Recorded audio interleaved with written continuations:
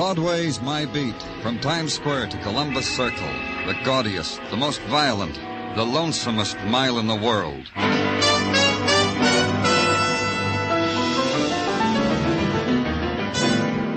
Broadway's My Beat, with Larry Thor as Detective Danny Clover.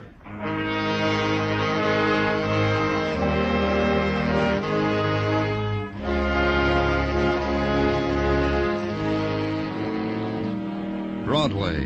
It's the shrieking edge of a numb universe that lies in the shadows and licks its wounds. And it's wasteland, a tinseled wasteland that wears the motley, wears the scarlet of neon, the harsh gold of a trumpet scream, the kaleidoscope of color a tear makes when it's held up to the light.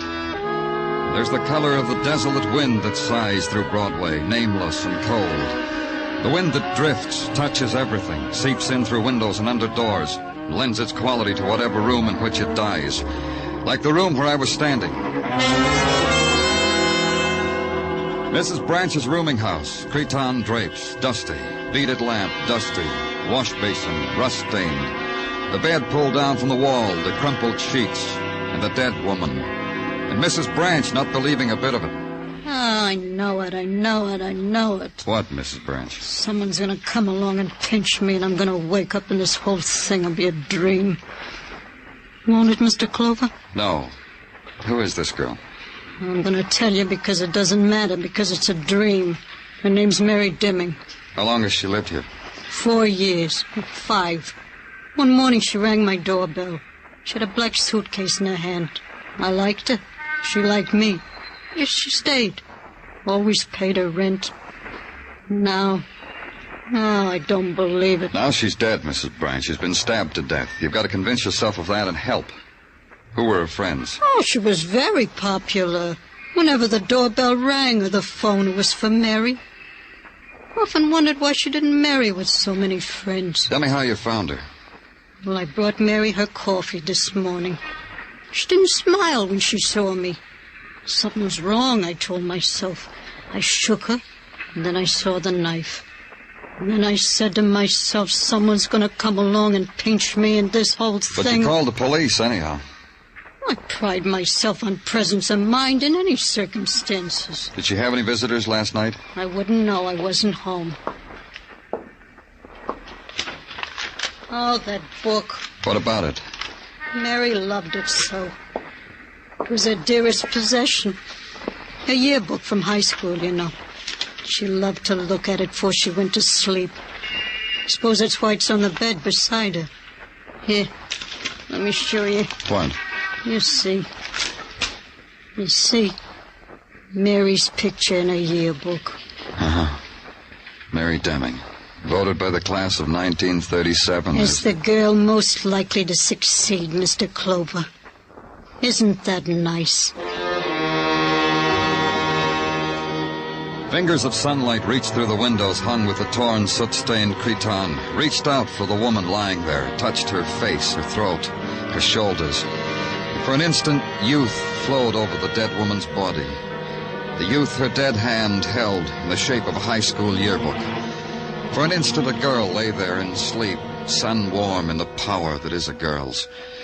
Then the instant was gone. In a little while they came, the servicemen of death, the technical men, the photographers, the coroner, Muggavan.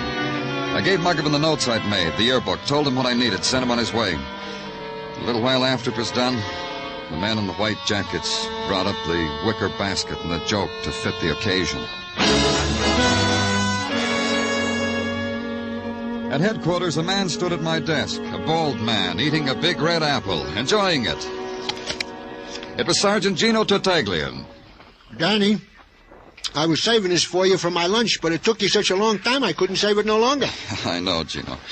Did Muggavan... Yeah, he gave me a message, Danny, and I got all the dope right here in my pocket. Well, let's take it out and look at it, shall we? Huh? Oh, sure. I can tell you what's in the dope without you looking if you want. Okay, I want. The girl, lately deceased, Mary Deming. She had a police record. Oh. Not that serious the way you said, oh, Danny. A record that is not unordinary among certain type people. Reckless driving, driving while under the influence, bashing a cop in the eye because he stopped her while she was doing 90 on a Sunday afternoon, disturbances of the peace on occasion, shoplifting, little ordinary things like that. Anything else? Not from me, Denny. You, Muggerman? Yeah, Danny. I checked and cross-checked the high school yearbook like you told me. Mary Deming against everybody else in the book. Something? Maybe. Anyway, I came up with the names of 4 students that the Deming girls seemed to be most intimate with during her high school years. Who are they? I made up a list, Danny, here. I traced their addresses, their occupations. 3 of them, anyhow. 4th is going to take more time. Thanks, Muggerman. Wasn't too easy, Danny. Cross-checking all that stuff, the sororities, Sans Souci French Language Club, the Lettermen, the a cappella choir, the proms, the national thespians. All that high school stuff wasn't easy.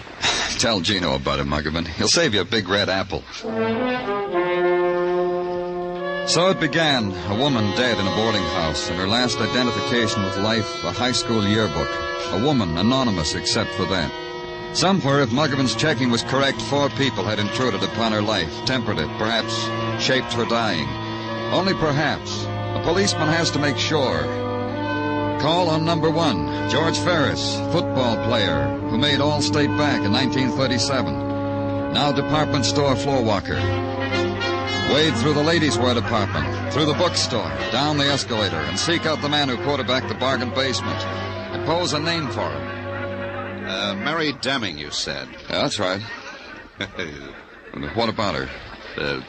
Mary Deming. Mr. Ferris, will you okay this charge, too? Uh-huh. There we are. Thank you, Mr. Ferris. Now then, about Mary Deming. She's dead. Well, now. Well. I guess we're all getting old, Mr. Clover.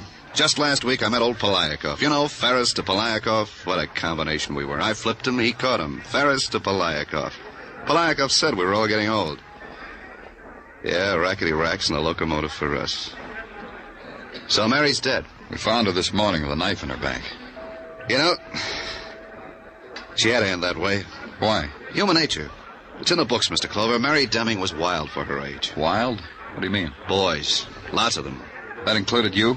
I was a star quarterback. She wore my sweater for a week. Then one Monday afternoon, I saw her in the drugstore with a left tackle. Mary Deming was a wild kid. I liked her. For the week I know her. Have you seen her since high school? Yeah, about a year ago when I was in ladies' lingerie. A woman with a shopping bag was stealing one of our $4.98 items.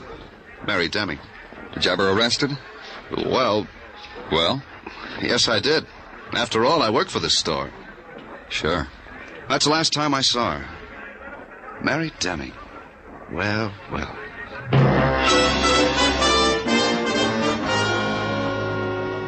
The next on the list Muggerman had compiled from the yearbook was a woman. Lillian Hess. Address New Rochelle. Occupation unmarried. Her picture came to mind. A girl with a plain face with gentle eyes, a sweet smile, her dark hair cut in a page boy.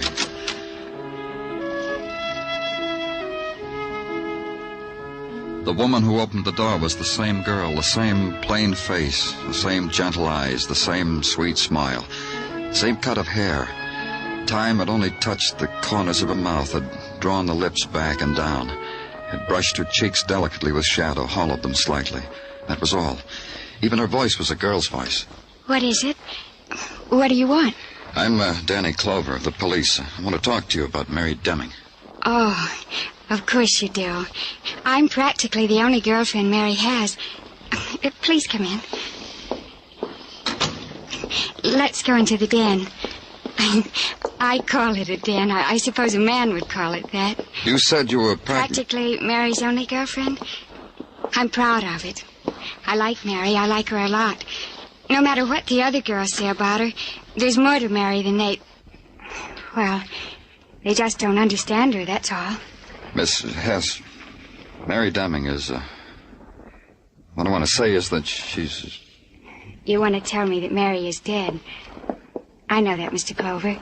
I saw the afternoon paper. Here we are. This is my den.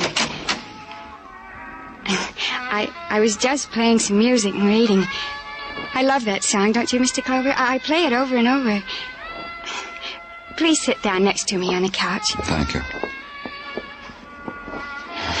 Mary Deming was murdered. They were jealous of her. That's why they killed her. Who? Oh, almost all the girls. Some of the boys, too. All jealous of Mary, for their own reasons. You know, Mr. Clover, Mary once came to my room and cried because she knew how they felt about her. She never showed it, but It hurt her. That's why she went on those reckless, dangerous drives at night. She told me so. Still, she was voted most likely to succeed. They voted her that out of meanness. They didn't mean it the way it sounds. They didn't say out loud what she was going to succeed at. When was the last time you saw her, Miss Hess? Mary? It was in the afternoon, just before... She congratulated me. She kissed me and said she wanted all the happiness in the world for me. In the afternoon before what did she do that, Miss Hess? Before the graduation dance. In June? It's always in June, Mr. Clover. You see, Paul and I were going to announce our engagement formally at the dance, but Paul died. That evening he died. Oh? Yes. I went to his house just before dinner to ask him... Well, to ask him did he really love me. He ran down the stairs to answer me, and fell, and died, just like that, without any reason. I'm sorry. I'm very sorry. It's all here in my diary, Mr. Clover. The last time I saw Paul, the last time I saw Mary. My last entry, June 12, 1937. It tells all about Paul and me and... I'm sorry, Mr. Clover. Will you stay to tea, please? I did. Tea poured by delicate hands into delicate china. Smiles and chit-chat and small, fragilely iced cakes. Yesterday's time recaptured and held briefly, until time changed and it was suddenly evening. The fingers on my arm when she showed me to the door.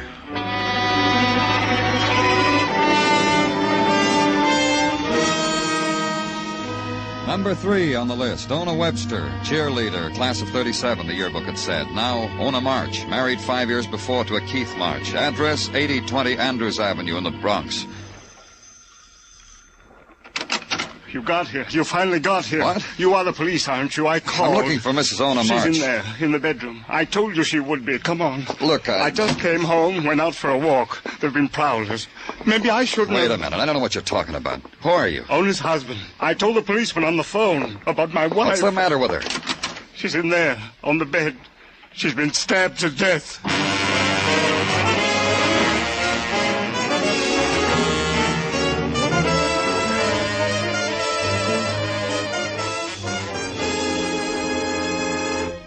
You are listening to Broadway's My Beat, written by Morton Fine and David Friedkin, and starring Larry Thor as Detective Danny Clover.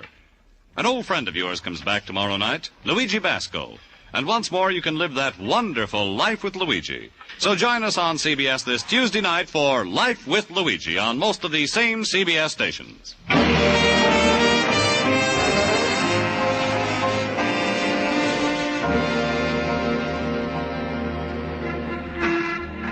There's a special hour on Broadway, the hour between twilight and darkness, dinner time. It's the time of the swarming into the earth because home is at the end of a long tunnel and walk 3 blocks. Or it's the time of the fast look at the Translux, the run out into the streets and say, cooled off, huh? Coffee, hot dogs, cream soda, and the nickel tip. And Broadway tries to gulp its dinner the way it's seen ordinary people gulp their dinner. Wipes up the gravy with a second piece of bread and compares boyfriends, girlfriends, and recurring dreams. But my dinner time wasn't like that, because it didn't happen, because it was being preempted by something else, by a woman with a dime store knife pushed deep into her, by a man with a fright of death goading him, taunting him into screaming at me. Do something. Don't just stand there. Take her away, whatever it is. That's why I called you, police, because I thought you knew how to... Please do something, please. Take it easy, Mr. March, easy. We'll do what needs to be done. I'm sorry. It's just that that's my wife lying there. I understand, Mr. March. Here, sit down. Here, come on. Yeah, thank you. Would you like some water? Anything? No, thank you. Do they always look like that? Huh? When people die, do they always look like that? Who'd want your wife dead, Mr. March? What a strange way to say it. But then I suppose whoever killed her wanted her dead, or he wouldn't have done that to Ona. Who? I don't know. I told you I thought a prowler or a thief maybe. But nothing's been disturbed, has it? I don't know. Maybe you, Mr. March? No. But you understand, Mr. March, that you'll be treated as a suspect until we... Yes. Of course. I understand. Good. Now, there's some questions I want to ask you. Did your wife know a woman named Mary Deming? Once she did. They were classmates in high school. And you? I knew Mary. She was one of my students. Oh? I'm a high school teacher, science. Ona and I recall that Mary Deming was in my class when we read about her murder. You think Ona and Mary Deming... You think the reason... You fell in love with your wife when she was in high school, Mr. March?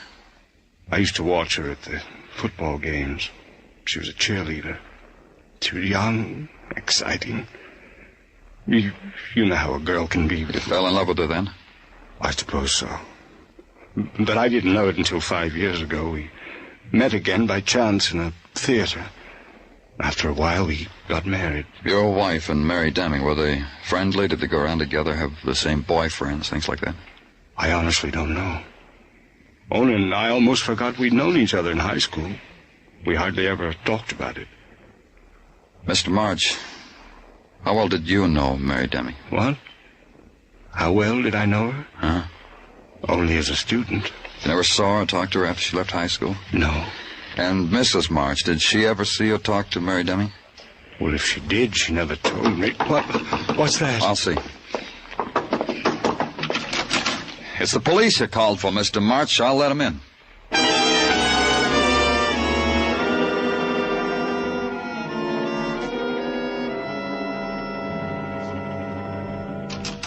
Hi, Danny. Oh, Gino. Come in. I brought you what to eat, Danny. A box lunch for supper. Thanks.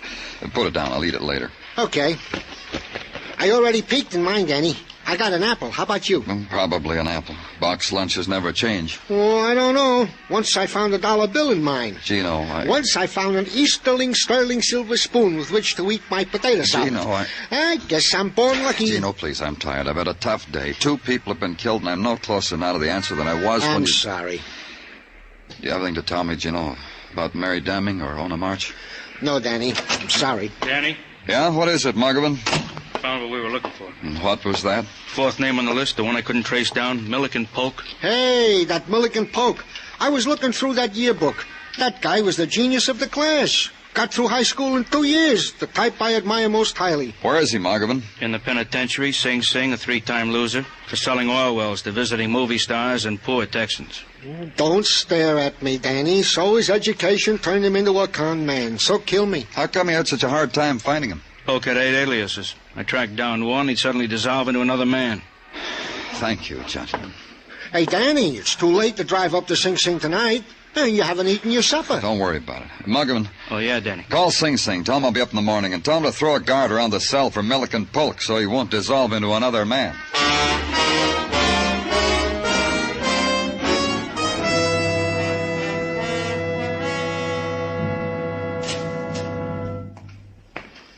Stand right where you are, sir. Huh? Nothing personal, sir. It's just that the slightest movement, the slightest distraction upsets the delicately balanced mental processes of my student here.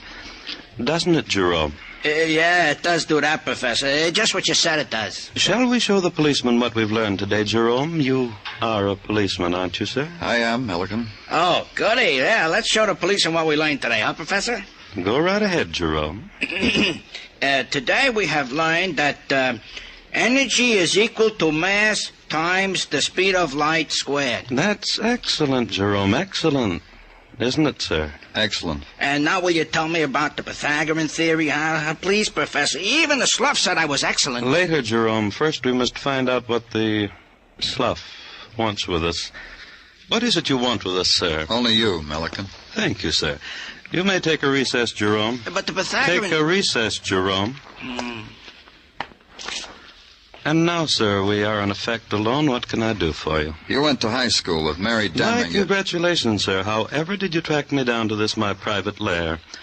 I thought I'd successfully wiped out that puerile phase of my life. Not quite, Professor. Now that you've found me, I suppose you want all I can give you on Mary Deming and, let me see, Ona March, nee Ona Webster. Am I right, sir? How did you... I keep up with things, newspapers, magazines. I'm the institution's librarian. I assumed it was only a matter of time before one of you would appear asking me what you're asking me. You assumed right. So? I don't suppose you would arrange for this favor a little time off, say a furlough, so to speak? I thought not, sir. About Mary. Most delicious girl, provocative, stimulating, quite an experience to a youth who had the intelligence to appreciate her qualities as I did. You knew her well? Let's put it this way, sir. When I was in high school, I'd put my brain against any football letter on the campus. Mary was quite interested in me till I tired of her, threw her to the athletes. What about Ono Webster? A bore, always turning cartwheels, screaming through a megaphone. Mary. You really liked Mary, huh, Professor? There were so many things about Mary, too, like the way she could wriggle out of trouble. All these years, in trouble, out of trouble, like putting on and taking off a nightgown. Always somebody to take care of Mary. You have any theories, Milliken, as to who might want the girl's dead? I haven't wasted my brains on it, sir. For the past 5 years, I've been occupied with Jerome here. Now, Professor, now you're going to tell me about the Pythagorean theory? Now, Jerome. I'm sorry, sir. I'm calling my class to order. Goodbye, sir. And the things Milliken Polka told me had their own place with the fragments I'd gathered up about two women. Ona March, cheerleader. Mary Deming, most likely to succeed. Classmates of the year 1937. Ona, the respectable wife of a respectable man who lived in a respectable house. Mary, a woman whose youth fled in a hurry because Mary was in a hurry. Too much of one. Back at headquarters, I went over her police record again. Reckless driving, 1937, license revoked. Drunk driving, 1939, fined $100. 1 night spent in jail, then released, fine paid. Drunk and disorderly, 1941, fined $50 in 30 days. Sentence suspended, fine paid. Went like that. Fine paid, fine paid. Then a felony a year ago, shoplifting, but a lenient judge changed it to read petty theft. Fine $500 in probation, fine paid. The fine was always paid. Go back again and start all over. In 1939, the money for the fine was furnished by Joe Sage, bail bondsman. And in 1940 by Joe Sage, all of them, every one of them. Maybe Joe Sage had a fragment to hand me, too. Yeah, what is it? Oh, hello, Danny. I didn't recognize you. The light in here. Maybe it's because you haven't been in here so long. I need some help, Joe. For you, the house. Thanks. About a client of yours. Except about clients. Danny, you know in this bail bonding profession we ain't required to give information about clients. Like a doctor, like a lawyer, Danny. Look, you're talking to me, Joe. You know as well as I we can subpoena your books. Sure you could. With a good reason. Try murder. Which of my clients do you wish to ask me about, Danny? Mary Deming. Like the back of my hand. I know her that well. Good. You tell me all about it. Sure. Here is a dame who used to get herself into trouble peck after peck. Drunk driving, disturbing, heisting underwear. Little things, but you could count on her. And her fines got paid every time. I'm just trying to find out how Mary could afford to pay you back. You know I went her fines, huh? Uh-huh. Because I had a standing order. About 10 years ago, a man came to me and he said, this girl, Mary Deming, ever gets into trouble, help her. This man said he would personally guarantee I would be paid back. What man? A professor. High school teacher. He wrote after the word business on my client's card. Named Keith March? Name, Keith March. Why do you ask me questions when you know the answers?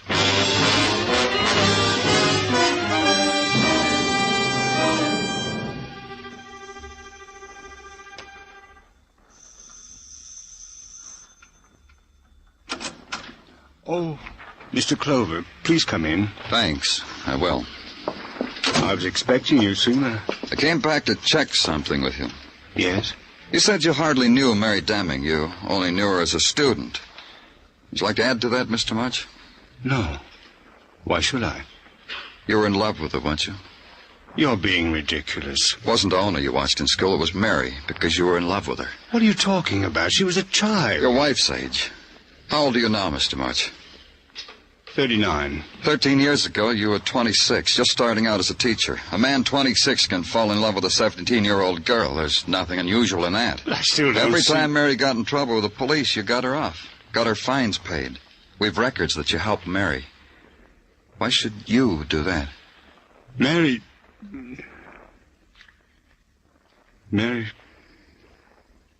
the kind of a girl who never looks twice at a man like me. You'd have to take my word for that. I helped her. Why? Because the times I helped, paid money to help her, she would thank me, let me do other things for her. There's this, Mr. Clover. What? I did love Mary. Then why do you accuse me of killing her? You didn't, did you? No. I told you I loved her. Sometimes I hated myself for it, but I loved her. But you know who killed her, don't you? So do you? Your wife? She hated Mary. Hated her for what she could do to me. I never kept it a secret from Ona. That's why Ona killed her. That's why you killed Ona. From my point of view, that was the only thing to do. Ona had killed the thing I loved. After Mary was dead, nothing had any value. Not even taking another life. You understand that, don't you? Let's go. It's not going to be that easy. Keep her in that desk. I'm going to kill you, Mr. Clover.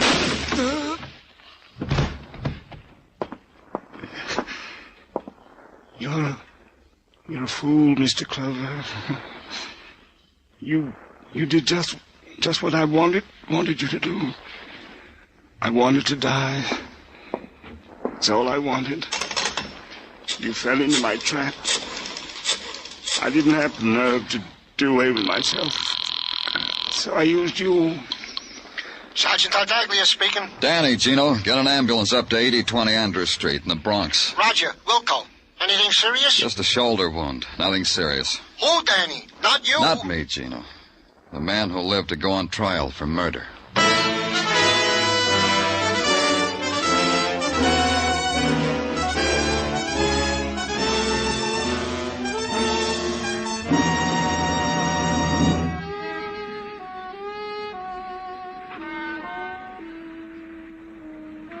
It's the gathering place of all the sleepless nights, this Broadway, and all the unwept tears. The place to come to. Erase what's happened, start all over, make a memory. The street is littered with odds and ends. Fit them together in any design you want. Only nothing slips into place. It's Broadway, the gaudiest, the most violent, the lonesomest mile in the world. Broadway. My beat.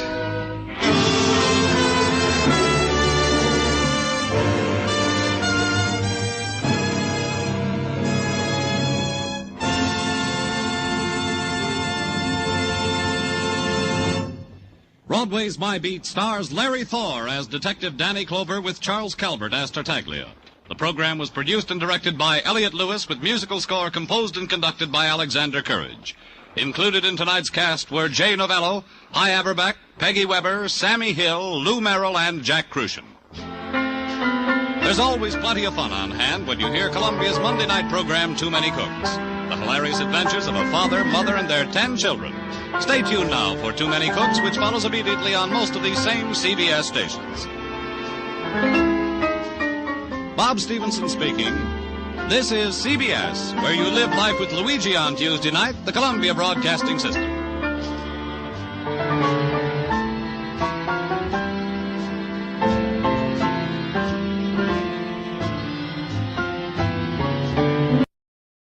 Arthur Godfrey, who usually comes around with his talent scouts at this time on Monday, has just about finished his summer holiday.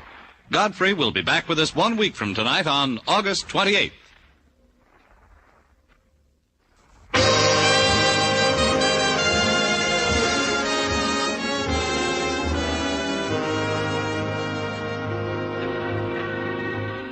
Broadway's My Beat, from Times Square to Columbus Circle, the gaudiest, the most violent, the lonesomest mile in the world.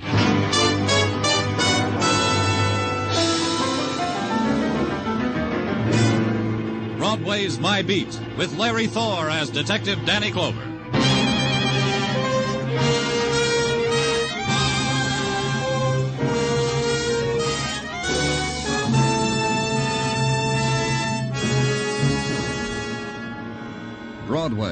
It's the place you drift to because the other promises you made to yourself never happened. You leave your life behind and stand on a street corner beating down the scream in your throat. It's the best of the 1,001 nights you dreamed of. The one place in the world where something happens to you outside of the movies. It always happens. Something starts it, the tap on the shoulder, the laughter that floats down to your end of the bar, the smile, the special delivery, the phone call. Your phone's ringing, Danny. Now, thanks, Gino. Danny Clover speaking. You gotta help. You gotta come here. You gotta come to my home. Who is this? Mrs. Corey. Please, my husband. What is it, Miss Corey? A suicide pact. He's trying to force me to kill myself. I don't want to die. He's gonna make me... Hello. Who is this? What happened? Mr. Corey, I've just killed my wife. Now it's the time for my dying. Listen, don't be a fool. Hello. Tartaglia. Wait a minute, Danny. What'd you say, operator? Oh? Uh-huh. Oh. Yeah. Glad he hung up too soon. Couldn't trace it, Danny. It began that way, with a desperate protest against private agonies. The protest that can't face the loneliness of death and must kill the loved ones so that the path into darkness will not be walked alone. The man Corey murdered his wife and then himself. And the glittering, blood-spangled shriek for attention, final identity, set into motion only an old, a familiar routine. The official collecting of the dead. But first we had to find them. Detective Muggavan brought in the phone book. We sat over it, turned to the seas, found there were 25 Coreys. We divided them, went our way. The treasure hunt for the dead. The first Corey was very much alive. She told me so. Nobody dead here, mister. Everybody much alive. Come on in and I'll prove it to you. You live here alone? Uh-huh. I'll take a look. Love it. Come on in. See? Alone. Just you and me. Touch me. I ain't dead.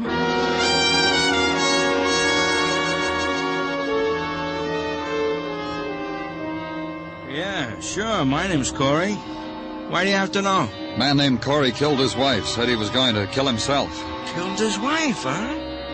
Guts? That takes guts. Where's your wife, Mr. Corey?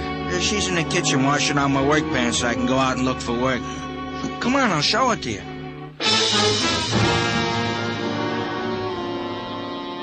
Look, mister, even if you're a policeman, it doesn't give you a right to ask me a thing like that. I love my wife. We never say a harsh word. Where is she? She's asleep. This late? She sleeps this late every morning. I was just preparing her breakfast. Call her. Look, mister, you don't know what you're asking. Call her.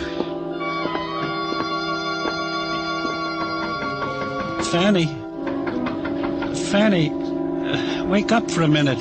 It's a policeman. He wants to know, did we have a suicide pact? Fanny. Suicide pact? Tell him no, but thank him for the suggestion.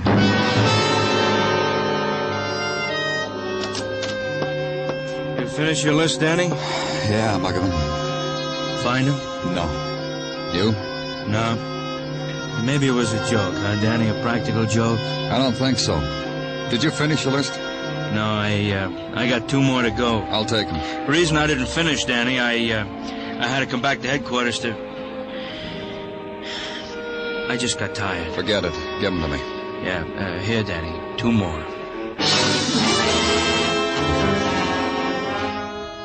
Maybe Muggavan was right. Maybe it had been a joke. Someone's grisly idea of a joke to play on the gullible police. There are people like that. There are people who make a pact to die. The first Corey on Muggavan's remaining list of 2 was an invalid, a bedridden woman tended by her middle-aged bachelor son. He asked me to stay and chat with them. It was such an interesting thing to have happen to them. At the last place, the manager of a plush apartment house just off the park told me, indeed, yes, indeed, he had a Mr. and Mrs. Corey. Oh, yes, indeed. They've been with us, let me see, 5 years, I should say. What apartment are they in? 3A. You understand, of course, that solicitors and peddlers are not allowed on the premises. No, I'm from the police. See? Police. Police. What is your interest in Mr. and Mrs. Corey? You're perfectly right. Which way is 3A? Down this center hall. But we'll announce ourselves first, shall we?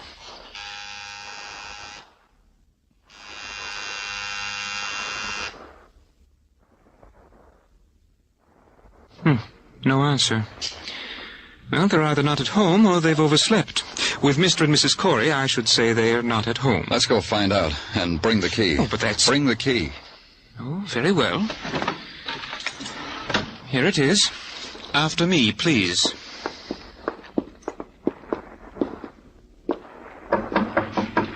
Mr. Corey. Mr. Corey, I'm sorry, but there's someone from the police. Mr. Corey? Mrs. Corey? Open it. But Open it.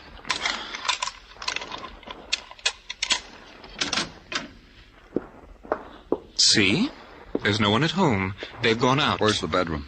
Through here, but I don't believe you have the right to intrude like this.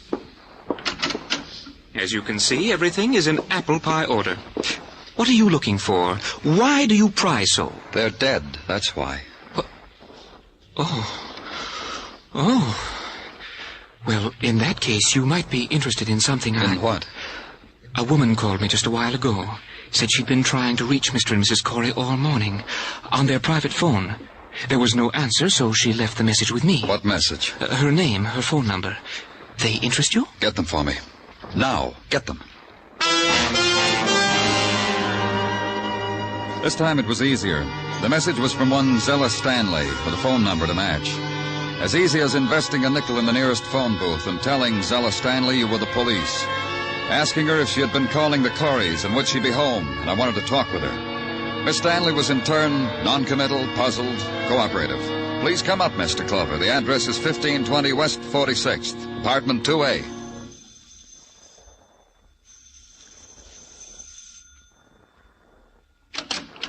Mr. Clover? Yes. Please come in. Will you sit down? Let me get these things out of here. I was so tired when I came home last night, I undressed walking into the bedroom. Now, won't you sit down? Thank you. About Mr. and Ms. Corey. Now, don't put me on the defensive, Mr. Clover. I want to help you with whatever it is, so just let me tell you. Good. Go ahead. I've been calling Alice all morning. That's Alice Corey. That's right. There's been no answer at her apartment. Is that something unusual? Not in itself. I've called people before, and I suppose you have. Called them, and no one answers. Was it important that you get in touch with Mrs. Corey?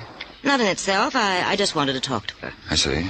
Just a kind of, good morning, Alice. How are you? Is that it? Something like that. Just let me tell you. Will that be all right, Mr. Clover? Yeah, it'll be just fine. Well, I was at the Coreys last night for bridge. There was something in that house that had never been there before. What? Please. Oh, sorry. Something was wrong. No laughter between the two. Silence, mostly. And now and then a bitter word. I've known them for years. The Coreys have been the cliché of matrimonial bliss. It embarrassed me. I left early. May I? Of course. You said you were playing bridge. You, Mr. Corey, Mrs. Corey. Who else? And Tom's partner. Tom Corey's partner. His business partner, Henry. Henry who, Miss Stanley? Henry Fairchild. Fairchild of Corey and Fairchild, you know. No, I don't, Miss Stanley. A factory. They make small things, electrical parts or something. I don't know. Tell me a bit more about last night. Well, just that Tom was depressed. Alice looked, well, frightened. I never seen Alice look frightened, but I think that's what it was. Henry did everything he could to brighten things up. It didn't work. You go ask him. Ask Henry. Henry Fairchild of Corey and Fairchild. Ask him.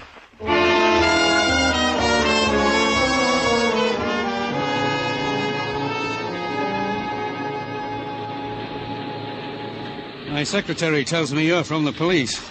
I can't tell you how delighted I am to see you. Delighted. Thank you, Mr. Fairchild. Come over here, Mr. Clover. Quick, come over. I want you to see something. I'll draw these drapes back so you can see something. Look down there. What do you think? Yeah, it's quite a little factory you have there. It's more than that, Mr. Clover. It's 10 years of our lives. 10 years of blood, sweat, tears. No other way to say it. 10 years of that. And he walks on it, squashes it like it was a cockroach we'd built. Oh?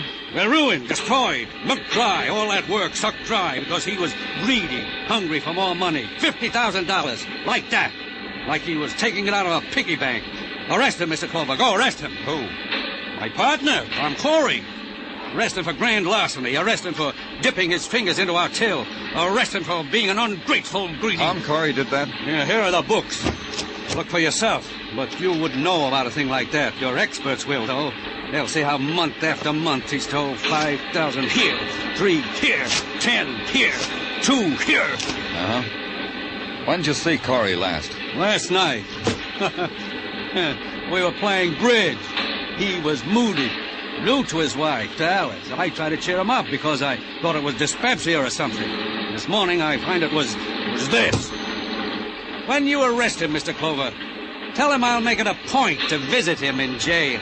It'll give me kicks to see him there every chance I get. Corey killed his wife this morning, then himself. What? He didn't have to do that. He could have come to me. I'd have helped him. Honest, We can't find them. They're not at the apartment. How about that place on Fire Island? Where? They have a house on Fire Island. You think we should try there, Mr. Clover?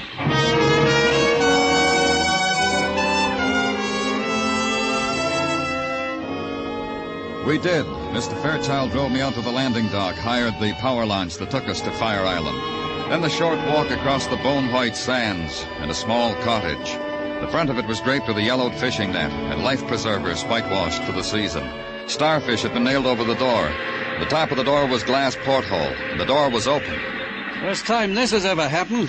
What? Leaving that door open like this. Come on. Now, where's the phone? In the other room, Mr. Clover. Uh-huh. Yeah. What? Oh. Dead. Shot through the heart. Poor Alice. She had nothing to do with it. What about her husband? What? Where is he if he shot himself? Where is he? That's what I said, Mr. Fairchild. Where is he? Wait a minute. Blood here on the floor. See it? Trailing toward the back door.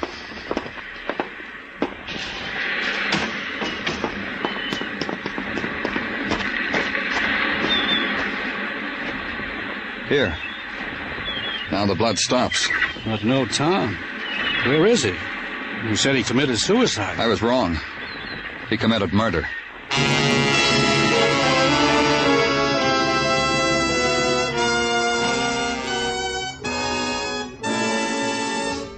You were listening to Broadway's My Beat, written by Morton Fine and David Friedkin, and starring Larry Thor as Detective Danny Clover.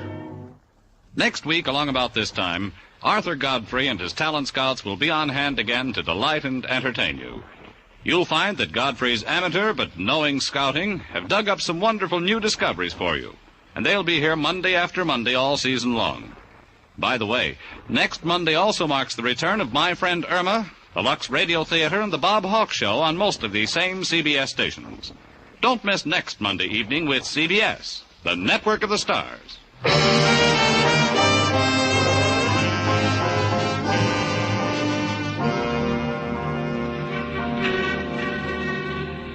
There's this about Broadway. It wants everything neat and in place. A word misspelled on a spectacular can stop traffic. A girl lamenting a run in her nylons, likewise, and for longer. The scream of the loudspeakers has to be adjusted just so. And the deep, anguished weeping in a darkened doorway, not too much. Even death and violence have to meet Broadway's standards. The death of Alice Corey by a bullet through the heart, that would measure up. This violence committed upon her by her husband, it would measure up too. Very poignant, very Class A. We've stood in line for worse, huh, kid? A man makes a pact with his wife to commit double suicide, kills his wife, only wounds himself. That's hard to do when you're hungry for dying. And harder still to be wounded and disappear from an island. If I'd wanted to kill myself, I'd have succeeded. How could Tom only have wounded himself, Mr. Clover? Maybe that's all he intended to do. Meant to murder Alice? The policeman has to consider the possibility, Mr. Fairchild. Well, then how, what I asked you before, how could he have only wounded himself? He shot Mrs. Corey in the heart. He must have thought that was the best way, in the heart. When he shot himself, he must have flinched, a reflex against his own death. He flinched. He saw he wasn't dead. He liked it that way. It's been that way before. But you said he committed... Murder? That's right. When someone kills someone else like that, we call it murder. Is there anywhere else on the island he might be, Mr. Fairchild? No, we've covered all of it. Places I never knew existed. I don't mind telling you I'm tired, Mr. Clover. And he must have crossed over to the mainland. You know these people at the landing dock, Mr. Fairchild? Well, most of them. Call out and ask if anyone took Tom Corey across. All right. Did anyone here take Tom Corey across today? Did anyone take... Oh, Graham did, Mr. Fairchild. Where is he? Just the other side of the landing. See his boat? Let's go, Fairchild.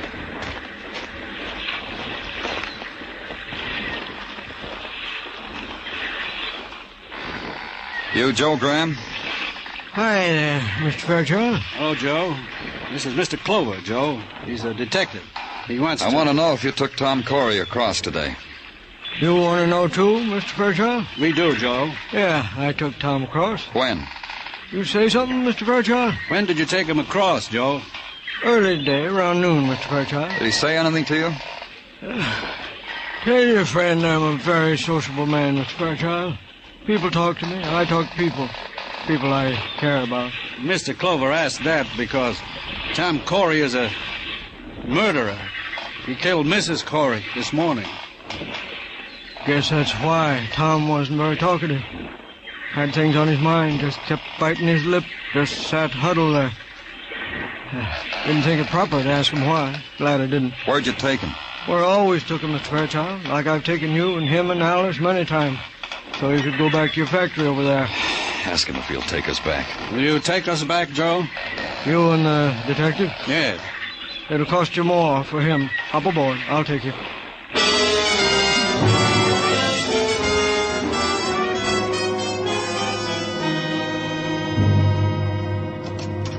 Danny? Come on in, Gino.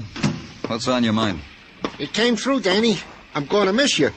Why are you going to miss me, Gino? What came through? But Captain Julius okayed your vacation request, and so did the inspector, and so did the commissioner. Then back again through the inspector and Captain Julius. So, here it is.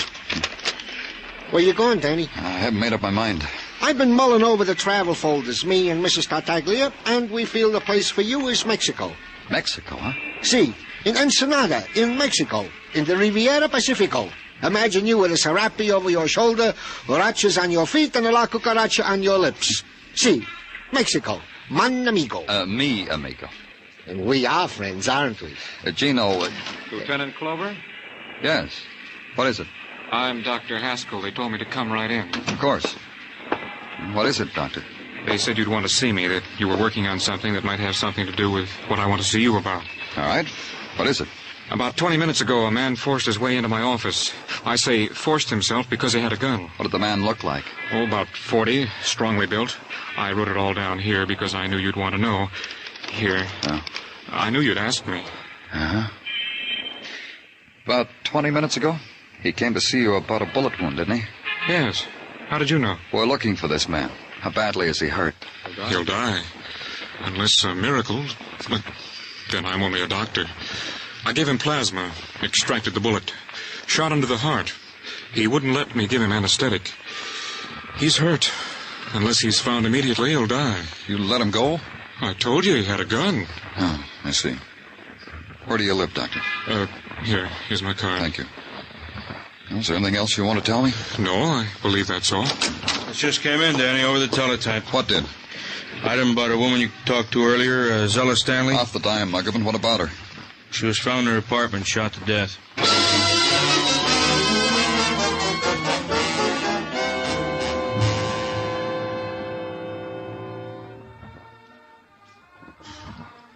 Pretty expensive dress she's wearing, Danny. Uh-huh. She must have been very pretty once. Zella. Knew a girl in high school, the name of Zella. Wait, she's lying. You must have shot her the minute she opened the door, huh? Yeah. Take the other room, Muggavan. I'll go through this one. Okay, Danny. Danny? Yeah? The radio? Radio phonograph combo. Also very expensive. The bed also, the furnishings.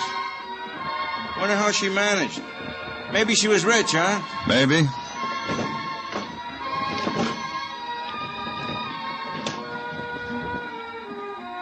I think I find out how, Danny. How what? How she managed.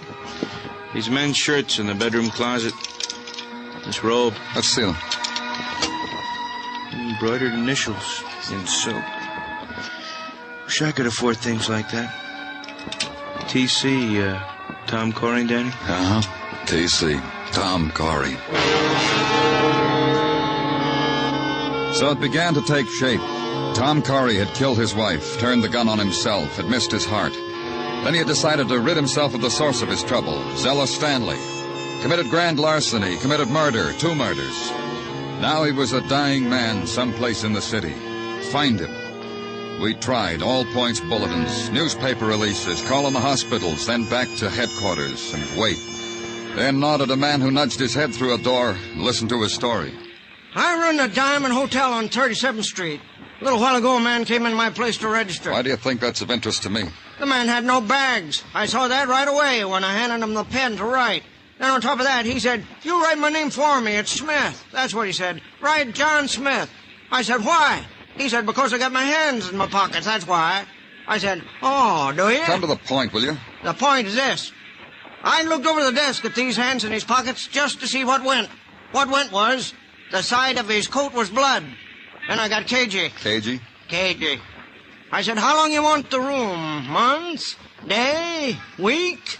And he looked funny and said all he wanted to do was rest a while. I said, because I saw trouble. He left. I came here. I did right, didn't I?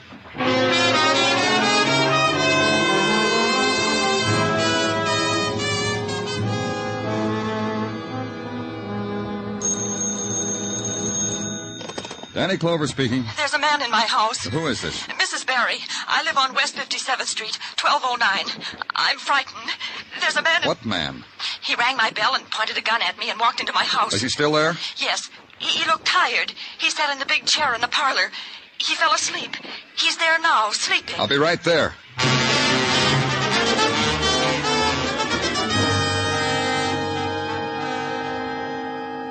Can't you understand? He's gone. But just 10 minutes ago, you called. 10 minutes ago, he was sitting in that chair sleeping. He woke up and left. He had a gun. All right, all right. All right, he says. He had a gun pointed at my nose. What did you want me to do? Hit him over the head with a candlestick? Huh, not me. He left. Look, left blood, too. All over my rug.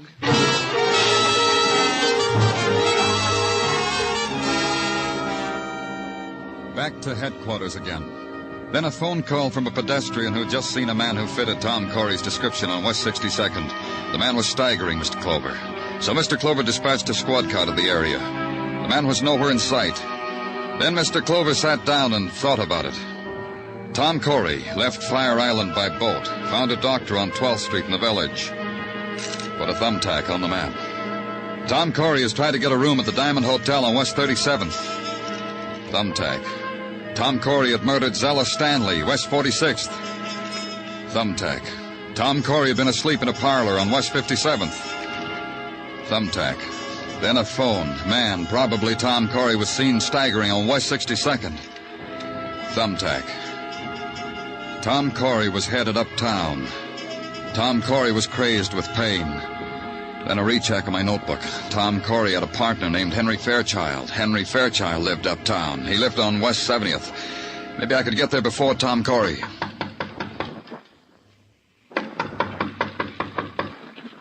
Who is it? The police. Danny Clover. Oh, come in, quickly. Oh, I'm glad it's you. You afraid of something, Mr. Fairchild? Huh? Am I? The door bolted, locked. What are you afraid of?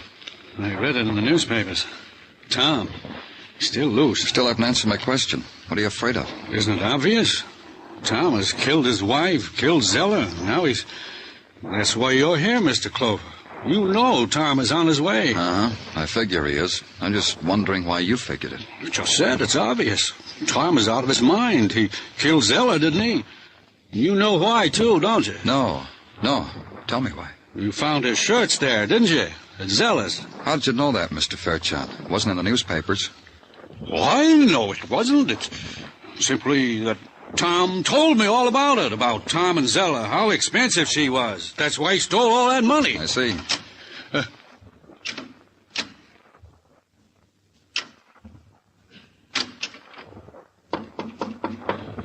Mr. Clover. Put down that gun. But... Give it to me. I said give it to me. Now stand right where you are. I'll take care of it.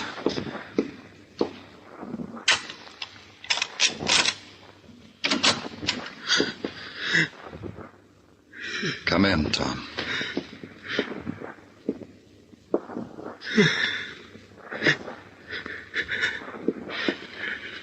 Shoot him. Shoot him, he'll kill me. I'll take that gun, Corey. Come on, Corey. I'll help you. Sit down over here. There. Don't believe him, Mr. Clover. Don't believe anything Corey says. Huh? He's going to tell you I killed his wife, that I shot him, that I stole the money. Ridiculous things, crazy things, because he's crazy now. Tom? Of course, Tom. He's crazy. He's going to say that Zella and I arranged the whole thing to make it look like a suicide pact, that I killed Zella. Tom. Tom. That's right. Tom's dead. He just confessed to a dead man.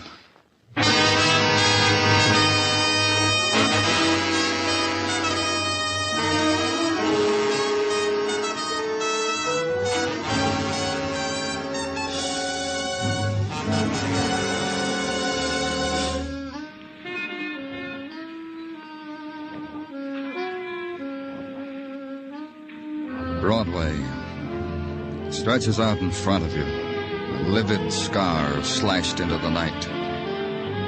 It's a cruel and fantastic carousel, a palace of fun, a hall of mirrors. You pay your way and you take your choice. Me? I get in on a pass on Broadway. The gaudiest, the most violent, the lonesomest mile in the world. Broadway. My beat.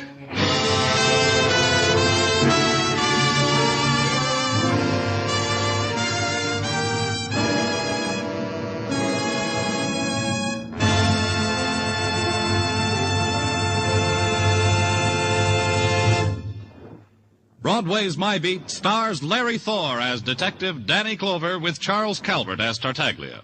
The program was produced and directed by Elliott Lewis, with musical score composed and conducted by Alexander Courage. Included in tonight's cast were Herb Butterfield, Janet Logan, Ann Stone, Junius Matthews, Byron Kane, and Jack Crucian.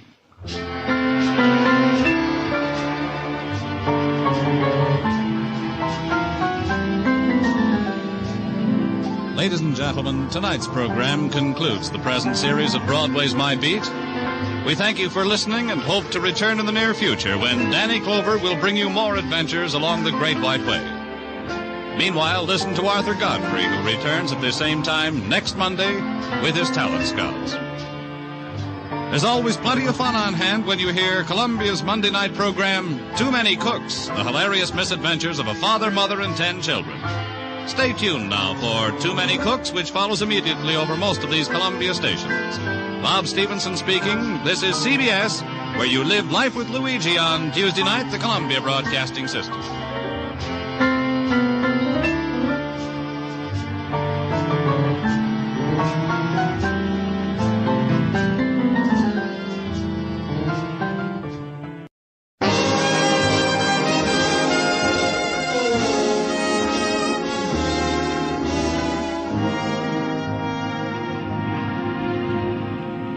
Broadway's My Beat, from Times Square to Columbus Circle, the gaudiest, the most violent, the lonesomest mile in the world.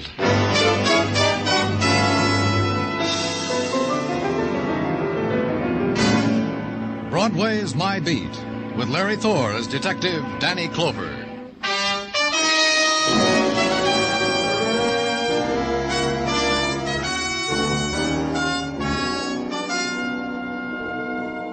Broadway, where you walk through the October evening and hold close the things you want to save for memories. Then Broadway's as innocent and nostalgic as music drifting from a carousel. And you move on. You get hit in the face by a guy fishing for nickels under a grating. Whatever you were pursuing is gone now, lost. And Broadway trails off into the side streets. Walk them like I did. And try to close your eyes against the pattern of scars in the street of the tenements. The kids with the torn deck of cards under the lamppost, the dogs at the trash cans, the wide-eyed girl who lurched against me. Pardon me. That's all right. Pardon me. Pardon me. That's all right. Is something wrong, miss? No, it's all right. I'll find it all right. Find what? Can I help you? You've seen it? You know where it is? You're not feeling well, miss. Let me take you home. Home? That's right. Where do you live? I don't know. Then tell me your name. We'll find out. I don't know my name. I don't know who I am. I don't know who... Tell me who I am. Now, just take it easy. That's better. What were you looking for? Pocketbook. I remember I had it. I think I had it when I was rocking right over there. I fell down. Well, let's go see. How long ago did you miss your pocketbook? A little while, I think. I don't know. An hour? No, just a few minutes ago. I can't remember when. Here's where you fell? Yes. I remember because when it happened, I stretched out my arm so I wouldn't hit the trash can. Uh-huh. Is this it, miss? Yes. Yes, that's it. I can remember that. Let's open it. Yes. Here, the wallet. Here's a driver's license made out to Linda Arnold, 1912 West 54th Street. 5'4", blonde hair, green eyes. That fits. And this, in case of accident, notify Helen Carroll. Address the same. Helen Carroll.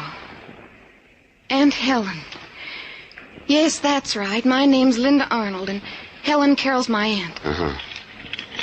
Something else in this purse, Miss Arnold. Recognize it? What? Why, that's a letter opener. Aunt Helen's. And there's blood on it. That's right, Miss Arnold. It's sticky with blood.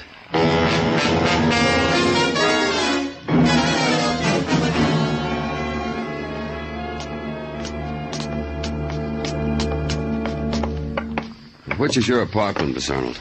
That one. The one at the... Okay. There, you all right? Yes. I'm all right. It's the one at the end of the hall. I have your key? It's in my purse. Who's... Muggavan. Hi, Danny. You got the call, huh? What call? Homicide, Danny. You mean you didn't get it? Then why are you here? Miss Arnold lives here. She's ill. I phoned her wandering in the streets, so I brought her home. You said someone was dead. Who is it? Who's dead? Who, Muggavan? A woman named Carroll, Mrs. Helen Carroll, in the kitchen. Here, take care of her, Muggavan. Make her lie down someplace. Okay, Danny. The bedroom over there. Here, Miss Arnold. Let me help you.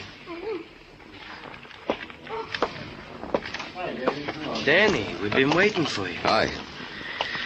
You got a cigarette, Danny? Sure, Dr. Siski. Here. How? Stabbed in the chest. Over and over. Pierced the lungs, the heart. The murderer made very sure, Danny. Like was what he'd lived for all his life. Who called it in, do you know? Yeah, Detective Muggavan said some man from a coin box. Wouldn't give his name. Stabbed. Boys know with what? No weapons and evidence, Danny. They think it was a knife, a small knife like... A letter opener, maybe? The boys mentioned the possibility of a letter opener, yeah. There's a girl in the bedroom, Doctor. She'll need your help. Well, take me to her, Danny. I killed her. I killed her. I hated her. She was mean and rotten. She twisted everything and made it dirty and mean. I killed her. Hold it, Danny. You too, Muggavan. But gently. You'll be all right, miss. It'll be all right. I want Ted. Bring Ted to me.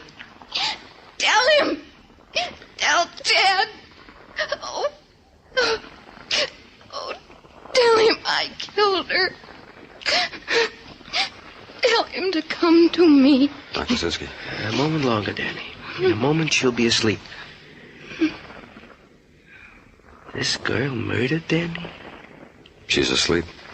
You're right, Dr. Sinsky. It only took a moment. It only took a moment, and sleep touched Linda Arnold, and the face gouged with hysteria smoothed down to a kind of release, an innocence. Her lips formed a final word, Ted, once. Then she surrendered to sleep. I left.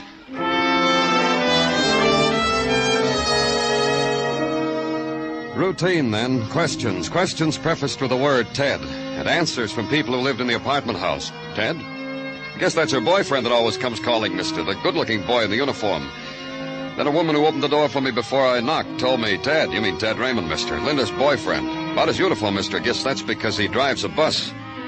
And more questions. And find out Ted Raymond drove a bus for cross-country tours. Go to the depot. Ted was off yesterday, but here's his address. But Ted wasn't home when I got there. Assign a man to call me when Ted got in. The next morning at 10, a phone call. Ted Raymond had been out all night. He just got in. I went there.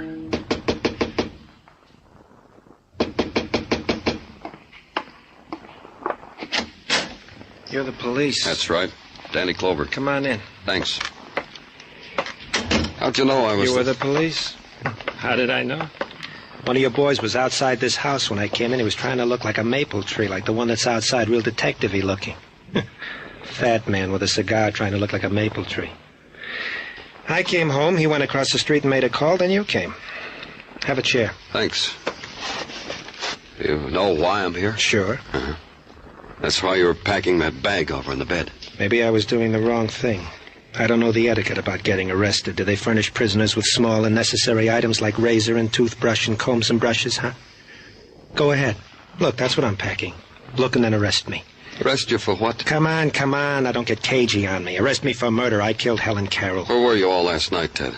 Killing Helen Carroll and walking the streets atoning to myself for my crime. How'd you make out? Fine. She needed to be killed. All her money. Linda never got a cent of it. Kill her Aunt Helen, marry Linda, be rich. Logic. But now I'm caught. How'd you kill her? I stabbed her. With what? How do I know with what? I picked up something and stabbed her. Let's go, Mr. Clover. Take me down to headquarters, get me a secretary, and I'll dictate my confession. It could have ended there with the boy's confession and arrest. Could have been easy. Easy to erase the words of a girl, the cries of a girl uttered in anguish and hysteria, the sickness of the lost. Easy to put out of mind the blood on a letter opener found in her purse, found behind a trash can. A girl wandering aimlessly in the twilight. That never happened. But you know it did, all of it. So you make a call to Dr. Sinsky and he tells you the girl is in the police hospital. Yes, she can talk to you. She's been asking for you. And the girl sitting upright in the bed is a girl who was never lost, who never cried, except alone. I've waited for you to come back, Mr. Clover. You're better now. Feel all right? Look at me. What do you think? You look fine. I tried. I made them bring me lipstick and powder. And this negligee. It's one I've been saving. You like it? You consider this an occasion, Miss Arnold? Isn't it? Can you remember what you told me when I brought you home the other night, when we found your aunt? I remember it exactly, word for word. I said it killed her because I hated her. My aunt was mean, Mr. Clover, and rotten. That's why I killed her. This makes it an occasion, doesn't it? You lived with your aunt? Ever since I was in pigtails. Ever since I was 12. I think it began the first night I stayed in her house. Yeah. That's right. That's when it began. What began? The hate. The loathing. Why? Because she made me cry.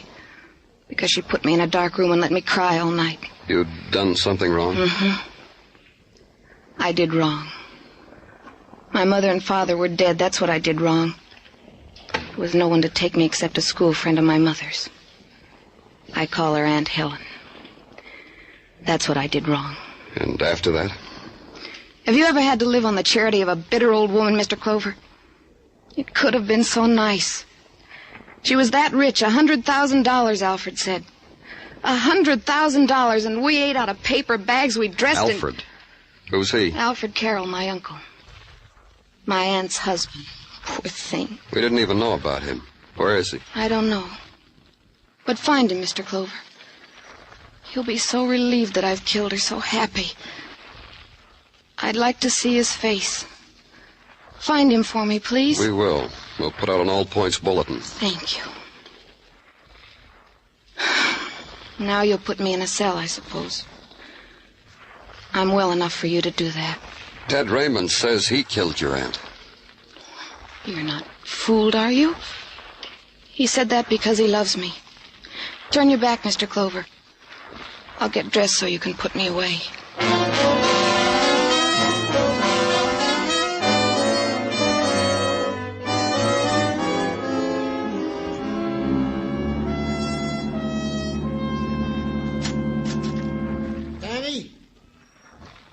Danny. Oh, come on in, Tartaglia. Oh, what's on your mind?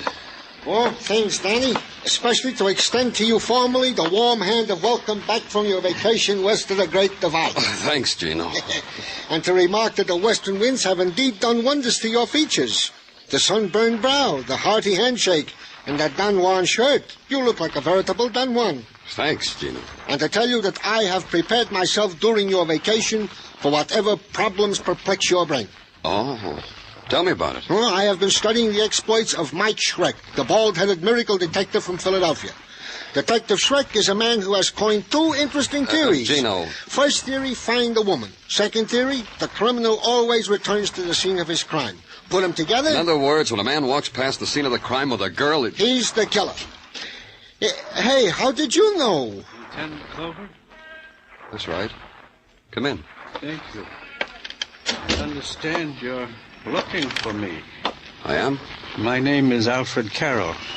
Yes. Yes, we were looking for you, Mr. Carroll. Do you know why we want you? Yes. Yes, of course I do. It's about my wife's murder. It's this way. 2 people have confessed to your wife's murder. What? That's right. Linda Arnold and Ted Raymond. I'm not a young man anymore, Lieutenant. Would you mind if I sat down? Please do. That's strange. Why should 2 people confess to my wife's murder? What? Why should they do that? I killed my wife. I killed Helen.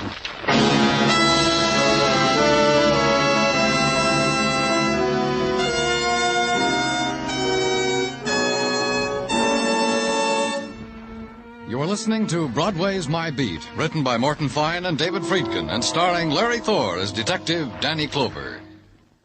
Keep your guard up.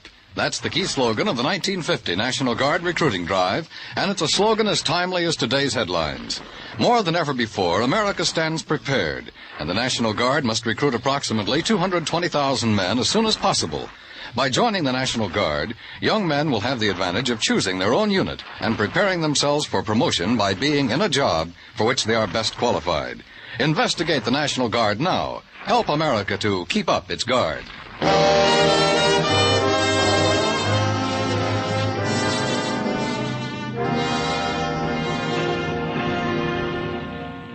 In the late October afternoon, Broadway stands on a corner, sips its coffee, snaps at a coney, and sums up the day. Some days are better than others. You know because the Translux says it was. Our men in Korea are doing fine, it says. A horse out in far Hollywood paid 90 for 2, it says. But you went on it, were you, kid? For the rich, they run, I kid. Get this item, look what it says. 3 people confessed to murder of Helen Carroll. A field day for the police, huh, kid? 3 tries, 3 scores. Coming up in the world, the police. And at headquarters, the husband sits quietly waiting for the police stenographer to catch up with him, because his confession spills out of him like laughter, like it has to be shared with the world. Have you got that now, young man? All of it? Every word? He's got it, Mr. Carroll. Go on. Yeah, there's not much more. I wish there were. There are so many things. Where did you go after you killed your wife, Mr. Carroll? I went to do things she'd never let me do. Like what? Enjoyable things. Pleasurable things. Like what? I went to a bar and had a drink. A lot of drinks. With her money. With Helen's money. What else? There was a girl there sitting all alone. She came up to me and asked me if I was having a good time. I said, indeed I was. Then I asked her if I could buy her a drink. And she smiled. What have you done with Linda? Where's Linda? How much money did your wife have? $100,000. Imagine. $100,000, and she made us live like pigs, like beggars. She wouldn't even let me get a job so I could have money for myself. Why does she keep her money? It's all in the bank, in her name. It's all coming to me now. You know what I'm going to do with it after I die, after you... What are you going to do with it? I'm going to leave it all to Linda, to my child. I think of her as my child, but she isn't, you know. It's like a blessing to have Linda in our house. I want her to have all that money. Here, let me look at the transcript, Florio.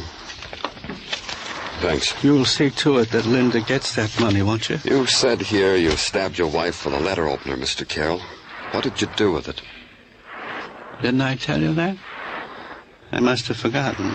In the excitement. I walked around, and all of a sudden I was on the dock. A garbage scow floated right past, so I threw the weapon onto the garbage. I thought that was right for Helen. Is this the letter opener? Let me see. Yes, that's it. It belonged to Helen. That's what I killed her with. I found it in Linda's purse with blood on it. You lie. You're lying. I threw it away. I threw it on that barge. You're lying. Tartaglia, see that Mr. Carroll gets home. I killed her. I killed her. Take her home, Tartaglia.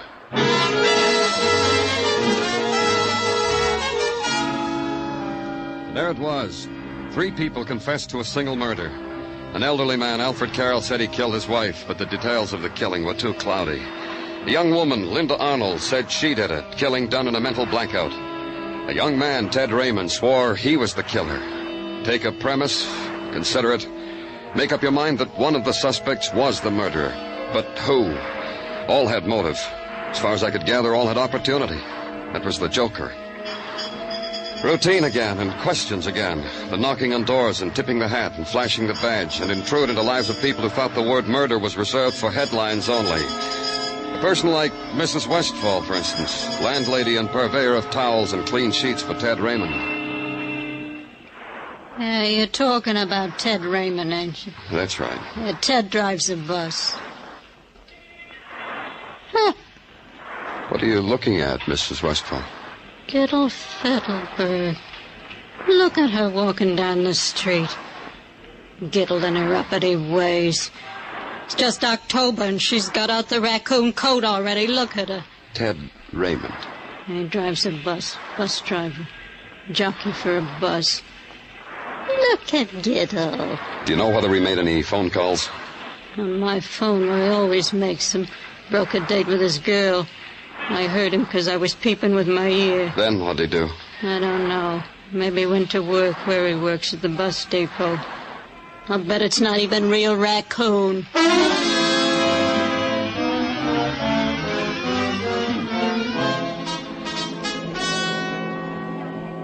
Bus leaving. Are you Mr. McLean? That's right. What can I do for you, sir? I'm from the police. Oh, fine. I drive that bus for cross-country tours. I'm supposed to take it out to Washington in 5 minutes. Think I'll make it? Sure. This'll only take a minute. The man at the ticket window said you were a friend of Ted Raymond's. Was Ted in trouble? Oh, I'm just supposed to answer the questions. So you'll make the bus. I know Ted. Did you see him last night? All night. Sat up with Pinochle all night from 5 p.m. to 4 a.m. That's funny, you know. What's funny? He called me very early this morning. Told me if anyone asked to say I never saw him at all last night. But you're a policeman. Yeah, better catch your bus, Mr. McLean. Baltimore and Washington, leaving in 4.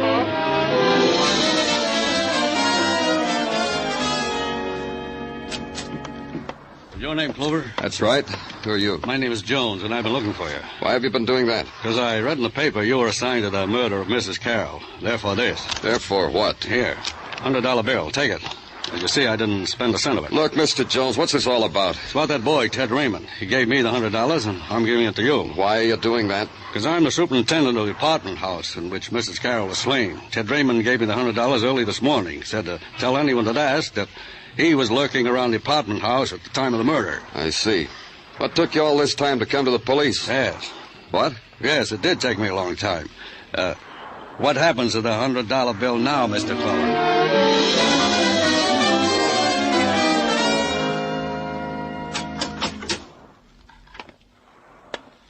Hello, Ted.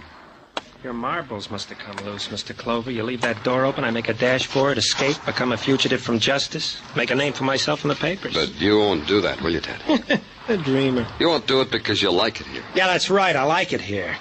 The walls are worn thin where guys have cried on them, where guys have beaten their heads against them. Oh, yeah, I like it here, Mr. Clover. But you'll be careful, huh? Careful I don't hurt you when I try. It's open, Ted. All you have to do is walk out. So what is this? This I never even read about. You told me you killed Helen Carroll. Yeah. Who else should I tell? Bring them to me. I'll whisper it in their ears. She was killed in the evening at 7 o'clock. The medical examiner says so. Bless him, I killed her in the evening at 7 o'clock. You're lying, Ted. We know everything you did from 5 until 4 in the morning. You weren't even near Helen Carroll. How much did you lose at Pinochle, Ted? You're crazy. The man you played cards with, McLean, is he crazy too, Ted? All of us and Jones? The man you paid $100 to establish at the scene of the crime? At the current price for a confession of murder? Answer me, Ted. So I didn't kill anybody, so you don't have to put your hands on me. Who did you do it for? It's this way, Mr. Clover. Somebody gets killed, I feel guilty. So I confess, and I don't feel guilty anymore. It was for Linda, wasn't it? I do it for her, too. For Linda, huh, Ted? Leave her out of this. I want you to leave her out. Look, Mr. Clover, you're wrong. Linda couldn't kill. She's a sick... But she wouldn't kill. Not Linda. She's just sick, that's all. All she needs is... How sick? Ask her doctor, he'll tell you. Dr. Malcolm. Dr. Malcolm? Yes, Dr. Robert Malcolm in the Equitable Building. Go ask him how sick a girl like Linda can be. We won't need you anymore, Ted. The guard at the end of the tier will show you where to go. Goodbye, Ted.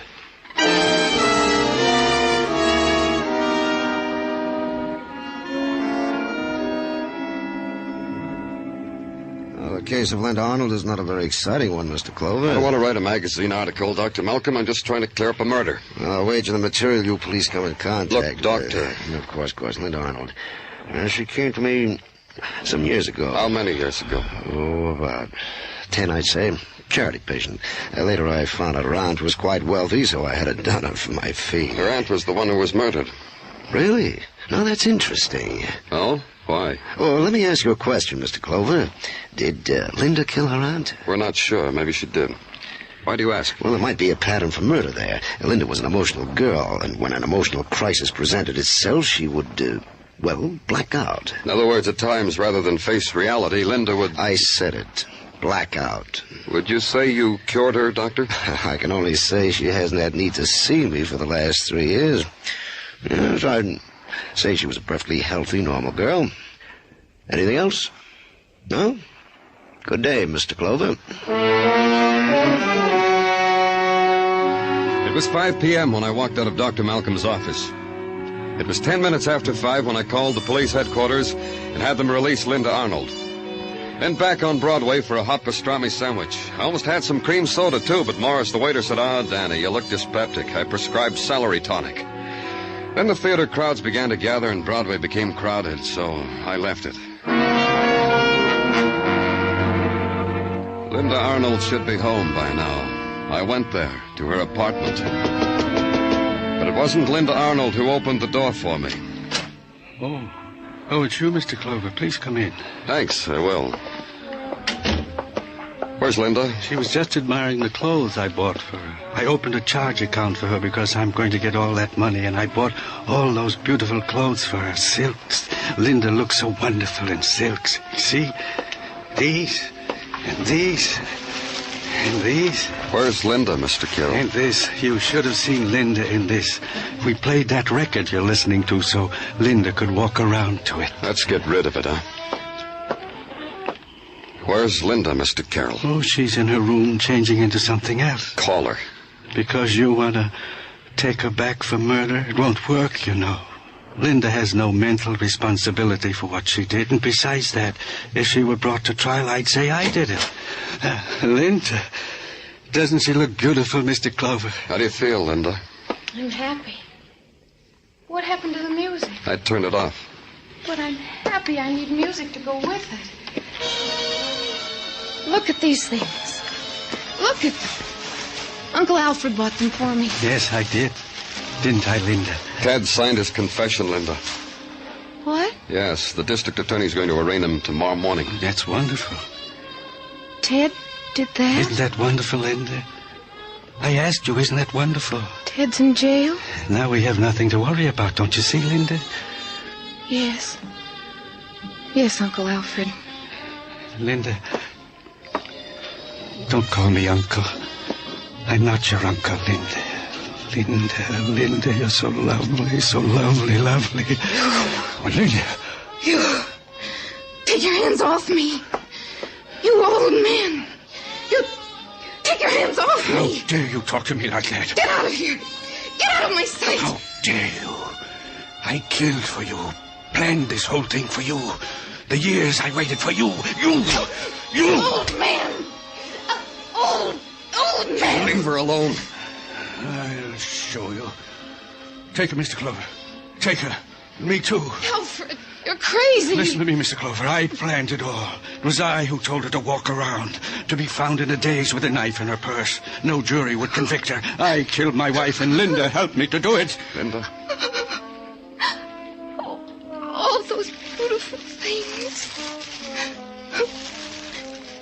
They'll take them all away.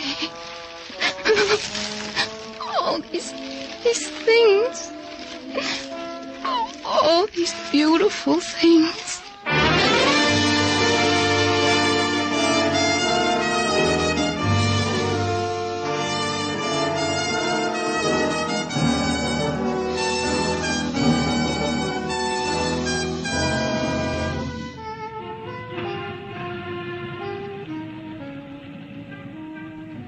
In the time of autumn, twilight sighs down on Broadway. You walk toward it. Someone smiles and takes your hand, whispers to close your eyes, then bangs your head against a wall, and your scream mixes well with the shriek of the night. It's Broadway, the gaudiest, the most violent, the lonesomest mile in the world. Broadway, my beat.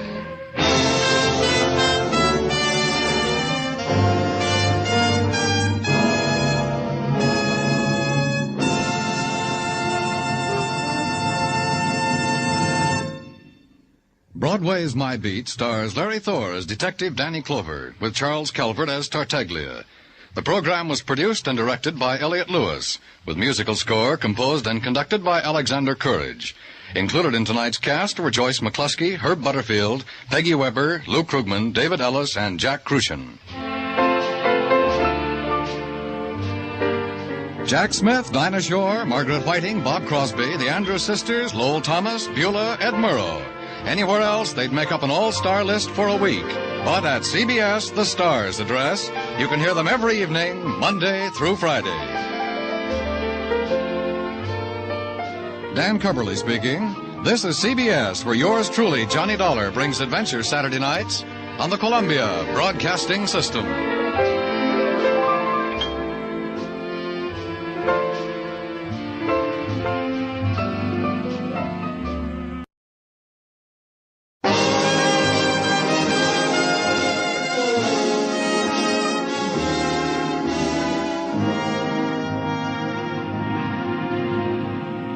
Broadway's My Beat, from Times Square to Columbus Circle, the gaudiest, the most violent, the lonesomest mile in the world.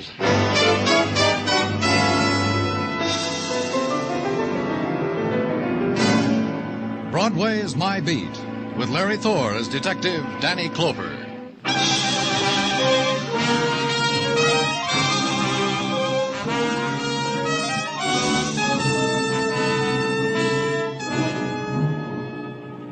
It's the journey to the end of all the other streets in the world, this Broadway. You turn a corner and you're there. You walk slowly and you lean your heart against it. Then something explodes in your face and you run and you're one of the crowd. You shop for the kicks, the bargains, and the heartbreak. And inevitably you find it, one or the other, like I did. On the street of the tired apartment houses, a street leased on the premise that both parents should work so they can come home, smile bravely at each other, beat their children, then snore. It was 7 p.m. when I walked up to the second-floor landing of the El Royale Apartments in answer to a call. Detective Muggavan was waiting for me. There he is, Danny, on the floor over by the railing. Uh-huh. Who is he? Hey, why don't you people break it up? Go on, get back to your apartments. You read all about it in the paper. Who is he, Muggavan? Name's Harold Clark. Lives apartment 2C. Married, no children. Dead from 238 slugs in his chest. That's who he is. Who killed him?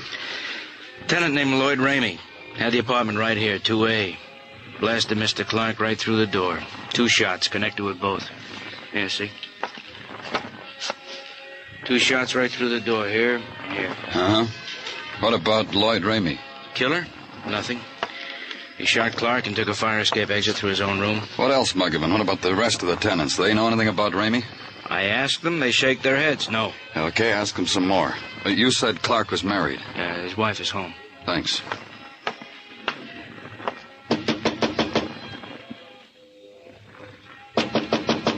Mrs. Clark.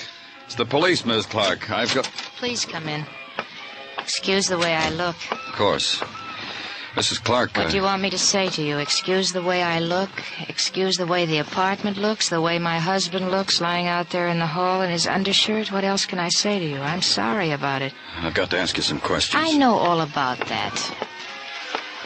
Here, see? Right here. Detective. Did you ever own a gun? Suspect. No, sir, I did not. Detective. Did you shoot this man? Suspect. No, sir, I did not. Just like in these true-type detective story magazines. I read them all the time. I know all about what you've got to do. All right, then it'll make it a lot easier. If you're going to ask me, did I shoot my husband, I'm going to say, no, sir, I did not. We know you didn't. Don't be too sure. I was in Lloyd Ramey's apartment when it happened. Oh? Tell me about it.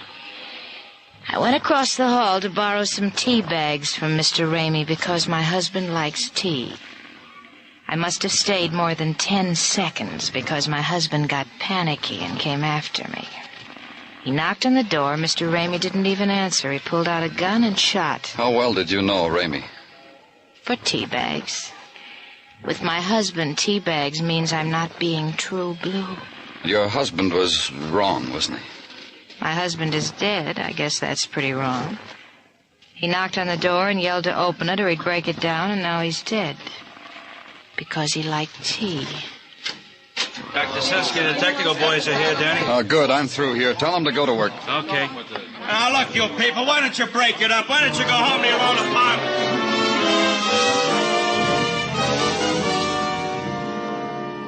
They stood there, the tenants of the El Royale apartment, summoned by the violence, drawn by the clamor of the violent dead, drawn by the cold wind that had touched their throats and led them to the warmth of the spectacle. A child's harsh voice ordered his father to hoist him to his shoulder so he could see better. The father slapped him hard across the mouth. The child wailed and scurried down the corridor, and the father looked after him, his eyes filled with pain and confusion. And then emptying of these things, forgetting the child, remembering death.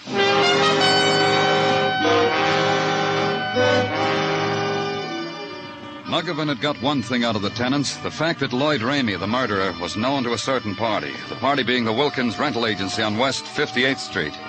The forms you had to fill out to get an apartment from them, your life was on a piece of paper in a wooden file box. Go ask Mr. Wilkins about Lloyd Ramey. He'll have it in the box. Mr. Wilkins did. Committed murder, did he? It just goes to show you, Mr. Clover, you never know, you never know. You found it? I found it. It's right here to hand. Man tries his best, Mr. Clover. Tries to find a select clientele for his clients. Tries to judge a man by his clothes, his shifting eyes, the woman hanging on his arm. Good wrist, bad wrist. Man asks himself... Mr. Wilkins. Please, you're eating into my time. Permit me to eat into yours. Things they put on the questionnaire on the form so often lie, sheer lie. All I want is... I know. Information on one of my tenants, a murderer. Whenever you feel up to it, Mr. Wilkins. Thank you. According to my files, Lloyd Ramey is a man I never set eyes upon. But you just told me that... I know. But sometimes in my profession, as it must be in yours, there are extenuating circumstances. Like what, Mr. Wilkins? Like this letter from Lloyd Ramey. Let me see it. Patience, Mr. Clover. This letter is an extenuating circumstance because with it came the money for a year's lease on apartment 2A, El Royale Apartments.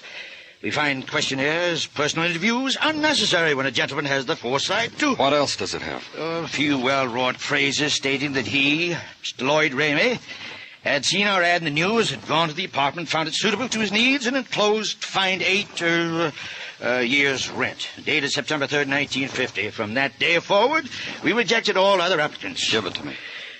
I must, I suppose, hate to part with it. This letterhead...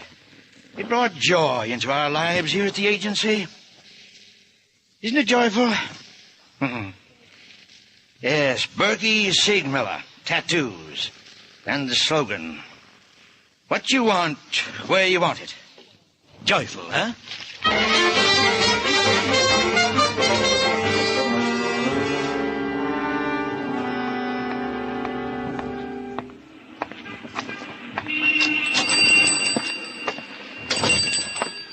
here. Come on back. Hi. Take a chair. I'll be right with you as soon as I finish with this sailor.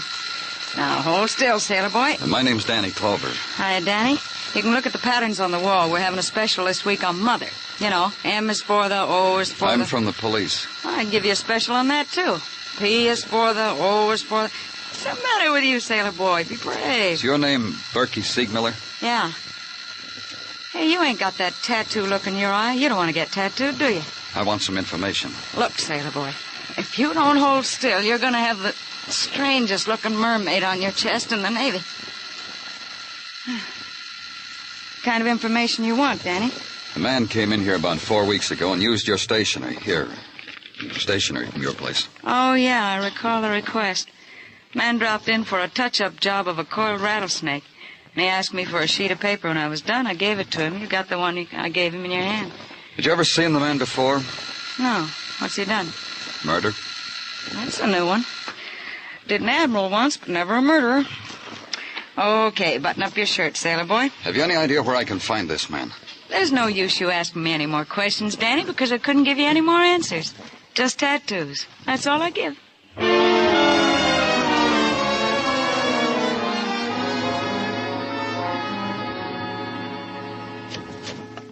Danny? Danny, it is I, your ever faithful. Hello, Gino. Likewise, I'm sure. Well? You seem lost, Danny. Huh? Lost in some reverie into which perhaps it is implied that I intrude my face. That's all right. You can stay. Thank you. Well? You sure it's all right? What's eating you? Danny, the rumor is making its way through the nooks and crannies of police headquarters that you have lately visited a tattoo parlor. Oh, rumor is right.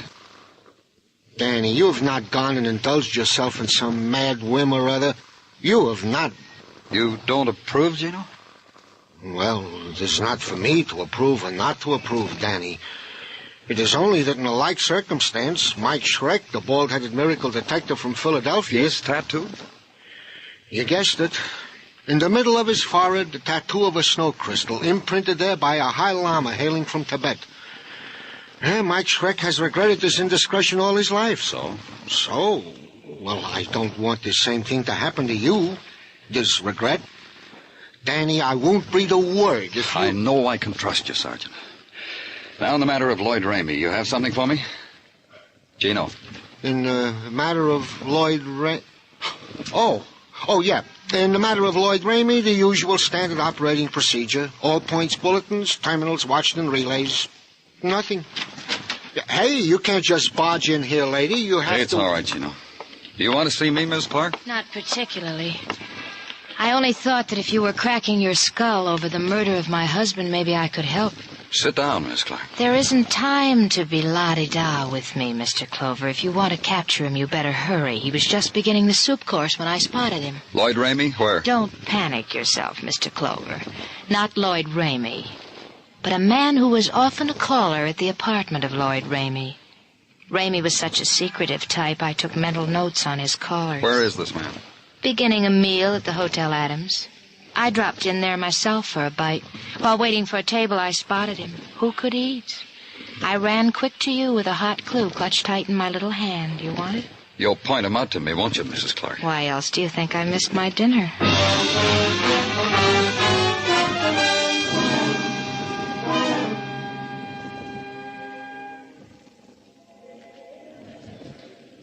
There he is, Mr. Clover. Which one? There, near the back of the room. Man sitting at the small table against the wall. You wait here.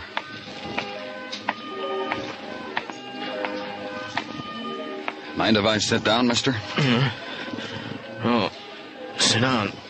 Have a drink, go ahead. Sit down, sir. Thanks. I'm from the police. Why'd you bring a lady, too? I see you come with the lady. Go back and get the lady. I'm not feeling so good, but who needs it to talk with a lady? Lady. You're sick. Sick. Drunk. Sick. Drunk. Go get the lady. Hey. We'd better get you to... lifted his head up from the table, and his eyes were open and staring, and not reacting to anything in the world, and his part of it. The maitre d' hurrying over the polite music, the finger bowls and the demi-tasse and the fillets. None of it registered. He just slumped to the floor. I knelt over him, felt for a pulse. There wasn't any. He was dead.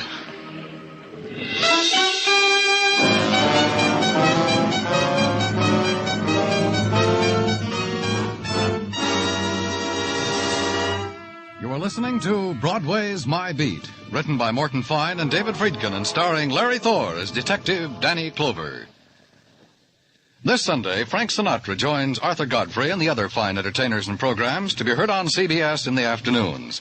His new show is called Meet Frank Sinatra, and you'll hear members of Frank's studio audience being interviewed by The Voice and telling him their favorite songs. At their request, Frank either will sing the song himself or play a famous record. Meet Frank Sinatra will bring you a surefire entertainment for a whole hour, starting this Sunday afternoon on most of these same CBS stations.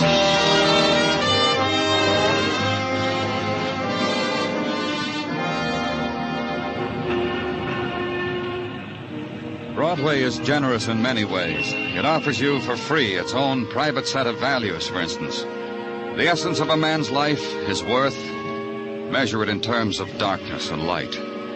Big man, big Mazda bulb shining bright. So many yards of neon hissing his name into the screaming night. Little man, his proper share of darkness. A spectacular with burned-out bulbs sighing into nothing. Harold Clark, the man shot down because he had pounded on a door. That was a little man. The man at a dinner table who hadn't recognized the feel of death, who thought he was only drunk. Also a little man. As witness how discreetly the management tried to hide his dying from the diners. Hardly worth Broadway's notice, hardly worth interrupting the choice of a pastry. But at police headquarters he found his importance. Under a microscope, in a test tube, a hooded light bulb shining down on his death, giving it shape, shining down on the white-coated figure who ran it through his fingers, analyzed it. This is it, Danny. This is what did it to him. The cliché of poison. It bores you, huh, Gordon? Well, if you ask me, Danny, I'll tell you. Such an unoriginal poison, cheap, common. It can be boring. How was it administered? I've been waiting for you to ask me. Get off it, Gordon. Well, you surprised me, Danny. I should have thought it was normal routine that you ask questions at the hotel bar. It was slipped into his drink. I have proof positive. You didn't ask questions? If it makes you any happier, yeah, I did. The bartender couldn't remember him. Couldn't remember anybody. That's why he's worked this so long, he said, because he couldn't remember faces. Tough. That makes it tough on you, doesn't it, Danny? You think Lloyd Ramey did our fellow in? What else have you got, Gordon? It's all over there in that pile. Help yourself. You do it, Gordon. Because you're a lieutenant? Still? All right. I'll do it for you, Lieutenant. His clothes, tailored, his wallet, alligator, his driving license, wrapped in cellophane. It says he had brown eyes, was 5'11", age 36. It says he lived at 2354 East 47th, that his name was Henry Gaynor. You can stop me any time, Lieutenant. Nothing else? Nothing. Except this package of orange lifesavers. Have one, Danny. Come on, have one. I'll analyze them. They're harmless. Orangey. Goodbye, Gordon. Not at all. Lloyd Ramey, Lieutenant.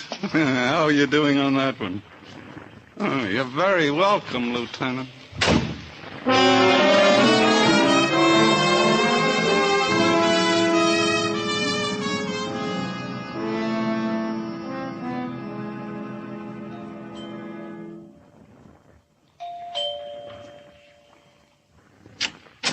Hello there. Good morning. Hello. My name's Danny Clover. Let's come in. Chat inside. There now. Isn't this better? Sit down. Try that chair over there, the flowered cretonne. Thanks. I started to say I was from the police. What? I don't understand. There's nothing to understand. Police, that's who I work for. But why do you want to see me? By the way, who are you? Tommy Lawrence. You live here with Henry Gaynor? I did live here with Henry Gaynor. He's dead. I read about it in the late editions. Oh, that's why. Henry's dead, and you're the police, and you've come here. Oh, that's why. That's why. Tell me about Henry. Well, I advertised in the paper for a clean-living man to share this apartment. I chose Henry. Uh-huh. But I made a mistake. I learned not to like him. That's why I'm not outraged or worried or sorry that Henry's dead. He did nothing but dote on girls. He and his buddy. Buddy?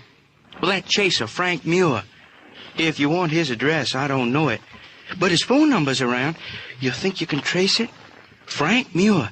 I'd track him down where I were you. He's the cause of it all. Poor Henry. I detached him from his Cretan grief, made him look for Frank Muir's phone number. He found it on a pad next to the phone. He did that by lifting up a French doll, and there it all was. Surprise. I phoned Muir. He was at home. I told him to stay there. He said he had a date. I tinkled my badge into the receiver. He said he'd break the date. When I got there, he was still doing it. Come on in, Mr. Clover. Mix yourself up a happy at the bar. And this lady I'm talking to on the phone, she's bitter. She don't believe I got a rendezvous with a policeman. Yeah. Sure, honey. I swear it's only a cop. A cop? What kind of a cop? I know all about those females. For 20 minutes you've been holding up the phone, honey. Here. Yeah, I'll prove it to you. Prove it to me. Go ahead, Yeah. put him on. Say something to my lady. Prove to her you're only a man cop. Hang up. Well, come on, put him on, you Well, dear. look, be a pal. Hang up. Between the two of you, she'll fracture me. I don't do this sort of thing to ladies normally. You understand, Mr. Clover? You had a friend, Henry Gaynor. You can say that again. Had is just the word. I read in the papers how a friend I once had is now gone. When'd you see him last? You think I killed him? When Henry and me had such snazzy times together on blind dates? On with your eyes open dates? When did you see him last? On the occasion when I turned over Mrs. Ellen Clark to him. What? You heard me. That was 3, maybe 4 Saturdays ago. I make it 4. Mrs. Clark was one of your lady friends, like... Don't get me wrong, Mr. Clover. Mrs. Clark was, how do you classify? A smile filled with hidden meanings. The touch of a knee under a checkered tablecloth. That was all Mrs. Clark was to me. That's why you handed her over to your buddy? Wrong again. You see that plaster cast up there on the mantelpiece? That's courtesy of irate husband, Mr. Clark. He found me once with his missus waiting to catch a bus. He clobbered me, broke my arm. Care to autograph it, Mr. Clover? All my friends say. No? Oh, you'll excuse me. It's undoubtedly...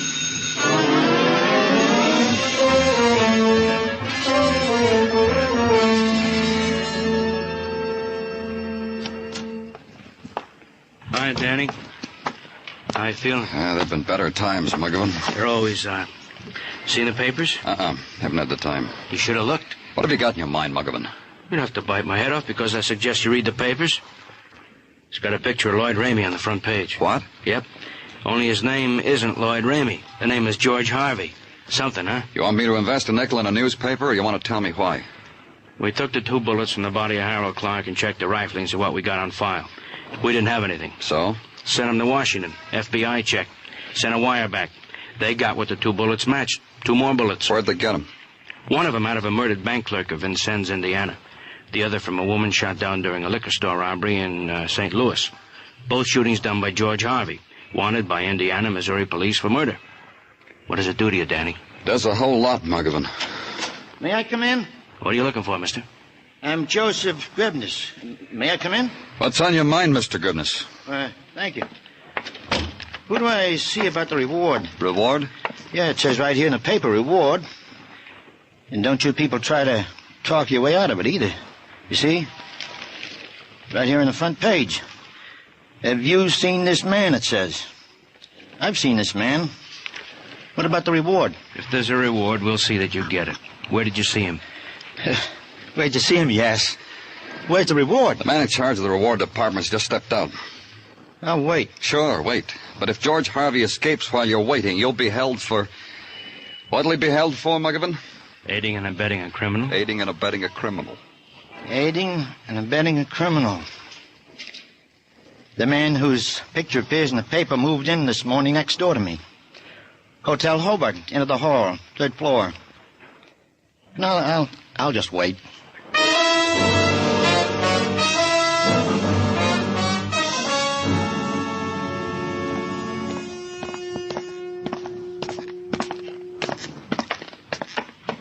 Down the end of the hall, the man said. That's what Mr. Driven has said, Danny. Here.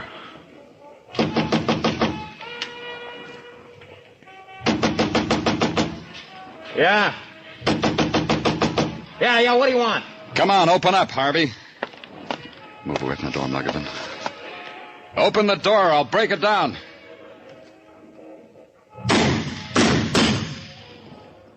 You cops still there? Or are you dead? Shoot the lock off the door, Muggavan. I'll kick it open. Let's go. Harvey. No one's home. Come back later. Danny, in that hallway. Yeah.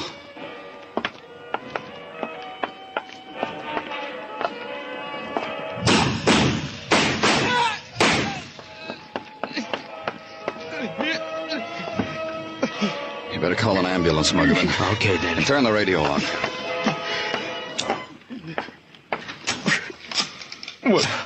What do you know? There was somebody home. Can you talk, Harvey? I just talked, didn't I? Your cuss been chasing me all over the country just to chat with me.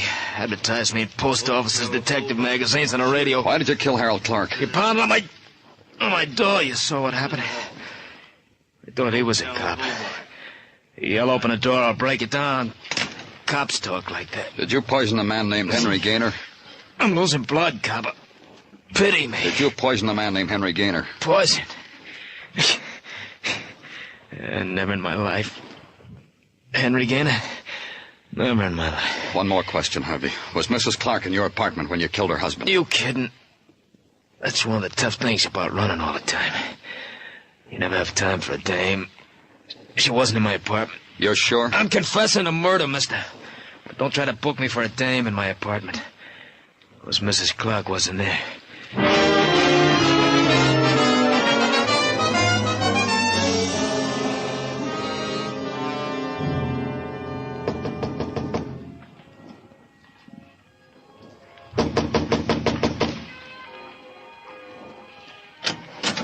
Yes? Oh, it's you, Mr. Clover. I know. You've come to tell me you've got my husband's murderer. Did you bring me some good news like that? I'll come in and tell you about it, Mrs. Clark. I was just going to ask you to do that. My apartment looks better now, doesn't it? How does a woman feel when the man she loves is murdered? I felt numb at first, but I'm getting better. Harold, my husband, was a jealous man. Harold was always... I'm not talking about your husband. I'm talking about Henry Gaynor. Who? The man you poisoned after he refused to have anything to do with you. You poisoned him and brought me there to watch him die.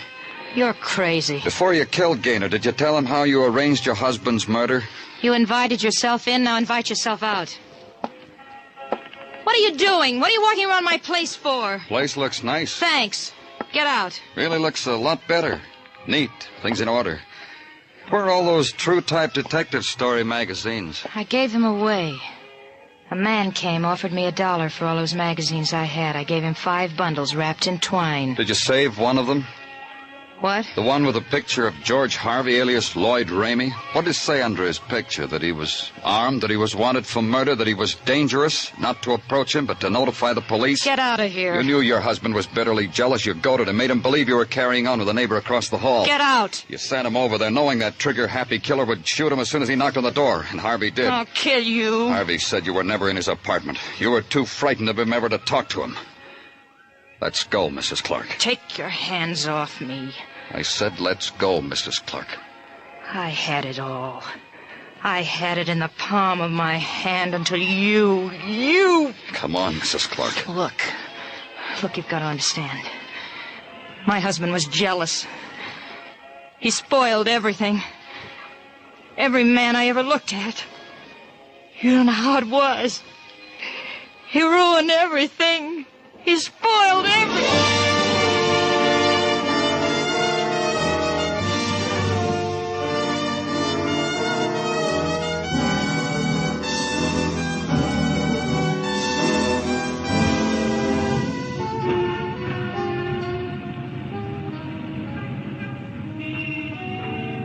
It's the street of the hunter, Broadway, and the smile that's dropped at the tip of a hat. And the lights are flung from windows, out of doorways. You walk a pavement speckled with 1,000 colors. But between the lights, that's where the darkness is. It's Broadway, the gaudiest, the most violent, the lonesomest mile in the world. Broadway, my beat.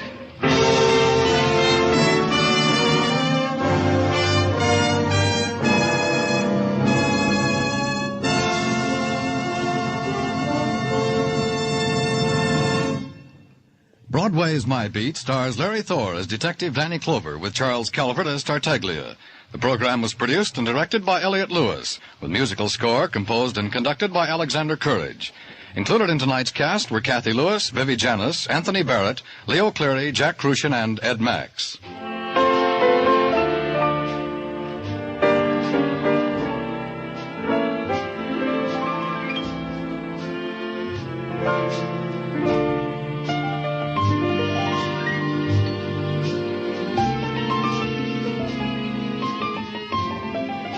Jack Smith, Dinah Shore, Margaret Whiting, Bob Crosby, the Andrews Sisters, Lowell Thomas, Beulah, Ed Murrow. Anywhere else, they'd make up an all-star list for a week. But at CBS, the Stars address, you can hear them every evening, Monday through Friday. Yes, every weekday evening, most of these same CBS stations bring you these top-ranking stars in their specialties. Music, comedy, top reporting. Be listening for Jack Smith, Dinah Shore, and Margaret Whiting, for Bob Crosby and the Andrews Sisters, for Beulah, and for those great radio reporters, Lowell Thomas and Edward R. Murrow. Dan Coverly speaking. This is CBS, where yours truly, Johnny Dollar, brings adventure Saturday nights on the Columbia Broadcasting System.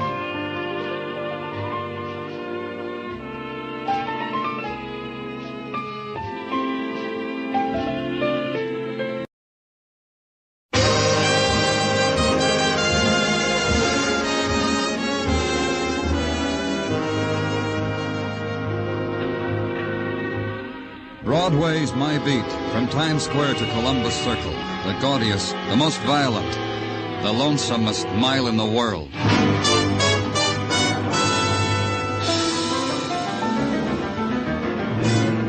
Broadway's My Beat, with Larry Thor as Detective Danny Clover.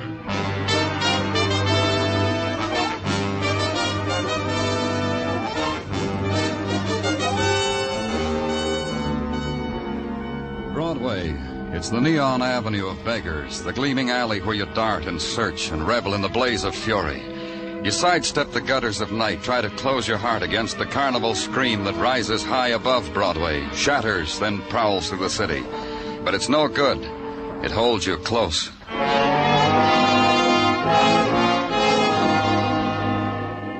But at the waterfront, it releases you, hands you over to other sounds, the voices of the river, the waking wind that has slept in the sea, the siren wind that clears the way for morning and for death, and beckons you up the protesting stairs of a waterfront hotel, opens a door and invites you to consider a dead girl.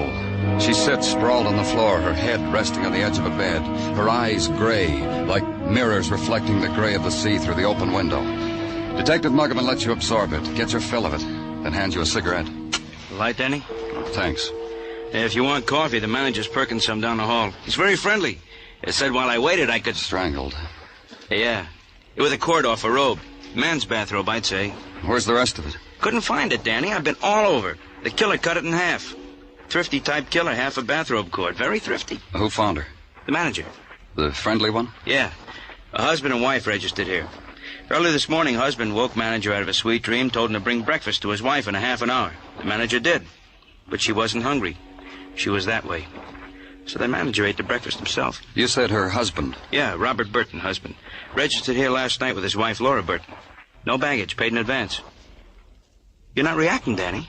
You said something? Yeah, I did. I said Laura Burton. You didn't react. She dies different from other people? Easy, Danny. I only meant it's funny you haven't heard about Laura Burton. You know, the heiress.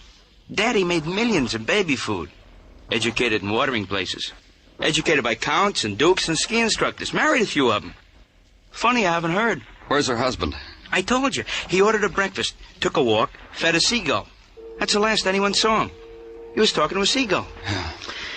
Oh, well. What's the matter with you? With all that money, a Park Avenue mansion, she dies like this. In a place like this. Muggavan said it and I shrugged.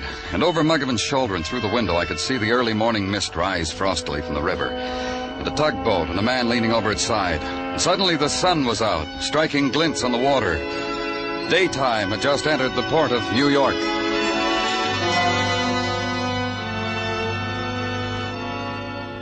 Laura Burton, heiress, Laura Burton, strangled in a $1-a-night hotel. Find out why. Go to the Park Avenue address of Laura Burton. Be suitably impressed by the paneled oak doors, the musical chimes. The butler who took my badge and placed it on a silver tray disappeared, then returned and gave it back to me between his thumb and forefinger and told me to sit. Then 15 minutes of considering the 17th century tapestries and wondering how George killed such a big dragon with such a small sword. Then just as I was about to figure it, someone tapped me on the shoulder, and I had to leave George to his own devices. You like tapestries? Not especially. I was just... Oh, because if you did, I've got some in the study that would make your back teeth rattle. Oh, some other time, maybe. Right now... You're a policeman, aren't you? What policeman? Clover. Danny Clover, homicide. I'm Muriel Carlson. What can I do for you? I asked to see Robert Burton, Laura Burton's husband. And you're from homicide? That's right. Wonderful. Who did Robert murder? We just want to talk to him. We're not sure he committed murder, Miss Carlson. But it's possible that he did. Did he kill Laura? Laura is dead. Shot? Strangled? Beaten? Poisoned? Strangled. Well, I only ask because, well, I'm Laura's sister, and if any of my friends ask me how Laura died, I can tell them. That's all your sister's dying does to you? Oh, it's much more than that, Mr. Clover. It's a release. For years I've been wondering how Laura would die. It's been bothering me. Now I can think of something else. Where'd she die? In a waterfront hotel. Then Robert killed her, of course. I say of course because there's no doubt about it. Laura was always running off to places like waterfront hotels with him, so she could get to know him better. Or maybe her own canopied furniture boarder. You know, I thought Laura's second husband would kill her. Now it turns out her fourth husband. Oh, what do you know? Where will I find him? Robert? Robert, the man with the muscles, the man with the flat stomach and the fat mouth. Robert, fourth husband, Robert the stevedore. Where will I find him? I wouldn't know. But Robert could never get waterfront out of his hair. Literally. You could smell it. Am I being helpful, Mr. Clover? Then the glee at what I'd brought her couldn't be held back. It bubbled up, spilled out of her mouth, shaped itself into a girlish giggle. She tried to smooth it off her lips with the back of her hand. Couldn't. Instead, stroked her throat, arranged her back hair, watched herself, admired her image in an antique mirror. With her eyes, invited me to the same. And I got out.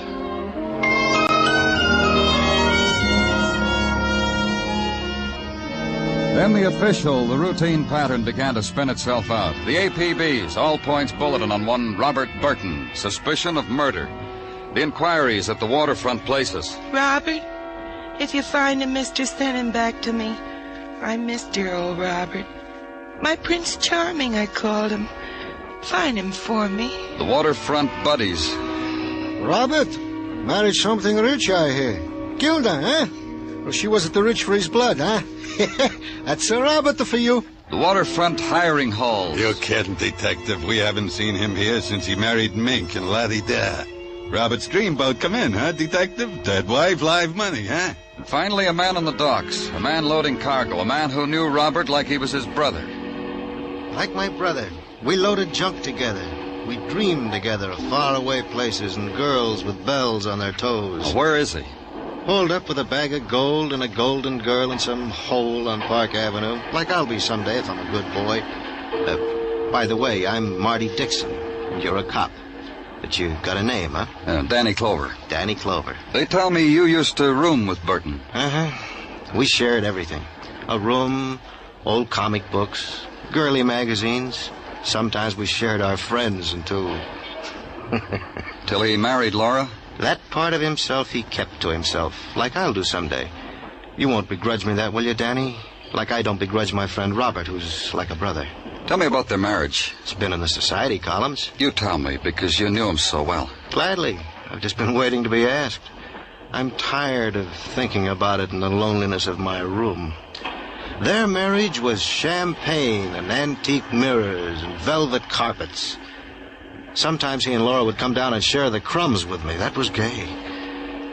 Why do you need to know nice things like that? Because we think he murdered Laura. Why, that crawling, no good... What's the matter, Marty? You want the killer? I'll give him to you. Where? I'll give him to you because that he shares with me. He comes to me, says he's in a little trouble. Will I put him up for a couple of days? Sure, I'll put him up. Where? In my room, 1823 West 6. You know something, Danny? I'm glad you found me. Cross my heart, I'm glad.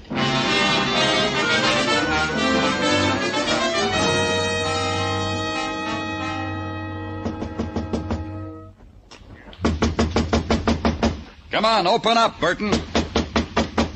Open. Who is it? Police. You got the wrong room. Open the door. No? Okay, Burton.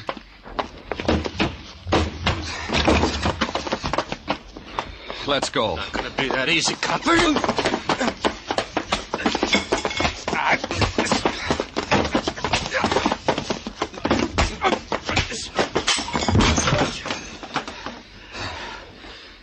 Like I said, Burton.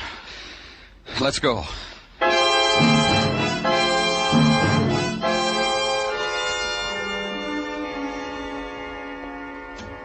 In here, Burton. Hi, Danny. Brought Burton along because he wants to talk to us. Good. Sit down, Burton. Over there. Thanks. Lawyer said I should tell all. You got a smart lawyer. And he can afford it. How many millions does your wife leave, Burton? 7 or 10? I never can remember. I get all flustered when I mention that much money. Why'd you strangle your wife, Burton? Oh, such a leading question, fellas. Next thing you'll want to know, did I enjoy it? Did you enjoy it, Burton? Thinking about it, I enjoy it because now there's all that money. That's the part that's enjoyable. But I didn't kill her. Is that what your lawyer told you to say? Say it, he said. If you didn't do it, my boy, he said, say it. How about that bathrobe cord? Whose bathrobe? Mine, fellas. Who registered at the hotel with your wife? I did, fellas. I've been telling the police that for 6 hours. You got a pretty nice place on Park Avenue, Burton. Why pick a flea bag? Salt air, fellas. The commonplace things. Laura and I enjoyed it. I'm a different man near the waterfront. Laura enjoyed it. Okay, Burton, what happened? Woke up this morning, felt like a walk, stopped at the manager's room, told him to send breakfast up to Laura. What about the manager, Muggavan? He's an old man. Dr. Sinsky said he wouldn't have the strength to strangle. So you killed your wife and went for a walk. Is that what happened, Burton? My lawyer said you might say that. Even said the DA will probably arraign me because it looks like open and shot I killed my wife. Why'd you run? Why'd you hide? Because he killed her. Because I came back to the hotel and saw the crowd and heard that Laura Burton had been murdered, so I ran. What'd you do with the other half of the bathrobe cord? The one she was strangled with? The one you used to strangle her. All right, it was my robe, but I didn't Why'd you only it. use half the cord? Because... Look. Why? You trying to confuse me? I didn't kill her. But you're glad she's dead. Now take me back to my cell. Sergeant Muggavan asked you a question. Take me back to my cell. Your lawyer said talk, Burton, talk. Take me back. Sure. Take you back and get your confession. Danny? Oh, what is it, Fidelia? Homicide call just came in. Waterfront. Call said tell Clover to get down here. I'm busy, Gino. Call came through the DA's office, Danny. Said you. I got a squad car waiting. You gonna take it? Sure, Gino. That's all I've got to do.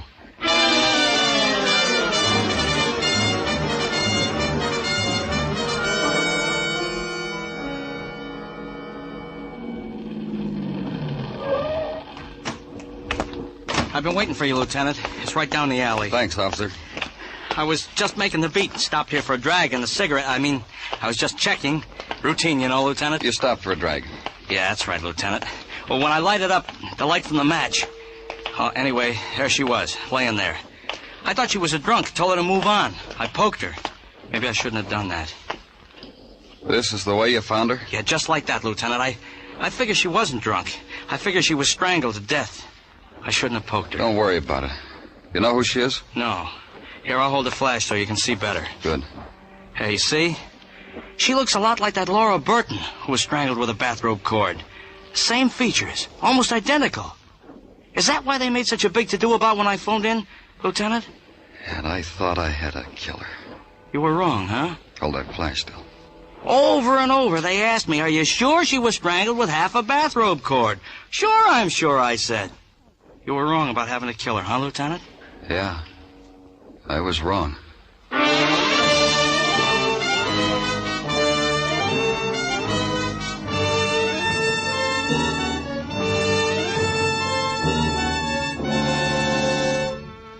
listening to Broadway's My Beat, written by Morton Fine and David Friedkin, and starring Larry Thor as Detective Danny Clover. The election news. You'll hear it best on CBS next Tuesday, November 7, with its world-famous reporter Edward R. Murrow heading up the staff. CBS News will bring you the latest up-to-the-minute returns in state and important local contests. Be sure you get the election news fastest and the most accurately next Tuesday night. You'll hear it best on CBS.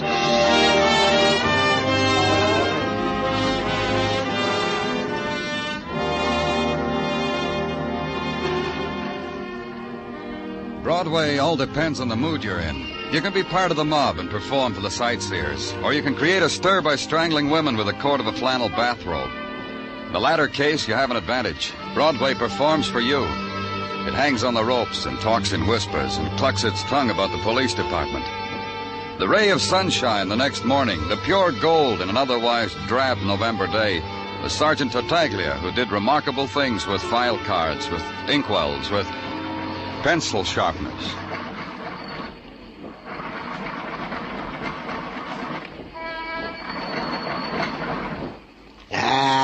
What's the matter, Gino? This pencil sharpener, Danny. A veritable ogre of pencils. Chews them up and gives no points in return. I've been waiting for you to come in, and I've been sharpening your pencils. I'm here now, Gino. Huh? Well, you said you were waiting for me. You got something to tell me? Roger. Then tell me. Wilco. Of the matter of the girl who was strangled in an alley. Her name was Annalise Sisler, a name known most especially to Precinct 45 for various and sundry misdemeanors. Go on. Technical ask that it be pointed out to you that Miss Sisler had physical attributes which were also observed on Laura Burton, also deceased. Uh-huh. Such as, to wit, maybe the killer strangled the wrong woman the first time because both were blonde, both had blue eyes, both approximately the same age, same height, same weight, both strangled, and both by opposite ends of the identical bathrobe cord. You know, Danny, this brings to mind a famous case which involved Mike Schreck, the bald-headed... Tartaglia. Well, it was almost the miracle detective from Philadelphia's undoing, Danny. If he hadn't disguised himself in the nick of time as a midget... Get on with it, Gino. To wit, the DA has released Robert Burton as a murder suspect since he was in the pokey at the time of the murder of Miss Sisler. And since the murder weapon which killed Miss Sisler also killed Laura Burton. Okay, what else? What else is that Miss Sisler's last known address, according to the records of the 45th Precinct, is the Kenneth McManus Masseur Parlors on East 34th Street. How'd I do, Danny? Great, Gino. I'll get you a new pencil sharpener.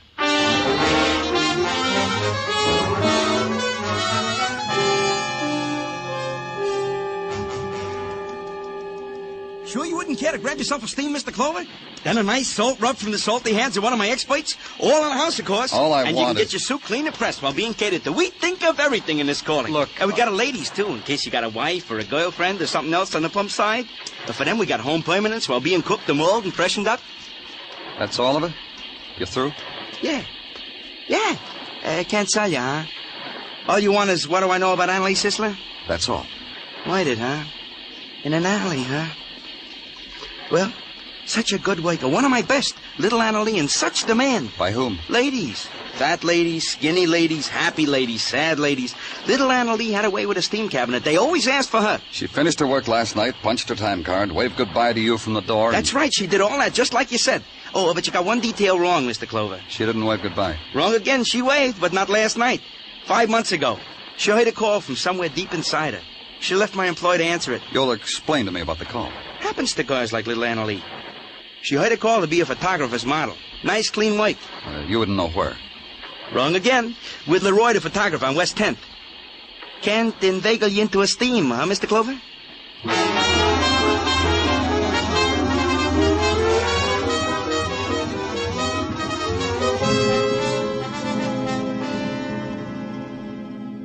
My receptionist secretary said you were different from the other people who come to study with me. How much are you different? This much, Leroy. I've photographed those, too. Police badges, yes, in my formative stage, when I was desperate, naive about subject matter. But now you're doing better, huh, Leroy? Oh, much, much. As witness this mass class. 3 models, assembly line methods, pardon me. Try one from the floor, Mr. Holmes. And this time we'll shoot it with film, shall we, Mr. Holmes? That's right. Yes, it's better with film. Now, Mr. Clover, where were we? You had a model. Oh, that's why you're here. You want stuff about Anna Lee. Now you know. Wonderful girl. Ordinary, but wonderful in such a wonderful way. The textures, the highlights, the shadows. Yes, we miss Anna Lee, don't we, Mr. Holmes? Of course we do. Ever done art studies in a prison cell, Leroy? The texture, the highlights, a man like you could do wonders. You mean because I don't nudge up to your questions, you'd do that to me? You'd, Uh-huh. Hold my camera, Mr. Holmes. Thank you. Now look here, Mr. Clover. I don't believe it. Oh, I'm not going to hit you, don't fear. I'm just going to tell you off. Anna Lee Sizzler was our favorite model. We've lost her. We've mourned for her for 5 weeks now. What? 5 weeks ago, she said she had something much better than us. I pleaded with her, tried to bribe her to come back to us, even went to her apartment, my arms full of goodies. She slammed the door in my face. Her apartment, where is it? 1923's 32nd top floor in the rear. Wonderful subject matter, but you don't care. All you care about is murder, spoiling things like that. That's right. Yes. You can give him back his camera, Mr. Holmes. Leroy just told me off. East 32nd, top floor, in the rear. And a door open. And a woman in the room, her back to you, not hearing you walk in. A woman intent on grubbing through the open drawers of a bureau, finding things, holding them close for an instant, tossing them on a pile of stuff already on the floor, grubbing for more. Then finally aware of your presence, trying to still the greed trembling in her fingers and her body. What do you want here? What are you doing here? Spying. Get out. This is Miss Sisler's apartment, isn't it? What of it? She's got no use for all this now. She didn't deserve things like this anyway. But you do. Yes, I do. All my life I deserved them. Now they're mine, and you can't take them away. Let's have a look. I'll call the police. I'm the police. And you? I own this place. I run it. Rent rooms to girls like her. Clean up after. That gives you the right to steal from a dead girl like her? Not stealing. Only taking what she would have given me anyway if she'd known she's going to die. Anna was a girl like that. Generous. Didn't care about her things. And they're expensive. Silk. Imported. Never had anything like that. Not next to my body, I haven't. Just watched her put 'em on sometimes. All right. Don't take 'em away, mister. She'd have given 'em to me, I swear it. I swear it.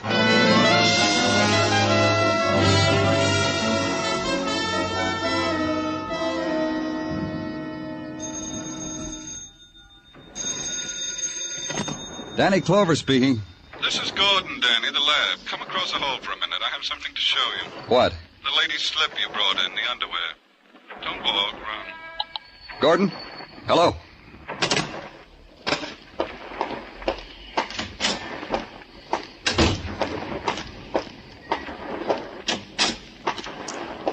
Did you walk or run, Danny? Don't you ever smile? What's on your mind, Gordon? On my mind? Well, all right, I'll tell you. Why is it when the department is up to its neck in unsolved murders, they make kissing sounds at John Gordon? You got something to tell me, or you just want me to admire you? Well, first I'll tell you something, then you can drop your chin in frank admiration. Take a look at this slip.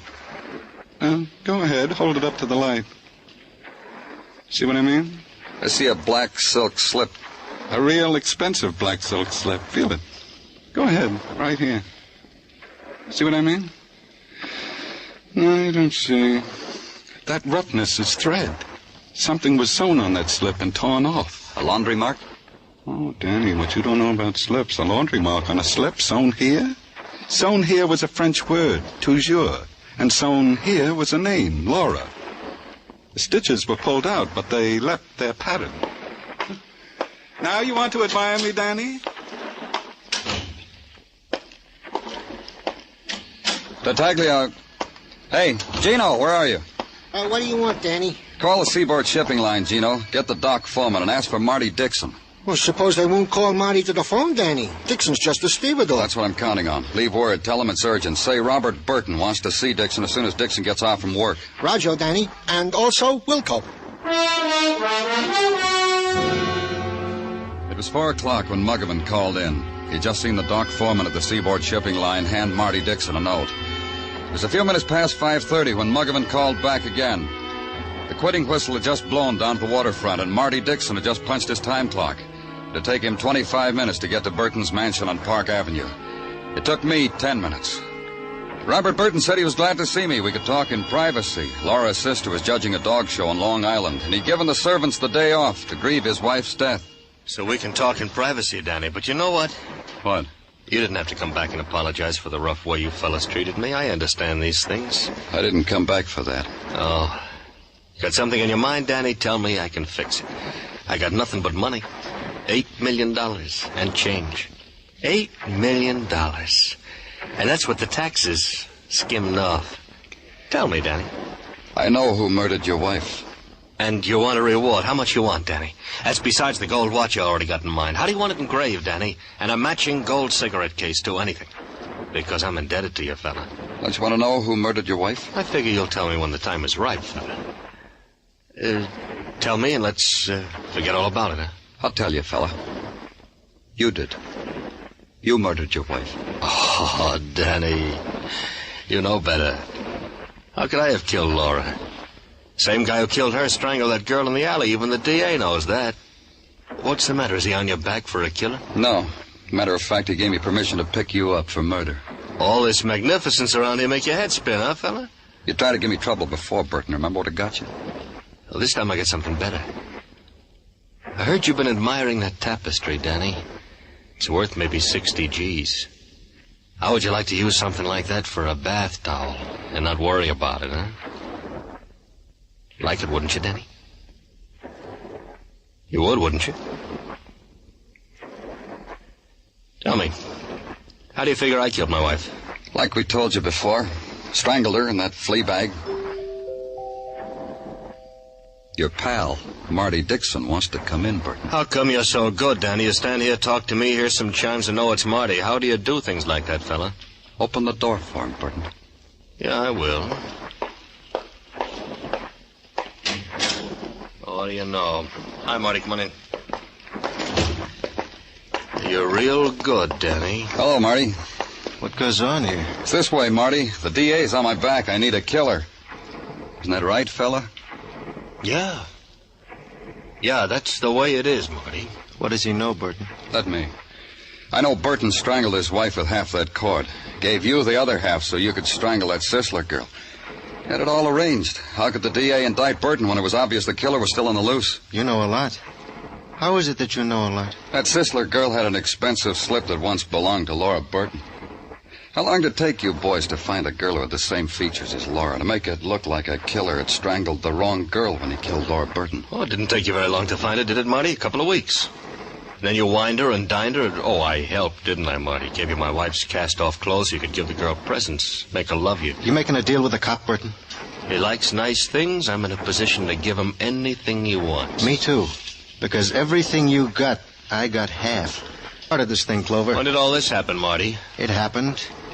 And that's the way it is. I didn't sign anything. I don't remember doing that. Anyway, you're a murderer. A man in my position can't have any truck with murderers, and that's why I'm giving you to the cop. You know, when I got a message this afternoon, I figured something had gone sour.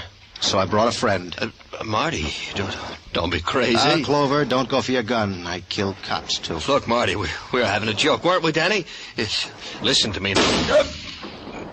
Marty.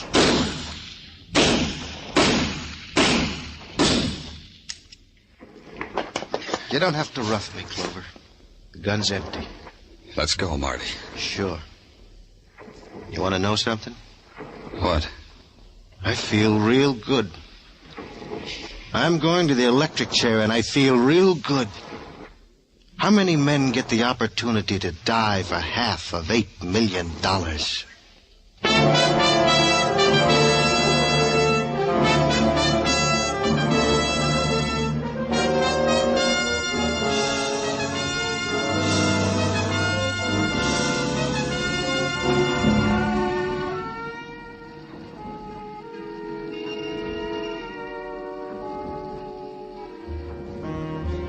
In the minutes before dawn, Broadway lies huddled in a dreamless sleep.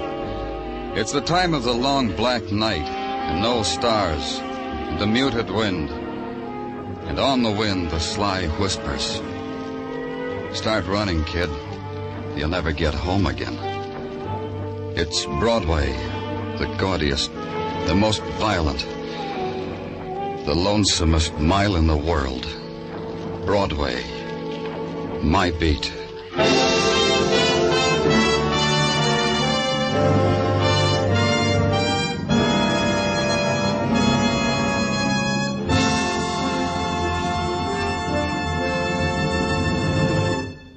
Broadway's My Beat stars Larry Thor as Detective Danny Clover with Charles Calvert as Tartaglia.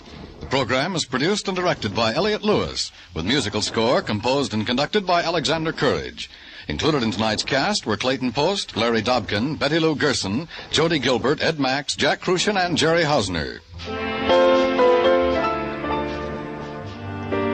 Every Saturday night, Americans from coast to coast play Sing It Again. Do you? Well, if you don't know the fun and excitement you're missing. Not to mention radio's largest cash award if you can name the Phantom Voice. There's music on Sing It Again. Music with Alan Dale, Bob Howard, Judy Lynn, the Riddlers, Ray Block and his orchestra. There's contestants from all over America, phoned by Dan Seymour. And there's prizes galore, plus that special jackpot prize we mentioned earlier. So stay at home. Play at home on Saturday nights when over many of these same CBS stations, Dan Seymour says it's Sing It Again. Dan Coverly speaking. This is CBS, where yours truly, Johnny Dollar, brings adventure Saturday nights on the Columbia Broadcasting System.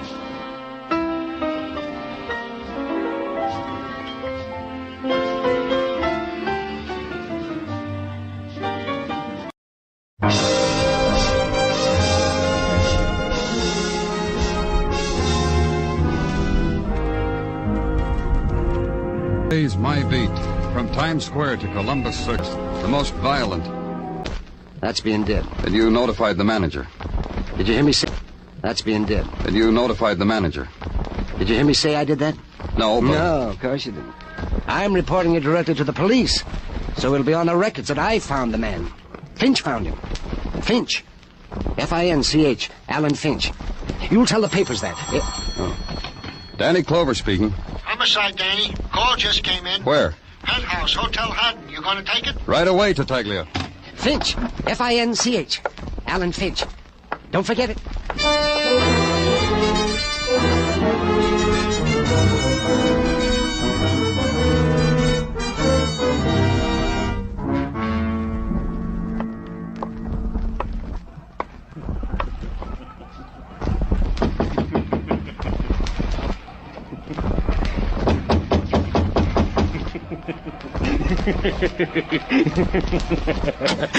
What do you want?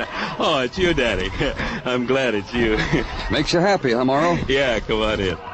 That comic on television, he kills me. You ever watch him, Danny? Uh-uh. You should. Look at him.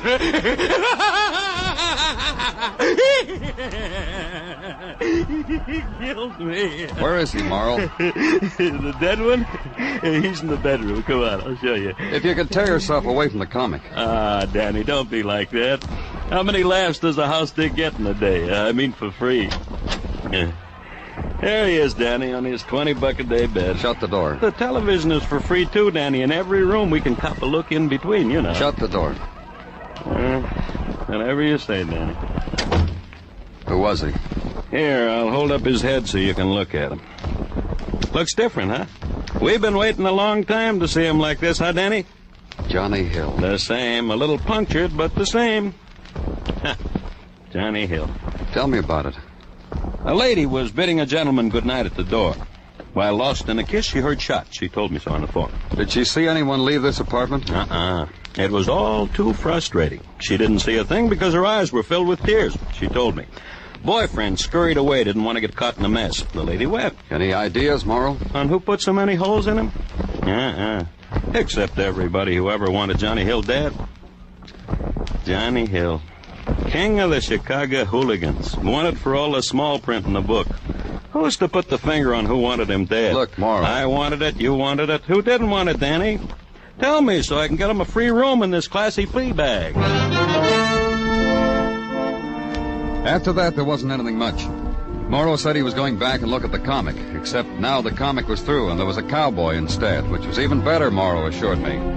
And when the boys from Technical came, they were on Morrow's side.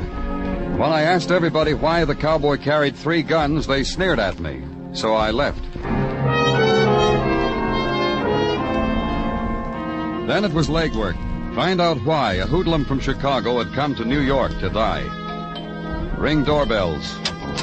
And ask a man in a midnight blue dinner jacket what he knew about the death of Johnny Hill. And have him beckon to 5 more midnight blue dinner jackets. Alibis. Then the nightclub circuit.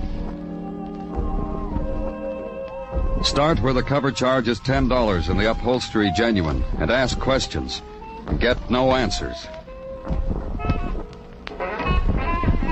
Then to the joints of plastic leather and no dance floor, no minimum, and get no answers. Then to the dives of the open collar and the biggest beer in town for a dime. And in one of them there's a man. His name is Benny Fane. He's not happy. Go away, Danny. What's the matter with you, Benny? Nothing. You used to help us out. What happened? I'm not stooling no more, that's all. Go away, Danny. Because you don't want to tell me about Johnny Hill? Just go away. Suppose the boys around got to know you used to work for me, Benny. What about Johnny Hill? Yesterday. That's when he hit town. Where'd he go? There's people watching us, Danny. There's nobody watching us. Where'd he go? He checked in at the Haddon. They went to where they all go, Danny, the Griffin Club. Please go away, Danny. That's all you know? I swear on the missus. The missus is doing time at the state reformatory. Yeah, but she'll be out in 10 years. The Griffin Club, Danny.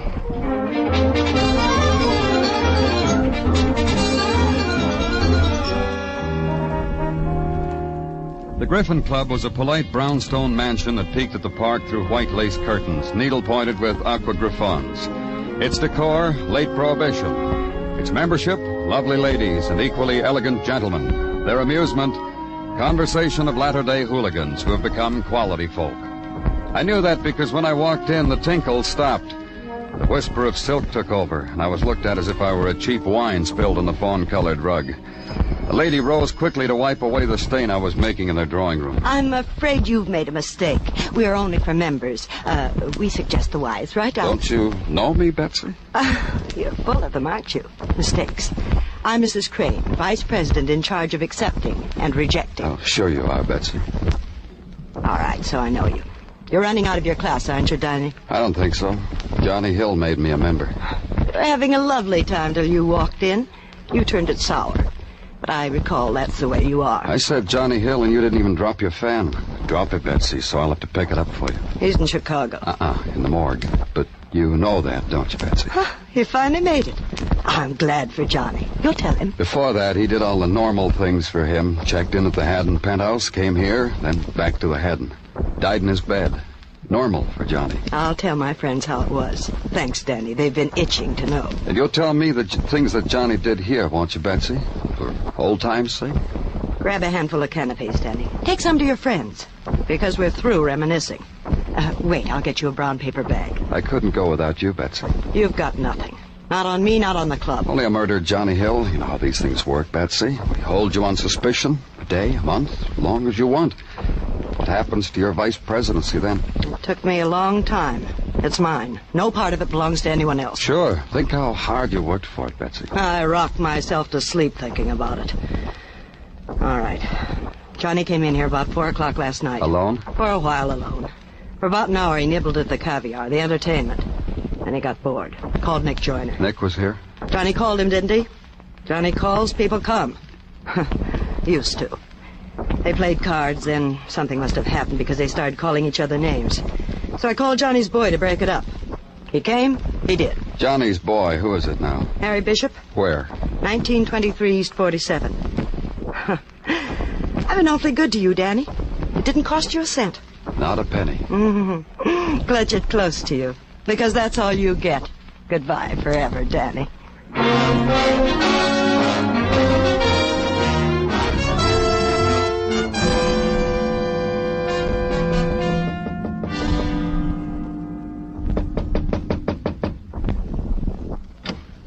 Yeah?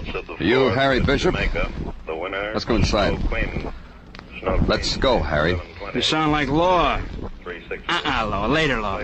The mood will come to me and I'll call you. I said inside. Inside. Hey. Better. You got a permit for this gun? Gun, Harry, on the bed. Holy smokes, a gun. You shoot Johnny Hill with it? Yeah, have yourself a sniff. See? Hasn't been used since they mowed down ducks in Lake Michigan. I duck hunt with a 38. The ducks appreciate it. I wonder how that gun got here. I thought it was in Chicago. I'll ask you again, Harry. Did you shoot Johnny with it? You lost your mibs. Johnny was done with a 45. How'd you know that? It wasn't in the papers. Nick carried a 45. Nick Joyner, the guy who shot Johnny. You're sure of it, huh? Johnny was killed with a 45, wasn't he? That's right. See? Nick Joyner. What happened at the Griffin Club last night? A card game with peckled cards. Johnny dropped maybe 50 G's. Nick won it with peckled cards. Maybe Johnny wasn't going to stand for it. Maybe Nick beat him to it. You took Johnny home after the game? Back to the Haddon. Tucked him in. Where's Nick? I'll find him. That's why the gun, Harry? You're going to take care of Nick? Where's Nick? Leave him to me. Let's go. If we go, you're never going to find Nick. Come on, Harry. I'm booking you on a weapons charge. You're taking me in, huh? Where is he? Where else? Hotel Haddon under an alias? The what alias? Merkel, something I don't know. I can save you the trouble, cop. I owe it to Johnny. Then you'll be held for homicide. Then you'll have to catch me. I already did. Turn off your radio and let's go, Harry.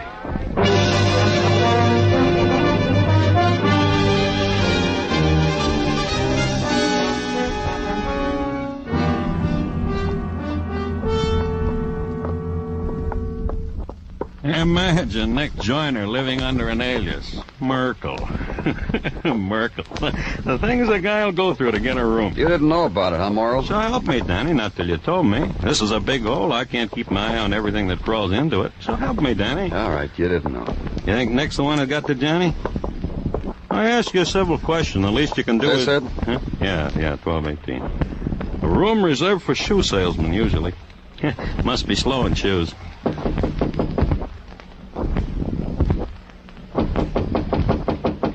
Maybe Nick's out. Maybe... You got a pass key? Sure, Danny. I got everything, but maybe Nick's... Open it. Whatever you say, Danny. See, Danny, he's out. Is there another room? This one with bath. All rooms with bath.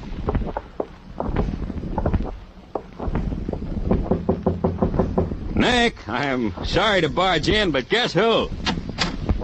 Hey, Danny's in the shower. Nick. Nick. Hey, Nick. Open it, Morrow. Tell him we're here. Nick. Nick. Nick can't hear you, Morrow. He can't hear anything anymore. Nick is dead.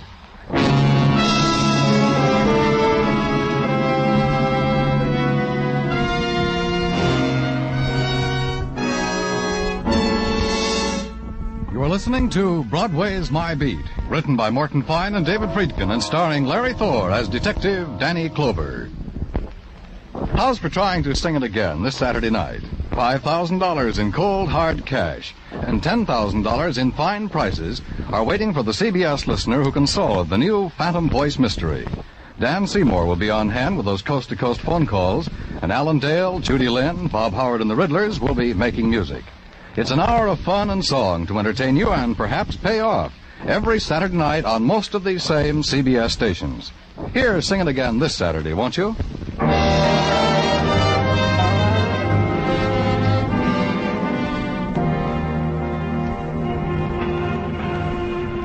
Broadway stands on a street corner and raises its collective coat collar against the coming of winter's night.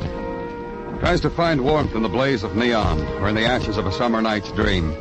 And for a time, Broadway warms its hands at memory, tasting its glow, watching it flicker, watching it die. Then it goes looking somewhere else. And the Translux screams in its ear. Murder, it screams. Gangster dead in Swank Hotel. Nick Joyner found dead. Broadway is happy. Broadway is daring. It goes right ahead and accepts the substitute. Grins. It found what it was looking for.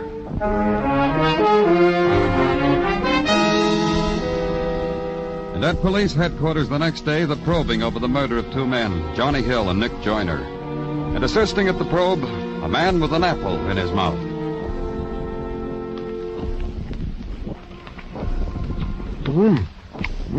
Good. What, Detective? I was merely remarking that this apple is, good. Try on a bite, Danny. Some other time. Roger. I will save you a piece in wax paper. Look for it around the water cooler, Danny. That way you'll keep cool. Anything else you're saving for me, Gino? No, nothing. Oh, you mean... Uh-huh. Oh, you didn't have to mention it, Danny. I was coming out with it anyway. Oh, I'm sorry. You're forgiven. If I don't forgive you, who should I? All right, Danny, all right. In the matter of the killing of Johnny Hill, hailing from Chicago... You'll tell me, huh? Well, it goes without saying. Established by technicals, said Johnny Hill was undone by a revolver caliber .45. I know that. They've checked on the bullets. Found them to stem from a gun owned by Nick Joyner, hailing lately from this city. That means that... Permit me to finish your thought, Danny? That means that without a shadow of a doubt, or as Mike Schreck, the bald-headed miracle detective from Philadelphia would have it, it means that Johnny of Chicago was undone by Nick of this city because of an argument over a friendly game of cards. You know, Danny, Mike Schreck coined a phrase for such cases. Open and shut. That's Schreck. Now you'll tell me about Nick Joyner. Oh, need you ask? Nick Joyner was undone by a poison, the title of which can be found in any child's chemistry magazine. What else? Danny, we found someone who might be sorry Nick is dead. That's what else. Who? His missus. Mrs. Claire Joyner of 902 Benton Road, Forest Hills. You know, I think I'll pen a note to Schreck about this. Why? Well, it's a riddle to his liking, Danny. Look, if Nick killed Johnny, who killed Nick? All Johnny's friends are in the cooler or in Chicago. That leaves a large question mark. You know, you don't mind if I write to Schreck about it, huh, Danny? Bye, Danny.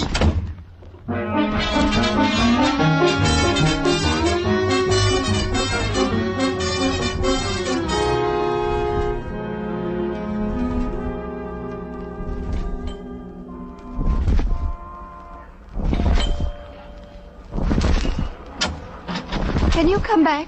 Oh, I'm sorry. Sorry about what? I thought you were the door-to-door tea salesman. The jewel truck is across the street, and I was going to tell him... Who are you? Danny Clover, police. Oh, please come in. In here. Please sit down. Thank you. I'm afraid I haven't very much time. Nick is... I know. I want to see him just once more. He's at the mortuary. I feel I ought to see him. How long has it been since you and your husband lived together? I don't know exactly how to answer that, Mr. Clover. Oh, a month? A year? Oh, no, longer than that. Once Nick brought home a black gown. Strapless and cut... Well, you know. I put it on. I looked like a housewife looking ridiculous in a strapless gown. Nick left then. He moved out? No, he moved out just a month ago. It's been 3 years since he bought me the gown. You knew about About Nick's business affairs? That he was a thief? That he was a hoodlum? I knew about that. It didn't matter? I'll tell you something, Mr. Clover. Nick would go out and something would happen to him. Maybe he'd beat a man with a gun. He'd come home and stare at me. He needed me so he could feel ashamed. You still loved him? While he was here, I was glad. He's gone, but I'm not sorry. Nick wasn't the kind of man who could live very long. But I had him for part of the time that he did. Mrs. Joyner... No, please, you understand, Mr. Clover. Long ago, Nick wanted me to move someplace. You know, Park Avenue, a place like that. But Park Avenue, well, it was like the strapless gown. Did you ever meet any of Nick's friends? Nick didn't have any friends. He had people he had fun with. Like who? So many of them. Women? Of course, lots of them. But he never felt ashamed before any of them. But wasn't there someone special? Miss Lisbon was special. I saw her. Once I saw her walking on Broadway with Nick. On Broadway, Mr. Clover. And she only saw Nick. Miss Lisbon? Paulette Lisbon. Nick told me about her. She stayed at the Hotel Haddon, I believe. Oh, maybe she poisoned Nick. Maybe. Then I'm sorry for her. She doesn't know what she killed. The woman turned away from me, walked over to the hall mirror, adjusted a wisp of colorless hair under her hat, smoothed her gloves, looked once at her face, looked away, then walked out for one more time with Nick. She'd left the door open. I closed it for her. At headquarters, there was a file on Paulette Lisbon. Kansas City, Las Vegas, Chicago, Paris, the Italian Riviera. The girl who opened the door for me at the Hotel Haddon was the sum of all the places in which she'd been whispered to, clothed in silk. The sum of all the hands that had stroked the shadows on her throat, the edges of her mouth. All there was in the room was Paulette Lisbon. Thank you. For what? For the way you look at me. I thank you. Miss Lisbon, Nick looked at me like that sometimes. Other men makes a girl feel good. I mean good. You liked Nick? Nick brought me pretty flowers. These on my neck, on my arm, those boxes on the dressing table. Sure, I like Nick. Then maybe you'll help us find his killer. You really want him? The killer, I mean? So many people are celebrating Nick's dying all over town. I know because I've been invited. You're not going? No. No, I think Nick would like me to grieve a little. After that, I'm on my own. He told me so lots of times. He was poisoned. Maybe you can tell me why. I can give you a lot of whys, but don't ask me who. You'd tell me if you knew. Cross my heart and hope to die. Who needed him dead? You, the citizens, the people of the country. My Nicky was a stain. That brings us to you. I needed him alive. Girl like me doesn't know where her next Nick is coming from. Would you open it for me, Danny, please? This rope, the guest might whisper. Miss Lisbon, Oh, it's you. I know you. Come on in, Finch. Hey, you don't keep a promise. I even spelled my name for you. What'd you bring me this time, Finch? Oh, you'd be so pleased, Miss Lisbon. I stole it from the kitchen. Hunk of pheasant. And this cool wine. I stole it for you. There's no charge. Well, there's some bills on my dresser, Finch. Help yourself. Oh, you know I don't do it for that, Miss Lisbon. You just help yourself to these goodies. Have some, Danny? It's on the house. It always is with Finch. No, thanks. They killed your Mr. Joyner, didn't they, Miss Lisbon? Hey, they had to be brave to kill a man like Mr. Joyner. If you like it that way. You just call me to clean up the mess when you're through. Bye, Miss Lisbon. Oh, there are so many kinds. All different. Sure you won't have some, Danny? A funeral feast? No. Then throw it away for me, will you, Danny, please? Out the window was fun. Lots of fun.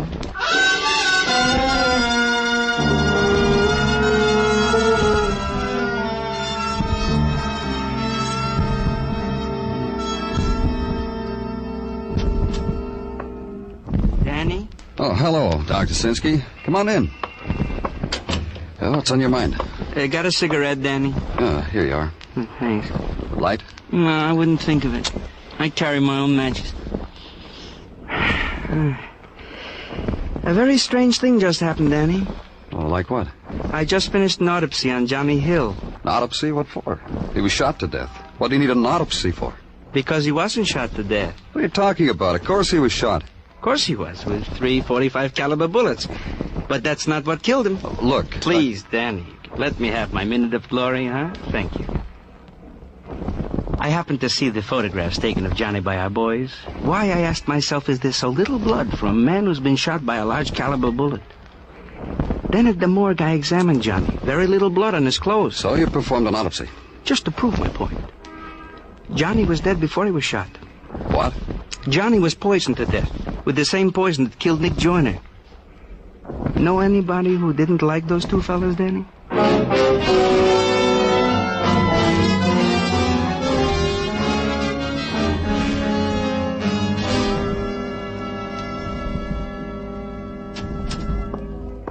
Here he is, Danny. Oh, sit down. Me? Him. You leave, Maury. Oh, Danny, I lend you my office. Be polite. Out. Okay. I said you can sit down. I'm not in the habit of sitting down. Room service, remember? Finch, room service. Tell me about yourself, Finch. I told you. Room service. I mean, how you live, your friends, what you do outside of the hotel. You're interested? Yeah, I am. Well, thanks. Yeah, I'll tell you. How do I live? Oh, I work 8 hours, read a lot, go to the movies a lot.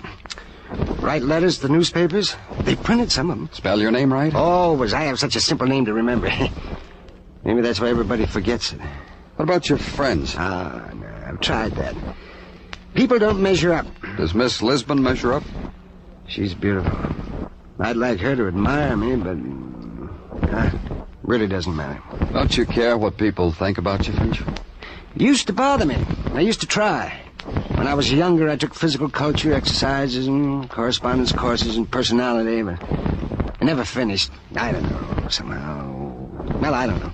Now you don't care. Oh, people are stupid. They don't know what goes on inside of other people. Me. Why are you asking me these things, Mr. Clover? Because I admire you. Oh, thank you. Here. Oh, see, let me show you something. I have it right here in my coat pocket. It's a letter I'm writing to the Times. Read it. Tell me about it. It's about those 2 men who were murdered in this hotel. Society ought to thank whoever did it. Give them a medal. Don't you think so, Mr. Clover? Think what? Give them a medal. Whoever poisoned those 2 men. Yeah, that's one way of looking at it, Finch. See, you know, Mr. Clover, you and I think alike. You can understand a man. I think we can be great friends. Uh-huh. I think I would have hated Nick Joyner myself. Yeah, that's right. Tell me about it. Well, if I would have poisoned a big man like Johnny Hill, and if someone would have come along and taken all the credit for it by emptying his gun into Johnny... Oh, what kind of courage did that take? Killing a dead man. Maybe Nick didn't know Johnny was dead. He probably just thought Johnny was sleeping. Oh, that doesn't make any difference. Nick got all the glory for killing Johnny. And you couldn't stand that, could you? You wanted that glory. What's that? You killed them both, didn't you? Johnny and Nick. What's that? Poisoned Johnny because of how important it would make you feel inside yourself. You could walk the streets and look at the people and know they didn't know how important you are. I didn't say that, Mr. Clover. And Nick messed it up for you. So you had to kill Nick. No, that's not right, Mr. Clover. You said they were both poisoned. How'd you know? I just found out. Now, listen to me, You reported the first murder to me yesterday. You took great pains to give me details. But you didn't say he was shot because you didn't know he was. You've got to listen. No. You listen to me. Think about it, Finch. Alan Finch kills 2 big, notorious gangsters. But look, Mr. Clover. Think about it, Finch. Your picture and all the papers, your name and all the headlines. Alan Finch. Not just letters to the editor. Pictures. Headlines. Personal interviews? About how I did it? Sure. Of course. Maybe a picture of Miss Lisbon and me. And she'll be crying. Let's go tell the papers about it, Finch. Finch. Alan Finch. F-I-N-C-H. Finch.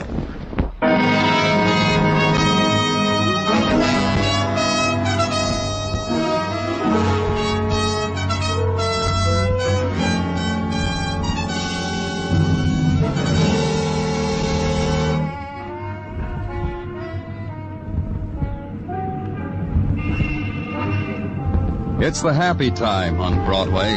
It's after the movies. Nobody wants to go home. It's a place strung against the night like a phosphorescent alley. And they're heaped here. The golden girl, the bright-eyed kid, the man with the promises, and the guy who believes him.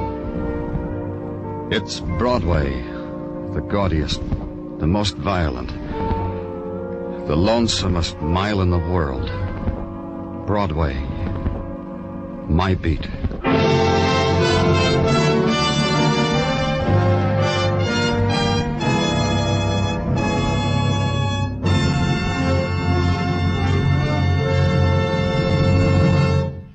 Broadway's My Beat stars Larry Thor as Detective Danny Clover with Charles Calvert as Tartaglia.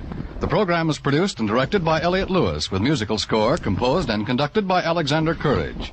Included in tonight's cast were Howard McNear, Marlo Dwyer, Gigi Pearson, Adrian Marden, Lou Merrill, and Jack Crucian. We Americans have a valuable heritage, a heritage of individual freedom that includes the freedom to worship as we wish at the church or synagogue of our own choice. By attending church regularly, we can gain the moral and spiritual strength to meet the many problems which confront us today. Help support your church and attend regularly with your family.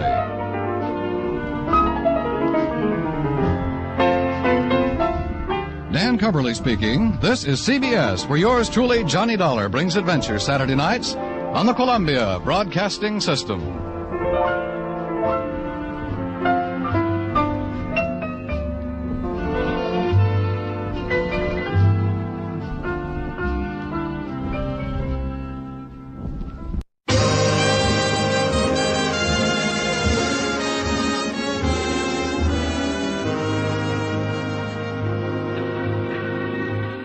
Broadway's My Beat, from Times Square to Columbus Circle, the gaudiest, the most violent, the lonesomest mile in the world.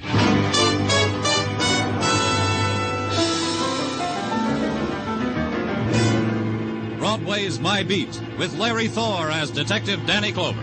At 1 o'clock in the morning, solitude whispers its invitation. And the derelicts of night run from it, beat on a door, plead for a refuge from the offered emptiness. But no door opens to them.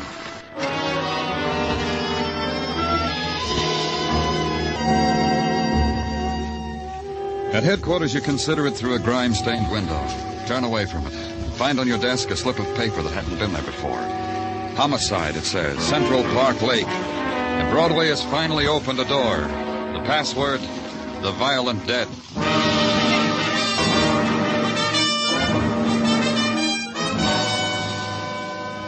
There's the lake, and the facade of the city embracing it. There's a shadow covering a dead girl with its coat, the puny effort to thaw the veil of frost on the girl's forehead. Then the shadow rises, shakes its head, and it's Muggavan. I don't know, Danny. Sometimes it's, You know, Danny, I got a nephew, 3 years old. He comes here during the daytime to play, to feed the ducks. Yeah. Who is she? We don't know. They're dragging the lake now for any identification she might have had on her. So far, nothing. Drowned? Here, come here, I'll show you. See? A knife wound. Where it is, it probably killed her instantly. Then they threw her in the lake. Who reported it? A guy and his girl. They were, smooching. They looked up, saw the body floating in the water. They reported it at the precinct near the house. Anything? We questioned them. Why didn't they report it right away? They had an argument about it, they said. Didn't want to get into a mess, they said. Then the girl said she told her boyfriend we better report it, so they did. Who were they? Smoochers, nothing else, Danny. We're positive. You made no comment, Danny. On what? The way this girl is dressed. The expensive evening gown, the expensive mink fur coat. I know it's real mink because my wife talks in her sleep about mink like that. So? So a lot, Danny. A girl as expensive, as beautiful as this one. Somebody will come asking for her. It's the least they could do, huh, Danny? There wasn't anything to say after that. And from far away, across the stillness, the brief, wild sob of a boat whistle, and the sudden flurry of wind through naked branches, the quick, small sounds in places where there's no sun. This was the autumn's night pastoral, with death in it. I turned up my collar and walked away from it.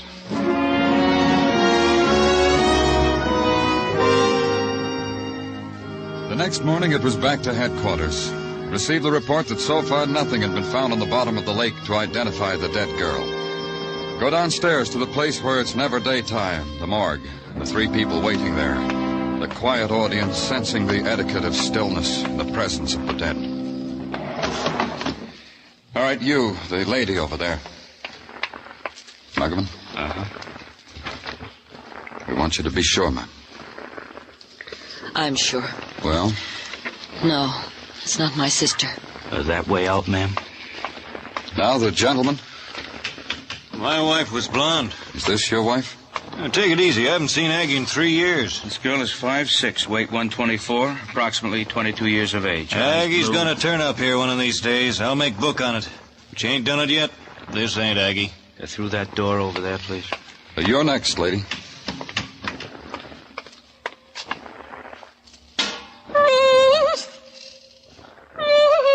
Hey, you're Mrs. Hunter. Coslow! Hey, Coslow! Yeah, what do you want? Oh, It's her. Get her out of here, will you? Yeah, come on, Mrs. Hunter. We know. Ever so often this happens with Mrs. Hunter, Danny.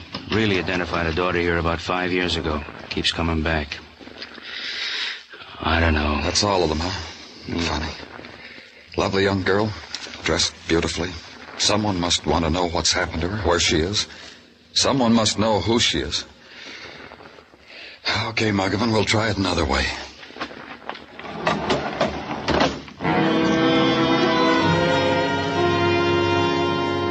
Another way was to check with the men in technical. Maybe they had something. They had. The dress the girl had worn to die in was an exclusive, made exclusively for one woman in an exclusive shop just off Park Avenue. The coat, too.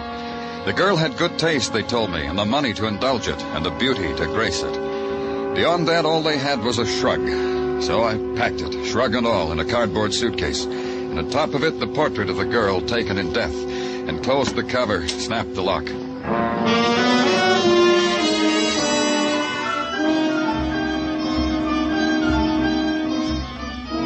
At Roderick's Incorporated just off Park Avenue, a man tried to stop me from opening the suitcase. Maybe I should have been proud. It was Roderick Incorporated himself. My good fellow, the hours for salesmen are between 9 and 10 of a morning. They are? And on Tuesdays and Thursdays of a week. Now that you've been briefed, you may scurry off. And take that thing with you. This could interest you, Roderick. Why? Because I'm a policeman. Don't turn pale, Roderick. You don't match the color scheme that way. Whatever would a policeman want with Roderick? This picture, Roderick. Look at it. Oh, stunning girl. But so dead. You know her? No. Oh, but wait, that dress she's wearing, it's mine. That is, it's a Roderick original. A Roderick inspiration. Is it this dress? Oh, but of course, and the coat, too. Who else could have molded those lines? You molded them for this girl? Oh, no, never. Obviously, your dead girl is a thief.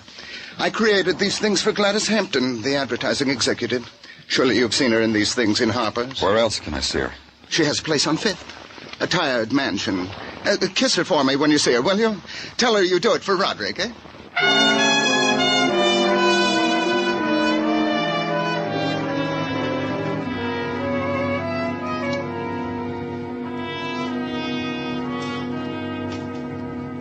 If you don't mind, Mr. Clover, let's get this over as quickly as possible, shall we? All you have to do is cooperate, Miss Hampton. Cooperate? I've just come home from Vermont. Just this morning. I've got work to do. Cooperating with police is not on the agenda. I want to show you something. These clothes, this coat, this dress. Where'd you get them? Have you ever seen them before? I'll tell you why I have. I paid a lot of money for them. They're mine. What are you doing with them? Well, look at this. Go ahead. Take a look at this picture. That's Joan. What's this all about? Who's Joan? Joan is Joan. Joan Fuller, my maid. What's happened? Didn't you miss her when you came home today? No, she didn't know when I was coming back. What's happened to her? We found her in Central Park Lake, murdered. I'm not going to like the publicity about this. That's how sorry you are, huh? I don't allow myself those kind of luxuries. I'm too busy. Tell me about Joan. Well, she's worked for me for 2 years. She came from Muncie, Indiana. She was efficient. She lived here. I paid her well. I couldn't tell you more than that. How is it she was wearing your clothes? Well, before I left for the weekend, she said a young man she knew from Muncie was in town. She wanted to dress well for him. Would I lend her some clothes? I would and did. What young man from Muncie? How do I know what young man from Muncie? I suppose Muncie has its share of young men, else eventually there'd be no Muncie. Did you get a look at him? Well, he was coming in while I was going out. He was nice looking. I'd probably remember him if I saw him again, but I couldn't describe him. You see, I'm being of no help to you. Besides, I'm busy. Please close both doors to the vestibule as you go out, Mr. Clover. I did, and walked out into the street holding the crumbs she'd given me. The identity of the dead girl. A girl who had borrowed her employer's clothes to impress a young man from Muncie. A girl whose final embrace was holding close the bitter waters of a lake.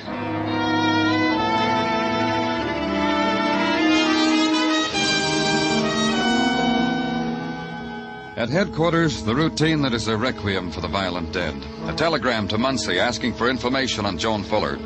The order to Muggavan to riffle through hotel registers for a visitor from Muncie, a young man, good-looking. The sifting, the questioning, the break for a cup of lukewarm coffee. And then another call from Muggavan. Hotel Adams, Danny. A Johnny Barrett. Registered with his wife from Muncie. I looked at him, Danny. He looks likely. The tired room, complete with stained rug, stained washstand. And the young man at the dresser, manicuring his fingernails. You're here to present me with the keys to the city? I'd like that, because I'm fond of your city. To ask you questions, Mr. Barrett. Now, what would a boy from the country know that would interest a big city man like you? He might have known a girl named Joan Fuller. He might have known a lot of girls. Not one named Joan, though. That's one he's missed. How big is Muncie, Mr. Barrett? Big enough that I could walk its streets, put nickels in slot machines, order a beer, go alone to movies, and never meet a girl named Joan. It teases me, though. I'd like to meet her. She's dead. She was murdered. That makes me sad. I cry when girls die. It's a thing with me. Let's go, Mr. Barrett. I haven't finished my pinky. You want to show me the sights? I want to show you to a woman who says a young man came calling on Joan Fuller. A young man from Muncie. That could be a sight. Get your coat, Mr. Barrett. Let's go. Can't wait. Oh, honey. Honey, doll, come on in. Enjoy looking at the shop windows? Jimmy, who is... A policeman, honey. He wants to go show me to a lady. This is my wife, Mr. Clover. Mrs. Barrett? It's hard to believe she's my wife, huh, Mr. Clover? Me being young and... honey, doll here being... But we love each other to pieces. Don't we, honey, doll? Jimmy, I don't understand. What's a policeman doing with you? Don't worry, baby, I told you. He wants a lady to look at me so she can identify me as the murderer of some pretty girl named Joan. She was pretty, huh, Mr. Clover? Jimmy... Go window shopping again, honey, doll. The policeman and I have got a date.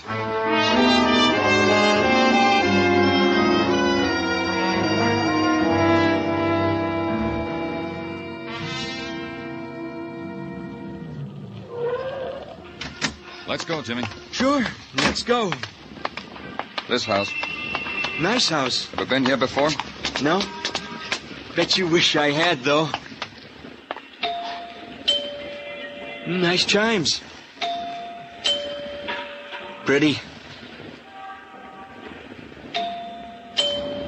Nice. Funny. Vestibule doors open a bit. Miss Hampton liked her doors closed. Oh, you wouldn't peek, would you? Yeah, I would. Stuck. It'll only open half. Hey, look. What there was to look at was a vestibule floor, a tile mosaic in a simple block pattern. Clean, gleaming. Even the blood that spread across it had a new quality to it. Miss Hampton's blood. Miss Hampton lying there. I knelt beside her. Miss Hampton with a knife in her heart. Miss Hampton, dead.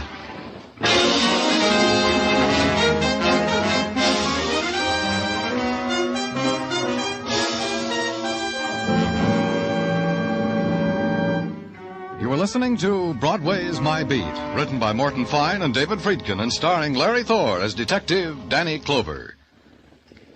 Are you ready to sing it again this Saturday night? You'll find a whole hour full of the day's popular music by Alan Dale, Bob Howard, Judy Lynn, and the Riddlers. You'll hear the tuneful riddle songs that lead to Sing It Again's Phantom Voice Treasure Trove. $5,000 in cash and $10,000 more in wonderful prizes.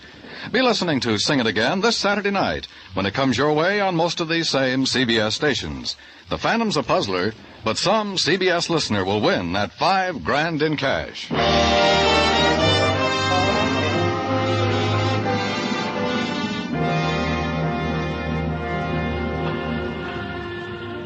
When it's November and the winter is a-comin' in, Broadway is a place of regret. The dreams are dying, and it's a long time before April will come again. The orange juice stands put glass doors between themselves and the pavement, serve hot coffee as a buffer against the wind and loneliness.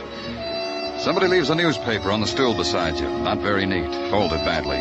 There's a small bit of blackberry pie on the item that tells about a girl who floated face downward in the lake. You flip back a page and consider the minor headline concerning a woman named Gladys Hampton, also murdered. Then flip another one and see how they ran at Hialeah. You take your time. Outside, it's pavements, and outside, it's cold. I didn't have it so good. I got my coffee out of a paper cup, and Sergeant Tartaglia had put too much cream in it. Or as he put it... Too much cream, huh? And not enough sugar. You always get them mixed up, Danny. Why is this? We all have our bad days, Gino. Only I seem to have them more frequent than most. Have you noticed? Let's get on with it. You got anything for me? Yeah, Danny, yeah. In the matter of Jimmy Barrett, the young man from Muncie, it has been established by the coroner that he could not have killed Gladys Hampton since, at the moment of her demise, Jimmy was with you.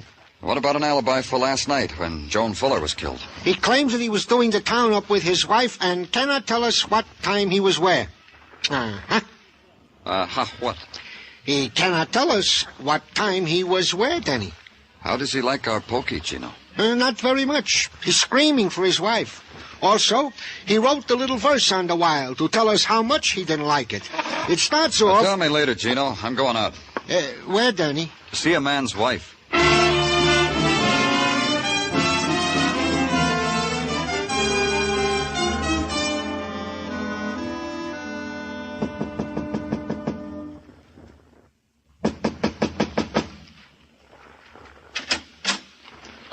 it's you.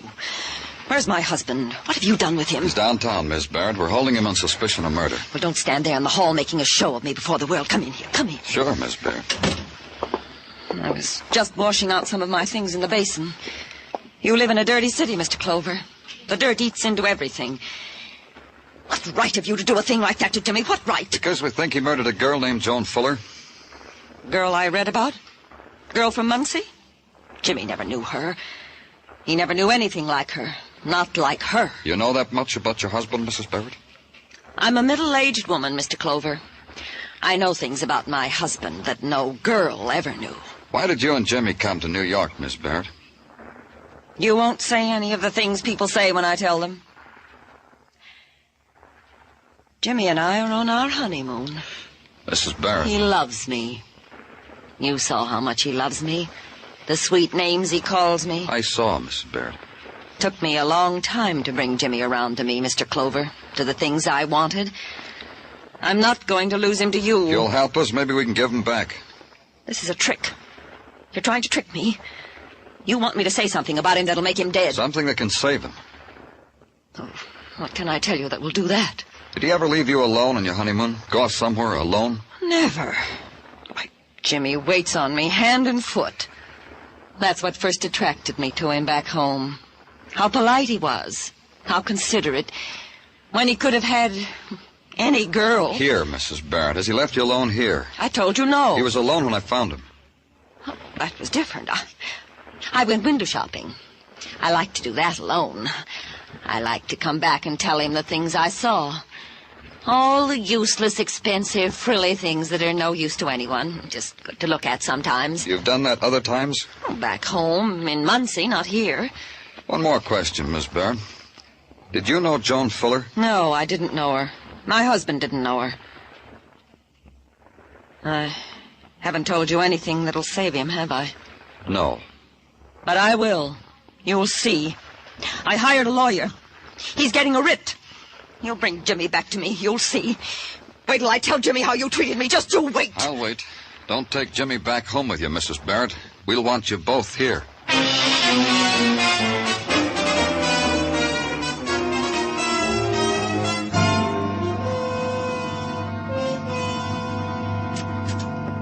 Danny? Come on in, Gino. Okay. Just a word to let you know that people questioning around the home of Gladys Hampton had never seen Jimmy Barrett. Also, that Jimmy is released on a writ. Yeah, I was threatened with it. And to tell you that outside is a gentleman from Muncie, Indiana. Another one? Yeah, Danny. You know, this is the first week in my life I have met two people from Muncie, Indiana, one on top of the other. Show him in, Gino. This way in to see Danny Clover, Mr. Fuller. Sit down, Mr. Fuller. Thank you. I'm Joan's father, Mr. Clover. I see. I'm very sorry about what... Thank you, but of course you're not sorry. If we mean the same thing by that word. You're a policeman on homicide, and your job's got to do with dead people. People get used to death almost as easy as they do to cigarettes. The sorrow of Joan's death belongs to me, not to you. Forgive me, I made a speech. How did you know your daughter was dead? You notified the Muncie police, they notified me. I've come to take her home with me. If I can help... Find the person who killed her. We're trying, Mr. Fuller. I've never been vengeful. I've always felt sorry for people eaten by hate. Now it's happened to me. I can understand. Tell me, Mr. Fuller, do you know a man named Jimmy Barrett from Muncie? Of course. Joan knew him, too. Pardon me a second. Battaglia. Roger, Danny. There's a man tailing Jimmy Barrett, isn't there? Yeah, Danny. Get in touch with him. Find out where Jimmy is. Roger. Over. We were talking about Jimmy Barrett, Mr. Fuller. Tell me about him. Well, Jimmy married a woman somewhat older than he, rather wealthy woman. Why do you ask? He's honeymooning in New York. How well did your daughter know him? Valentines, letters on flowered stationery, holding hands and dances, that much, no more than that. I see. What did Joan tell you she was doing in New York? Working in advertising, she said. Everyone back in Muncie thought that. I didn't know she was a maid. I know how you feel. Forgive me again, you can't possibly know. Did you have a daughter? Did you tell her stories? Did she cry against your cheek? Did you watch her grow up? Was she found in a lake? Was she murdered? Mr. Fuller, We don't know each other, Mr. Clover. We're not friends. Your sympathy doesn't mean anything to me. Just find my daughter's killer. Danny, What is it, Tyler? the man we had tailing Jimmy Barrett just phoned in. Jimmy just bought himself a new car 5 minutes ago. Brand new Hudson. Where? Tobin's on 105th Street. Thanks, Gino.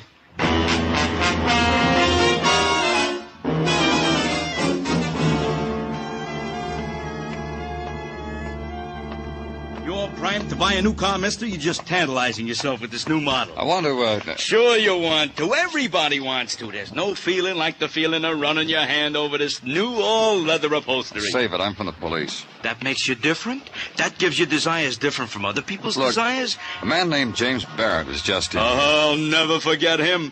He bought a new car off of me not a half hour ago, paid me cash, drove away on a dream. Cash? $2,500. He just took $2,500 out of his pocket and gave it to you? Well, not exactly. Let me give you a vivid description of it. I found it very thrilling. You thrilled me, too. He looked at the car, asked me how much it was as I stood there, and I told him. Then he runs across the street to the bank, runs back with $2,500 clutched in his wet fist. So you see why it wasn't exactly he pulled it out of his pocket. He was clutching it in his wet fist. Bank across the street, huh? Yeah. Hey, what's the matter? He got it from the bank. It can't be counterfeit, can it? Don't give me heart failure like that. Hit me in the face with it. It's not counterfeit, is it?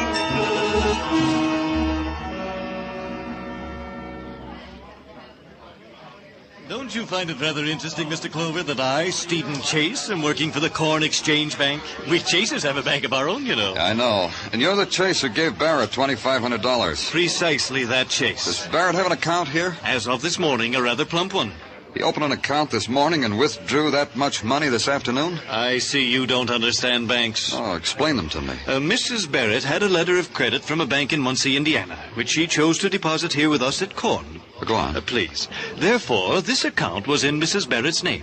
However, this morning, Mr. Barrett appeared. Mr. Barrett, the bearer of a letter from his wife to the effect that her account should now be a joint account. Was that all? Please. I called Mrs. Barrett to find out whether the letter was valid.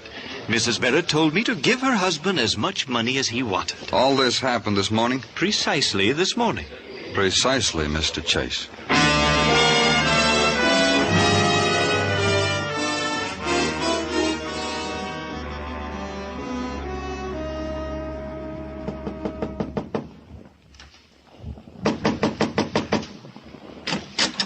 Oh, hiya, Danny. Just going out. Want to go out with us? No, I'm coming in. Oh, Miss Barrett. See you got all your things packed. Going back to Muncie? Oh, no. You said we couldn't go back to Muncie until this thing was all cleared up. We're going to find a nicer place to live. Yeah, me and the honey doll are going to branch out. Nothing but a ball from now on. We're really going to live. Aren't we, honey doll? Yeah, whatever you want, Jimmy. Tell me what you want, Jimmy. What I want? Get out of this crummy hole. New clothes for honey doll. And for me, drapes. Double-breasted. I understand you got a new car. It's got New York talking, huh? We're talking about it down at headquarters. Jimmy, the man said he'd show us the penthouse at 9 o'clock. It's almost that now. You heard what honey doll said, Danny. I guess I'm henpecked, that's all. Tell me when all this happened, Jimmy. The last time I saw you, you were happy, right here. How much are you allowed to meddle in our lives? What concern is it of yours where we live? Oh, honey doll, don't talk like that to Danny. He wants to come up for a drink sometime. He wants to know our address. Get him out of here. You didn't answer my question, Jimmy. When did you make up your mind about all this? New car, penthouse. I'll tell you. Honey doll and me had a small talk. We decided we were tired of living like folks, like other people. Honey doll wants to support me in the manner I'm itching for. And she can afford it. Come here, honey doll. Jimmy, get him out of here. Baby, this is Jimmy. Jimmy with his arms around you. Stop it. Okay. But you're supposed to give me anything I want, remember? You're a little blackmail, Jimmy. Huh? I had a talk with Joan's father. He said you used to hold hands with his daughter. And if you did that, you lied to me. You did now, John. You did lie to me. Danny, so I lied to you. I was nervous. It's getting late, Jimmy. Did you lie too, Miss Barrett? Did you know Joan back in Muncie? No. But you knew Jimmy knew her. You knew Jimmy was seeing her while you were here, while you were on your honeymoon, Miss Barrett. Oh, why not, Danny? I likes to look up old friends, especially an old friend who's made good in the big city. I got news for you. Joan was a housemaid. Those clothes she was wearing belonged to her employer. I knew that, and I understand why she did it. To impress me. To make me hate myself because I married another woman. Jimmy, you realize what your lying can cost you. Sure, Danny. Now I'm your #1 murder suspect. That's right. Danny. Uh-huh. What's the penalty for murder in this state? Premeditated? Premeditated. Life, the chair. Depends on the jury. And how about for obstructing justice? It depends. 1 to 10, maybe. But for murder, it can be the chair, huh? That's right. Did you hear that, honey doll? You're going to get the chair. Jimmy. You killed so you could keep your husband, didn't you, Mrs. Barrett? Jimmy. I'm begging you. Get him out of here. You were afraid Jimmy would get blamed for it because Miss Hampton, her employer, could recognize him. You had to kill Miss Hampton, too, didn't you? Jimmy. That's what you held over your wife, Jimmy. You knew all this. She had to give you everything you wanted. Thought you'd get as soon as you were married, but didn't. 1 to 10, huh? That's the way it was, Danny. You! You fool! I killed my you! Killed my you! And you fell! Hard, honey doll. You've lived almost most of your life. They had a week of it with me. Let's go. Both of you. Honey doll, I promise you this. When I get out, I'll spend your money. I'll be happy. Just the way you wanted me to.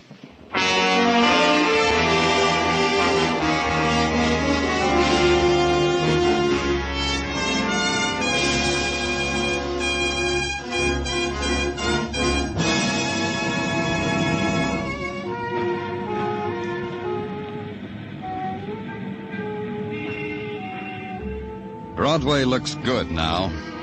It's wearing the funny mask with the funny nose, and the big smile painted in scarlet. The scarlet you've known in other places and other times. Don't rip off the mask, kid, because you couldn't stand what you'd see. It's Broadway, the gaudiest, the most violent, the lonesomest mile in the world. Broadway, my beat.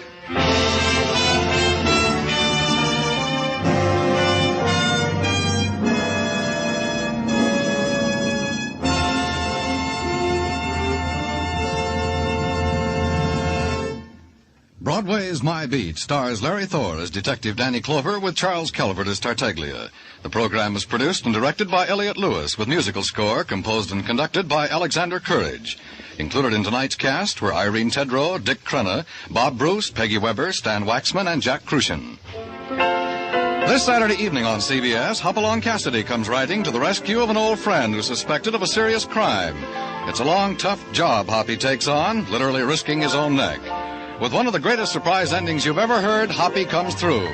Be listening this Saturday and every Saturday evening when the one and only Hopalong Cassidy, starring William Boyd, is heard on most of these same CBS stations. Dan Cumberly speaking. This is CBS, where yours truly, Johnny Dollar, brings adventure Saturday nights on the Columbia Broadcasting System.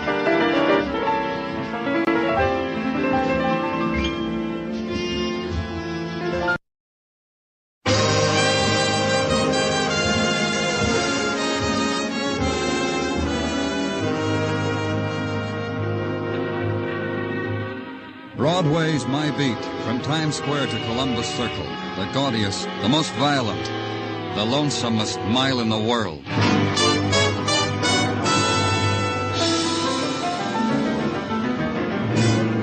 Broadway's My Beat, with Larry Thor as Detective Danny Clover.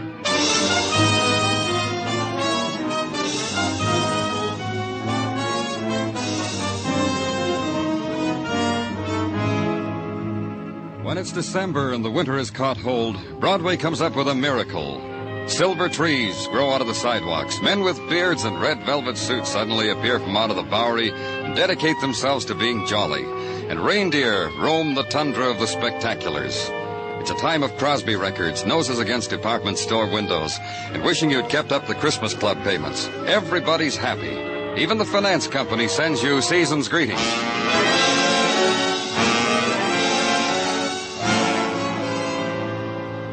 The atmosphere hadn't touched the alley, littered and dark except for a stark cone from a flashlight held by a policeman. Up here, Danny. Shot twice in the back. Still breathing. Come on, Doc.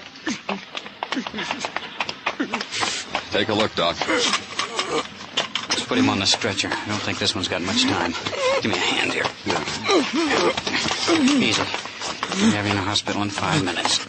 Know who he is, Mugwin? Yeah, his wallet says Ben Justin. Yeah, here it is. The ideas of what happened? I think he knows who shot him, Danny. He was saying he'll get even. Any names? No. Easy with him now. Just slide the stretcher in here. We'll ride with him. Let's go, Mugwin. Okay, Joe, let's get this ambulance on the road.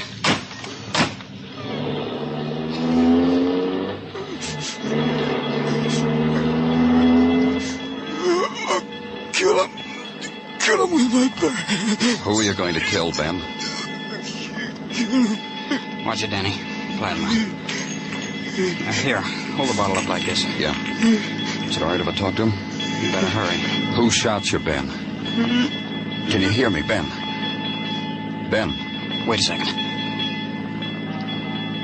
Hey, Joe, you can take it easy. Take your time. He's dead, Danny.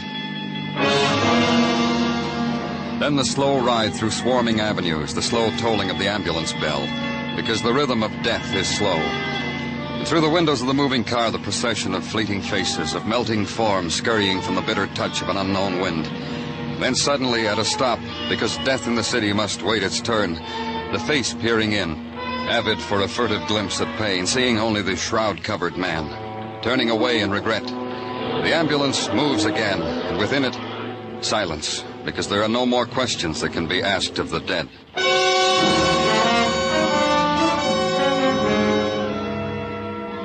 At headquarters, the setting up of a file on Ben Justin. The word murdered, neatly typed in triplicate, then the fragments of his life drifting in to be pieced together, to be entered under the correct heading, on the correct line.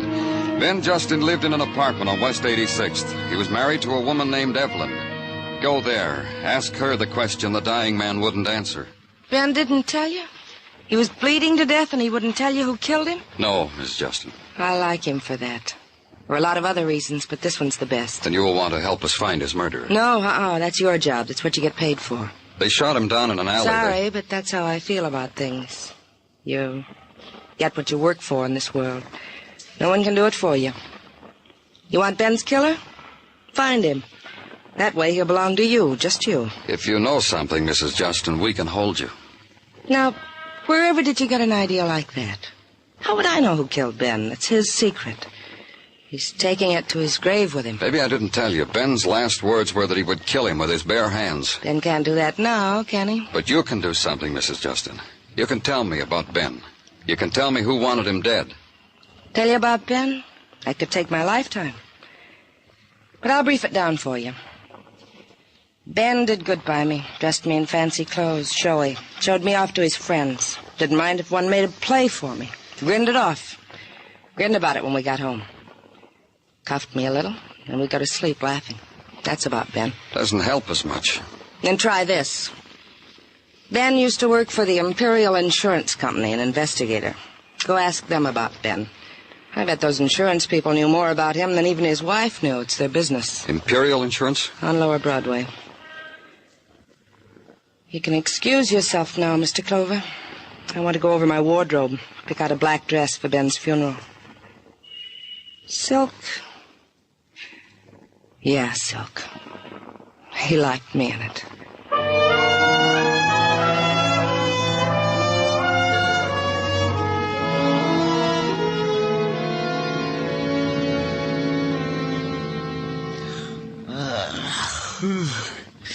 Yeah, it's very intriguing what you tell me, Mr. Clover. Look, why don't we go downstairs and chat about it over a cup of coffee? Now, Mr. Cogan.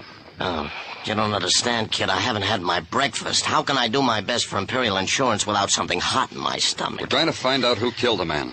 For this, I have to miss my breakfast? I tell you don't understand. My wife sleeps in the morning. She doesn't Ben make Justin me used to work for you. I want you to give me what you know about him. Now. Because it won't wait. Well, On an empty stomach? All right. All right. Yeah, he worked for us. One of our hottest cases. A year ago, he kissed us goodbye. You don't know anything about him after that. You're just... Look, kid, did I say that? I know a lot about Ben. Let me open my mouth a little, huh? It's open. A year ago, we put Ben on the Colton murder case. Remember it? Who doesn't? Mrs. Colton found murdered, shot to death in her house on Long Island. That one cost us, the company, $100,000. The police were handling it. Why did you put a private investigator on it? Oh, don't let it bother you. Justin flopped, too. He said he couldn't find a thing to prove that Mrs. Colton's nephew and his wife committed the mayhem. Remember Johnny and Dottie Reed? The lovable kids that all of us thought were the murderers? The state, us, till they were acquitted? No evidence, not even from our own boy, Ben. And after that, Ben quit. How did you know? Oh, I told you, yeah. He turned in a memo that we should pay the kids the $100,000 insurance the aunt left the boy. Shook hands all around, resigned. Then right away we find out he was making merry with the Reed kids, all over town, in their home. How do you know that? It was a password in our office, how Ben and his wife were always in the company of the kids. Why? The kids were acquitted? They have the right to make their own friends? For $100,000, we keep trying. Do I get coffee now? Yeah, here's a dime. Let it be on me.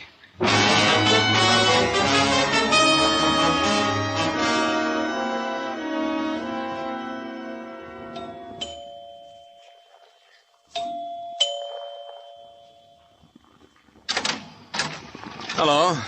What can I do for you? My name's Danny Clover from the police. Yeah. Is your name Reed? Yeah, that's right. I wanted... You got the look in your eyes. You want to talk to me, don't you? Come on in. In here. I know that look, Mr. Clover. The police and I have been chummy before. Is your wife here? Vacuuming the rugs in the dining room. Dottie! Hey, Dottie! Yeah, what do you want, Johnny? Turn off the Lewitt and come in here. I got a caller. I hope you don't mind the way Dottie looks. Holiday cleaning. What'd you say? Oh. This is Danny Clover, Dottie's from the police. I'll be honest with you, Mr. Clover. I'm busy. Well, just a few questions about Ben Justin.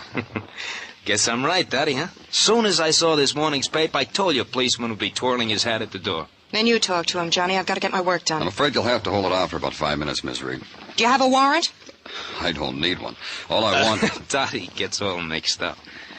Ever since the cops scared her to death last year, well, she just could be lost, and the only person around a cop, and she wouldn't ask him which way was home. Johnny isn't kidding.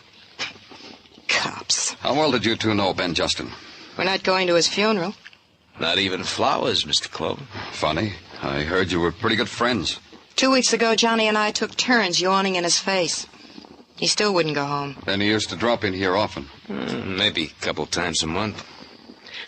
When I shook his hand after we were acquitted, he took that to mean buddy. He couldn't get through his head out of shaking anybody's hand. Ben Justin tried to send you to the chair. I don't understand. Neither did we.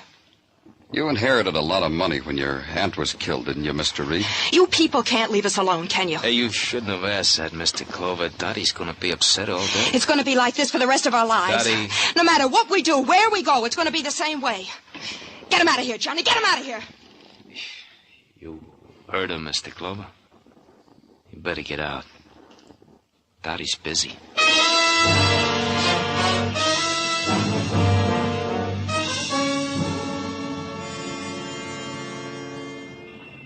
Mind if I turn on the radiator, Danny? It's cold in here. Huh? How can you stand it? There. Danny, you've been over and over the transcript of a year-old trial maybe 100 times. You want something juicy to read? Here, try this pulp. It's good, huh? Tells me the thrilling things detectives have happened to them. For 2 bits, it thrills even me. The things that go on. Mrs. Colton was killed with Johnny Reed's gun. Our ballistics man proved it. Brought it in evidence. Exhibit A. But no fingerprints.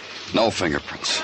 And if you read the transcript another 100 times, there still won't be any. What are you trying to build, It Danny? bothers me. You mind, Muggavan? Danny, listen to me. The kid had a right to the gun. Messenger boy for a brokerage house. Briefcases full of stocks and bonds, sometimes even money. A boy needs a gun in a career like that. They present him with it, courtesy of the house. And it killed his aunt, endowed 2 kids with $100,000. The gun could have been stolen from him, just like he said. His wife put her arms around him. He felt different somehow to her without the gun. That was the first they knew it was missing, just like they said in court. Yeah. I don't understand what you're after, Danny. The kids were acquitted. I know. They said they spent the day picnicking on the Jersey Palisades. Nobody could prove different. Nobody could prove they were at the murder house that day. They were acquitted. I told you I know Muggavan. Then what's with you? You think you found a free and easy way to solve Ben Justin's murder? I take it back, Danny. I didn't mean to say that. Why so chummy with the Reed kids? You mean Justin and his wife? You care about anyone else? Justin was a top insurance investigator. He couldn't find a thing to prove that the kids were anywhere else but eating ham and cheese sandwiches on the Palisades. That cinched it. When an insurance company...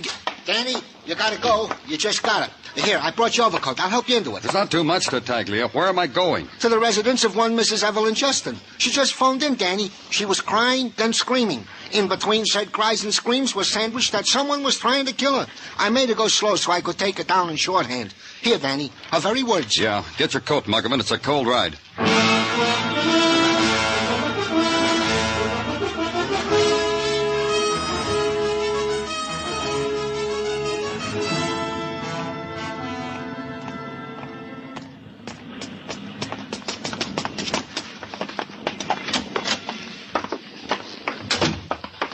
Down this hall, Muggavan. Come on. Right behind you. Wish I'd taken that call.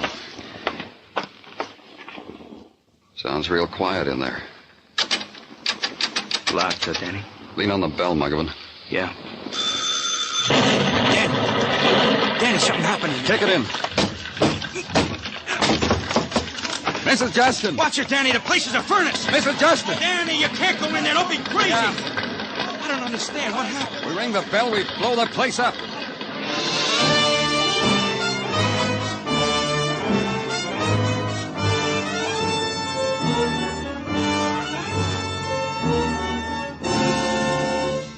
You were listening to Broadway's My Beat, written by Morton Fine and David Friedkin and starring Larry Thor as Detective Danny Clover. There should be plenty of action on CBS Hopalong Cassidy show tomorrow night. Hoppy will be invading the land of the Gunhawks, and though this may not sound full of action at first, he'll finally play dead to capture a band of vicious marauders. Hopalong Cassidy, starring Bill Boyd, comes your way every Saturday evening on most of these same CBS stations. Join him in the land of Gunhawks tomorrow night.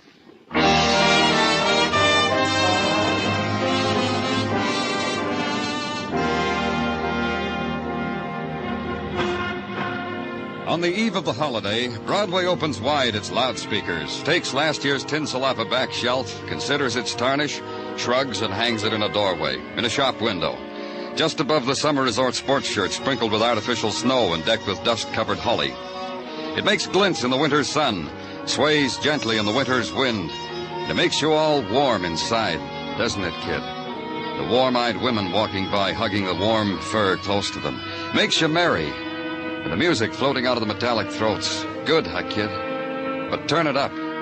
That way you won't hear the dissonance of death. That way it won't intrude that explosion uptown. Anyone killed? No one knows yet, but when they do, it'll be given to you. Hot off the presses, shining from the Translux. Gift-wrapped with red ribbons. But before that happens, they've got to clear away the charred litter, hold the crowds back, assure the lady her kid wasn't in there. You don't know where he is. And then finally a man comes up to you. It's all clear now, Danny. We can go in. They find anything? Uh-huh. They said in the kitchen.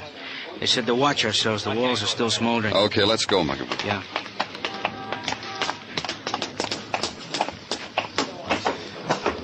He said in the kitchen. Uh-huh. Watch it, Danny. Doorway don't look any... Come on. Not much left, is there, Danny? You were here before. Not much left, huh? Broken up in smoke. Hey. Yeah. Mrs. Justin? Yep. Explosion must have done it, huh, Danny? The way she... She was beaten up first. Slugged. See? Here. Here. Yeah. They made sure, huh, Danny? If we hadn't rung the doorbell, maybe the... Call it in, Muggavan. To homicide.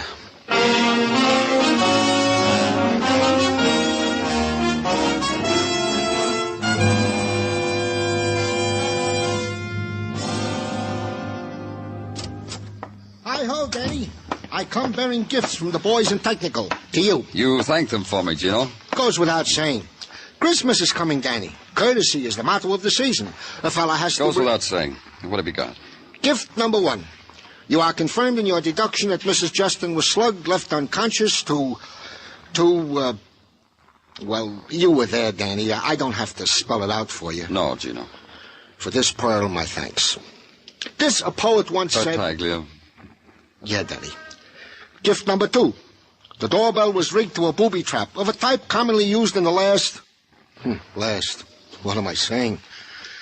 Ring the doorbell and... boom! Blast! Poof! It was that professional. To the contrary wise is Mr. Gordon from Technical. He says it was a clumsy imitation. Gordon didn't like it, huh? He sniffed his nose at it. However, in the matter of an inferno machine, what matters clumsy, huh, Danny? Anything else? Nothing else. Except an itching in my brain. Huh? Yeah. I am making out my Christmas list, and it itches me. Want to give Mike Schreck, the bald-headed miracle detective from Philadelphia, for Christmas. The joy he has brought me. I should return it with a likewise. You got a suggestion, Danny? Only a question, Gino. How did you know it was Mrs. Justin you talked to on the phone? Well, she told me, Danny. Several times she told me. Well, what reason would I have to disbelieve what a lady tells me? You're trying to make out I'm a Gulliver, Danny? You know... Pardon me, Gino. Likewise, I'm sure. When they tell you their name, see if you... Danny Clover speaking. This is Swifty Crenshaw of the 34th Street Post Office, Mr. Clover. They referred me to you. Why? Oh, because I'm holding some undelivered mail for Mrs. Evelyn Justin.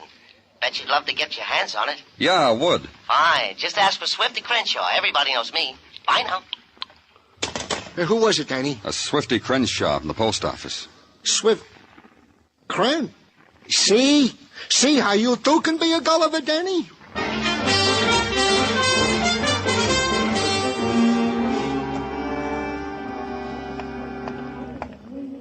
You Mr. Crenshaw? You bet. My name's Clover. I spoke to you on the phone a little while ago. You bet. Just wait here.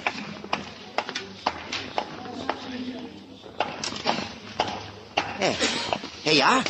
The mail addressed to Mrs. Ben Justin. Uh-huh. There's not much there. Circulars, a few Christmas cards from people who heed our message to mail early. One there that's sealed, and the sender tried to mail it third class. Postage due on that one, but I guess we can forget it, huh? I can save you trouble turning over that postcard. It's for a free grease job with 15 gallons of gas. That other is for a book overdue at the library. You've been having yourself a time, haven't you, Mr. Crenshaw? You bet. What's in this envelope? How do I know? It's no use holding an envelope like that up to the light. It's manila. It's postmarked yesterday. Addressed to Mrs. Ben Justin. The.O. Box 626, 34th Street Station, New York, New York. Return address, the same. She addressed it to herself? What's in it? You bet, Mr. Crenshaw.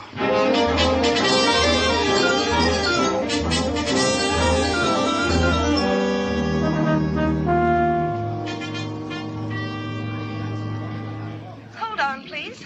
Mr. Jasper is looking up the records now. Okay. Tell him to hurry. Mr. Jasper will speak to you. Good. Mr. Jasper on the phone. What about it, Jasper? You say you have a carbon copy of a subscription form for today's Lady magazine? Where did you get it? In an envelope. Come on, your girl said you were looking it up, Jasper. The form is used by your company, signed with the initials DF. Who is DF? Donald Fraser. He would have gotten 400 points if he'd handed the subscription in. But why didn't he? Where does Donald Fraser live? 19 West 16th. He's a pretty good... Yeah. Thanks.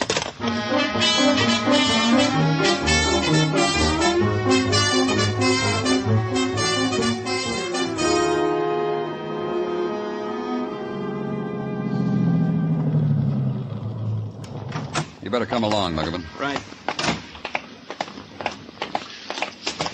You ring the bell this time, Danny. No, I'll ring it. I read someplace if you crash in an airplane, the first thing to do is to go up in another one. Nah, you ring the bell, Danny. Thanks.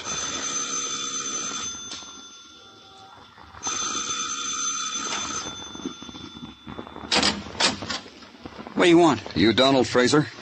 So, what do you want? We're from the police. Didn't you hear, Donald? We're from the police. Let's go inside.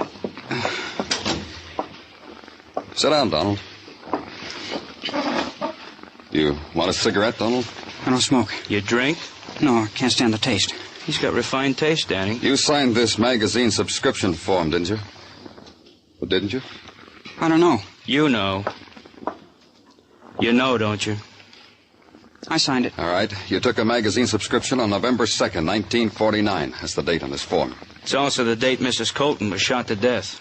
So, what's that got to do with anything? It's got this to do with it. It's a magazine subscription for Mrs. Colton. You took the subscription. Who signed it? I'll tell you. You're not kidding. Let him alone, Margaret. I came by Mrs. Colton's that morning selling subscriptions. Mrs. Colton said to come back later. She wanted time to make up her mind. When you came back, Johnny Reed was there with his wife. I said leave him alone. Yeah, that's right. They were there that day. The girl yelled up to her aunt that I'd come back. Mrs. Colton said to take the subscription. The girl signed for her. That does it, Danny. Not quite. Donald, then Ben Justin got to you, didn't he? He was investigating the murder and tracked down a lead that a magazine salesman was on the Colton block that day. That right?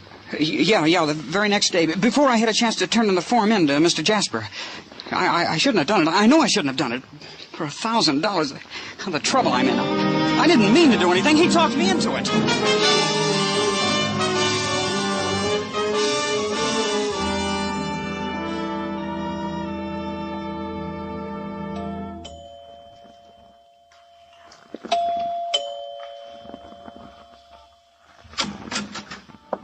No, it's you. What do you want? Let's go inside, Mrs. Reed. Remember how busy I was yesterday? I'm busier today. That's too bad. I want to talk to you, and I want to talk to your husband. All right, come in. I've got an idea Johnny's going to throw you right out, and I want to watch. Johnny! Johnny! Yeah? Look who's here, Johnny. Huh? Oh. Hi, Mr. Clover. Can I get you something? I just broke out a quart of beer. No, thanks. I want to talk to you alone. Sure, my pleasure. Go make us some coffee, Daddy. I told him you were going to throw him out, Johnny. You're making a liar out of me. Just get the coffee, Daddy. Then you'll throw him out? If he annoys me. All right, Johnny. Now, what's a good word, Mr. Clover? What have you been doing with yourself lately, Johnny? Oh, this and that. I got enough money. I'm lucky with the horses. The money gets used up and replenished. I envy you. Yeah, got a system. That's fine. I'm glad to hear of it. Is this what you come all the way out here to talk to me about? You impressed me the last time I talked to you. You kidding? No, I'm not. Say, you think Dottie needs any help with the coffee? Probably. She's all thumbs. But she doesn't like you, Mr. Clover. Maybe if I help her with the coffee. Yeah. Why don't you do that? Help her with the coffee. Mine's with cream, Mr. Clover. 2 sugars. What do you want? I just came in to tell you to get your hat and coat. That sounds familiar. That's right. You're under arrest. Hey, you doing all right, Mr. Clover? You're under arrest for murder. Let me tell you why it sounds familiar, Mr. Clover. Because it's happened before. What happened before? A year ago, when Johnny and I were arrested for the murder of his aunt, the police separated Johnny and me. Then one cop came to me and said Johnny'd confessed. That way I was supposed to break down. They did the same thing to Johnny. Oh, as a policeman, you're a real nothing, Mr. Clover. A real nothing. Hey, let me laugh with you, huh? Say, you remember what they tried on us before, Johnny, trying to make us confess? Well, your friend Clover just tried it again. Oh, Clover. All right, you had your fun. Don't you think you ought to go home now? I haven't had my coffee yet. Daddy makes such lousy coffee. It really isn't worth it. You know, I don't understand you. Throw him out, Johnny. That's what I mean. I came here to give you something for Christmas. Maybe I'm a little early. Maybe I should come back. If you're giving, we're receiving. What do you got? This. The magazine subscription form that your wife signed last year in your aunt's house. Where'd you get it? From Mrs. Justin's post office box at 34th Street Station. You got it figured, huh, Mr. Clover? Sure. It's proof that the two of you were at Ms. Colton's the day she was murdered. The piece of evidence the DA didn't have at your trial. Johnny, they can't try us again, can they?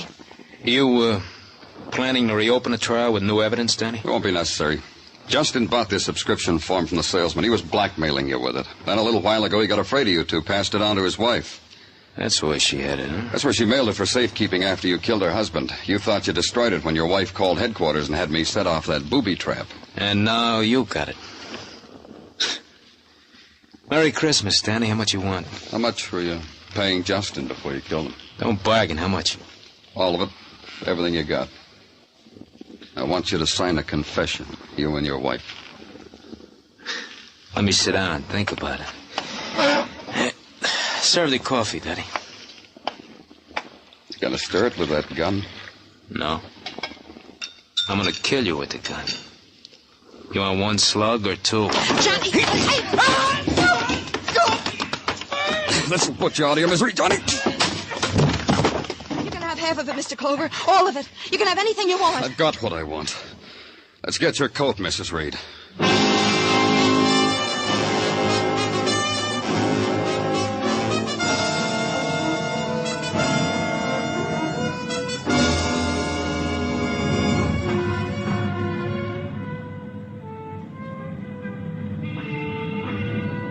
In the midnight cold, Broadway echoes with sounds you hear only in darkness. The fleeting whispers that speckle places where there's no sun. People pass and touch you. You look down, there are fingers of dust on your shoulder. It's Broadway, the gaudiest, the most violent, the lonesomest mile in the world. Broadway, my beat.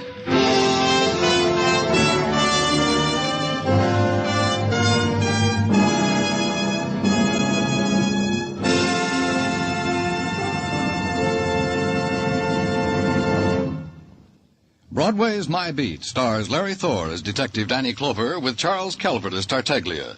The program is produced and directed by Elliott Lewis, with musical score composed and conducted by Alexander Courage. Included in tonight's cast were Anthony Barrett, Sam Edwards, Virginia Gregg, Michael Ann Barrett, Sidney Miller, and Jack Crucian. Now, here's Larry Thor. Ladies and gentlemen, tonight's program concludes the present series of Broadway's My Beat.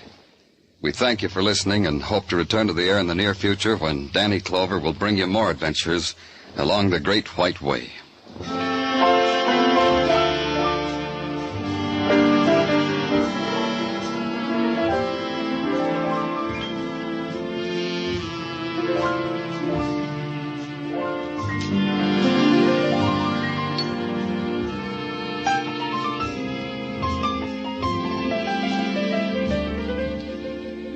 Next week at this time, most of these same CBS stations will bring you a new program featuring Edward R. Murrow, Columbia's famed news reporter.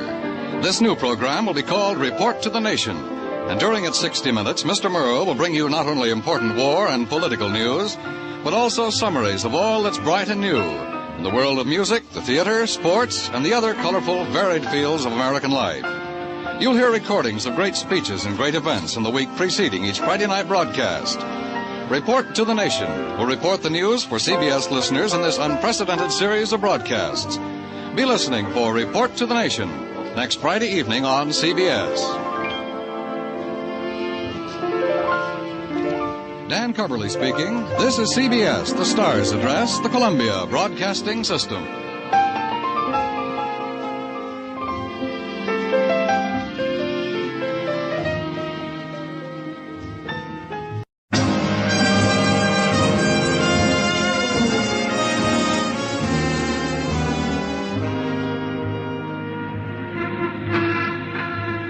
Broadway's My Beat, from Times Square to Columbus Circle, the gaudiest, the most violent, the lonesomest mile in the world.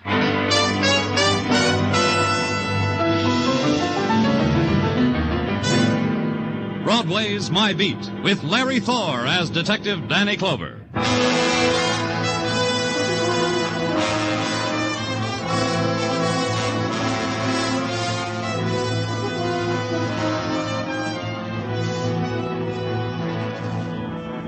The day without color is only 6 hours old, and the restlessness begins to eat at Broadway.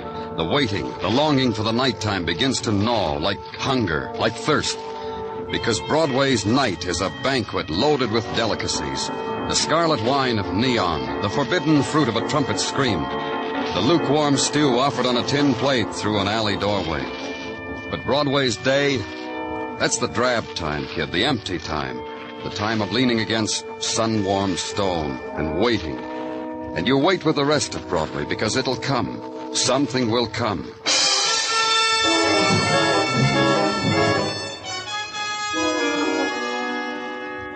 And it does. You know that because Broadway nudges you with an elbow, winks, says, "Follow me, kid. The day has turned bright." And it's not far away where the day is bright, on 39th Street, just off 7th Avenue, in the Garment Center. The crowd is already there ahead of you, toothpicking its last bite of lunch, digesting the spectacle of a man sprawled on the pavement. The dress rack he'd been pushing lay beneath him. There was a scissors in his back. His blood sketched a new pattern on the bright, flowered silk prints. And the man, heavy in the shoulders, pushing a space into the crowd so you can be close to it, so he can fill you in on it. You got here fast, Danny. I was shown the way. Who is he, Muggavan? His wallet says he's Thomas Hart. His Social Security card, YMCA membership, it all says he was Thomas Hart. These people know him. I've been calling him by name. He don't answer for 20 minutes now, I'd say. Any of them see it happen? No, I asked around. They were all busy with shop talk, with wife and kid talk, with union talk. First thing they noticed was Sinclair Stylecraft's new sample spring line was spilled in the gutter. They kept the cabs and trucks from running over the dresses. Sinclair what? Sinclair Stylecraft. See? On their dress labels. Huh? A dress manufacturing place up the street. He worked there. They all told me that, and I didn't even ask. Keep him back, Muggavan. They're waiting for us to act something out. Just keep him back. After a while, one of the onlookers glanced at his watch and hurried away. Lunch hour was over, and he'd be the big man around the water cooler this afternoon. Something big just happened to him. He'd seen a man with a scissors in his back. And a girl looked up from the pavement, smiled across the crowd to a boy in a sports shirt, and walked away slowly. And a woman in a youthful hat took her place. In a few minutes, it was all over. Two men threw a blanket over the face of Thomas Hart and carried him away.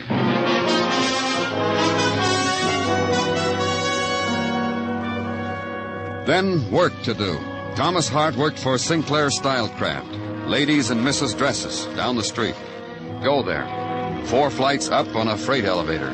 Nod to the gray-haired man holding the wheel in a comic book and get no answer. And through the rows of sewing machines where 100 women spend 8 hours a day with a dress pattern and a bobbin. Then finally ushered into the office of the man of destiny for the 4th floor, Mr. Justin Sinclair. Sit down, Mr. Clover, Danny Clover, police. About what happened downstairs? That's right. You want a cigar? Tell me about Thomas Hart. Sure, I'll tell you. You don't mind that I'm smoking, do you? Oh, Tommy. What's that supposed to tell me? Look, I've been in business for a long time. A man gets hard driving for $1. Takes a time like this to make me know what kind of a man I've gotten to be. I'm not asking you to weep for the boy, Mr. Sinclair. I could weep. That's just what I mean. I've forgotten how. Tommy was a bright youngster. So what if he was pushing dress racks around? I did it once. Tommy was interested. Tommy asked questions about the business. I'm sad, Mr. Clover. Don't laugh at me. I'm more than sad. I'm horrified. Mr. Sinclair? Well, come in, Stella. Miss Croft, Mr. Clover. Mr. Clover is from the police. Yes, they told me in the shop a policeman was here. That's why I'm glad you did. He wants to know all about Tommy. What do you want to know, Mr. Clover? Well, as much as you can tell me. Mostly why somebody murdered him. Tommy was an errand boy and pushed dress racks. I'm sorry he's dead, but frankly, he annoyed me. How? Oh, Mr. Clover, come now. Look at Miss Croft, will you? Just look at her now. I'm looking. Does it annoy you, Miss Croft? Not yet. If you came into my office and stared at me sitting at my drawing board, then if you grinned, then if you winked... You really couldn't blame Tommy, Miss Croft. Natural, normal. Don't you do it, Mr. Sinclair. Quite a girl, huh? Quite a young lady. What else about Tommy? Not a thing. Me either. All right. Where does he live? I can tell you that. Follow me out. I'll get the address for you from our personnel man. Yes, you'll find Sinclair Stylecraft cooperative, Mr. Clover. Anything at all.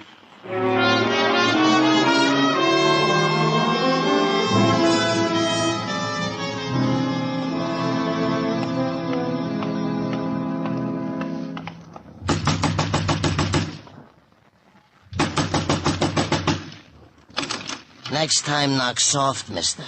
You want something from Jonesy, the keeper of the garbage pails. The collective rent shall knock soft. They told me Thomas Hart lived here.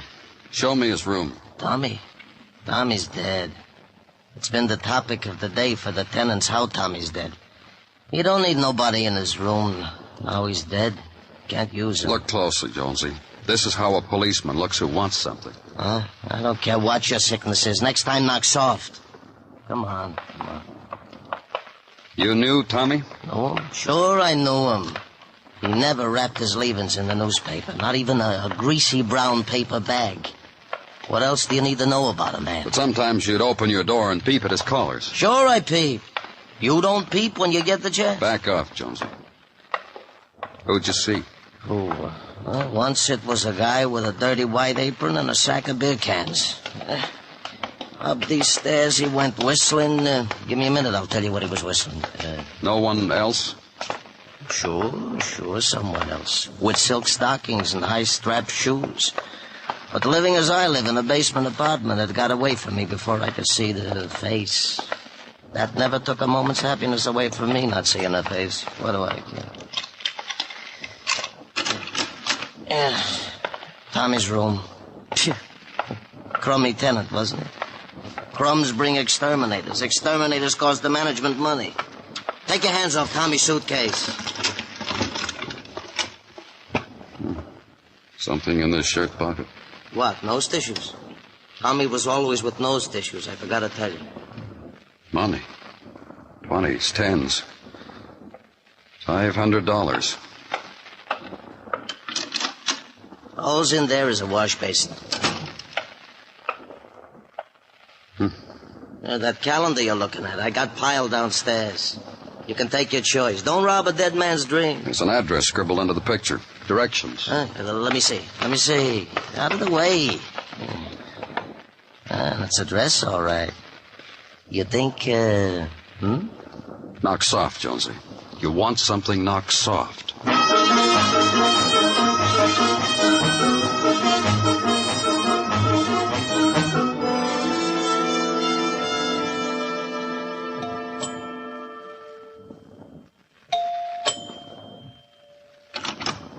Yes? The nameplate on the door says this is the residence of Justin and Elizabeth Sinclair. Is that right? No, I'm Mrs. Sinclair. What is it you want? Well, my name's Danny Clover. I'm from the police. You're from the police. Well, come in, please. My husband phoned and said a policeman might be around. Oh, my.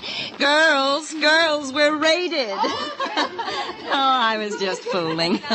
No, Mr. Clover didn't come here to break up our canasta game, did you, Mr. Clover? We're only playing for a 20th. This is Mrs. Westfall, Mrs. Meston, and Miss Natalie. Now, Miss Natalie does our hair after the game. She wins. Can we talk someplace, Mrs. Sinclair? Of course we can. Deal me out, girls. In here. We'll close the door so we won't be disturbed. Now tell me all about it. All right. I came from Tommy Hart's room a little while ago. He had some directions penciled on a calendar. The directions brought me here. Well, but I don't understand.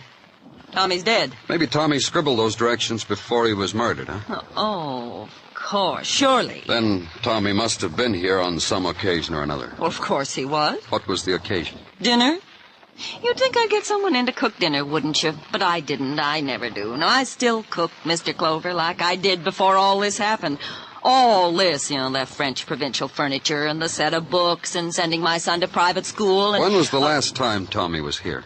Didn't my husband tell you? Why, it was last night. Just last night, Tommy was sitting in that chair you're sitting in now, with that girl draped over him, lighting his cigars and waiting on him hand and foot. What girl did that? Well, the girl Tommy brought with him to dinner. That bleached blonde from the shipping department. In my house, imagine. Why my husband tolerates it. What was the girl's name? Jenny. Jenny Morrow, I think. And she works for your husband? I told you she did. In the shipping department. Checker or something, I don't know. He invited Tommy over because Tommy's bright, and maybe someday he could learn the business, but why the girl, I don't know. What else can you tell me about Tommy? He ate everything that was put on the plate in front of him.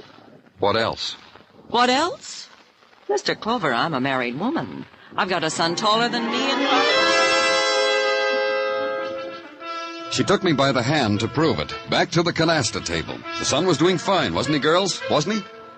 And her life with Mr. Sinclair was all a girl could ask for, wasn't it, girls? What right had a policeman to come nosing around spoiling everything? The card game, the hairdos, making the canapes grow cold, letting the ginger ale turn flat just because someone stuck a pair of scissors in her husband's errand boy. So I explained the rights of the dead. And the girls cried. Scooped up the cards, shuffled, redealt, and I got up.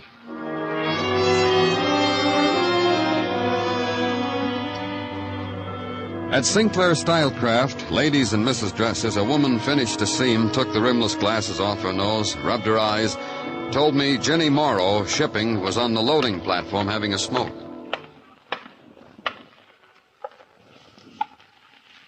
You can keep looking at me, mister. The view is for free. Teeth, courtesy Dr. West Miracle Tough Toothbrush. Hair, courtesy Peroxide 10%. Eyes, cheeks, figure, courtesy Careful Planning. You're Jenny Morrow? For Eugenia. Mom called me Eugenia. Found the name in a book someone threw in the trash can. Dramatic, ain't it? Some questions I want to ask you, Jenny. Questions about... You're a policeman, ain't you? Yeah. Tell me about Tommy Hart. Mine hostess of last night blabbed to you, huh? Okay. How long did you know Tommy? Long enough to slap him a couple of times, slap his mouth. Then he says he'll make up to me. He'll take me to the boss's house for dinner. Big deal. You didn't enjoy it? Here I am practically spilling my life's blood on you, and I don't even know your name. Well, Danny Clover. It suits you. No, I didn't enjoy the supper, Danny. I got the feeling... I'm crazy. I'm making it up out of my own head. What feeling, Jenny? You ever had it? The feeling that you've been taken someplace just so as you could insult people with your presence? Just by being in a place you don't belong, it's an insult? Just by being what you are? But Mr. and Mrs. Sinclair invited you, Jenny. Tommy twisted an arm. That's how come I'm invited. Big deal. Tommy did that to you, and he's your steady boyfriend? Oh, steady? What's steady? That Daisy go pin on Stella the designer. Me. I was the last name on the list. Stella Croft? Stella, the designer of designs. Where is she? By the Pantages Theater on 42nd Street, in the third row on the aisle. An arrangement we got with the management, so Stella can steal the latest Paris creations from the Parisian actors. Stella has a life. Maybe it'll come to me someday. I'll work on it. It was a 5-minute walk to 42nd Street in the Pantages Theater. On the stage, a man in a plaid dinner jacket was having a little trouble hoisting a girl to his shoulders. But when he did, they were fine together, circling faultlessly to the music. By the time I got down front, the man was holding his partner over his head, spinning, smiling, and turning red. Stella Croft was there, all right, pad and pencil poised, staring at the act. The dancers bowed. Everybody applauded. Everybody was happy. Not Stella. Stella with a scissor stuck in her side. Lifeless Stella. Dead Stella.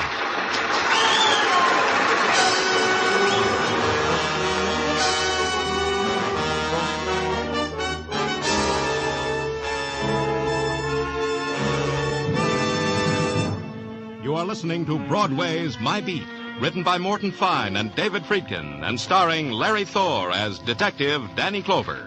Every Sunday evening, CBS brings you two of its top comedy stars, Jack Benny and Eve Arden. It makes no difference where you live, whom you know, what your job is. Everyone immediately feels at home with Eve Arden's romantic, harassed schoolteacher and with Jack's careful spending, perennially youthful portrait of himself. CBS cordially invites you to join them this Sunday again when Eve Arden plays Our Miss Brooks on most of these same stations, and Jack Benny and his gang are heard on them all. Now the second act of Elliott Lewis's production of Broadway's My Beat.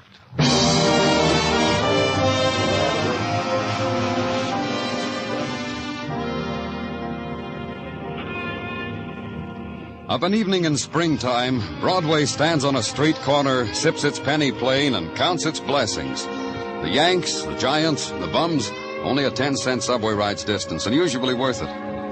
There's bottled orange juice from sun-kissed California to be tasted for a nickel. And the rides are getting painted at Coney. And the moon that rocks down over Manhattan in April is a special kind of moon. And the music that lilts from doorways is a special music. And the girls are golden. There's more, too. It blinks around the translux and demands your attention for 10 seconds. Girl stabbed at the Pantages Theater.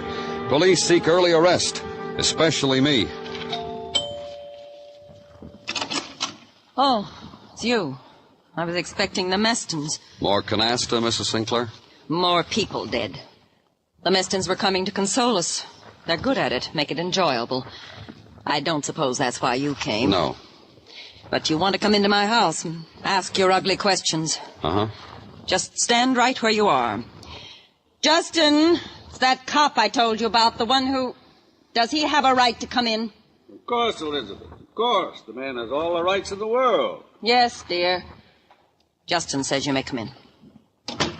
Sit down, Mr. Clover. Take the world off your back. Sit down and talk to Elizabeth and me. Cigars there at your fingertip. Anything you need, ask Elizabeth for it. Maybe Mrs. Sinclair would like to make you some coffee or a sandwich. Anything that'll take her out of here, huh, Mr. Clover? Don't be embarrassed. You can talk in front of Elizabeth. She knows more about the man Sinclair than I know. Correct, baby doll? Yeah, you want to know about Justin's friendship with Stella, is that it, Mr. Clover? Before the scissors episode, I mean? Well, that's it. I didn't think we'd get around to it so easy, but that's it. You won't mind if I tell him, Justin. Not a bit of it, baby doll. Just hand me a cigar first. Thank you. All right? Thank you, Elizabeth. Any time, Mrs. Sinclair. This friendship, as you called it? It was you, Mrs. Sinclair. I remember because it surprised me, the name you gave it. You thought it. There was nothing between Stella Croft and my husband, Justin, except the normal relationship of an employer to his employee. Consultation over dress designs during working hours, approval, disapproval, the putting into production, the countersigning of the weekly paycheck. Nothing more, Mr. Sinclair? There was more, she'll tell you. There were the times my husband Justin took her to fashion shows, to dinners for the buyers at expensive places. There was the time of a manufacturers' convention in Atlantic City. Justin called me every morning, every night. Stella was pretty. Some people thought lovely. She brought us customers, made us richer. That was what was between Stella and my husband. Nothing more. You don't know why she's dead? No, we don't know. But it saddens us, Mr. Clover. Send him home, Justin. I'm tired. I want to sleep. If the Mestons come, tell them I'm sick. They'll understand. More legwork now. The pinching up of the bits and scraps that people leave behind. Get as many as you can and arrange them chronologically, by emotion, by habit, by appetite. Draw a line, one from the other, and peep at a life now newly dead. For instance, go now to the apartment of Stella Croft. Walk the corridor that once brought Stella home. Turn the knob of her door.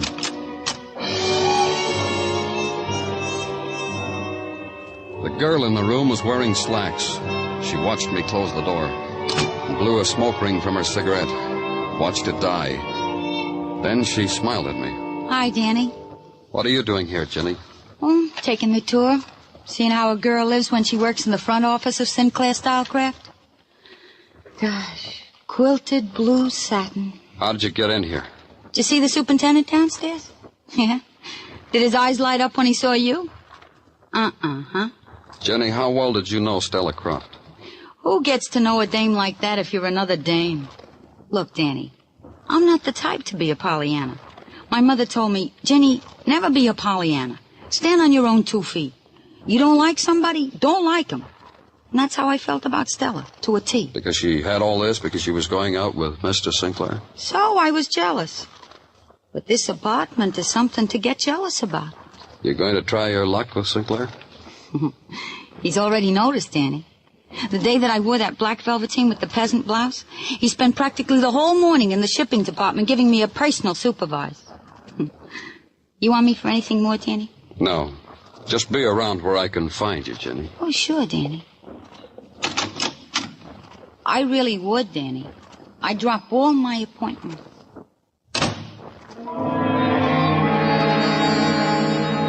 The apartment looked like Jenny hadn't touched anything. The place was impeccable, slick, like Stella Croft had been. Lacquered furniture, highly waxed, and full-length mirrors. I walked back into her bedroom, around it, fingering this and that.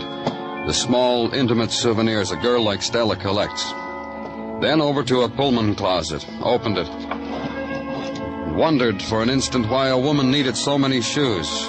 Wondered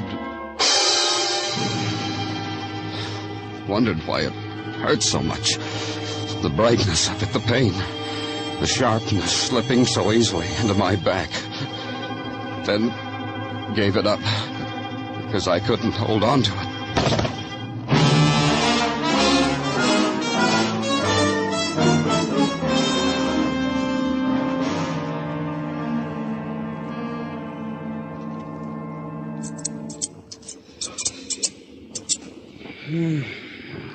Now the finishing touch, Danny. The claim to fame of Dr. Sinsky. In medical school, it was always commented upon how Dr. Sinsky finished off his handiwork. The bedside manner. I don't need it. Yeah, that's right. You don't need it, Danny. Now hold on to something, Danny. It'll hurt. Yeah, hold on to something, Danny. To me, it's gonna hurt. He held on to something. To me, and it still hurt him. What is it with you, Dr. Sinsky? Maybe you need a refresher course in adult medical education. Unruffle your feathers, Mother Detective. I'm all right. Yeah. Listen to him, Doctor. Last night he got a hole in his back from unsharpened scissors, and this morning he tells me he's all right. Okay, if I go back to my office, Dr. Sinsky? You'll need rest, Danny. I'll bear it in mind. Okay, check me in the morning. You hear, Danny? You hear? Yeah. The debt piles up, doesn't it, Doctor? What debt? What are you talking about? I'll count out the times you've eased the pain. I'll let you know.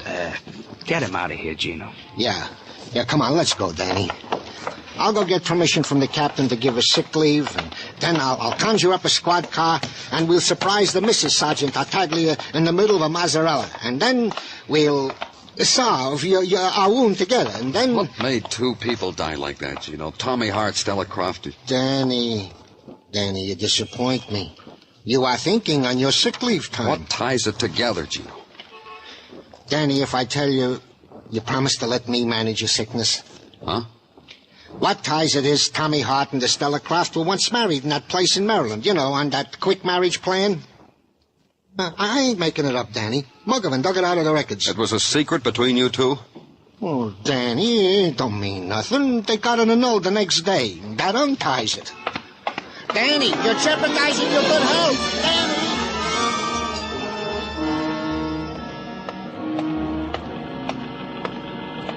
Danny! Good morning. Yes, sir. Can I help you? Hi, Danny. Hey, look at me. Yeah, look at you. Since when they move you out of the shipping department into the reception desk? Since this a.m. I told you. I got supervised into it. Oh. Tell Mr. Sinclair I want to see him. Sure, Danny. Watch me. See? What is it, Miss Morrow? There's out here at this moment the gentleman of the police department, a Mr. Danny Clover. Show him in, show him in. Very good. To that door, Danny. Thanks. Hello, Mr. Sinclair. I'm a busy man, Mr. Clover, but I always have time to talk to you. Mr. Sinclair, how much of your affairs can you get in order in the next 15 minutes? In my business, we never talk in riddles. It's how much, why, when, things a man can answer. What's on your mind? You, Tommy Hart, Stella? They worked for me, Mr. Clover, and they died.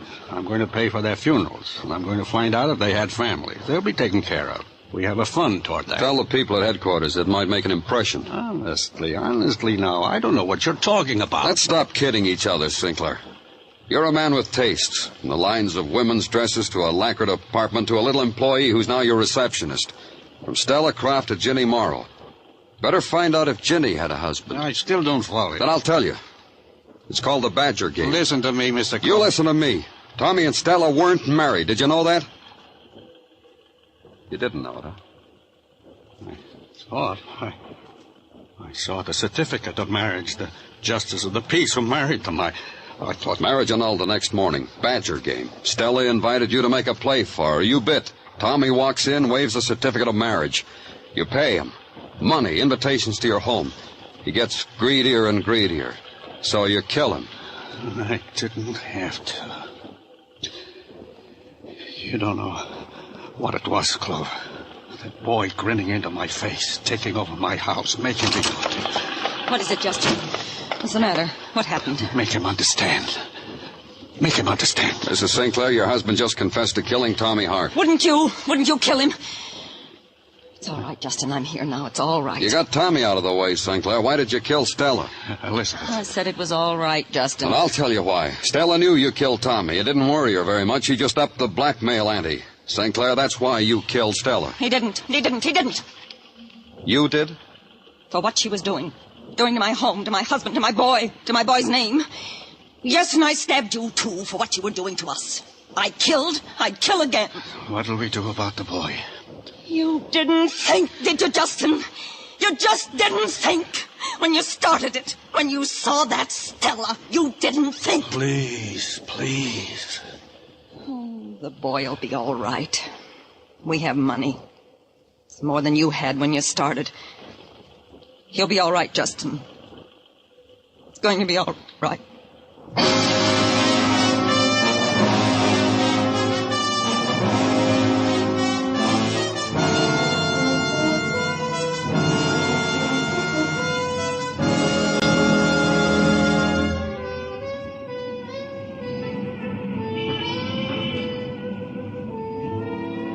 In the April night, Broadway echoes with sounds heard only in darkness. The whispers that speckle places where there's no sun. There's a touch on your coat, you turn. There's no one, nothing. Only the trail of dust on your shoulder. It's Broadway, the gaudiest, the most violent, the lonesomest mile in the world. Broadway, my beat.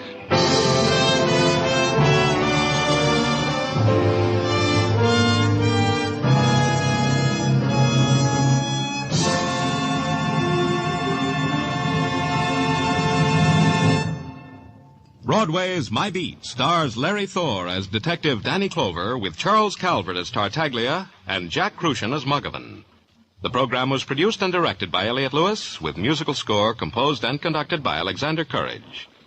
In tonight's cast, Irene Tedrow was heard as Elizabeth Sinclair, Herb Butterfield as Justin Sinclair, Sylvia Sims as Ginny Morrow, Mary Shipp as Stella Croft, and Sidney Miller as Jones.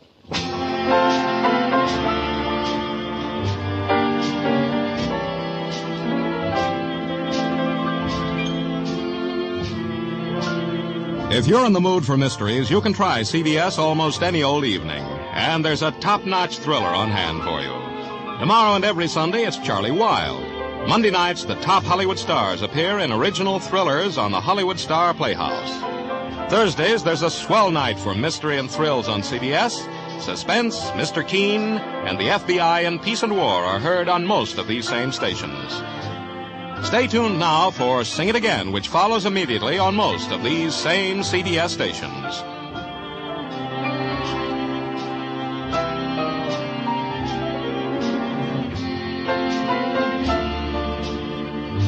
Joe Walters speaking. This is CBS, where you laugh at Jack Benny every Sunday night, the Columbia Broadcasting System.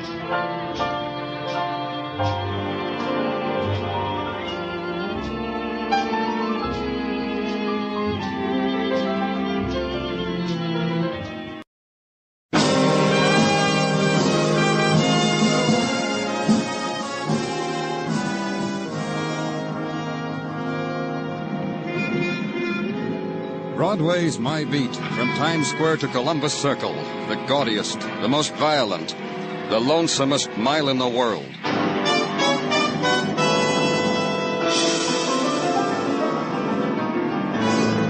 Broadway's My Beat, with Larry Thor as Detective Danny Clover.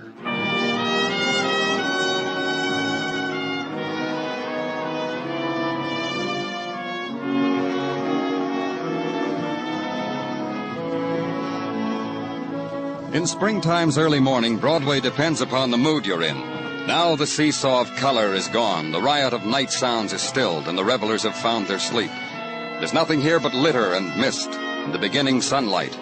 But it's the start of an April day. That's something. You walk into it. And there's something else. The man standing against the lamppost, staring, hands locked in back of him, and last night's newspaper trapped against his leg. Walk past him quickly, kid. It's better to start the day with a cup of coffee.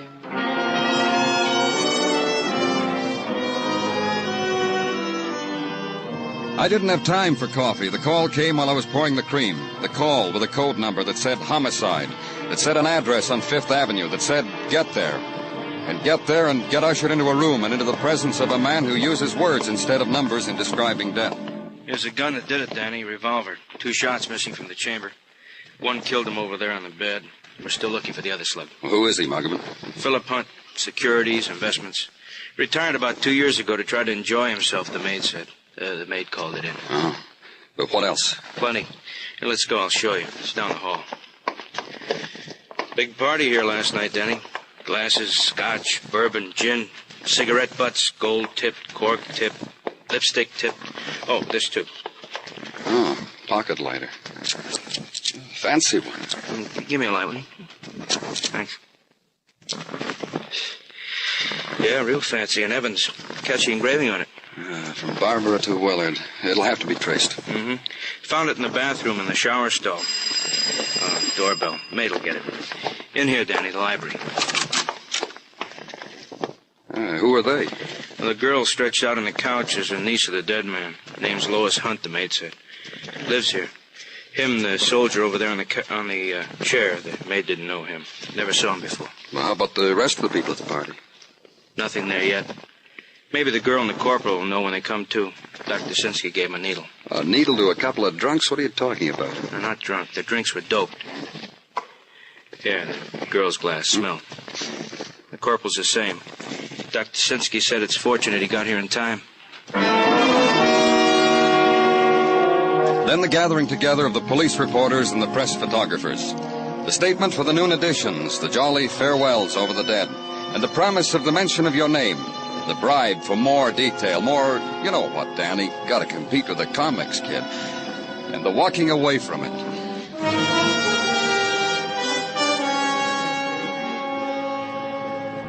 And in your office, the arrangement and rearrangement on your desk of the clutter that attended Philip Hunt's dying. A cigarette lighter, a gun fired twice, 2 glasses stained with death. And a few hours later, the quiet opening of the door, and 2 kids stand waiting, bewildered, their eyes not touched by the morning light.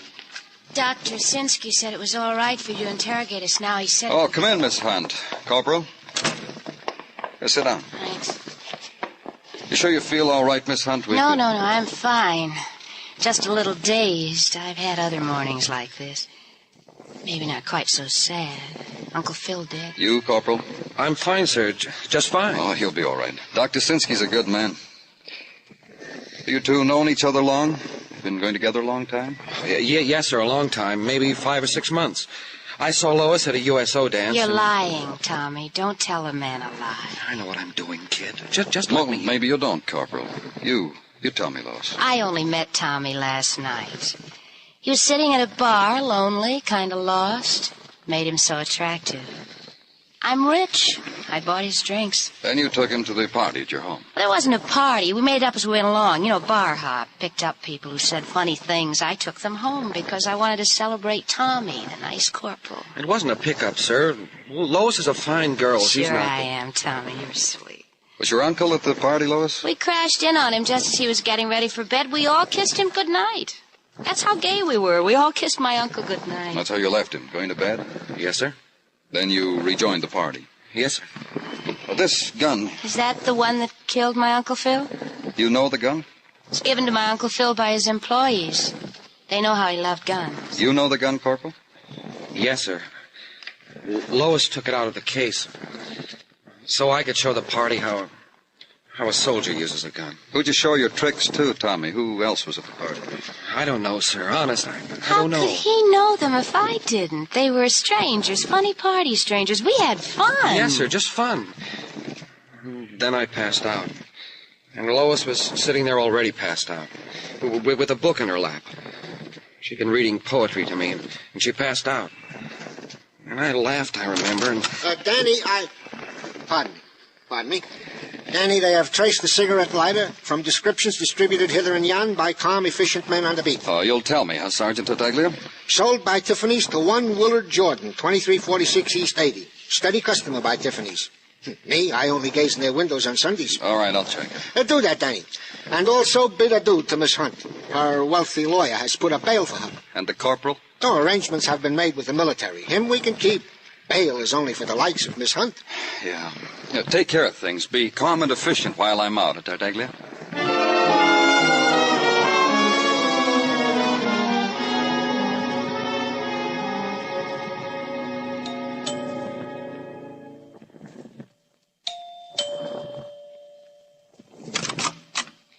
I'm very sorry. I'm busy. I'm from the police. Does Willard Jordan live here?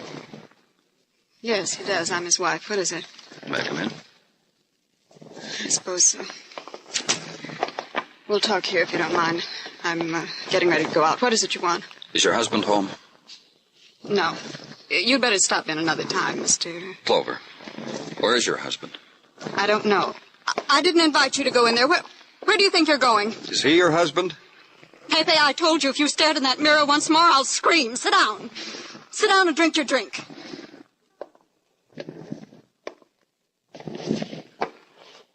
And don't you move. And don't you open your mouth. Not your husband, huh? Then who? Pepe. You must know, Mr. Clover, he's a model for my husband. Willard did him as Narcissus. What's Pepe doing here now? Waiting. He dropped in to see Willard. Willard's going to paint him for his summer show. When's the last time you saw your husband, Mrs. Jordan? Early yesterday morning. I handed him his sketch pad when he walked out of the door. Now, you tell me something. Why is it so important for a policeman to talk to my husband? He was at a party last night where a murder was committed. You think Willard did it? Willard? I didn't say that. I just want to talk to him, that's all. Willard commit a murder? Pepe. Pepe, one more time and out you go. Doesn't it worry you that your husband didn't come home last night? Why should it worry me? What do you mean? Willard has not come home like this before? Oh, I see what you mean. Yes, Willard stays way off and he's a roamer. He goes places, talks to strange people for material to paint. Let's see. Yes, he said he was going to take a model around last night. What model? A Pepe? Barbara, I think. Yes, Barbara Sullivan. Nice girl. You've seen her in the beer ads, Mr. Clover. She lives close by. I'll tell you where. If she knows where Willard is, phone me, let me know. Will you? Of course you will.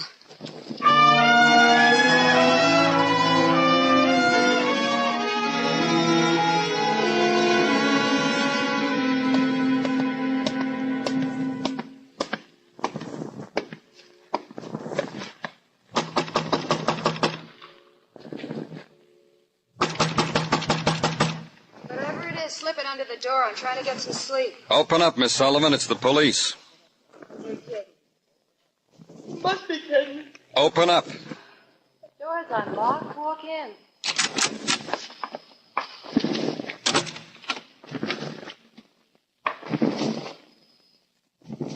This is me. In last night's frock. This morning's iPads.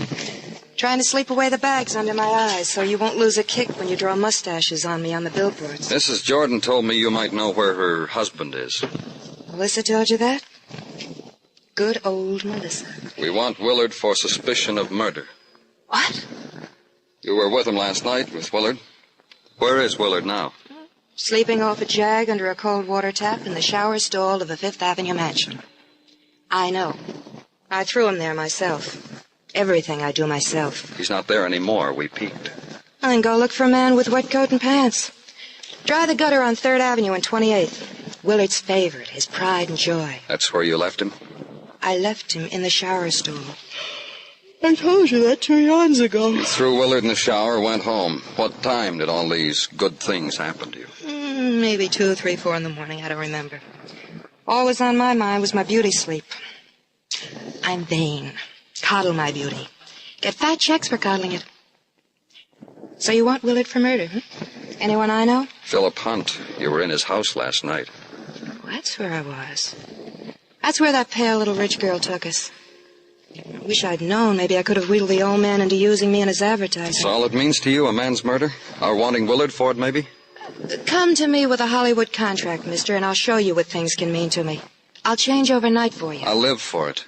Keep posing for beer, Miss Sullivan, just so I'll know you're around. I'll do it good. Because I'll keep it in mind you'll be staring at me through shop windows. Oh, bye now. It's iPad time again. So a half day had gone by and I had nothing.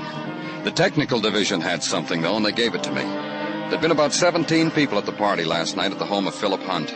17 people, according to the kind of dregs in the bottom of liquor glasses and fingerprints. Maybe 9 men and 8 women. So far, I had talked to 3 of the 17. Result, shrugs and bleary answers. Result, nothing. Back now to the home of Philip Hunt and talk to his niece again. Outside this time, in the small garden.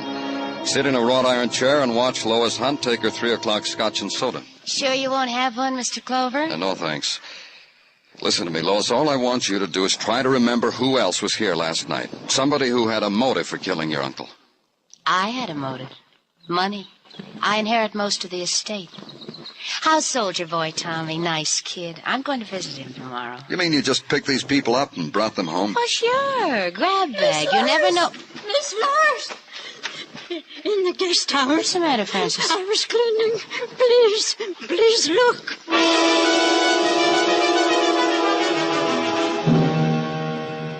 The guest house was just across the garden and up a few steps. The place was neat as a pin. Starched linen curtains, maple chairs, and 3 shag throw rugs placed at interesting angles. On the one that stretched diagonally across the floor was a man. I knelt beside him, away from the bloodstain that had spilled from the bullet wound in his chest. His coat was still moist, and it was spread open, and there was a label on the inside pocket. Tailored, it said, by Jensen's Mills, expressly for Mr. Willard Jordan. And Mr. Willard Jordan was dead.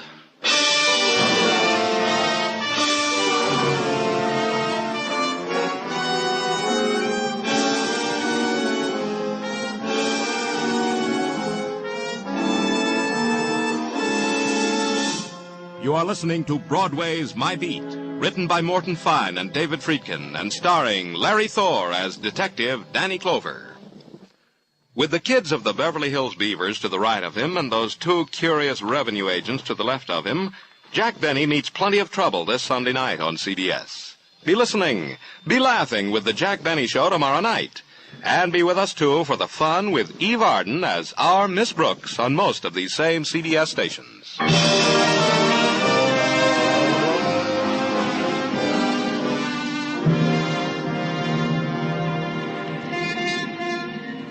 The long winter is dead on Broadway, and the street mourns its dying without a tear. What's to weep, kid? The dawn banging on the radiators, tearing sleep into pieces on a cold morning? The standing on the street corner in the night wind, trying to thumb through the racing foam with 100% wool mittens? And the girls so bundled up you can see their face? That's to weep? Give me the springtime, kid. In the springtime, things bud and blossom. The girls, the neon flowers, the field of golden daisies on the Trans-Lux. Look at it now, kid. Artist dead in Fifth Avenue guest house. Police sift murder clues. Search linked with death of Philip Hunt, millionaire. Ever smell posies like that, kid? Spring's come to Broadway. Give up to it.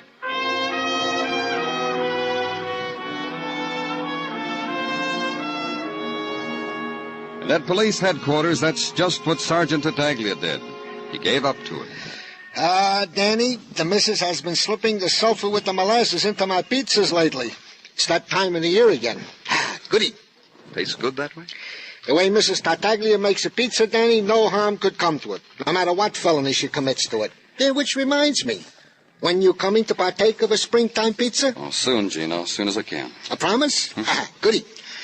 I have also by mail so invited Lady Jane Pugh, the ne'er-do-well lady detective from London town. She's coming? No, she has not as yet replied with her RSVP. On an English caper, no doubt. What else? I will notify you, Danny, when she accepts. You do that, Gino. Now, firstly, and to the forefront. The boys in technical have deduced that the bullet that killed Willard Jordan, artist, sprang from the same gun that did likewise to Philip Hunt. Thanks for telling me. I thought you would relish it. Secondly, and in the background, Major Robert E. Woodcock, retired. Hey, try me again, Gino. I haven't had my sulfur and molasses. Major Robert E. Woodcock, retired. Partook of breakfast every morning of his retirement with the late deceased Philip Hunt. A fact established by Sergeant Muggerman while questioning the housemaid. Every morning, huh? That's interesting, Gino. Only a stab in the dark. But if a fellow wanted to talk to this Major Woodcock... He would go to the Union Club where the retired major resides. Naturally. Naturally.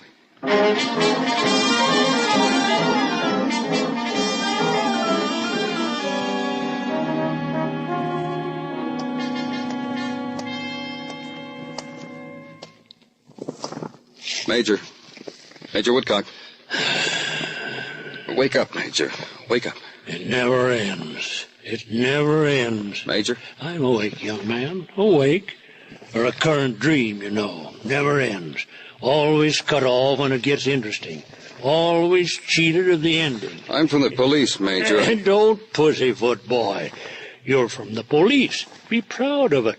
Nothing to be ashamed of. Walk on tiger's feet. About Philip Hunt. My friend. My old friend. Chaperoned a mademoiselle around Paris in the old army days. Together, Phil and I. Many sunny days to remember. You want to know if I was with Phil the night he died? Were you? Dropped in for a brandy, game of chess. A lot of young people took me in tow. Made me act the major with a boy. A young corporal who was there. I'm afraid it was a rather pathetic entertainment. Then you got away from them. They were happy to dismiss me. Shunted me upstairs to old Phil.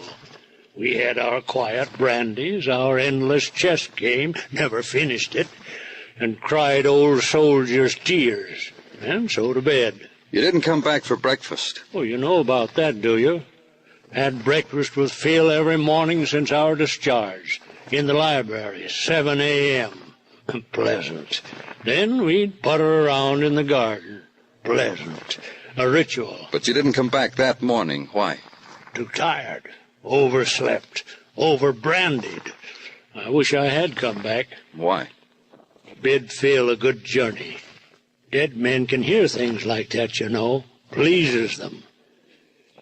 There was another reason I wish I'd have come back. What, to console Lois?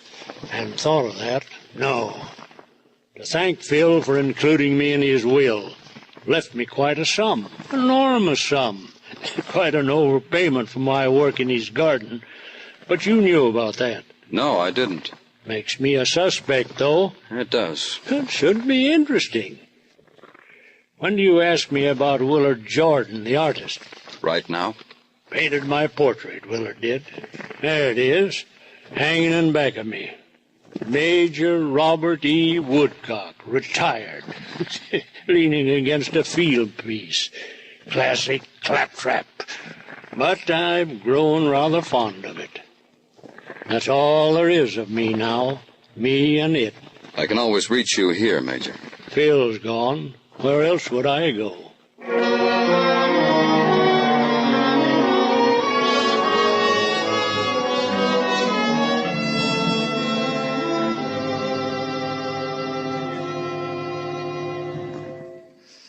Doesn't matter to you that I'm a widow now, does it?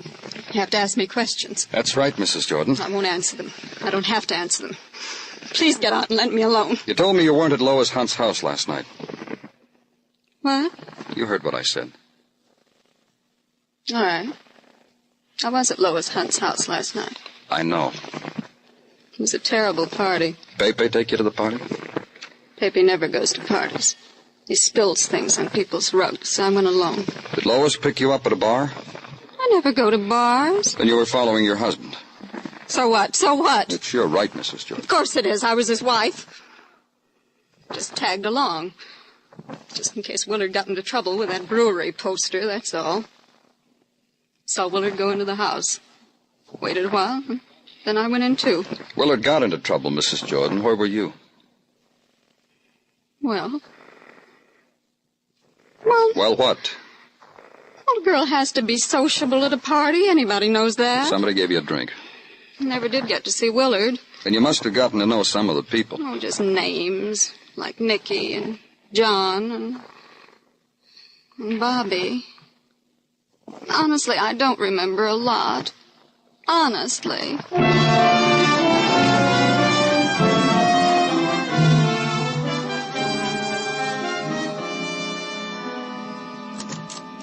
Can I see you, Danny? Oh, sure, Muggavan. Come on in. What have you got? Got a report here from the fingerprint department. You know what's strange, Danny? The gun's got the prints of 17 people on it. Well, maybe it did have once, not anymore. Wiped clean. What's the drama for, Muggavan? Why don't you just say it didn't have any prints on it? Because it has prints on it. The most beautiful set of prints as possible. The entire hand of Lois Hunt. Here's a photostat. Without a blemish or a smear. Killer Lois Hunt, huh? You think so? I'm asking you, Danny. No, I don't think so. Somebody doped her drink and pressed her hand against the gun. If Lois had handled the gun to kill both men, she'd have handled it twice. Then there would have been 2 sets of prints, not 1. Yeah. Killer tried to plant a frame, huh? I don't know, maybe. Oh, what else? Nothing. Just these. Photographs of the Hunt mansion. Interiors, exteriors.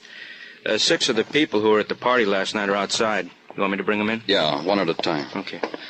Wait a minute. Come back here, Muggavan. Have you talked to that corporal lately? A couple of times. Sticks to his story.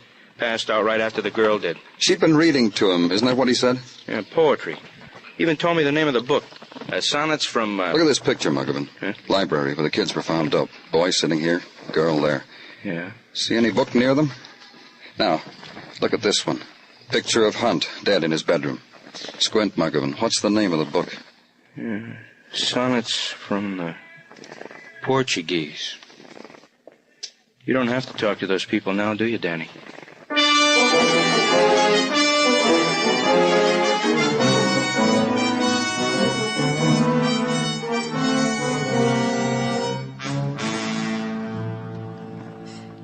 Miss Lois is upstairs in her room. I'll tell her you're here. Take me to her, please. This way.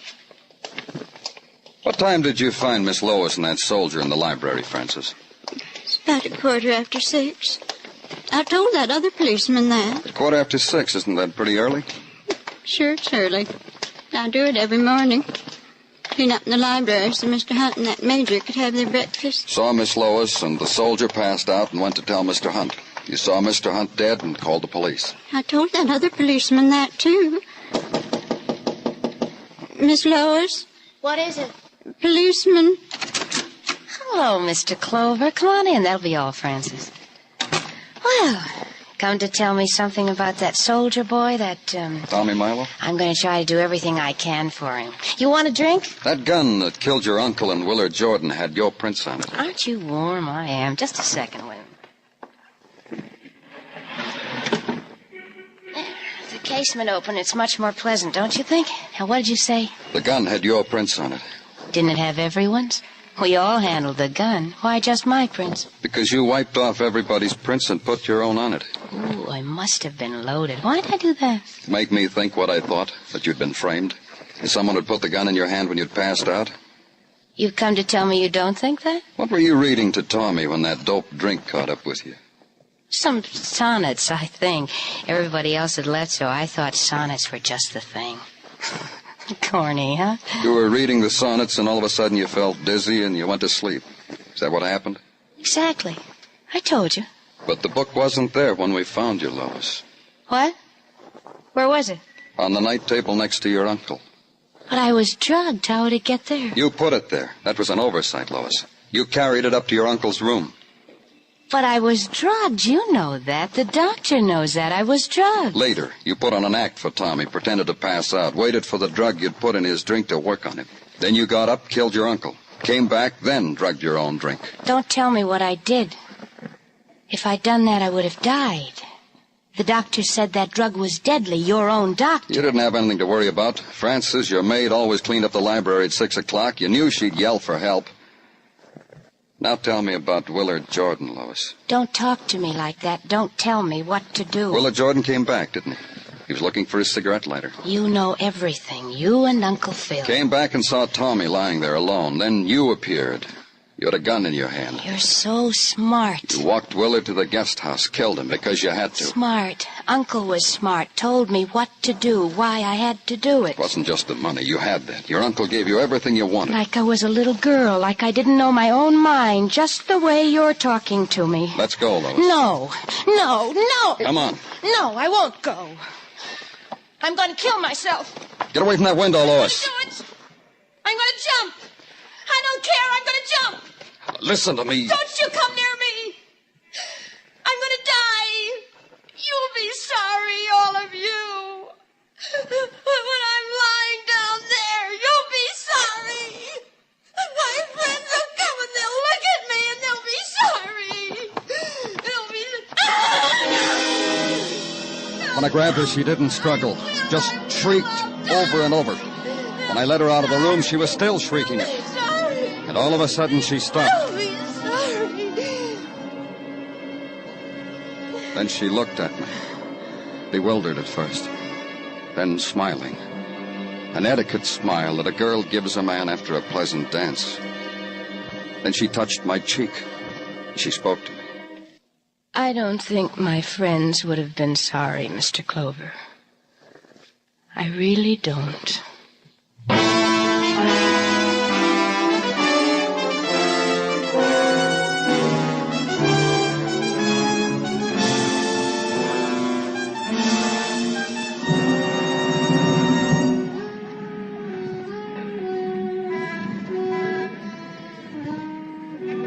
On Broadway, the fury of the night races against the time of dawn. It needs those hours to prove itself. The mob, the grinning faces, the voice that whispers. But hurry, time's at your heels, and the night lasts only so long. It's Broadway, the gaudiest, the most violent, the lonesomest mile in the world. Broadway, my beat.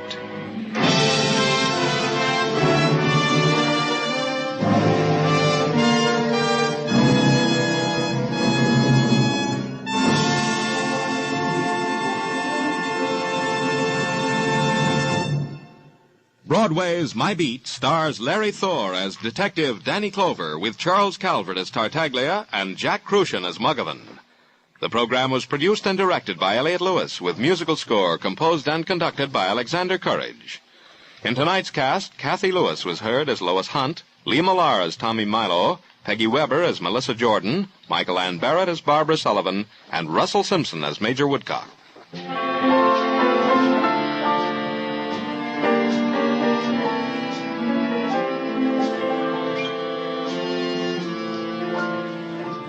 Our defense program today calls for sacrifices, but the better we produce, the fewer those sacrifices will be. To do this most effectively, we must all work together toward top productivity. The free booklet, The Miracle of America, gives the story of the American system and of the benefits which increased productivity through teamwork has brought to all of us. Write Box 10, Times Square Station, New York City for your free booklet, The Miracle of America. Remember, the better we produce, the stronger we grow. Stay tuned now for Sing It Again, which follows immediately over most of these same CBS stations. Joe Walters speaking. This is CBS, where you laugh at Jack Benny every Sunday night, the Columbia Broadcasting System.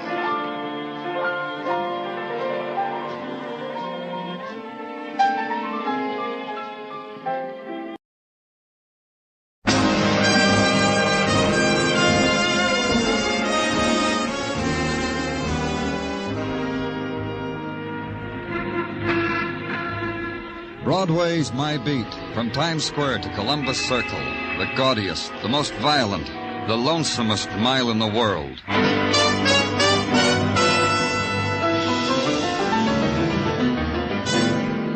Broadway's My Beat, with Larry Thor as Detective Danny Clover.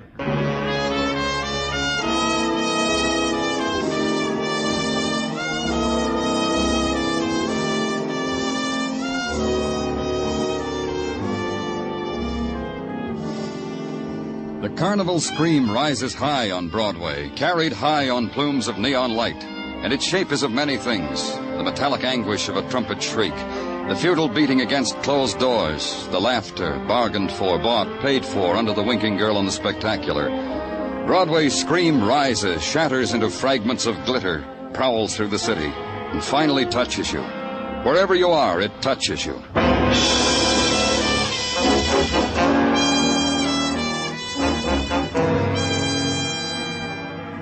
For me, it was a phone call. A girl dying, it said, from a jackknife in a dime dance palace on Broadway. Come to it, Danny. Maybe you can grab yourself a free dance. The welcome committee is out, the pale girls with the scarlet streaked across their mouths, and the restless scarlet-tipped hands playing in the spinning lights, reaching out for you. Someone called, said a girl was hurt. Where is she? Me, I called. Sure you don't want to dance with one of those girls first? Where is she? You're square. You're a square policeman. Come on, I'll take you to her. Georgia's the neat type, don't like to spoil the fun. That's why she picked the lonesome lounge to die in. You got it picked out where you're gonna die. You should. You really should. The lounge with beaded curtains. With Georgia. Get out, go dance. It's all right, Danny. You? You, Georgia? Me, Danny. Fran can stay. She's my good friend. Okay if she watches me die, isn't it? Who did it, Georgia? A dancer. Keen dancer. You should have been here for his mambo dancing. It was a show. Who? He stabbed you, Georgia. That makes it all right to tell me. Who was it? He bought $5 worth of tickets. A man like that, you feel you know. Don't ask his name. It spoils it. With this knife? Yeah. While dancing. I'm keeping it for a souvenir. Make sure it's with me in the coffin, huh, Danny? Promise. You're a long way from home, Georgia. What brought you here? I like it here. Come here a lot. It's peaceful. The man blows the bugle so peaceful. The crowd, Georgia? Will the boys in the crowd stab you because you're not liked anymore? How can you talk when he's... Listen to him, Danny. Listen. A girl feels young again with music like that. A girl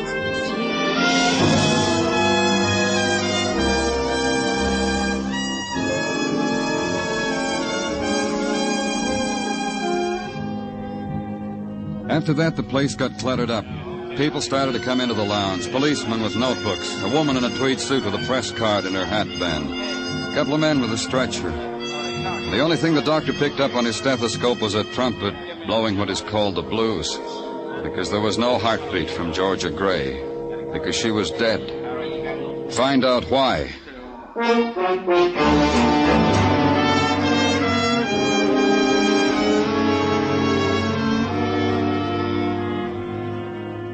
Go now to Mott Street, where it intersects an alley whose name no one remembers. Climb 4 flights of stairs and wonder briefly why the quality of sound and light in a tenement is like nothing else in the world. And walk a corridor where mice and men live together in perfect tolerance. And stop at a door.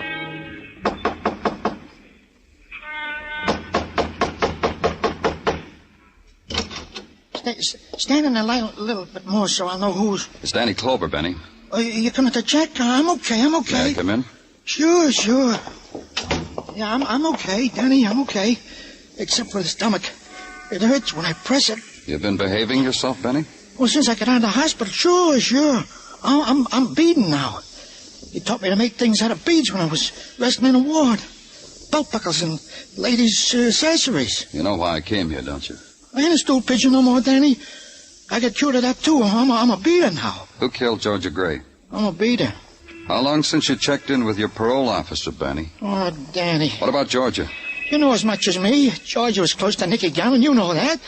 Bought his shirts for him, ran down the drugstore for him. What's the word on Nicky? The crowd ain't happy with him, Danny. Oh, Danny, leave me alone. I got an order from a lady down the hall for a love bracelet. I got to deliver to her there or I'll be breaking my contract. Nothing else, huh? So help me, Danny. Nothing. Where's Nicky Gowan? I'm a beater now.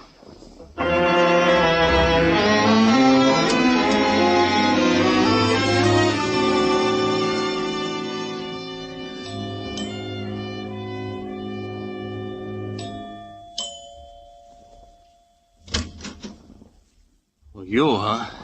Off your beaten path, aren't you, Danny? Inside, Nicky. Don't strong-arm, Danny. I was going to invite you in anyway. Georgia Gray, Nicky. She's dead. Word came to me how you closed her eyes. I wish it had been me. Maybe you got there ahead of me, Nicky. Maybe you went dancing, saw Georgia in a place you never thought she'd be. Killed her because she was getting away from you. Oh, you're tired, Danny. Awful tired. No one gets away from me, not even the dead. Come on into the den. I want you to meet my mother. If she'll be hurt, I don't show her my friends. All right, Nicky. I wouldn't want her to be hurt. You'll wish yours had been like her. Just wait. Mother, look what I brought you, Danny Clover. Sit down, Danny. Have a mint. Nicky has 'em made up special for me. Thanks. Well, special, huh? Nothing too good for my mother. It's always been like that with my son. Up to now. Nicky hasn't been good? He let his girl die in a cheap place. Dancing with another man for pay, for dimes. That cheapens his name. You could have stopped it, Nicky? How could I have known, Mother? I told you. Don't snap at me, Nicky boy. I'll slap your mouth, wash it out with dirt. Georgia liked that hole, Danny. I never understood why. She tried to explain it to me about the music, about dancing. Crazy for dancing. Who understands these things in a girl? When she had everything a girl... Everything you gave her. Everything you worked hard for. You're getting your share, huh, Mother? The funeral, too, Nicky? Will you buy me one like the one you're buying for Georgia? Let me show you the invoices, Danny. I never knew dying came so high. Inflation, huh? Maybe it'll wipe out the taste of what happened to her. Where it happened to her. It's just a maybe, son. Don't build a monument on it. Want to know why they killed her, Danny? You know, Mrs. Gannon? They think my son is finished. Done. Used up. They killed a girl to frighten my Nicky boy. And you know what? My boy's frightened. Who does that to you, Nicky? Your friends? Your boys? You'll know when you see their bodies on a slab. It'll be in all the papers. You'll save the clippings for me, huh, Nicky? Oh, isn't she a dream, Danny? I told you. Wonderful girl, my mother. When I got back to headquarters, there was a file on my desk. The neatly centered sticker on its front cover was typed Georgia Gray. Open it, read it, digest it. Georgia Gray, age between 25 and 29, computed from data gathered from arrests. Hometown, Salina, Kansas. Followed a soldier to New York port of embarkation in 1943, but never caught up with him. So she stayed. Counter girl in a 5 and 10. Then model for ladies' garments. Then nightclub hostess. And 2 years ago in night court, after losing a race with a squad car, she said she'd retired. Because I don't have to work anymore, she said. Know a better reason, she asked? Name linked with Nicky Gannon from here on in. Address Park Avenue. Expenses shared by Fran Holland, who said now she'll have to look around. First thing I'm going to do is get another roommate. Did you get along well with Georgia? She had her ideas, I had mine. You know what I mean? Tell me. No, this and that. Georgia was what, a pretty girl? I'd say she was beautiful. Yeah, I guess she was very beautiful. Very. But she was ruining it. Ran around, danced, but she didn't enjoy herself. I know she didn't. She only enjoyed herself relaxing here with me. It's something I haven't made up my mind about. Well, you better make up your mind about it, Danny. Sure. She had all that dough and she lived with a dance hall hostess with me. You know why? Because she needed someone like me. To run home to, huh? Right. So she could have soft hands rubbing the back of her neck. To bring her cold tomatoes when she needed it. She run often, friend? Look, Danny, she was dance happy. That's why she hung around the place I worked. A little bit of music and a guy in a high waistband with 2 strong feet could make her smile like she was happy. Did Nicky Gannon mind that she stepped out on him? Why did Nicky care? He used her for a front for his business. He didn't care about her dancing. Who killed her, friend? A man. What else but a man? What man? Who? You know what you ought to do, Danny? You know Tommy Chandler? Nicky's hood? The padded shoulder that stands near Nicky with his hand in his pocket. Ask Tommy. See how he reacts when you ask him. You know where Tommy is? I know where he'll be in the morning. You know where the ducks are in that pond in Central Park? 8 o'clock, he throws them bread. Stale bread. But what do ducks know?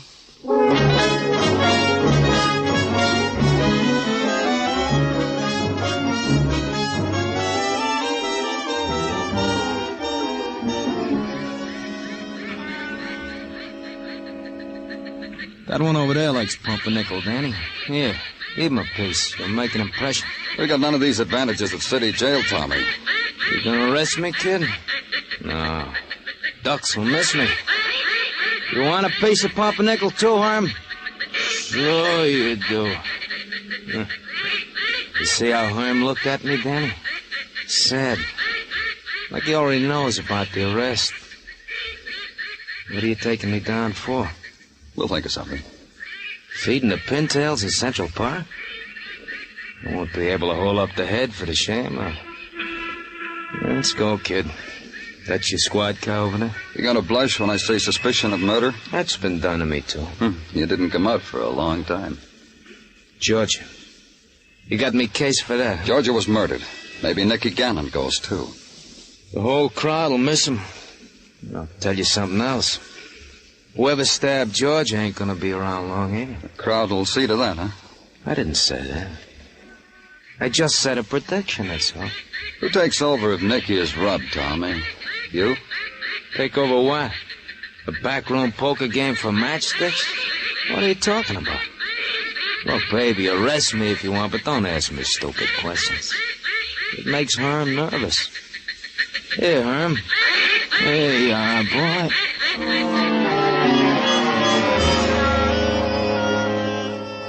Herm looked sad when I took Tommy away from him. All the ducks looked sad.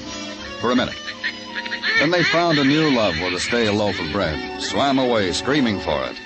Tommy looked back over his shoulder, stopped to call them a name, got shoved into the squad car. But on the way down, a code call, a woman's voice in the police radio. Man dead, she announced with a quiet number. Then she said it plain, in an alley, 4th Street, off 6th. Get there, car 62. We got there. Mind if I tag along, Danny? Man dead. I recognize from the number. You gotta share these things. Hold your gun on him, Muggavan. He wiggles a toe, break it for him. Pleasure, Danny. Let me through. Let me through.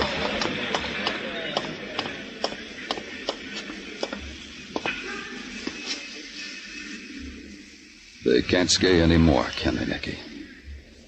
Not anymore. He was propped up against the wall, his head thrown back, his mouth open. Like he was trying to tell someone about it. The furtive dog scrubbing for food in the trash, not listening. The small crowd he'd assembled because the blood sighed across his shirt front, but not listening.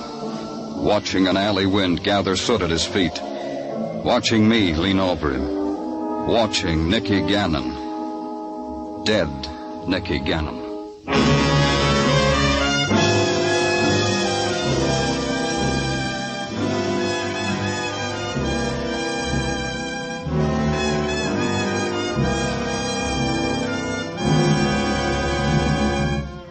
You are listening to Broadway's My Beat, written by Morton Fine and David Friedkin, and starring Larry Thor as Detective Danny Clover. You'll find Jack Benny in the desert this Sunday night on CBS. Jack and his gang are making a safari to entertain the boys at an air base in Nevada. And for more laughs, there'll be another session with Eve Arden as the gay, romantic, fun-loving schoolteacher, our Miss Brooks, on most of these same CBS stations.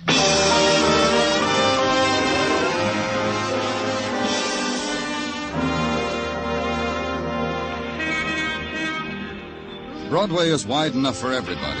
Generals in open touring cars, blondes in taxis, and sailors against lampposts.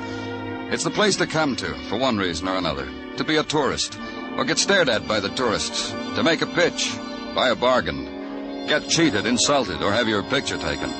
And end the day with a memory, depending upon what you wanted, what you got, and what you gave for it.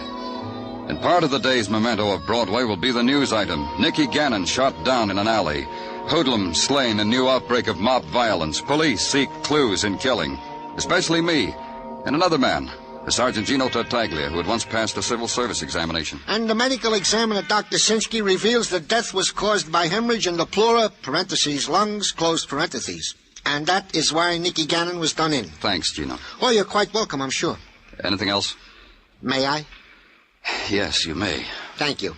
You know, Danny, this shooting up an alley brings to mind a case which was solved by Lady Jane Pugh, the ne'er-do-well girl detective from London town. Do we have to, Gino? Lady Jane looked at the deceased and flipped her shiny tuppence. Flipped her what? Her shiny tuppence. Lady Jane has a lucky tuppence which she flips before she undertakes a case. That Lady Jane. May I interrupt? Oh, you're the boss. Do you have anything else to tell me about Georgia Gray or Nicky Gannon, please? Oh, indeed I do, Danny, indeed I do. In the murder of Nicky Gannon, Tommy Chandler, our prime suspect, has been released, and without a nickel's worth of bail. What? I have said it. So help me if you're kidding, Gino. Why was he released? Oh, because another fellow has confessed to the deed. You remember Cozy Barrett? Even at this moment, he is with Sergeant McGovern, confessing all over the place. And that, Danny, is all the news I have for today. Case is solved, huh, Danny?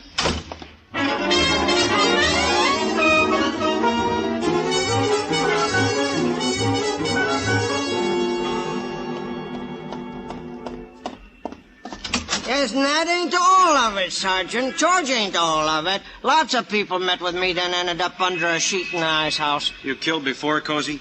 Oh, hi, Danny. Come on in. Join the fun. This is a new kick, isn't it, Cozy, for you? Confessing to a murder? Oh, what's the matter? You don't trust me? Read me to him, Sergeant. I'll brief it for you, Danny. Cozy says he took a pocket full of dimes to the dime a dance joint where Georgia Gray was. To celebrate the end of a perfect day, he tells me. You danced with her, Cozy? Sure I dance. How else I get close enough to kill? You didn't like the way she danced, huh? Crazy for it. Dream about it. Who else I dance away my hard-earned dough on? That buys you her dying, too, huh? Oh, she gives us insults. And from a foot away at that. But I got close. Eventually I got close. Yeah. Get on the phone, McGovern. Have a policewoman sent up here with a portable radio. Danny, you all right? You've been working so hard. You got a thing against telephones, McGovern? Okay, I'll do it. What you gonna do, Danny? Yes, You got McGovern. tricks with batteries and portable radios to make people talk? I'm talking. Why you need electricity? Should be right up, Danny. Hey, you gonna put me away, huh, Danny? To the sound of music, huh? You treat me nice because I'm nice to you, huh? Killing. A little out of your line, isn't it, Cozy? I always figured you as more of the purse snatcher type, the jack road kid, the friend a drunk finds in an alley. Well, I got a right to come up in the world, ain't I? This gives me class, a reputation, the things a fella needs so he can admire himself in the night. Sure, I understand. Man has to get ahead. You sent for me, Lieutenant? You want this? Yes, come in, please. Turn on the radio. Go on, turn it on to dance music. That'll be all right. Dance with the lady, Cozy. Huh? Go on, dance with her. Hey, you're crazy, Danny. I give myself up to you, and you go crazy. There are people like me, honest. Dance with her, like you did with Georgia. Show me how it was with Georgia. You know I can't dance, Danny. You know I wouldn't go near a dame to dance with her. They laugh in my face when they see me coming. You were never near Georgia Gray, were you? Not even close enough to... Then they promised me they'd get me off, Danny. They said confess, and then when I got off, they'd give me the big dough. Who promised you all that? Well, friends, Danny. I got good friends. They promise me things. They call me up and promise me things. You gotta lock me up, Danny, so I don't disappoint them. You gotta lock me up. Make it come true for him, Muggavan. Lock him up.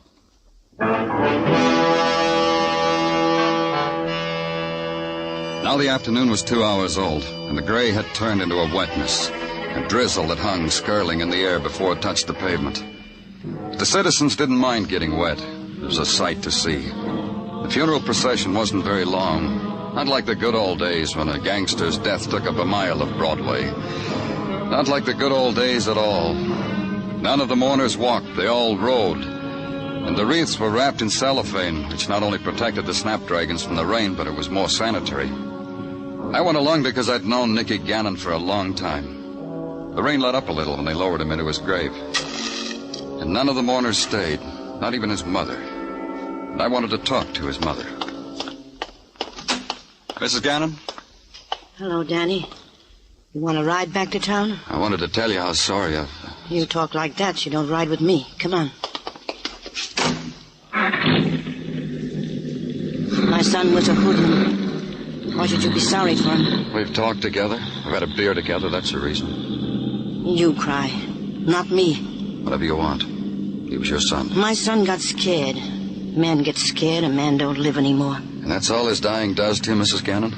Look what I've got, Danny. A thug's funeral on a rainy day. He was your son. He's dead, Danny. I'm not. I'll think about him. Some things will come up in my mind from time to time that I've forgotten about right now. And I'll smile. And I'll think nice about Nicky then. Do you know who killed him? I know. Who? I said I know. The same person who killed Georgia? If I let you out of the car now, you'll get wet. You gonna do anything about the person who killed Nicky? I'm sure of it, Danny. Sure of what? It's gonna rain all day. Funny, ain't it? The paper said it was.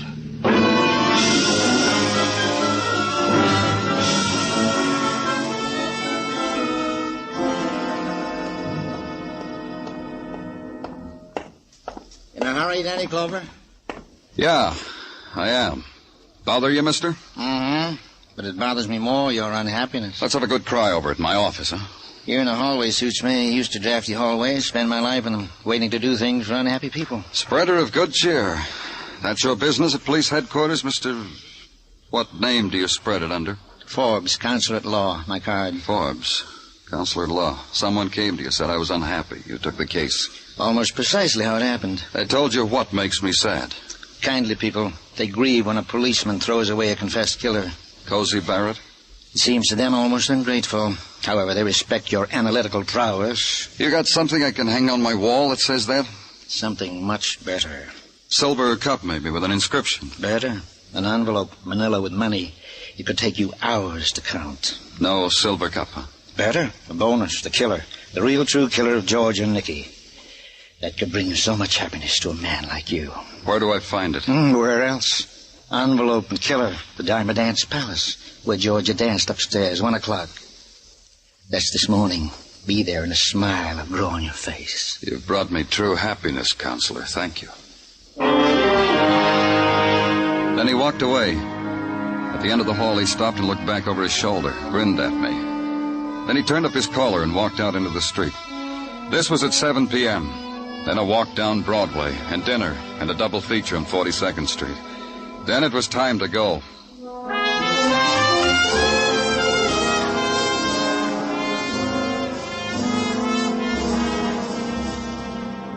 The Diamond Dance Hall was blaring against its time of closing. I walked through it, pushed my way across the floor into a doorway. No one stopped me. Then up a flight of stairs and into a loft littered with old telephone books, cigarette butts, and a neatly stacked bundle of year-old newspapers. The only light, the light from the spectaculars down the street, spelling out the evening's pleasure. 40 girls, 40, no cover charge. Up front with Willie and Joe continues performance. Chinese food, fried rice, and dancing. And I waited.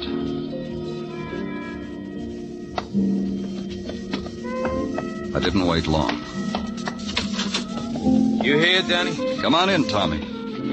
Thanks. I brought you some. Here. It's all yours, Danny. Who is he? The killer that got promised to you. Dead? Uh-huh. You bring the envelope, Tommy? You bring it? Sure. Sure I brought. Here. Count it at your leisure. 15,000, kid. I don't know, Tommy. A dead killer. How am I going to explain a dead killer? I thought of that, too.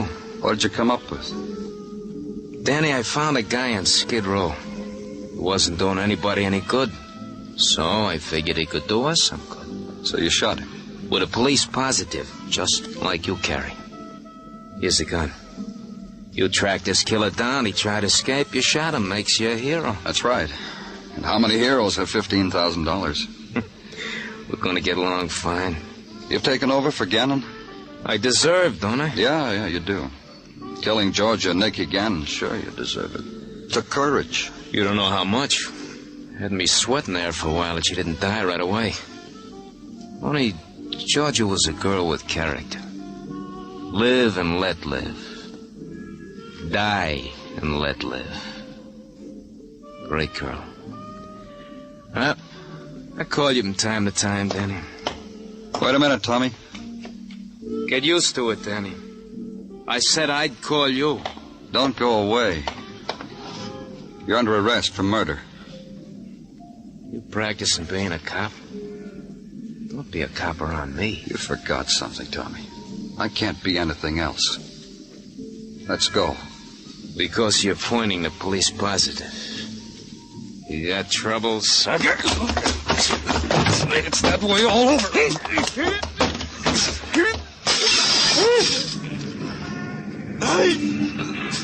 Don't let me fall! I got your coat! Don't let me fall! I don't want to die that way! Hold me! Yeah. Daddy! Daddy, hold me! His His fingers clawed against the sheer stone. Danny! Body twisting, face tortured, Danny! pleading for a return to life. Danny! His body hung there below me, out of reach. Danny! Then the fabric that held his life together gave way. And the noise of the street came up to meet him, killed his scream.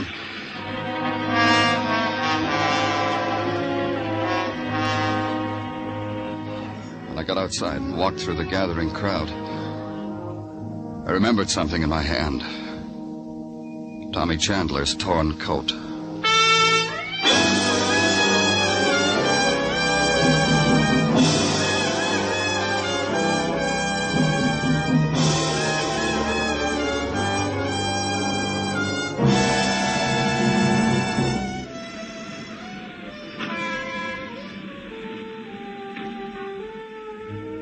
It's the gathering place of all the sleepless nights, this Broadway, and all the unwept tears. The place to come to, erase what's happened, start all over, make a memory, and try to forget it, if you can.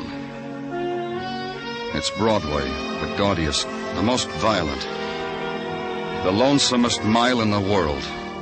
Broadway, my beat.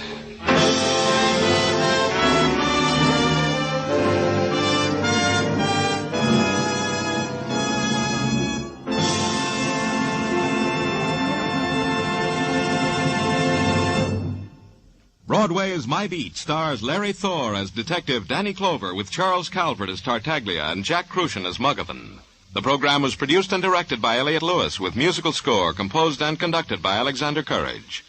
In tonight's cast, Anthony Barrett was heard as Tommy Chandler, Frances Cheney as Fran Holland, Martha Wentworth as Mrs. Gannon, Larry Dobkin as Nicky Gannon, Joy Terry as Georgia Gray, Leo Cleary as Benny Fain, and Junius Matthews as Cozy. Every Saturday night on CBS, Jan Murray gets on that coast-to-coast phone and gives away $1,000 at a crack if you can identify the Phantom Voice. Be listening for Sing It Again, which follows immediately on most of these same CBS stations. Joe Walters speaking. This is CBS, where you laugh at Jack Benny every Sunday night, the Columbia Broadcasting System.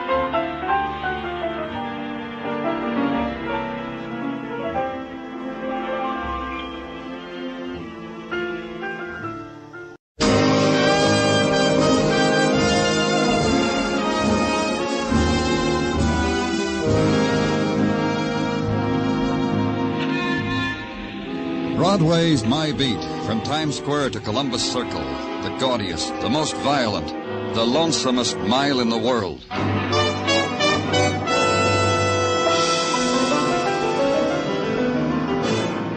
Broadway's My Beat, with Larry Thor as Detective Danny Clover.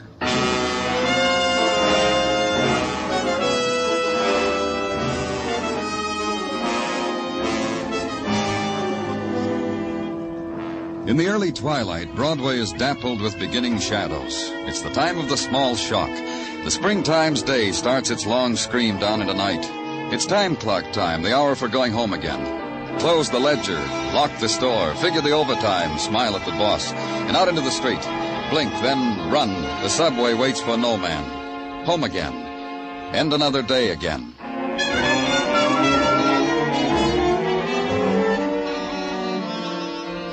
My day was just beginning, north on Broadway and to the east, Central Park around the 80s, and pushed through the crowd whose focus was a park bench that faced the street. All right, come on, break it up there, let him through. And Sergeant Muggavan tells you why you're there. Right over here, Danny. Stand right there near the bench. I found the knife. I didn't pick it up. Who's the boy? Paul Gilbert. Yeah. I haven't been home from school yet. Oh, you'll go home in a squad car, Paul. I promised him with the siren, Danny. With the siren. What happened, Paul? How did the knife get there? I saw the man take it out of his own back and throw it down. And then the man staggered away. Did I show you this, Danny? All this blood? Wherever he is, he's hurt real bad. I want you to think for a minute, Paul. What did this man look like? Tall, I guess. Yeah, I guess that's all. He was tall. Most grown-ups are tall, aren't they, Paul? All of them, except for midgets. One more thing, Paul. Was there anyone with this man? Think hard. No, I don't think so. Well, you told me that the other man I saw wasn't with him. The other man in the hat just watched him. Then the man in the hat ran away. He wasn't with him. What did the man in the hat look like? He had a hat. That's all I know. I got scared. I ran. That's right, Danny. Paul ran right into Officer Curcio on the beat. Almost knocked him down. Curcio came back, saw the blood on the bench, the knife, phoned it in. Paul, did you know the man with the knife? No, I usually don't come home from school this way. We had an after-school game with the 8B2 over there on the playground. This is the first game of the intramural. A squad car, Muggerman, for Paul, with a siren.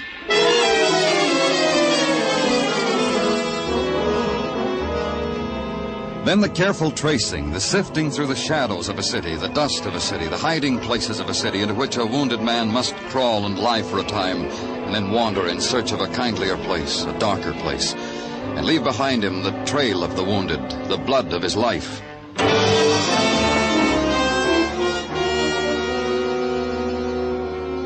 But the man who'd been stabbed had done none of these things. The hospitals told me that, the doctors, the fellow in the neat white jacket in the drugstore across from the park, who, not having a wounded man, offered me a special on shaving cream. Then the legwork of the man on the beat, harvesting the crop of those who had been at the scene of the crime, sorting them, packaging them, parceling them out to me, one by one. Look, mister, how many rides do we have to give you guys? I was calling on my girl. I brought her a box of chocolate-covered peppermints. She was beginning to understand me. We won't keep you long. You don't understand, mister. I don't stick close to my little bird. She busts out of her cage. I've known her to do that when I pop out 2 minutes for a corner newspaper. You were in the park this afternoon, saw a man who was stabbed. Can you describe the man? I was never in no park where an unfortunate got stabbed. An officer took your name. You made him erase it, start all over again because he wasn't spelling it right. So you caught me in a lie. Can you describe the man who was hurt? Describe? Who got a chance to get close to him? Everybody pushing, shoving like it was a parade for a general. I'm lucky I got a peek at the top of his fleeing skull. Oh, that's all. Look, I want to explain why I lied about not being in the park. My girl, the bird, thinks I work for a living. It's a little white lie I used to keep her caged. That's all. You can go.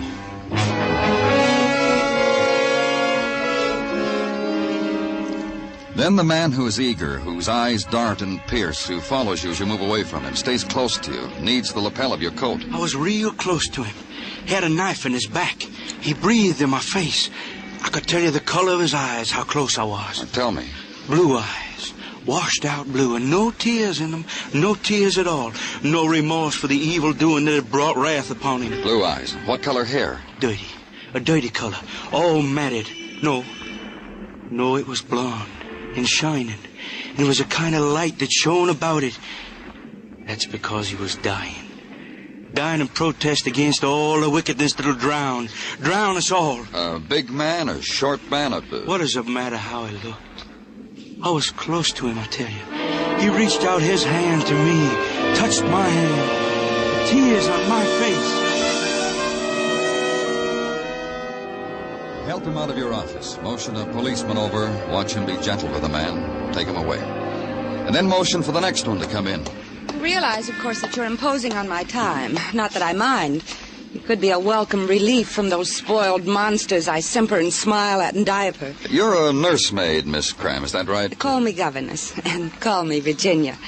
Miss Cram doesn't sound like me at all, don't you think? You take the children to the park every day? From 4 to 5:30, except on rainy days.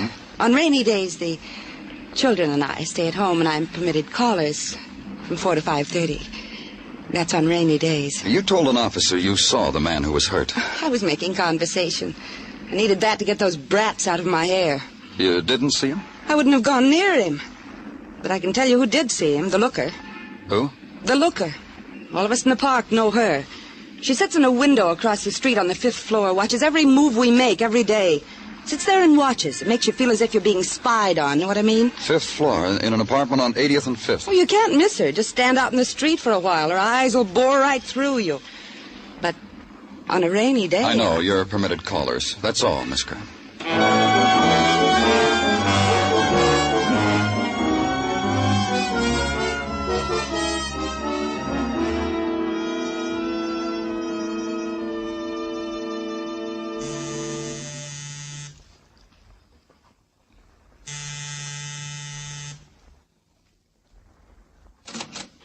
Yes? I'm Danny Clover, police. We haven't done anything. I know. I don't even know who you are. There's no name card on your door. You want to come in and talk to us? All right. I'm George Mason. She's my... in the wheelchair. Diane's my wife. Good evening, Miss Mason. Diane? Diane, dear? Diane, we've got a visitor. He said good evening to you. Say hello, Diane. This is Mr. Clover. He's from the police. Mr. Mason, there was some trouble earlier across the street from you. Talk to her, will you? I'm trying something. Maybe it'll do her some good, talking to her. No one ever does, you know. You just talk to her and I'll answer you. All right. There was a man stabbed across the street from you, Mrs. Mason, in the park. Yes, I heard about it when I came home. Have you found the man? No. Mrs. Mason, I understand that you sit by a window every day. That's right, that one. She sits there, watches. It's her pleasure. Today? Every day. Then she must have seen what happened. She must have... Pretty. What? What are you trying to say, Diane? Can't you see how it is? I'm sorry. George, Yes. What is it? I saw a man today. I saw a knife today. Is there anything you can do? Can you talk to her? Diane... A man today. A knife today. Yes, well, can you tell me what the man looked like, sweetheart? Knife. Was he a big man? Was he a small man? Was he a nice man? Man. Did you like him?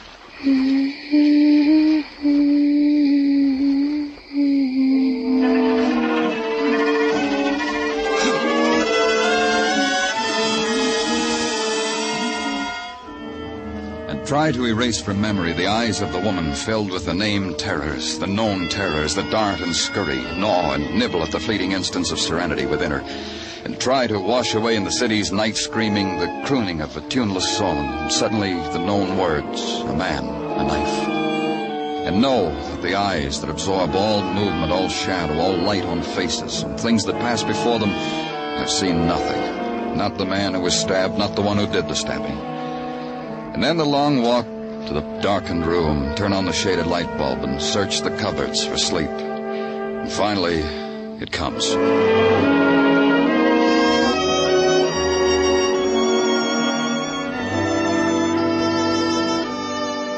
In the morning, the scorching cup of coffee, the walk to headquarters, and the cheery greeting on the threshold from the cheery Sergeant Tartaglia.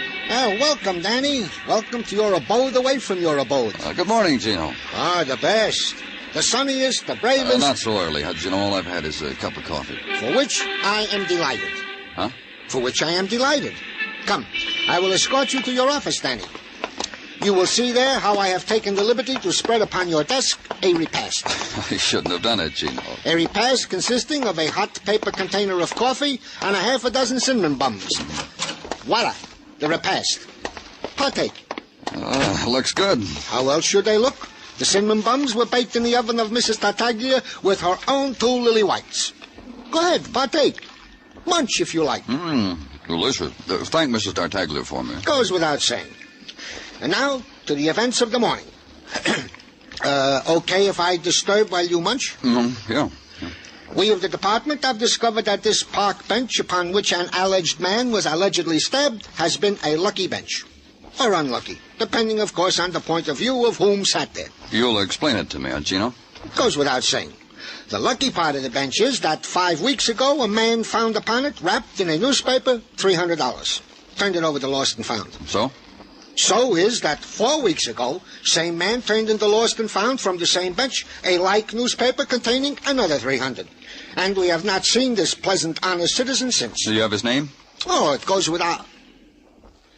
Harry Forster, 1345 West 16th. Want I should keep the cinnamon buns hot for you, Danny? I'll do that, Gino. You go ahead and do that.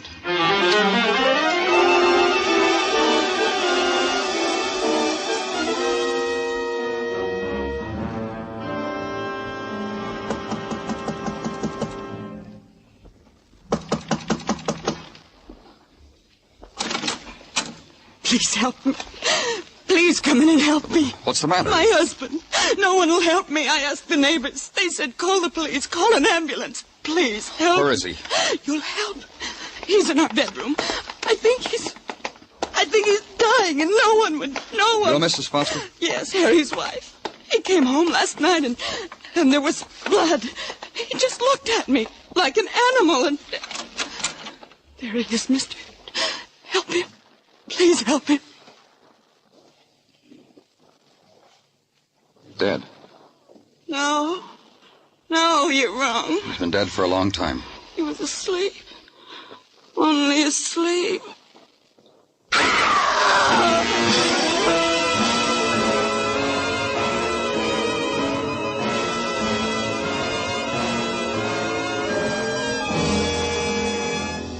You are listening to Broadway's My Beat, written by Morton Fine and David Friedkin, and starring Larry Thor as Detective Danny Clover.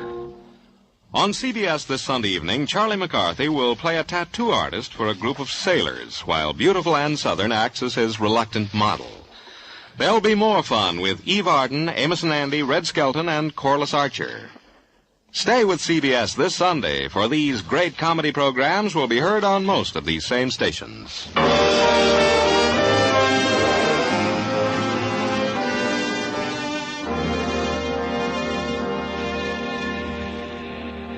In the Maytime, the sun grins down and pats Broadway's cheek. Broadway loves it. The sunlit minutes are added to the 10-minute break for a cigarette. The walk is slower, the sway gentler.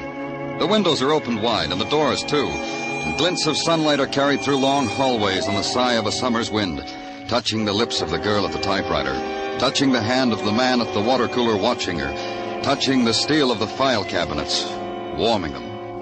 And having made the tour, back onto Broadway and start all over again. But where I was, there was no warmth. Only a woman drawing a shawl tight around her shoulders and talking quietly to her dead. Harry, listen to me. You were right. We should have told them. We should have told them all about it. Then you wouldn't be like this, and I would. Mrs. Foster, what should you have told us? What? What did you say? What should you and your husband have told us? About the money, nothing else. The money he found on the park bench? Yes. You see, we should have told them, Harry. But he did, Mrs. Foster. He reported it, turned it in. You don't understand. I knew no one would understand. Then maybe you can help me. Friday was always Harry's day off. From the factory out there. You can see it from here, see? On his day off, I'd pack him a little lunch, and he'd kiss me goodbye. Walk uptown to Central Park. Go on. He always went alone. He always sat on the same bench. Harry used to describe it to me. What he saw, people he talked to. Felt as if I'd been there with him. And one day he found money in a newspaper. And turned it in like you said. The next week turned it in. But after that, I told him he didn't have to do that anymore. You mean he found more money? Is that what you're trying to tell me? What? You mean he found more money? For 5 weeks in a row. I told Harry he didn't have to turn it in anymore. I told him to go back. To be sure and keep going back. Every week. Yesterday, too. And we'd be rich. No more of this. No more factory. Why didn't you call us when he came home hurt?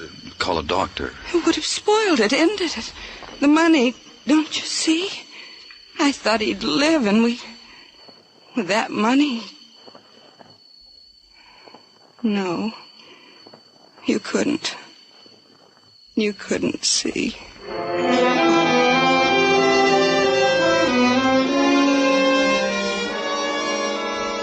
Then she turned from me and walked over to the window, stared out of it. Across her shoulder into the noon sunshine, I could see the factory emptying its lunchtime employees, the crowd breaking off its fragments, to the curb with the lunch pails, to the push carts for the ham on white and coffee. Then the other sound, the feet in the doorway, the entrance of the professionals, coroner, photographer, reporter. The man had been murdered. I left.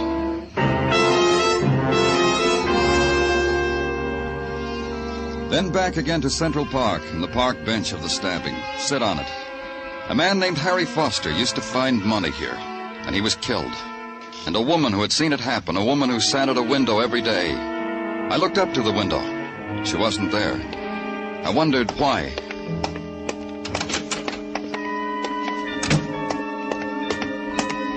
I knew why. She was in the wheelchair. There was a man pushing it carefully down the steps. Can you scooch a little to the side, friend? Oh, need a hand? Yeah, if you want.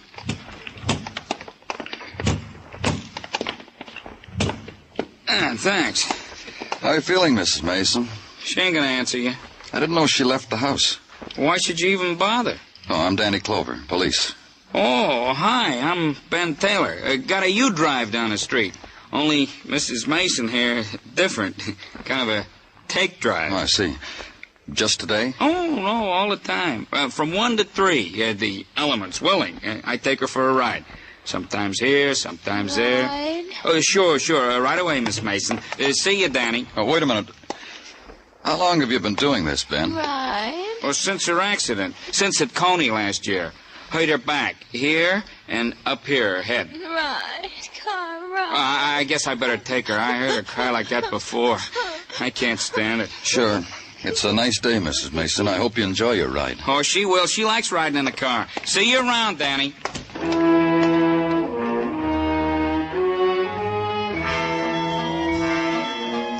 I watched Ben lift her gently out of the wheelchair, lift her into the back of the car, close the door, fold the chair, place it in the car trunk.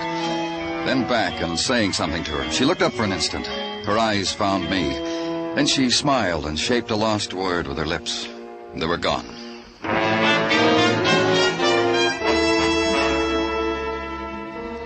And back at headquarters, the wall clock ticking off the hours of Harry Foster's death.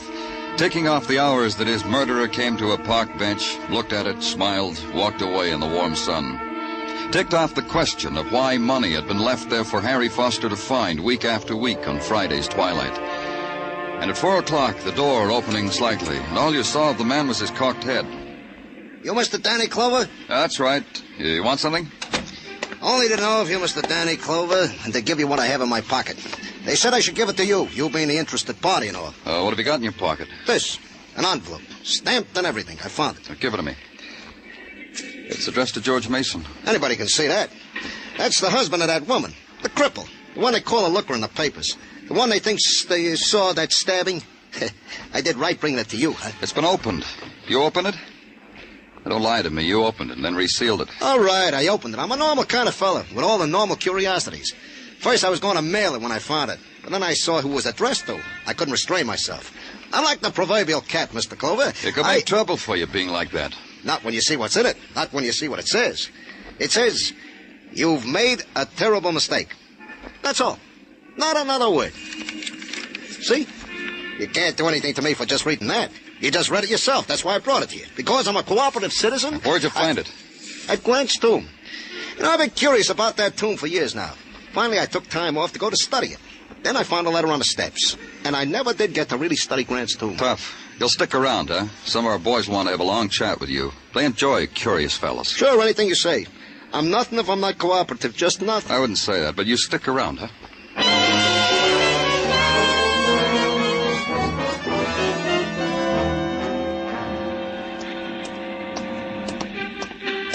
Hi, Ben. Well, hello, Danny.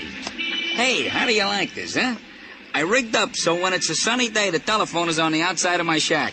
Inspiration, huh? Fine. Who wants to be on the inside when outside it's sunny? You car renting, Danny? I can give you rates. No, just talk. If you don't do business together, we never become enemies, huh? What's on your mind? Mrs. Mason. Ah, yeah. Sad, huh?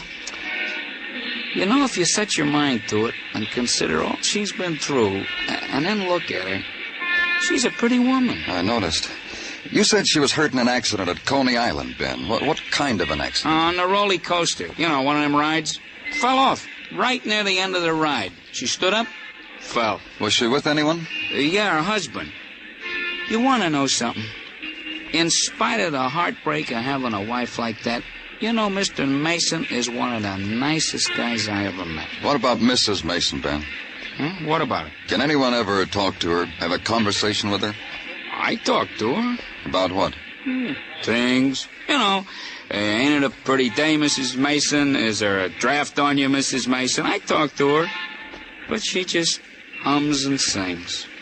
But I think she's getting better. Maybe I'm contributing. Where'd you go driving today?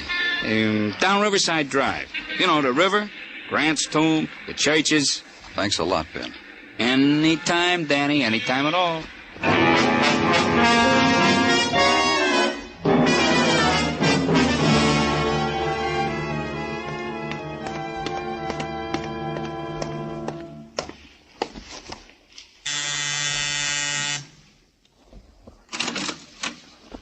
Oh, hello, Mr. Clover. Good evening, Mr. Mason. We're delighted to see you. Please come in. Diane, it's Mr. Clover. Diane looks better, doesn't she, Mr. Clover? Yes, she does. I brought you something, Mr. Mason. Here. Oh? A letter? It's addressed to you. Read it. I don't understand. Read it. Yes, it is. It's addressed to me, but it's been opened. That's right. Read it. All right. Note says you made a mistake, Mr. Mason. Mrs. Mason, your husband might be electrocuted for a murder he committed. Leave her alone. I wasn't going to touch her. Cut it out, Mrs. Mason. What's the matter with you? Have you gone out of your mind, Clover? I said cut it out, Mrs. Mason. I told you leave her alone. All right, you've come here to accuse me of murder, but leave her alone. George. Don't worry about anything, dear. Get me a drink of water. What? What did you say? A drink of water, George. Cold water from the refrigerator. Diane. Darling, a drink of water. Do it. You won't be able to wait on me anymore. Mr. Clover's going to take you away from me. You're talking like you know what you're saying. You do know what you're saying. What's happening? What's happening to us? It's already happened. It's all over.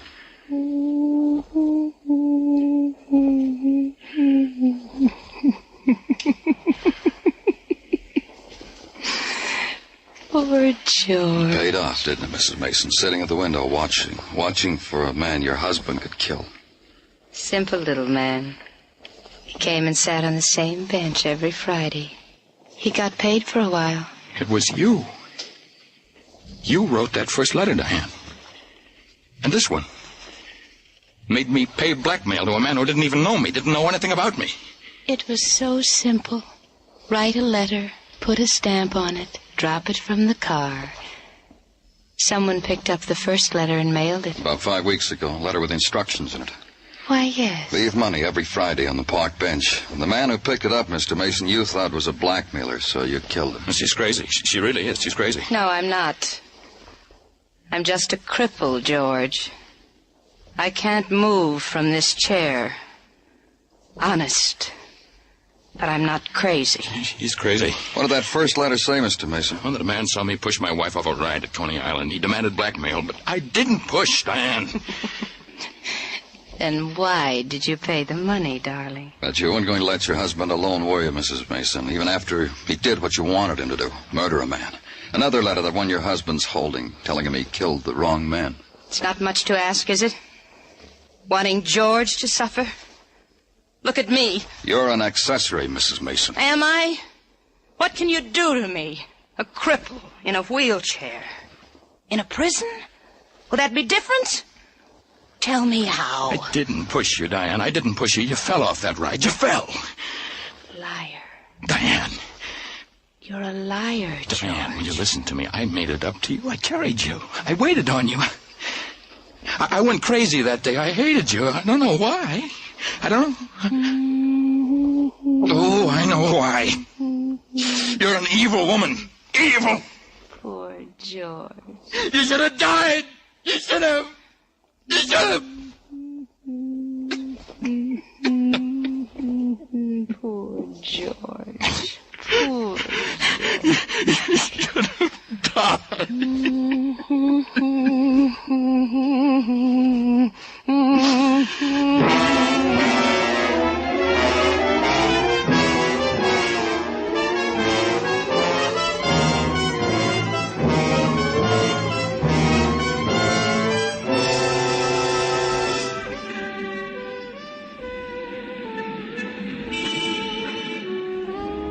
It's night on Broadway now.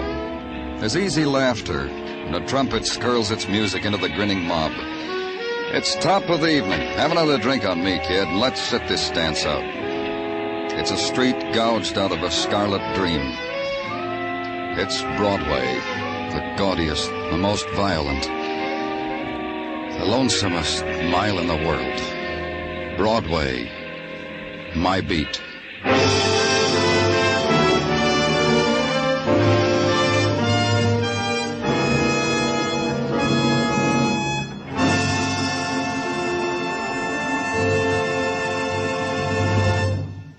Broadway's My Beat stars Larry Thor as Detective Danny Clover with Charles Calvert as Tartaglia and Jack Crucian as Muggavan.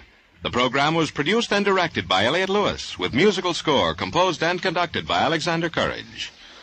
In tonight's story, Lamont Johnson was heard as George Mason, Kathy Lewis as Diane Mason, and Virginia Gregg as Mrs. Foster.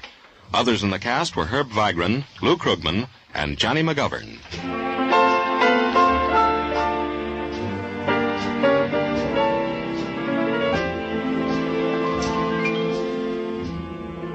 Every Saturday night, Jan Murray takes a tip from Danny Clover and goes looking for people. Only Jan's beat is the United States. By coast-to-coast phone, he offers a grand in cold, hard cash if you can identify the phantom voice. So stay tuned now as Jan Murray and Sing It Again follow immediately on most of these same CBS stations.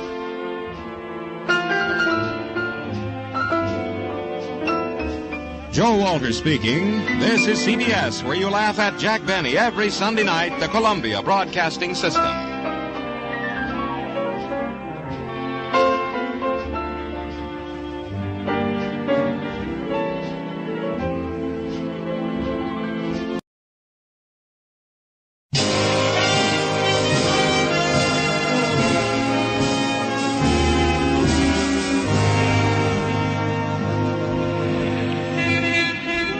Broadway's My Beat, from Times Square to Columbus Circle, the gaudiest, the most violent, the lonesomest mile in the world.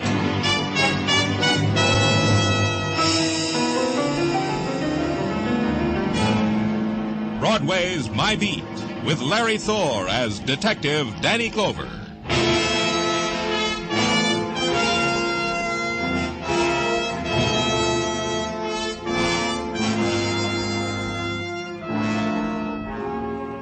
In the mid-afternoon light of Maytime, Broadway shimmers and languor walks the street. The dream walk, rhythm to the pulse of the sleeping neon, to the sun-warmed blues yawned out of loudspeakers, to the slow, erratic dance of the litter of night, held close, thrown away by a gutter wind. And with the rest of Broadway you stand and watch, or follow the crowd, and lend your heart to the whispered cry that this day, this time, will not get away from you. But it does. It always does.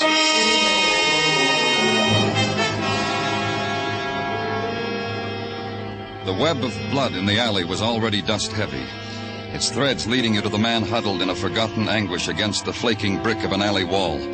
His hand still clutched to the bullet wound as if he tried to claw out the pain and never made it. And the other man leaning over him, being gentle and polite as he searched the dead man's pockets, then finding something and looking at it, then making the only observation left you.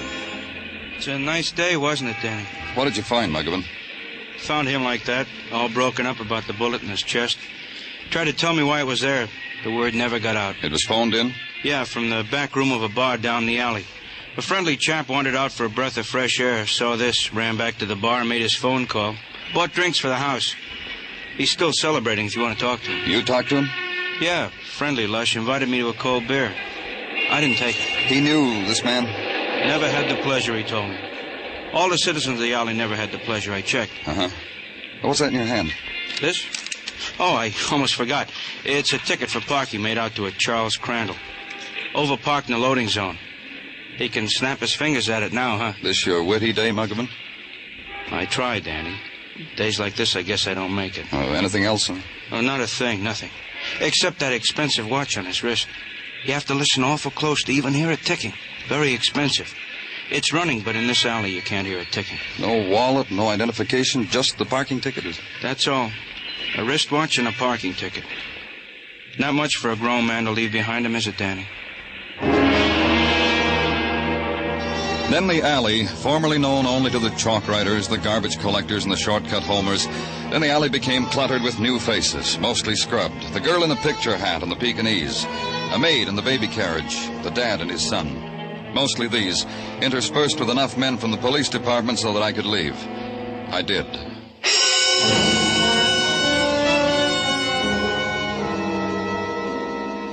Back to headquarters briefly with the traffic ticket, and to the traffic department, long enough to check an automobile license number against a name and be given an address. Charles Crandall, rooming house on West 17th Street, and go there. Wait a few seconds until the woman at the front door had finished shaking out her mop. Good morning. Guess I should say good afternoon. House cleaning, you sure lose track of the time. I'm looking for Charles Crandall. I'm from the police. Oh, my. Charlie hasn't done anything, has he? Oh, is he home? I wish you'd answer me.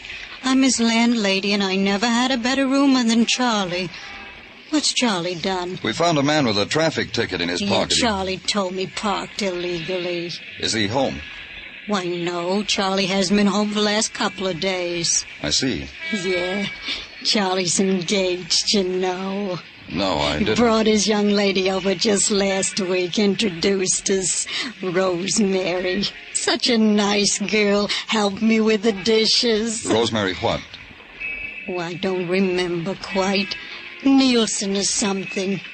Rosemary, such a nice name for a girl gonna be married. Can you tell me why Charlie hasn't been home? Of course. Sometimes he stays at Rosemary's house. Her parents love him like he was their own, like I feel about him. Was Charlie about 5'11", blonde hair, heavily built? But not fat, you understand. Charlie takes exercise every morning. When the chandelier shakes in the parlor, I know Charlie's taking his exercises. And the chandelier shakes every morning before he goes to work. Do you know where Charlie works? Surely Charlie's a longshoreman. That's another reason why he's not fat. Works the Peerless Steamship Line, unloads. That's an idea. Do you want to talk to Charlie? Why don't you go there? You're a policeman. They'll let you talk to him.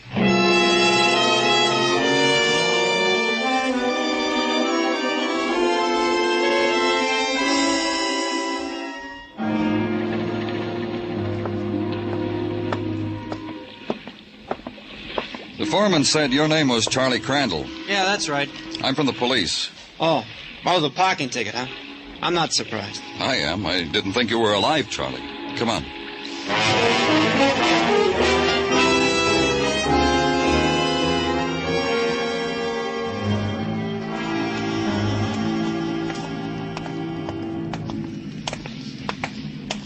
If I'm not being too previous, where you taking me, Mr. Clover? You'll see. I had parking tickets before.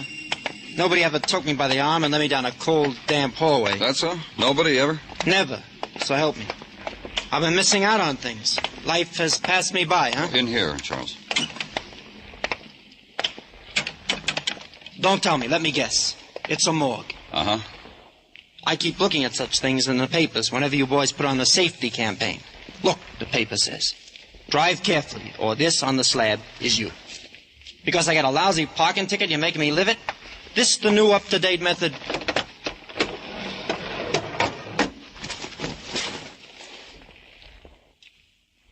There's a chill in the air here. How come I'm sweating? Take a good look, Charles. I'm looking. I make you a promise. I will drive carefully, observing all the traffic signals, and I will never overpark in a loading zone again. Promise. Cross my heart. Gypsy blood oath if you want. You know him? Cover him up. Put him back. I've had him. I said something, Charles. You know him? Who knows people who ask for this kind of thing? A shelf for a grave. I'm grateful to you, though, Mr. Clover. You've introduced me to a new experience. You've given me a memory I never had before. We found this parking ticket on him, Charles. Yours. Huh? Look at it, yours. Why do things like this happen to a man like you? It's very complicated. I'll listen. You sure you got the time? You got nothing better to do? Down here, there's all the time you'll ever need. Fortunate me. That's right, Charles. Count your blessings. What I'm building up to if you give me the chance. Last night was a blessing. Maybe this, what you're showing me, was a part of it. I wouldn't know. When the mood hits you, the part you know. I'll wait. Well, last night was my night in Solly's bar on 3rd Avenue. Oh? This man was found in an alley near Solly's bar. I wouldn't know about that. All I know is Solly's a man with an open ear. I cried into it. Yeah, you'd had a tough day. That, too. I'm a longshoreman, remember? That, too. So you cried a glass full of tears into Solly's ear. Yeah, about the engagement ring I needed for my girl. Or my betrothed, I call her. About the engagement ring I couldn't afford to buy for her. Because a man like me don't lay away for things like that. Must have been very dramatic. Yeah, I put it on. Maybe more than it needed. Because a girl walks over to me, runs her fingers across the beard on my cheek, tells me she has heard the whole thing. Well, the big trouble I'm in with my betrothed. And she stopped your weeping. You could say that. She told me there was a jewelry store, Scully's jewelry store, down the street. To come with her. To pick out any ring in the window I wanted. Like a fairy tale. Yeah, you could say that. So I went with her. Pointed to the fattest ring in the window with the fattest numbers. A star sapphire. She says, meet me again tomorrow. I'll get it for your half price. Good girl to meet in a bar. You'll never dream how good. After that, she takes me back to Solly's. Lets me exchange my other sorrows with her. You had more? Only one more I could call to mind. At the time. The parking ticket. Well, she says, give it to me.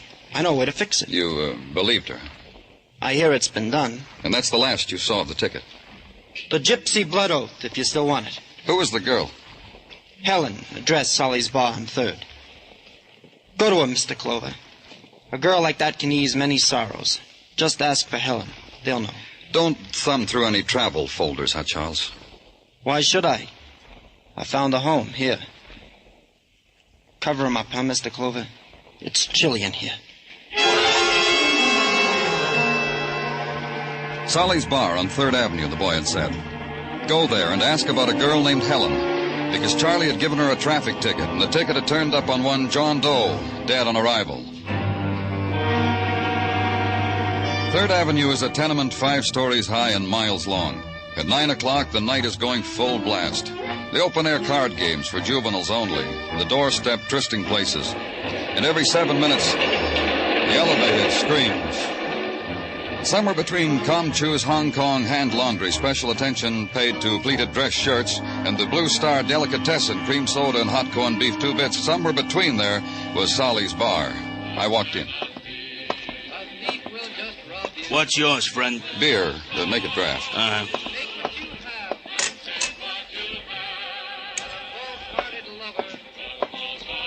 $1 dime.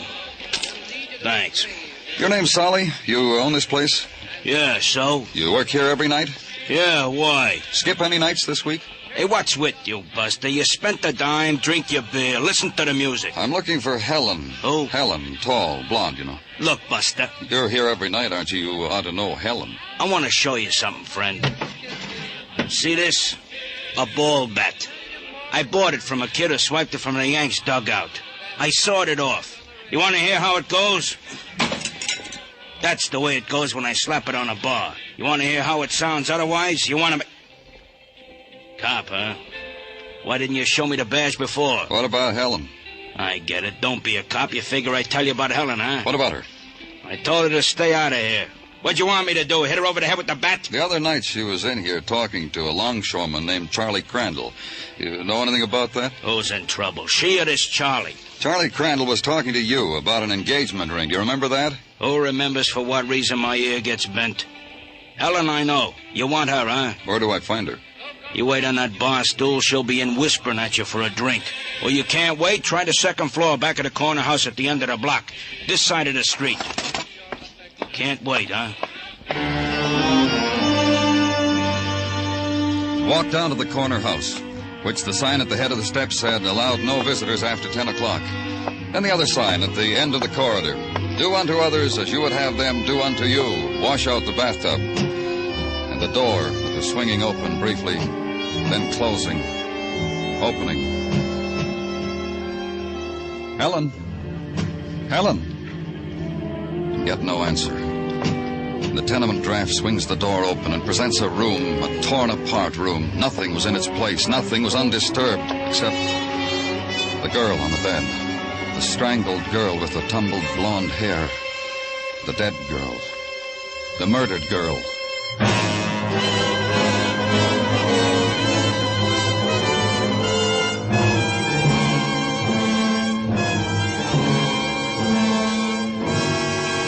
You are listening to Broadway's My Beat, written by Morton Fine and David Friedkin, and starring Larry Thor as Detective Danny Clover. Anyone interested in an auto ride from Hollywood all the way to New York? A fella in Hollywood named Jack Benny has to make the trip. He's got a fine Maxwell automobile, and he's looking for someone who loves sharing the scenery and the expenses. For full details and fascinating highlights, be listening to CBS's Jack Benny Show this Sunday evening. And remember, Eve Arden as our Miss Brooks will be on hand, too.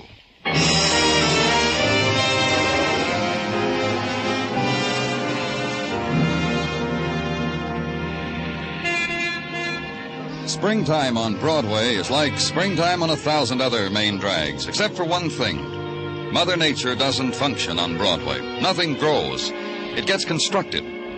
But nobody bothers. There's the salary to be earned, baseball scores to be considered, and the weather to be discussed. However, as in all times and places, there are the crackpots. Some even delirious enough to give you odds that Broadway's liable to get blown off the face of the earth. You waste a shrug on that one and flip the newspaper over another page and scan the quarter column on the right-hand side. Girl murdered in tenement house. Police seek link with death of unidentified man, which was straight reporting. I know because I was the policeman directly concerned. Next morning, open the notebook and scan the personal brand of shorthand. See now an item. Charlie Crandall had been taken by the hand and led to the window of Scully's jewelry shop to pick out an engagement ring. Go there, look in the same window, and walk into the store. Good morning. Oh, good morning. I'm Danny Clover from the police. Yes? I'd like to see the manager. Well, I guess I am, until Mr. Scully comes in.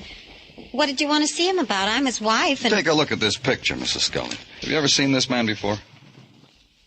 I might have, but I don't know him. Personally, if that's what you mean. Maybe I've seen him someplace. Who is he? The man we've got in the morgue. Now, take a look at this picture. Young girl, also in the morgue. How terrible. Do you know her? She could be anybody.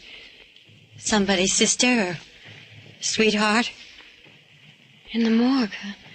In a police morgue. Oh, what happens to people, Mr. Clover? What? My, look at him. Hello, honey, like it? Blue coat and brown pants. Well, it's different, George. I took my brown coat to the cleaners on the way to work. It got soiled. Oh, sorry, dear, this gentleman... Oh, this is Mr. Clover, George, from the police. And this is my husband, Mr. Scully. Oh, Mr. Oh, something I can do for you, Mr. Clover? Yeah, just take a look at a couple of pictures. Here, this one. Never saw him. Take a look at this. No, her either. Dangerous characters, huh? George, they're dead. They're in a police morgue. No, I don't know either of them, Mr. Clover. George. I'm talking to the gentleman, Louise. But I'll forget if I don't tell you now. My wife is forgetful, Mr. Clover. That's a good kind of wife to have.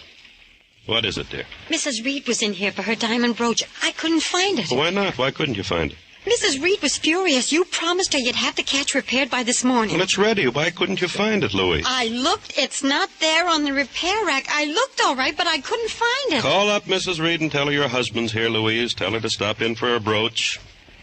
Well, do it, Louise. You're not missing anything from this shop, are you, Mr. Scully? Missing what? I don't know. I don't understand what you're talking about. A robbery, anything like that? You're joking. If I had a robbery, I'd know I'd been robbed, wouldn't I? You want anything else, Mr. Clover? No? Then you'll pardon me, won't you? Sure you will.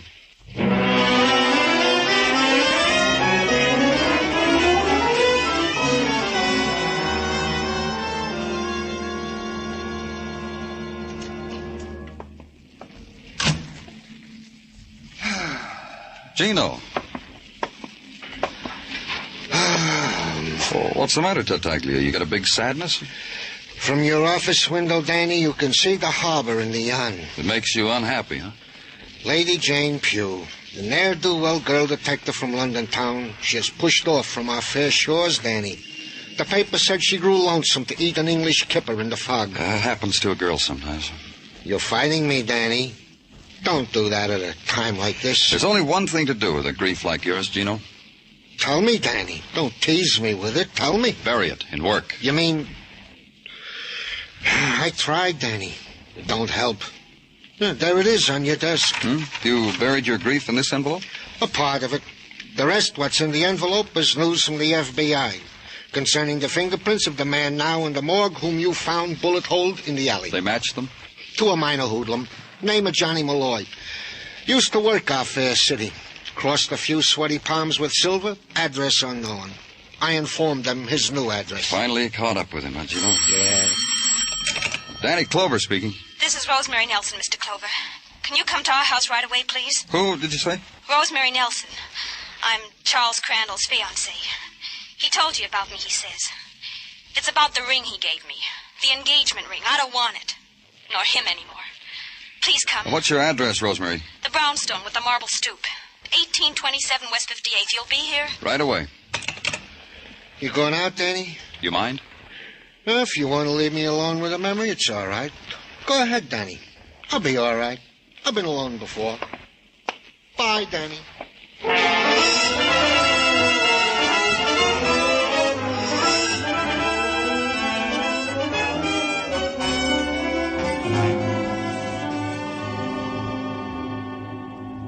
Don't pay any attention to her, Mr. Clover. She's upset. A lover's quarrel upsets a girl like Rosemary. I know. We've had them before. And that's all it is, Rosemary? Just a quarrel that needs a policeman to referee it?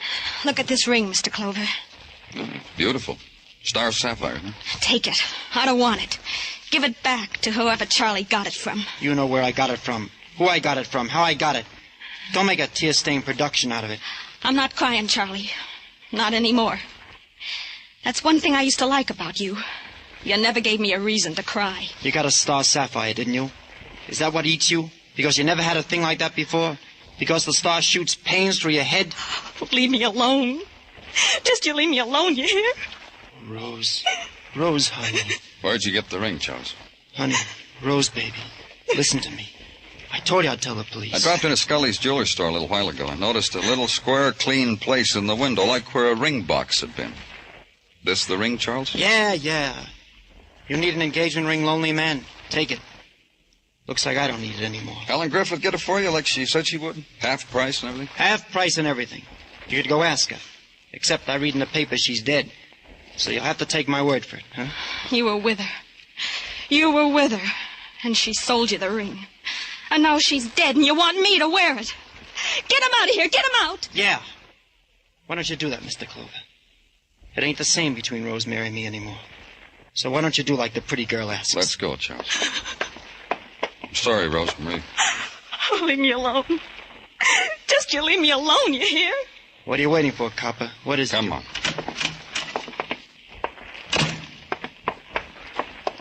What are you going to hold me on? Suspicion of murder? Until they come up with a new one. Danny? Danny! Over here in the squad car.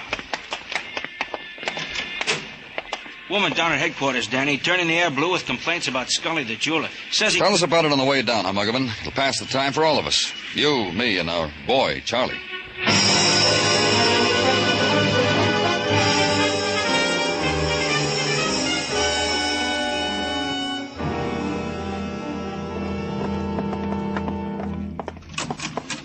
Well, finally.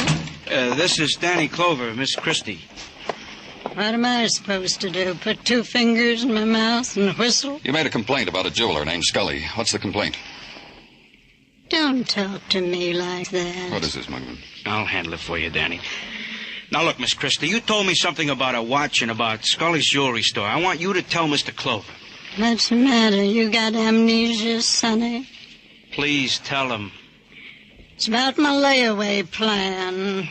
Whirl that around for a while. Danny, this is a mad dream. We lost that one, Muggavan. Try another move. Miss Christie. I told you it's my layaway plan. My layaway plan. You mean you bought something for Mr. Scully on a layaway plan? It dawned on you, boy. What did you lay away, Miss Christie?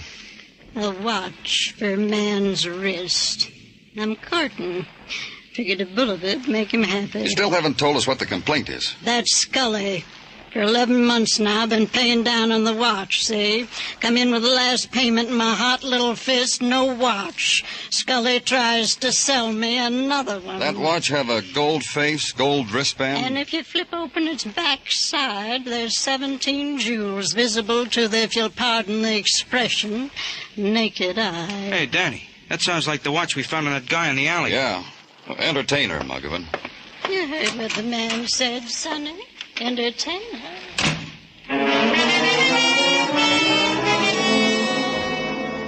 Then a squad car, and on the way to Scully's jewelry shop, the gathering together of the after images of two people's dying. Item, Miss Christie. The fact that her wristwatch had disappeared from Scully's store had turned up on a murdered man's wrist. Item, Helen. The fact that she had gotten a star sapphire from Scully at a big saving. The fact that she'd been murdered. Conclusion. Mr. Scully had been robbed, or he'd been giving away merchandise. Anyway, it was a conclusion that needed Mr. Scully.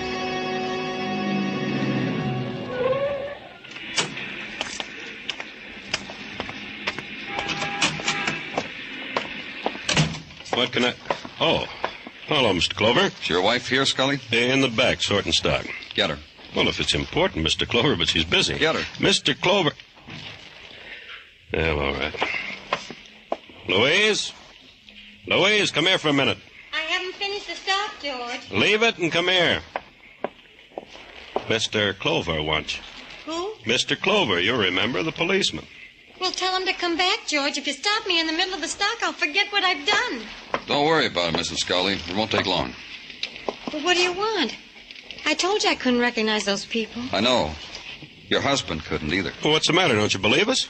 Yeah, don't you believe us? Tell me something, Mrs. Scully.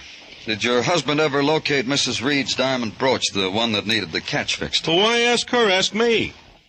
Yeah, I found it. Oh, you mean I found it, George? You remember we laughed when I found it in the repair case after looking there a dozen times. I just couldn't understand it. Because when you looked a dozen times, it wasn't there.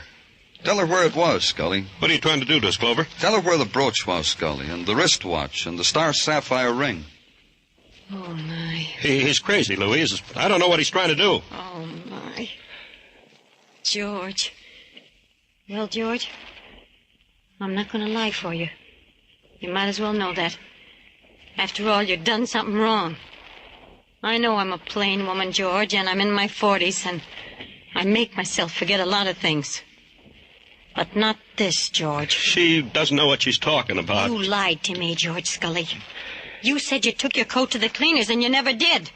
When I was in there today, the cleaning man asked me about you. Said you hadn't been in for such a long time. I told you a little white lie, Louise. I lost my coat. Must have lost the keys to the store, too. Is that why we've been using mine? Is that how that hoodlum Johnny Malloy looted your shop, Scully? He walked in and took your coat when you had it off. Well, when it's hot, a man takes off his coat. But your keys were in the pockets. Why didn't you report it to the police? Because you were with that woman again, weren't you, George? That's why you couldn't report it. But I was only drinking with her in a bar. I don't care what you were doing. After all, you promised me. Louise, I lied for you about the pictures. But I'm not going to lie anymore. Not about her. Even if she is dead. Louise! What do you want me to say? I don't know. Tell her you killed Johnny Malloy, only he didn't have the loot. He'd already given it to Helen, so you had to strangle her to get it. And you got it. Hey, I don't know what got into me, Louise.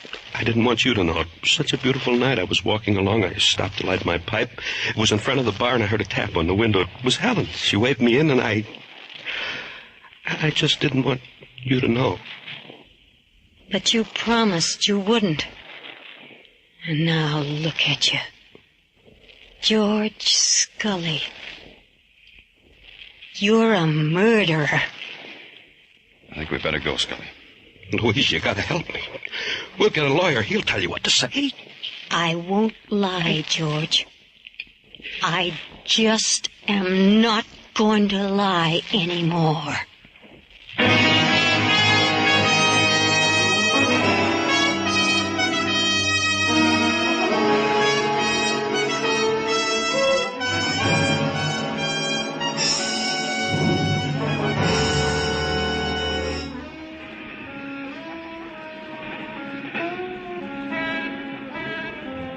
In May, the night sighs down on Broadway like a rosy promise.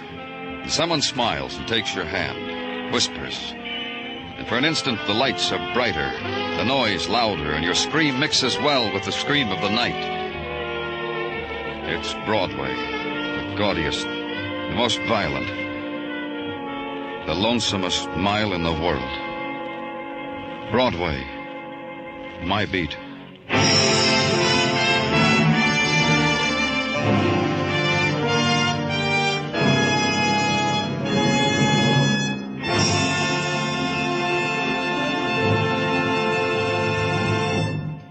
Broadway's My Beat stars Larry Thor as Detective Danny Clover with Charles Calvert as Tartaglia and Jack Crucian as Muggavan.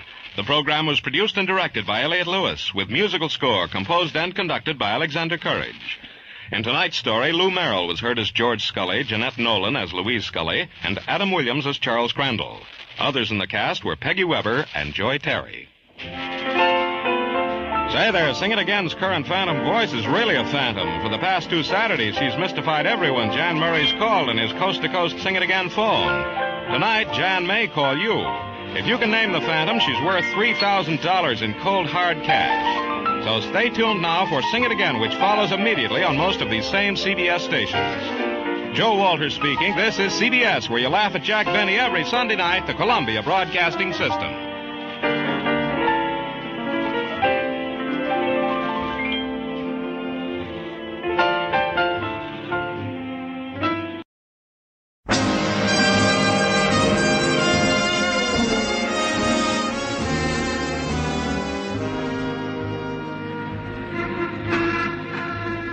Broadway's My Beat, from Times Square to Columbus Circle, the gaudiest, the most violent, the lonesomest mile in the world.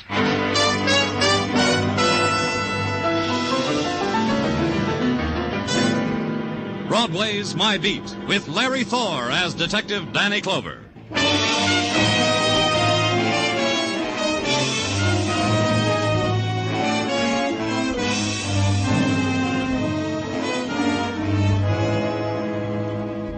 When the rumor gets around that summer has begun, Broadway is beside itself with glee. Somebody notices the sunlight and tells somebody else, and the word gets around. It drifts across town, and a man reaches into his closet for a hand organ, puts the funny hat on his monkey, and takes a walk up to Broadway, just to grind out background music for the big grin. It's the time for the dachshund, and the silken ankle, and the flowered print dress.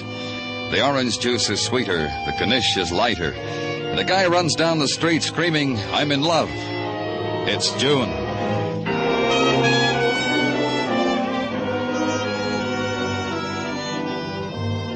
And it was June under the Translux, too, a rare day. And the Times Square crowd had gathered there to consider it and take the story of it home to the little woman, Dad and Mom. There was a man lying in the circle of their feet. He was expensively dressed. He's dead, Danny. What happened, Muggavan? Come on, you people. Break it up. Come on, get going. What is it with them, Danny? What happened? How can you tell what happened? People milling around, crossing streets, going to lunch, looking at the want ads over there in the Times building. Suddenly a guy's face down on the pavement. Somebody laughs, drunk, and somebody sees blood. So we got him on the pavement and them watching. Stabbed. Yeah. Know who he is? Uh-huh.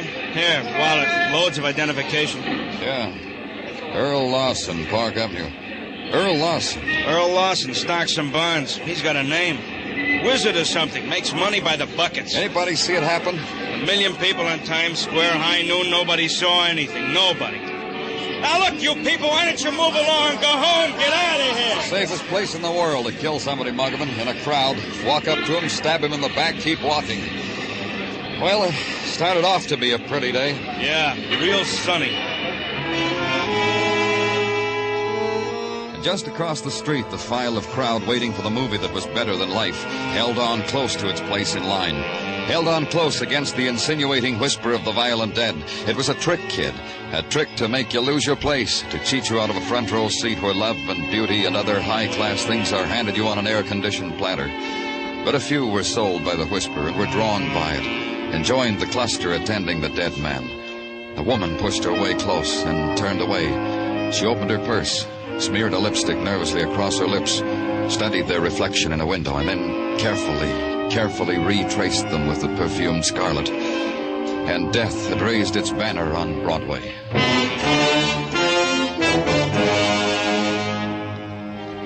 The home of the murdered man was a place whose sounds had been geared down to the soft purr of wealth. The swish of the ankle-deep carpets, the flute-like trills of the parakeets taking the noonday sun in exclusive cages. The butler who murmurs you into the library and asks you to wait quietly.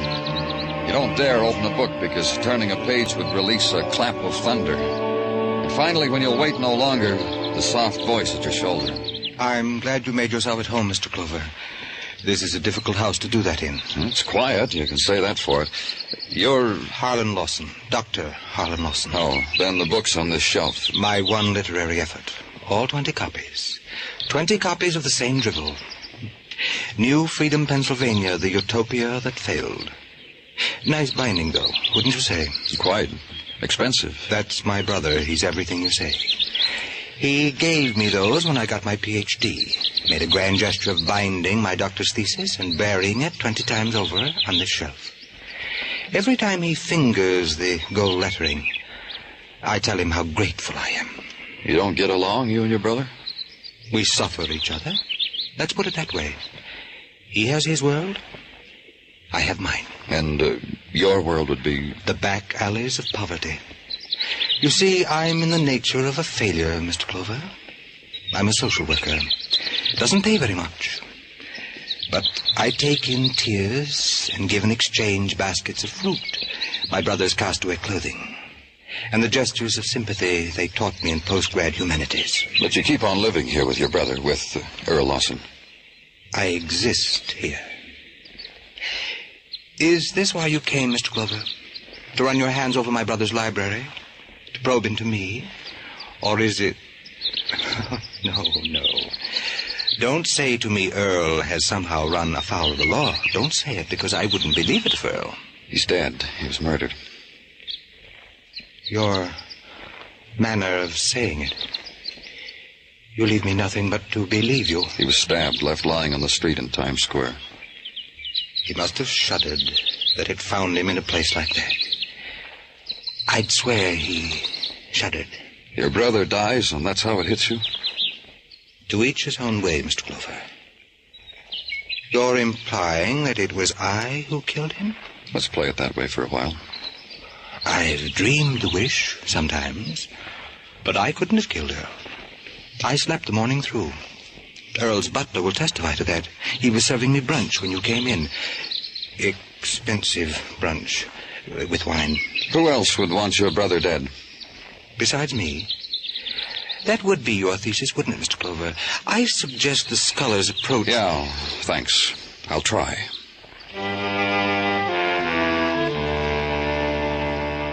Then back to headquarters and to the desk. Get on the phone, make inquiries, send out to the newspapers for files, read them, digest them, extract them. Start a file of your own. Label it Earl Lawson, homicide. Fill out the form, date of birth, hour of death. Murder by sharp instrument to be filled out in detail by the coroner. And on the lines on the bottom of the page, the incidental information. Jot down the phrases. A self-made man. Shrewd financial mind. Known enemies, probably many due to financial manipulations. Send out for coffee and the sandwich because it's suddenly nighttime. And read some more. Then your door opens and Sergeant Tartaglia's all business. Lady to see you, Danny. What does she want? She knows who killed Earl Lawson. What? She says she Bring her knows. in. This way to see Danny Clover, ma'am. Thank you. My name is Peggy Drake, Lieutenant. Please sit down. Close the door, Tartaglia.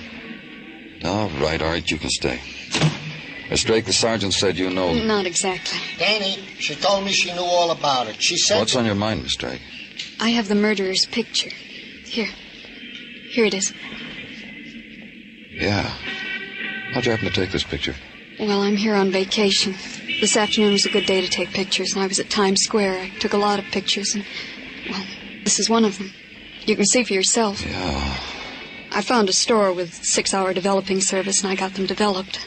I was looking through them, and I saw this one. That's why... Yeah. Come here, Tartaglia. Now, look at this. Ray Brewer. That's right, Ray Brewer sticking a knife into Earl Lawson on Times Square. Call records, Gino. Get the last known address on Ray Brewer. And anything else they've got interesting. Guess I did help with that. I don't know how much. Records? This man here with a knife. His name is Ray Brewer. A known hoodlum. A record of every misdemeanor on the books. Yeah, I cancel. Wait till my society back home hears about this. I belong to the literary society. We have open forums. I suppose this will be in the papers, won't it? Front page. What else is what else? Yeah, what's happened to him lately? Uh-huh. How you making out, Gino? In a minute, Danny. Uh-huh. Yeah, I got all that. We appreciate it, and thank you. Very interesting, if I may comment on the material gathered from records. What's interesting? Up until a week ago, Ray Brewer was confined to the county hospital for incurables. Yeah, I remember he was a pretty sick man. Incurable? His heart. Docs gave him a month to live. But last week he was discharged from the hospital. How come? To die in the bosom of his family, as the records guy phrased it. Where is this family? 1212 West 16th, the man says.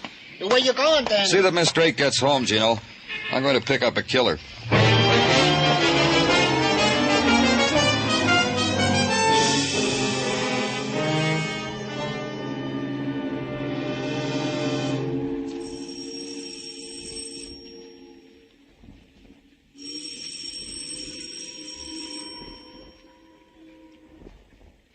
Open up, Brewer, or I come in anyway.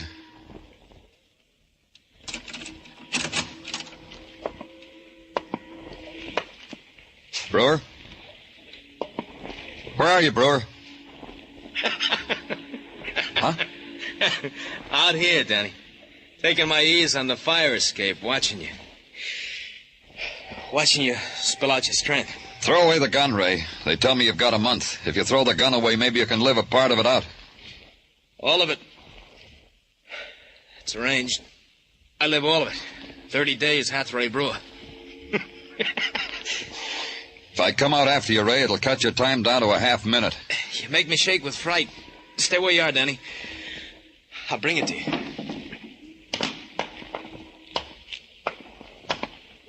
The gun, Ray. Now, don't drool, kiddo. You'll get it.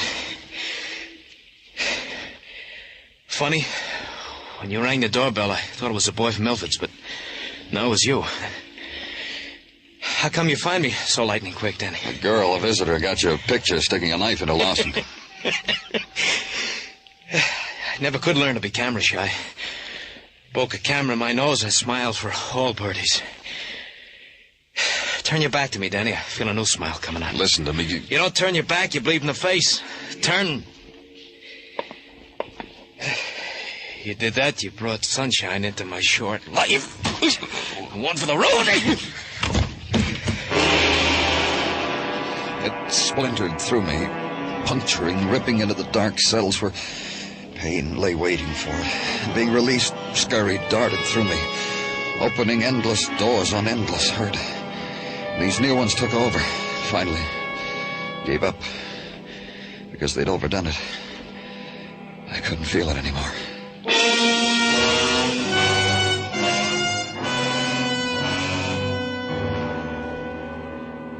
And then the hall wind, cold on the sweat that had drenched me. And looking for Brewer, knowing he wasn't there.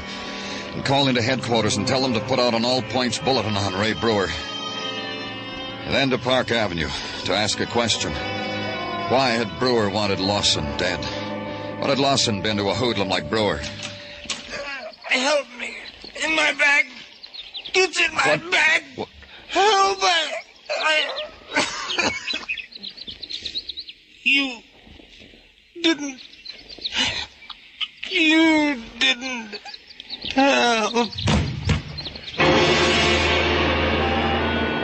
Down the long hall, I could see the parakeets preening, pecking into their clipped wings. The new stillness of the man lying there with a knife in his back. Dr. Harlan Lawson. Dead. The nap of the thick rug furrowed where his hands had tried to tear life out of it. And suddenly the flute song of the parakeet started again. And it wasn't still anymore.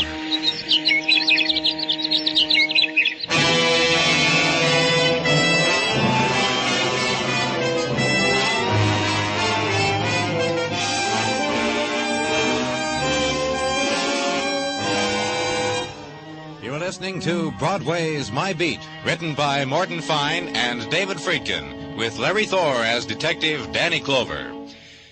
The sensational young tenor Mario Lanza will take the place of Charlie McCarthy and Edgar Bergen on CBS, while the famous pair are on summer vacation. Mario Lanza starts his new series tomorrow, and you'll be heard each Sunday this summer on most of these same stations. And while Jack Benny is off for Korea, Guy Lombardo and his orchestra will be on hand to entertain you in CBS familiar Jack Benny time.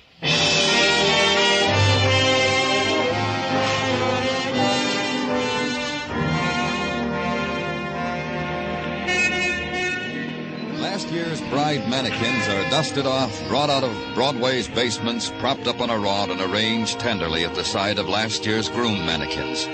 And Broadway knows June is passing through.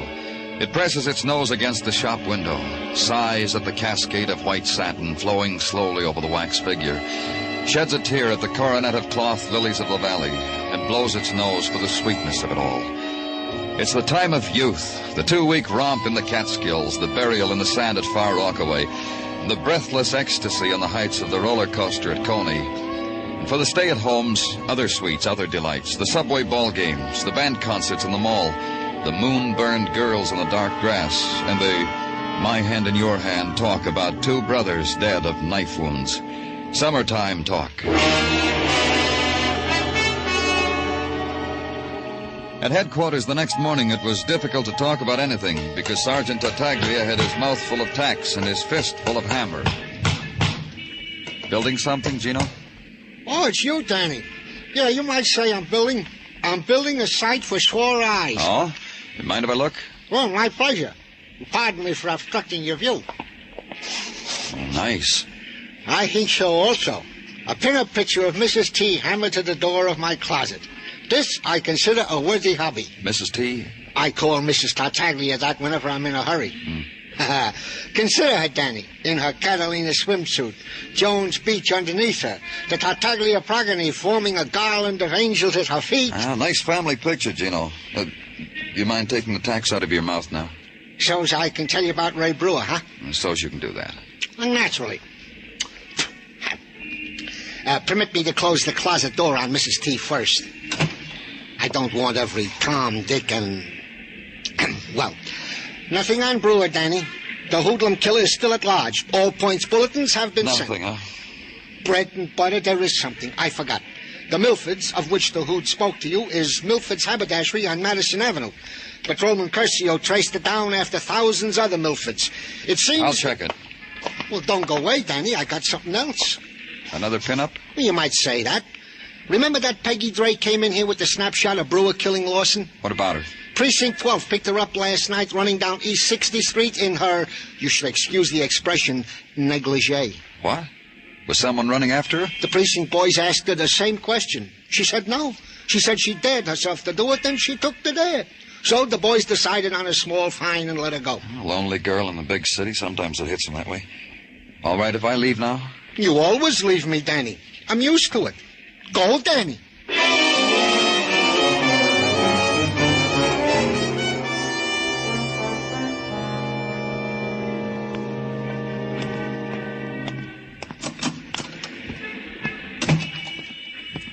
Good morning, sir. Is someone helping you? I'm looking for Mr. Milford. Mr. Milford is dead. What? 12 years ago. Like that. Zut. He was discussing plans with a buyer and... I know. Zut. Who are you? Mr. Milford, Jr. May I be of some service? I'm from the police. I want some information. Oh, what is it you want? The police department called you a while ago. You said you had some dealing with a man named Ray Brewer.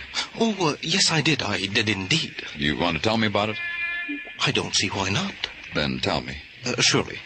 Last week, Mr. Brewer entered Milford's and was fitted for a complete outfit, from linens to huaraches. Huaraches? Bootery a la Mexico. Mr. Brewer was going to Mexico. Note that I said was. Note that. Mr. Brewer changed his mind, huh? Well, that's a man's right. Mr. Brewer decided to stay around the city.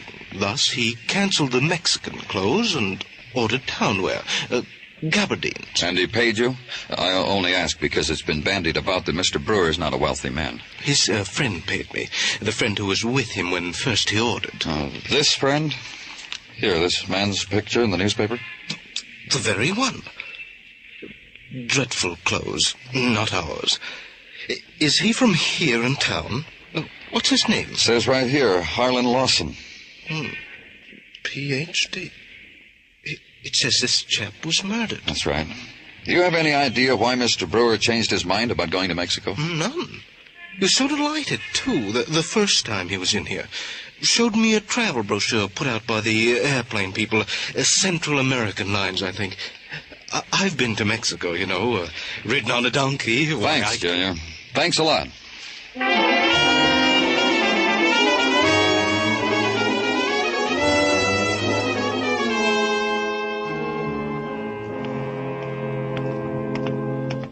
May I be of service to you, senor?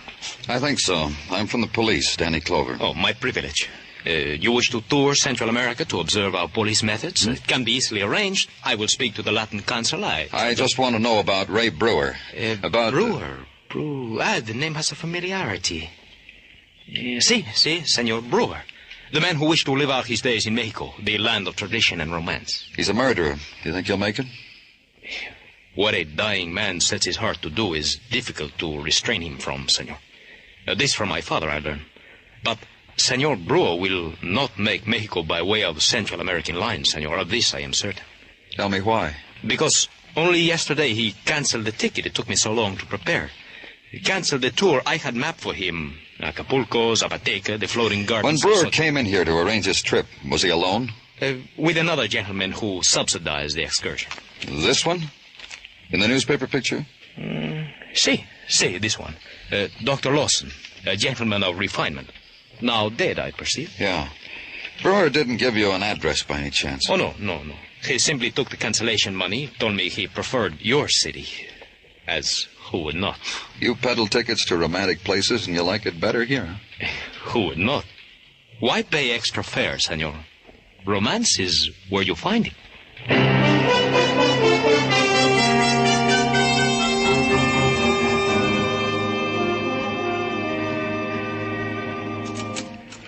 Danny? Come in, Muggavan. Sit down. Nice. Got anything? Nothing. Guy Brewer's hiding someplace. Where, I can't even begin to guess. Nobody knows anything. Stool pigeons, old friends of Brewer's, not a thing. If he gets out of the city, it's going to be tough. Yeah. How do you figure it, Danny?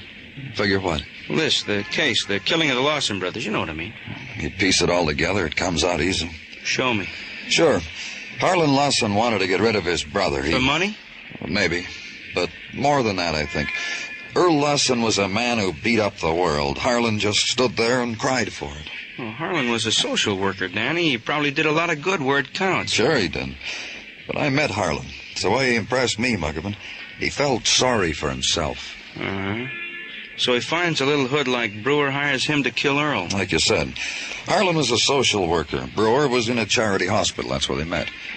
Harlan found out Brewer only had a month to live, promised him a fling that month in Mexico for killing Brother Earl. Well, then why did Brewer turn around and kill the hand that fed him? If we go on the assumption that he killed Harlan, too. Well, Brewer killed twice, all right.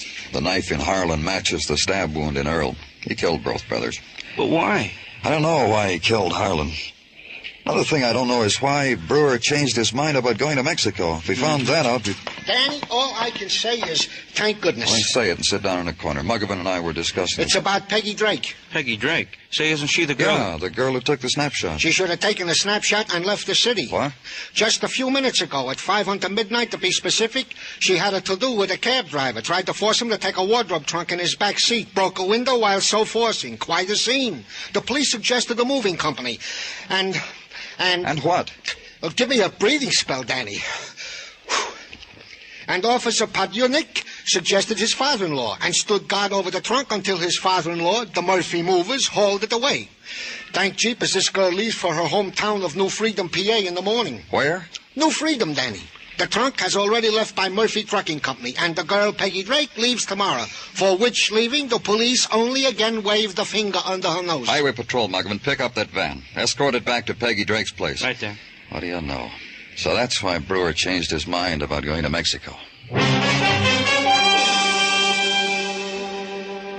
I waited. was a little less than an hour when the phone call came. The highway patrol had picked up the van at the entrance to the Delaware Bridge. There was plenty of time. Time to grab a bowl of chili and walk over to the 60s, and to the rooming house where Peggy Drake was staying. Inside, the banisters of the staircase had been worn smooth by 1,000 respectable hands, and the color had just begun to drain from the flowers and the wallpaper. On the third floor landing was a trunk. Beside it, Detective Muggavan. She's in there, Danny. She know we're here? We talked loud. She knows. Stay with the trunk, Muggavan. Okay.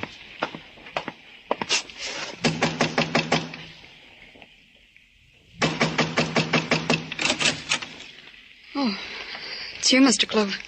Glad you're here. Come in. Please, come in. What goes on in your town? I don't understand you people. Something wrong, Peggy? There was all that noise a little while ago. I opened my door a bit. I saw my trunk. Explain it to me, Mr. Clover. You were sending it back to New Freedom, huh? Of course, where I live, where I came from. That's where you met Harlan, wasn't it? What's he got to do with it? I need some sleep, Mr. Clover. My bus leaves early tomorrow. You're not leaving. You want to bring your trunk back in here and unpack? I'm not leaving. Wait a minute. Muggavan, bring that trunk in here. What are you doing? I don't have to unpack. The trunk's pretty heavy, Danny. I'll need some help. Okay. I'll give you a hand. Yeah. Better grab the handle on the other side.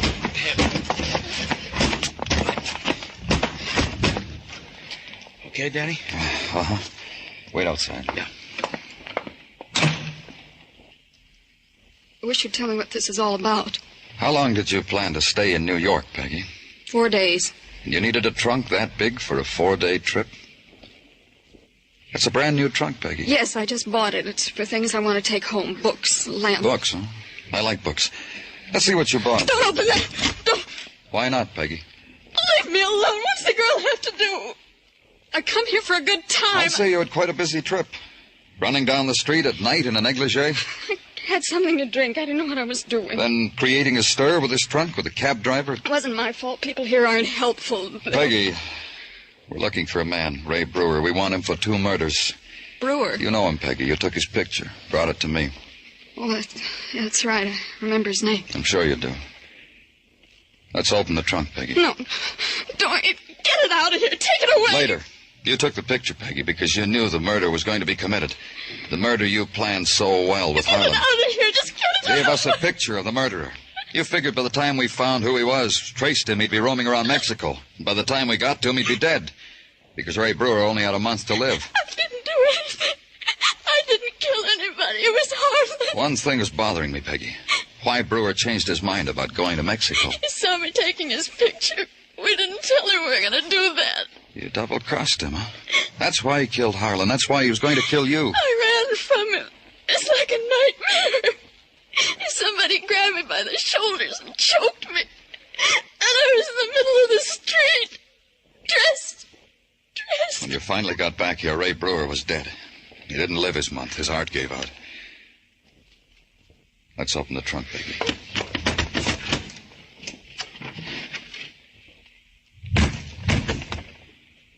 There he is. Ray Brewer. I won't look. I'm not going to look at him again. All the while I was putting him in there. Staring at me. Staring. And I couldn't get the trunk closed. His hand. I was alone. All alone. His face. Staring at me.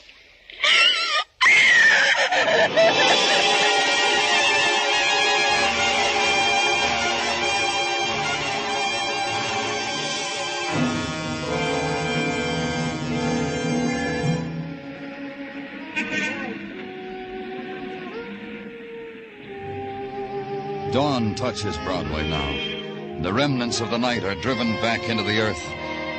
You walk the streets, and from behind the doorway you hear the old sound, the sound of weeping. You know the nighttime will never leave. It's found its refuge. It's Broadway, the gaudiest, the most violent, the lonesomest mile in the world. Broadway, my beat.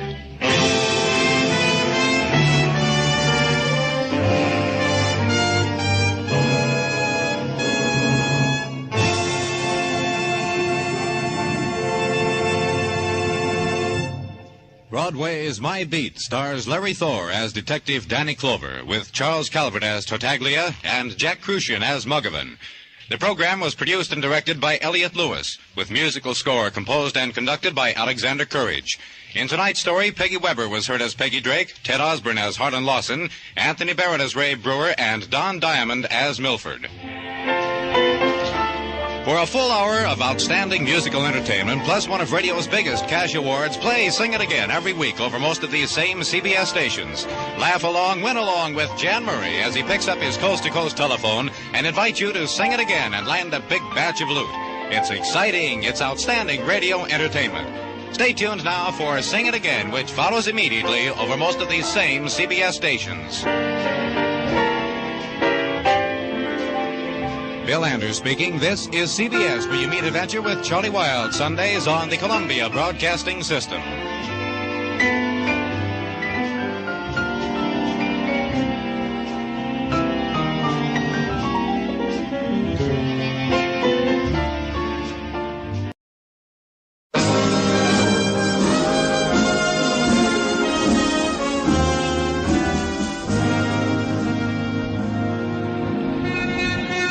Broadway's My Beat, from Times Square to Columbus Circle, the gaudiest, the most violent, the lonesomest mile in the world.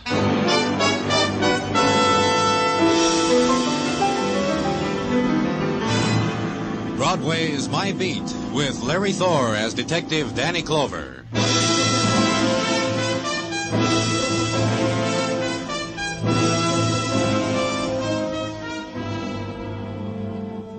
The summer evening flows gently over Broadway, and the carousel sounds of the street's carnival begin. The brazen trumpet screams, calling the believers to the basement sanctuaries at a dime a prayer.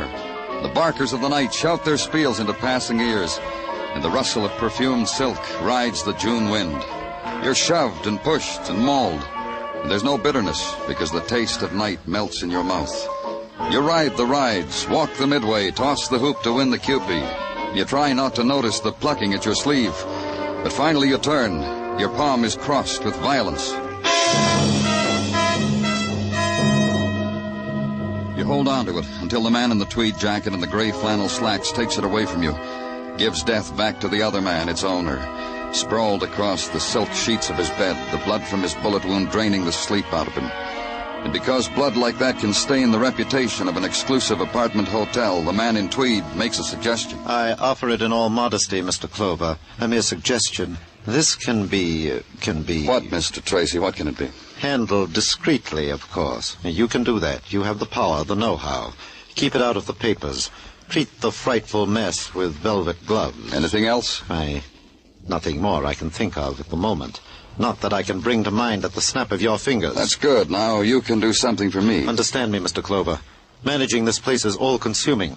I spent years at school, here and abroad, learning the quirks, the ins and outs of the profession, All that education, maybe you can spell out for me the murdered man's name.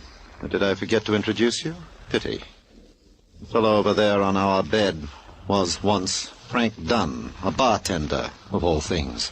A rather crude chap, I thought. But genteel enough to pay the tab in this slick joint of yours. They do bartenders like Dunn well at the trade winds, I hear. The club on West 52nd?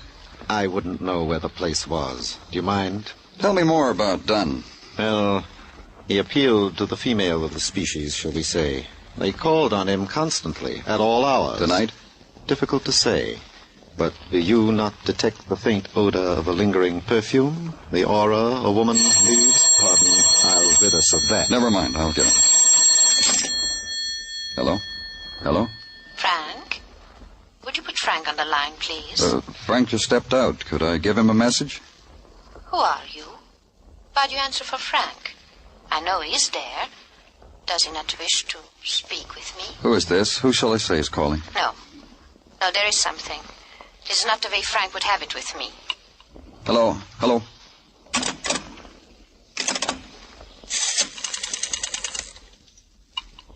Yes, please? This is the police, operator. Trace that call. And the call was traced. Drugstore on 43rd and Broadway. A phone booth there. The third one from the left as you pass the Chiron reducing display. Only who knows who's been using the phone, the clerk in the white coat asked me. You don't have to have friends in Washington to use the phone, mister. You need a dime, that's all. Anyway, what was she, a spy or something? So if that's all, he had work to do. He left. So did I.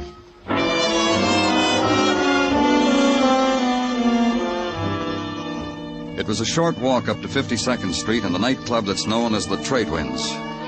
Outside, a beach boy in a custom-made loincloth said aloha and pointed inside.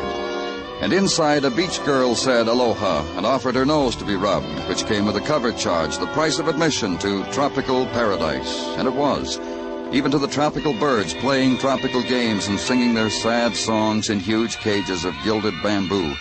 And sitting in a fan-shaped wicker chair in the corner was Trader Milt Barker, wearing yellowed linen, his eyes bleary with the grandeur of it all.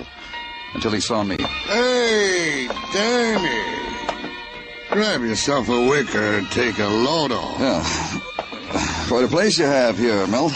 Wait till you see the floor show, Danny. Got a dame here does a routine on a bed of hot coals. Milt, You try the authentic cuisine yet? You like fish? I got cold huma huma nuka nuka apawa. That would set you crazy. You sit still. I'll slice you some from the middle. Sit down, Milt. Huh? All right. So I'm sitting. So? About a bartender here, Frank Dunn. Frankly, he ain't showed up yet tonight. He commit something? He's been murdered. Kismet. Pure kismet. Fate, Danny. The way the department figures, it took a murderer to do it. Yeah, I guess. How'd he go out? Shot. Like I say, kismet. What are you talking about? A guy like Frank, it figures. It just don't make me surprised. Come on, Milt, talk to me. What's on your mind? Well, he served smiles with the tall, cool ones. When Frank wiped the bar in front of a female patronesses, it had a meaning all its own. Personality. Keep talking. Well, Danny, a guy like him... Well, a dame would be embarrassed leaving less than a fin or a phone number for a tip. Did he cause any trouble here? Frank? No. An operator with a head on him. Wait until the male escort was occupied elsewhere, then... Well, Frank would drop a small onion in a cocktail glass in such a way that patronesses would leave teeth marks on the bar. Like, for instance... Well, for instance, who? Louise Hathaway is current, Danny. You know, the dame who's Mrs. to Edward Hathaway, the guy who manufactures hardware. You know Hathaway's hardware, nails, holes. Yeah. Tell me more about Mrs. Hathaway. She's current. That's all I know, honest. Come on, Danny. Eat some of my cuisine. I'll make you a regular lava.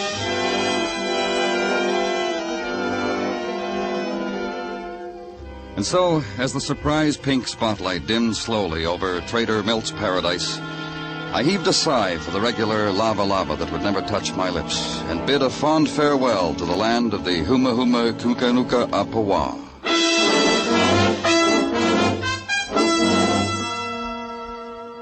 At the Park Avenue apartment of Mr. and Mrs. Edward Hathaway, a maid in gray silk and high-spiked heels told me they were out for the evening. She tightened a black shoulder strap to inform me that the Hathaways never informed a person in what glamorous places they were boozing it up, that this usually took till dawn. I said I'd come back in the morning. She said sometimes a person didn't know what side his evening was buttered on, and kicked the door shut with her heel.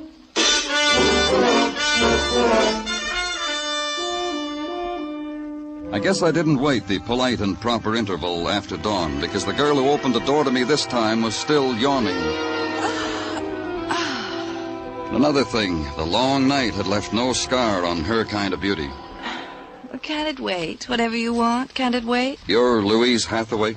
Uh-huh. Sleepy Louise. Tired Louise. If you weren't a stranger, you could rock me back to sleep. I need it so. I'm from the police, Danny Clover. Oh, you're the one Celeste told me about. Celeste the maid. What do you think of her? She thought much of you. Come on in. Tell me about it. Celeste's in bed. I let her stay because we dragged her out of it when we came in. Couldn't find the keys. You know how it is. But I'll drag her out again to whip up some eggs for us, if you like. No, thanks. Big night last night, huh? Ah, the biggest. You build a lovely city here, officer. Lovely and fair. And at night it glistens. Frank Dunn, was he a part of the night? You just played the only sad note there is, officer. Frank wasn't in it. Not anywhere. Why do you play a sad note like that to me? Because he's dead. Murdered. I don't think I'd ever let you rock me to sleep. You're cruel. And Frank, what about him? I wouldn't know about him, wise man. Once it got bad and I tried to... Frank winked, grinned, splashed whiskey on my dress. That's all, huh? Just a clumsy bartender. So much more you'll never know. Once I was at the Trade Winds having dinner with hubby mine, and there was a phone call for me, and I took it, and it was Frank calling me from the bar. And hubby mine didn't know why I suddenly turned happy. He had sense enough not to ask. Your husband knows how you felt about Frank? I don't know. I don't care. I always made him tip Frank a lot of money, take him with us after he was through work. Well, it's going to be cheaper for hubby mine with Frank gone. And for me, such a high price, I don't mind telling you. Will you wake your husband, Mrs. Hathaway? I want to talk to him. He's awake. You can talk to him at his factory. Hathaway's Hardware Incorporated. Always the first man there. Sleeps an hour after I've kept him up the night. And off to the factory. Off to make a bed of nails for me. Just stay here in case we want you, Mrs. Hathaway. So you can talk more to me about Frank? It'll be a pleasure. Deep and fair. A pleasure. Any time.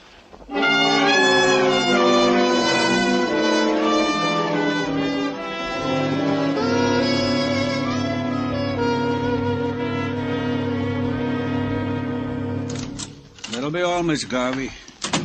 All right, sir. Who are you? I gave my name at the gate, Danny Clover. From the police, aren't you? That's right. What's on your mind? I just came from your house, Mr. Hathaway. My house? What's the big idea? What did you want there? I had a chat with your wife. My wife? You don't go to my house, policeman. No more. You understand that? You don't bother Louise. You want something? You got a ticket to sell? You got something that gives you worry? You come to me. Louise don't get bothered by police. She gets bothered, Hathaway, any time the department feels the need. Yeah, you think so, huh? You get bothered too, mister. Go ahead, call your lawyer. Say murder to him, because that's what you and your wife are involved in. Murder? Call your lawyer, Hathaway. Look, now... The death of Frank Dunn, bartender, at the hands of person or persons unknown. Your hands, your wife's hands, both... I thought you were kidding. I'm not kidding. Louise is a kid. I got a young wife, Clover. Wild sometimes. Country kid come to the city wild. And not excusing her, understand? I like to watch it. She knew Frank Dunn. So she knew Frank Dunn. So I know Frank Dunn. 1,000 people know Frank Dunn. She didn't kill him. Why should she kill him? What could he do for her? Give her a double martini? A couple of those go a long way. Look, Frank Dunn was a joke passed over the bar to Louise. Louise is married. So that settles that. All right. Who killed Frank Dunn? I'll tell you this. If he would have put a finger on Louise, I'd have killed him. One finger on Louise. I've told her that time and time again. And she and Lily think it's... Lily. They think it's smart. They got to have cocktails at 5. They go in by themselves. Who's Lily? Lily. Lily Prokosh, a dopey dame who writes poetry, wears glasses that goes like this. Lily Prokosh. Prokosh? Foreign? Yeah, talks accent talk. Where do I find her? Lily. Sometimes I pick up Louise at Lily's place in the village hotel. Yeah, I know where it is. Good. Maybe you're onto something, Clover, huh?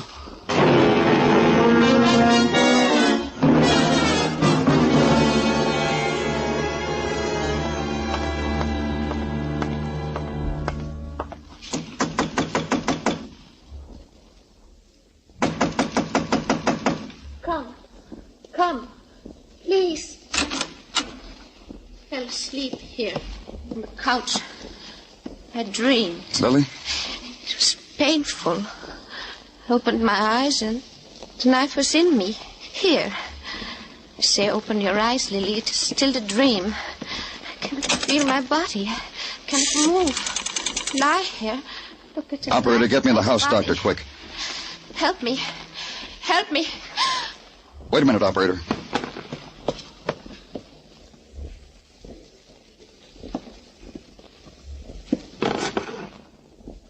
Never mind, operator.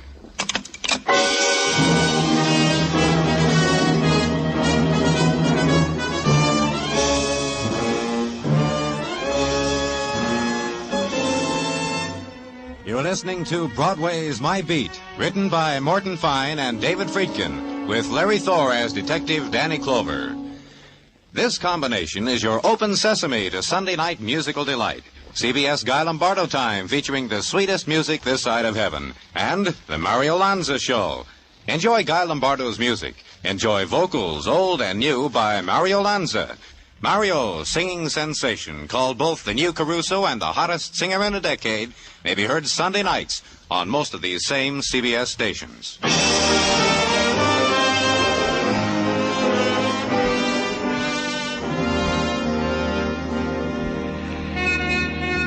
The nice thing about Broadway, the good thing, the reason why you run the rest of the way until you get there, is that Broadway never lets you down.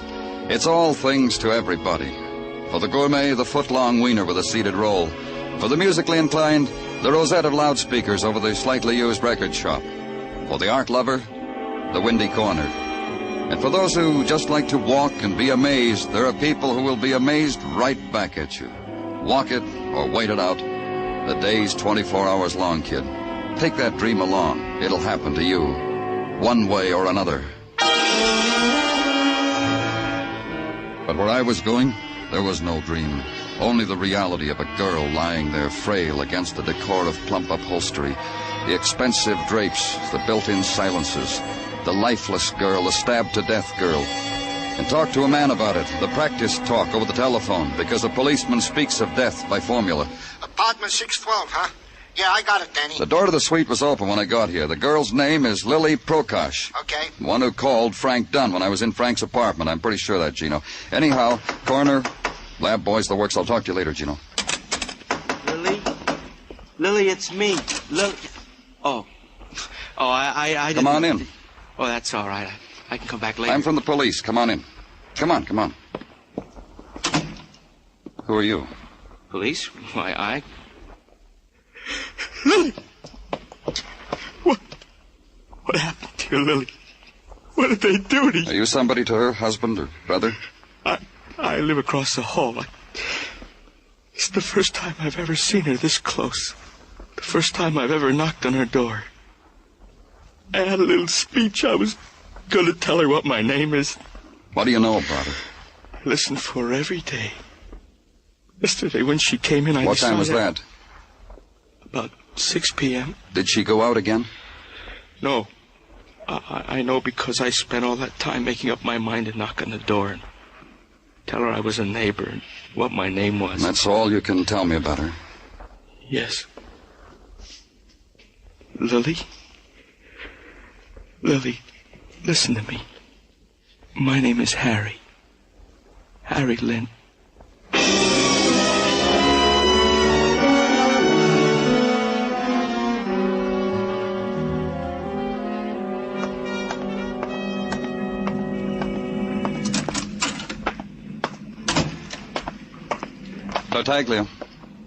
Tartaglia.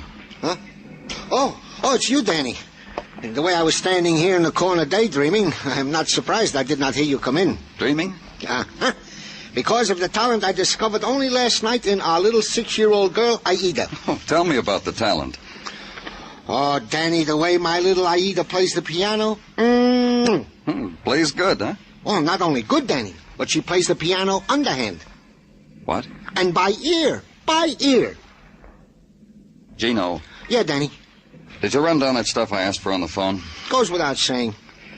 What'd you Danny, this is the only comment? It's not important. What did you get, Gino? Yeah.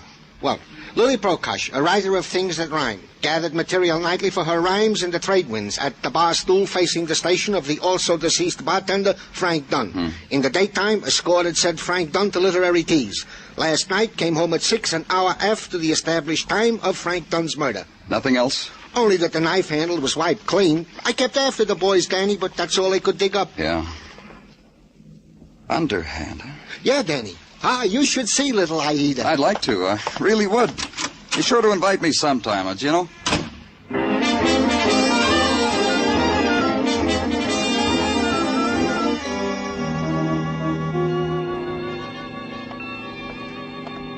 I see the wicker chair's still open, Milt. Danny, sit in it, kid. 2 nights, I see you each time. To what is due this sudden harvest of Danny Clover? Not that the trade wind ain't humored, but to what is due. You know a girl named Lily Prokosh? Names don't register with me, Danny, unless for a reason. Is there a reason? A tall girl, blonde, harlequin glasses. Spoke with a little bit of an accent. The one who wrote lousy sonnets on my napkin? She was a poet. The one who always comes in here with Mrs. Hathaway? That one, Danny. Well, what about her? You tell me. Lily Prokosh and Frank Dunn. Hey, yeah. Yeah, what? The other day. What are you talking about? The other day, yesterday, the day Frank met his kismet. She was in here with Mrs. Hathaway about 5:30. Asked for Frank. I told her he wasn't to work yet. I started to tell her where Frank lived, but she said never mind, she already knew. Left. And then what? Then what? Yes, she left. Left Mrs. Hathaway with a martini at half-mast. The poet walked out. To see Frank? Yeah. She bumped Frank, huh? A doll like her. What do you know?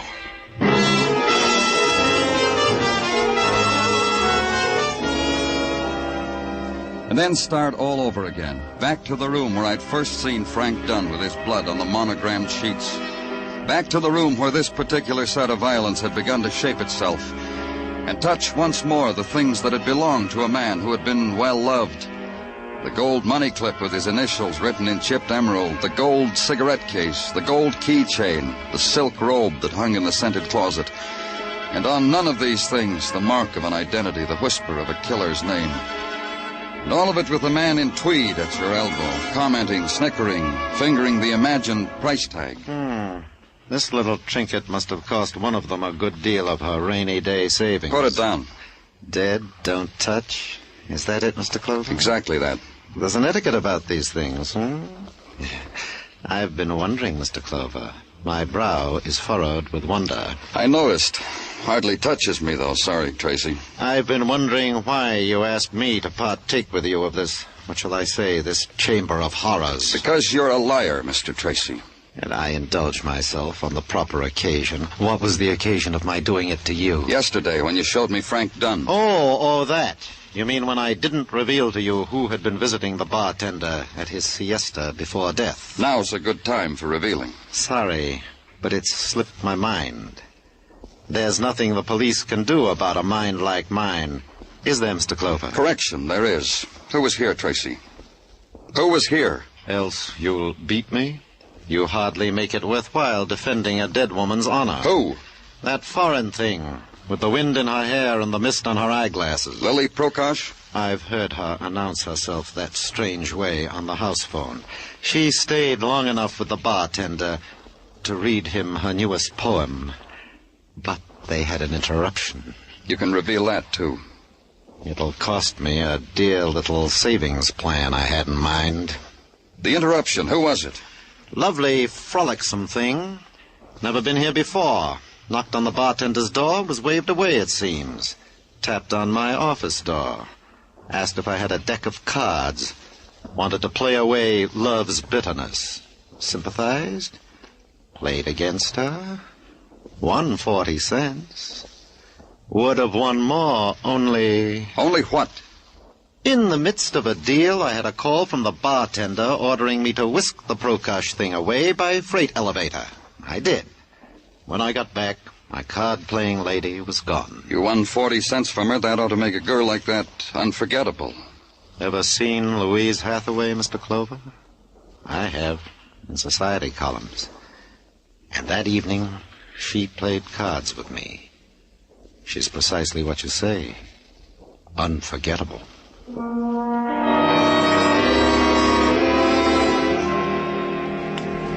And walk the night streets and try to figure, why did Louise Hathaway call on Frank Dunn and, not being able to see him, content herself with playing cards with a hotel manager? Why had she gone to see Frank? She knew her friend Lily Prokosh was there. A lot of whys. And keep on walking, east from Broadway to Park and up to the 70s, and stop in front of the canopied apartment house. Pause smoke a cigarette, then go in. And on the second floor, ring a bell.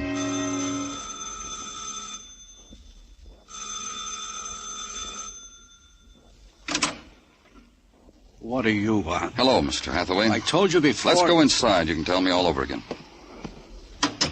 Thanks. Who is it, Edward? That cop. Yeah, me. Oh, hi.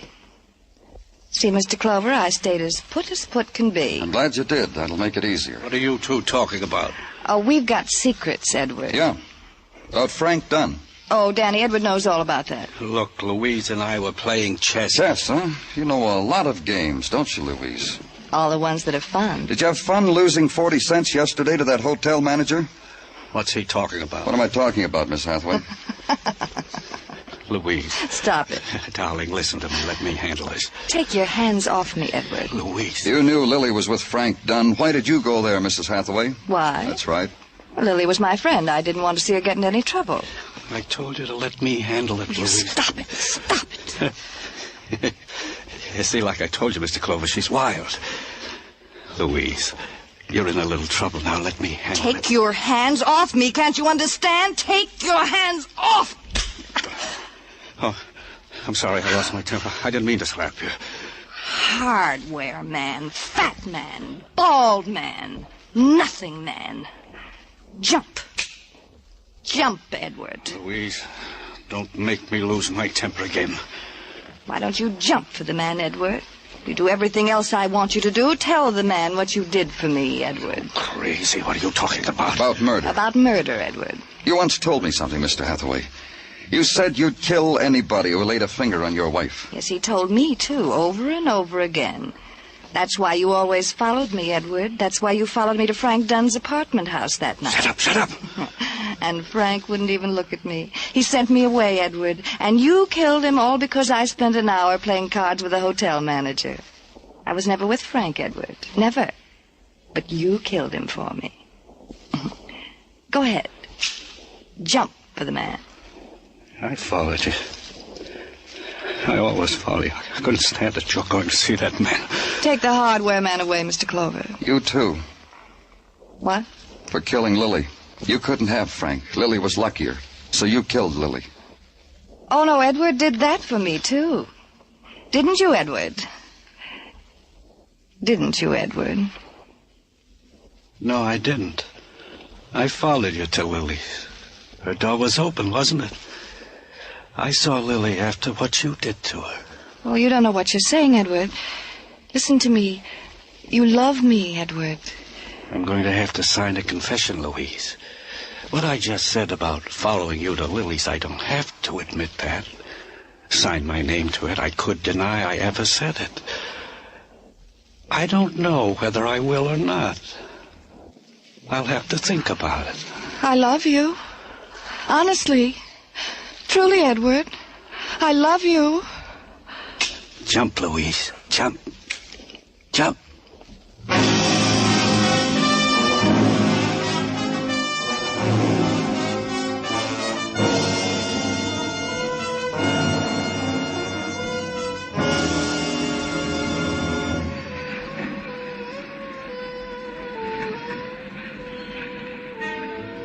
Broadway's quiet now. It's the 4 o'clock in the morning hour, the hour without color. But in a while, dawn will dip down, and there'll be fury again, and roar again, and crowd. The restless wandering, the puppet dance, the running after nothing at all.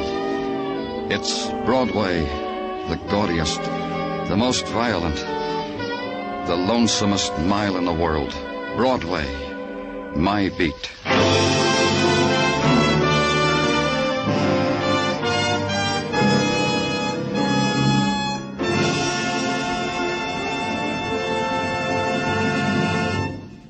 Broadway's My Beat stars Larry Thor as Detective Danny Clover, with Charles Calvert as Tartaglia and Jack Crucian as Muggavan. The program was produced and directed by Elliott Lewis, with musical score composed and conducted by Alexander Courage. In tonight's story, Mary Jane Croft was heard as Louise, Herb Butterfield as Edward, Joe Granby as Milt Barker, Edgar Barrier as Neil Tracy, and Gladys Holland as Lily Prokosh. Just once around the clock aboard the second hand for Singin' Again, an hour of comedy, music, and cash for the CBS listener who can identify the phantom voice. Jan Murray is your host, Judy Lynn, Allendale, the Riddlers, and Ray Block supply the music. Stay tuned now for Singin' Again, which follows immediately over most of these same CBS stations. Bill Anders speaking. This is CBS, the Columbia Broadcasting System.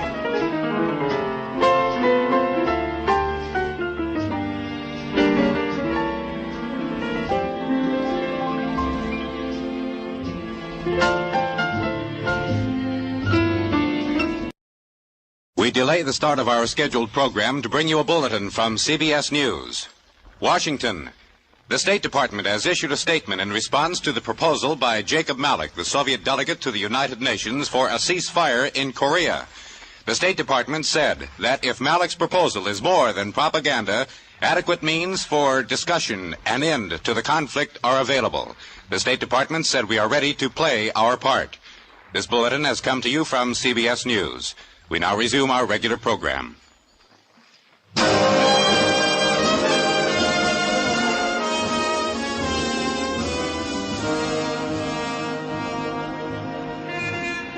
Broadway's My Beat. From Times Square to Columbus Circle, the gaudiest, the most violent, the lonesomest mile in the world.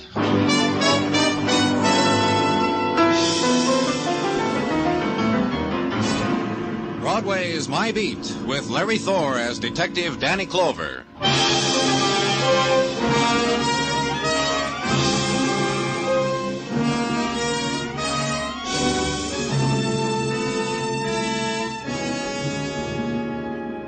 The nighttime starts at the river before it closes over Broadway.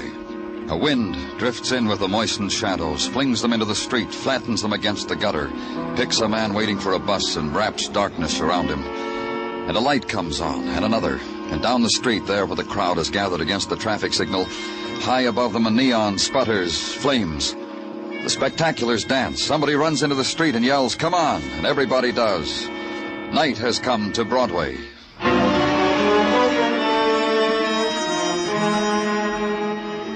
And where I was, there was a wind. The built-in wind, a thing composed of poor ventilation, tears, shed and unshed, and bottled chemicals. It was the basic ingredient of the city morgue, though not to be found on blueprints or bills of specifications. It was something new to the man walking beside me. This place? This place? Just take it easy, Mr. Larson. I'll tell you something. I guess it'll sound funny. I've read about places like this, and I've closed my mind to what I read. I guess I never wanted to visualize anything.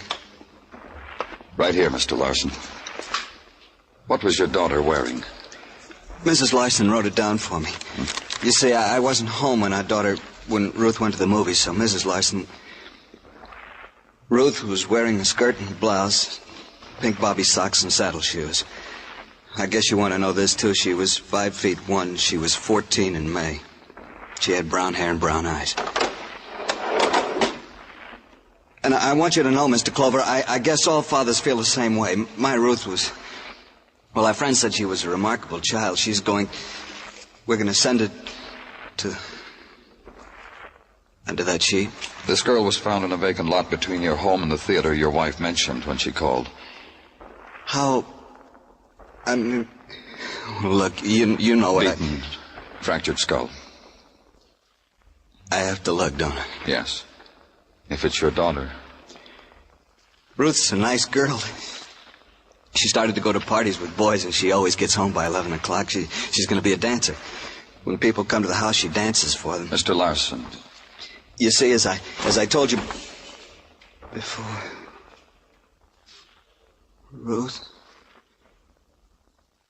Ruthie? Oh, Ruthie. Who did it? What monster? Who did it to you? Who?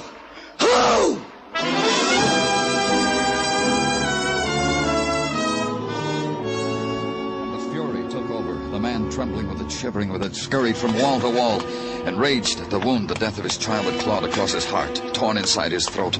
The helpless, futile rage of the animal whose small range of understanding has been kicked, beaten, thrown against the barbed wall of violence. Not once, Not once more did he look at his child. Now try only to wipe out the memory, try to strangle the long-ago laughter and sobs that the child had let echo through him. And finally, the collapse, the heap on the concrete floor. And you call quietly to the officer on duty to help you lift the man, carry him to a place where he can sleep away the fury of his dead.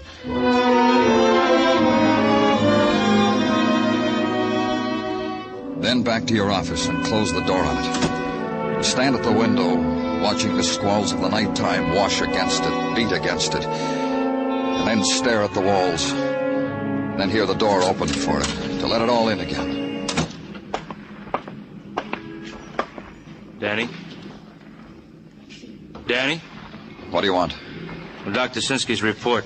He was busy on another. He asked me to bring it to you, so... Leave it on my desk. All right.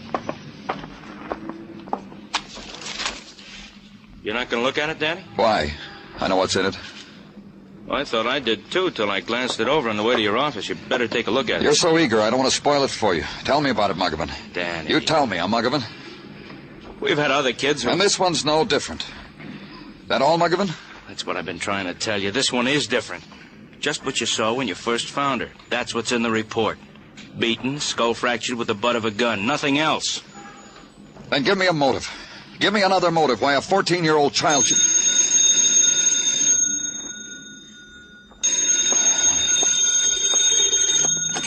Clover speaking. Sergeant Tartaglia at this end. Homicide, Danny. Woman in backyard of house at 1845 West 11. People named Murray. Upstairs wants you on it. Shall I tell him you're agreeable, Danny? Tell him I'm... Bring me a motive, Muggavan. Upstairs wants me to run an errand.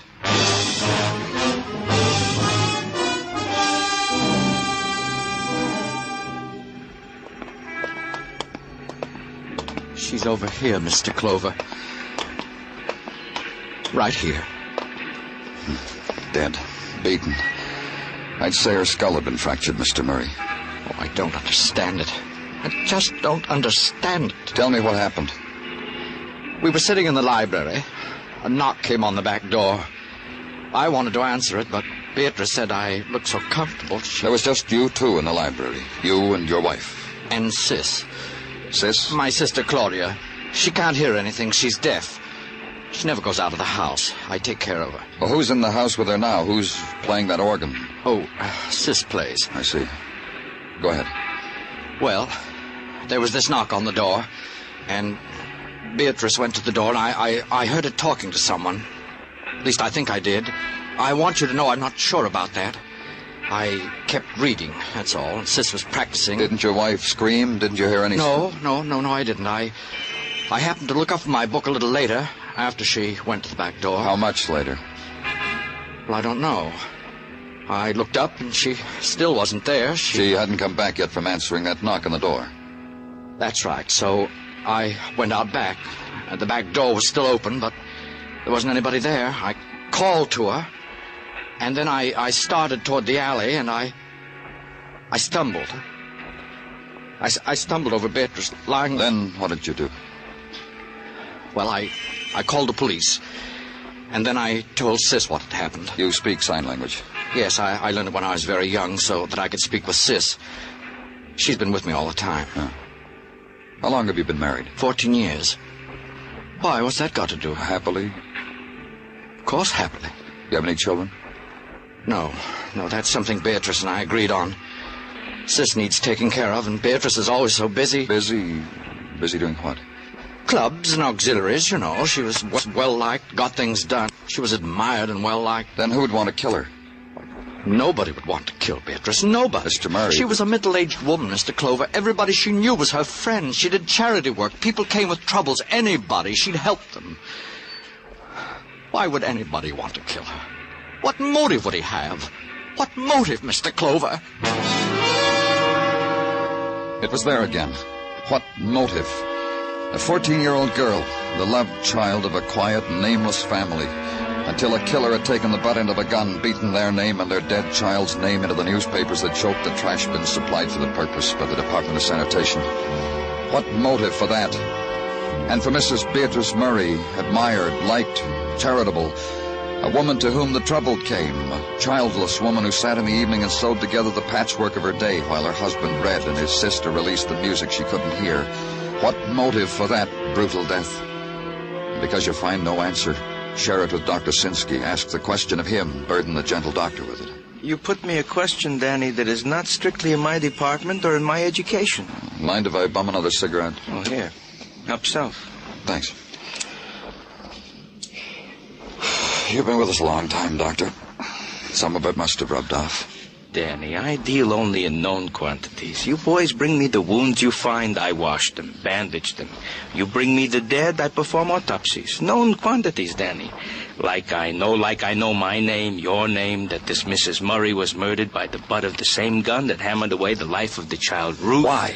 Tell me why. And I'll go out and buy my own pack of cigarettes. If I had gold, you could have it, Danny. No strings to it. No. For the question you ask, go consult a specialist. A man who puts the microscope of his training to the emotions. The department psychiatrist? Yes, to him. Perhaps he will agree with me. And I'm only an amateur, a dabbler, mind you, Danny, that this violence, this ugly, bestial violence, has been committed by what is called a paranoid. I've read about them. Had them screaming in my office. They dream up hates against themselves. For this they kill. An animal, a child, a woman. Excuse me, Danny. Come in, please. Looking for me, Gino? Yeah, Danny. Fresh homicide. Alley on West 10th. Muggerman's got a squad car. Let me finish my cigarette, Tartaglia. Well, sure, Danny. Well, sure, if you want. It's finished.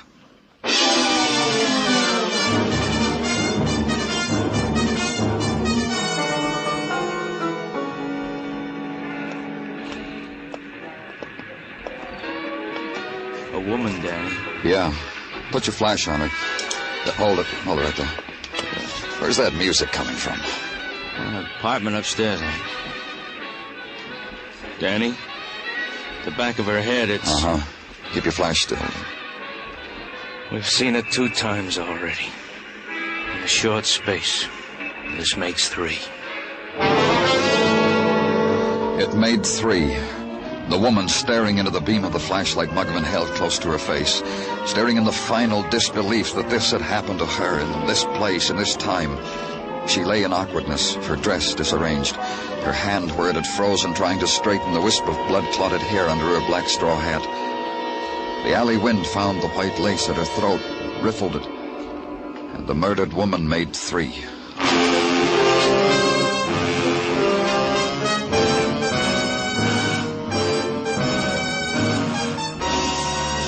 You are listening to Broadway's My Beat, written by Morton Fine and David Friedkin, with Larry Thor as Detective Danny Clover.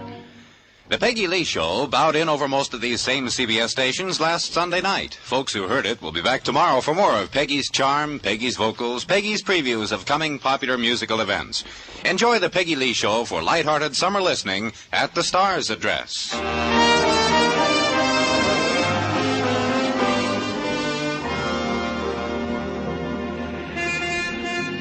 The night music of summer spills into Broadway from the scarred throats of the loudspeakers hanging over the record shops. And this summer's kids, in the off-the-shoulder cottons and the transparent California sports shirts, squeeze each other into the doorways and lap it up. And then someone shrills a new diversion in a new shop window on a new corner, and Broadway's youth rebops on down to it. It's an old ceremony on Broadway, this dancing in the streets, and the sweating barker with a fistful of passes to happy upstairs lands. Just the price of the amusement tax, kid. That's old, too. The girl in the swimsuit lying on the billboard beach, never aging, but old. And the touch of summer's night on your eyelids, that's familiar, too.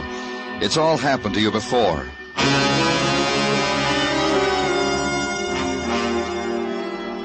And where I was, where Muggerman was, it had happened before, too. To a 14-year-old girl named Ruth. To Mrs. Beatrice Murray. And now to the woman lying dead in an alley, not feeling the touch of the man who had first timidly and then with effort twisted the purse out of her hand. She was holding on to it so tight, Danny. Open it. So tight. Yeah. Killed the same way as the other 2, wouldn't you say, Danny? Uh-huh. Maybe our fair city's being honored with a mad killer, huh? Maybe. A sick man with a grudge against women, even if they're a kid. Looks like it. How long does it take to go through the purse smuggling? Well, just sorting the unnecessary stuff, Danny. Tissues, compact, change purse, bobby pins. There's a sales slip for... Let's see. Hold a flash a minute, Danny. Yeah. For China ware. A tortoiseshell comb with silver edging. That's all? No identification? Well, I haven't tried this inside flap yet, Danny. Yeah, here it is. New Social Security card made out to, hold it again? Alma Russell, 4212 6th Avenue. That's around 8th Street, Danny. Well, maybe she was on her way home, took this alley. It cuts through to 6th. Killer knew she took it sometimes, waited for her here, slugged her, made sure she was dead. Got a confession, Danny. It puzzles me. You alone in the world? The three of them dead. That girl, that woman with her husband, and the sister who plays the organ. Now this one. I could understand it if... If what? There wasn't a mark on him, Danny, other than the beating from the gun, but not a mark. And this girl's young. About 25, I'd say. Pretty. Neat. Clean. I bet she was attractive. Sweet. What are you building, Michael? Well, we've had them before, Danny. The guys who wait in alleys, go to moving picture houses, talk to little girls, in the vacant lot. This kind we've had before. And in a way I could understand it. But the killer who... You said he was sick. Dr. Sinsky called him a paranoid. Whatever they call him, it scares me sick. I got a niece lives 3 blocks from me with my brother. She's... Funny. You're trying to talk about her like the girl's father did when... Go call them, Morton McGibbon. Danny, the thought that it could happen... Go call them. I'll wait for you.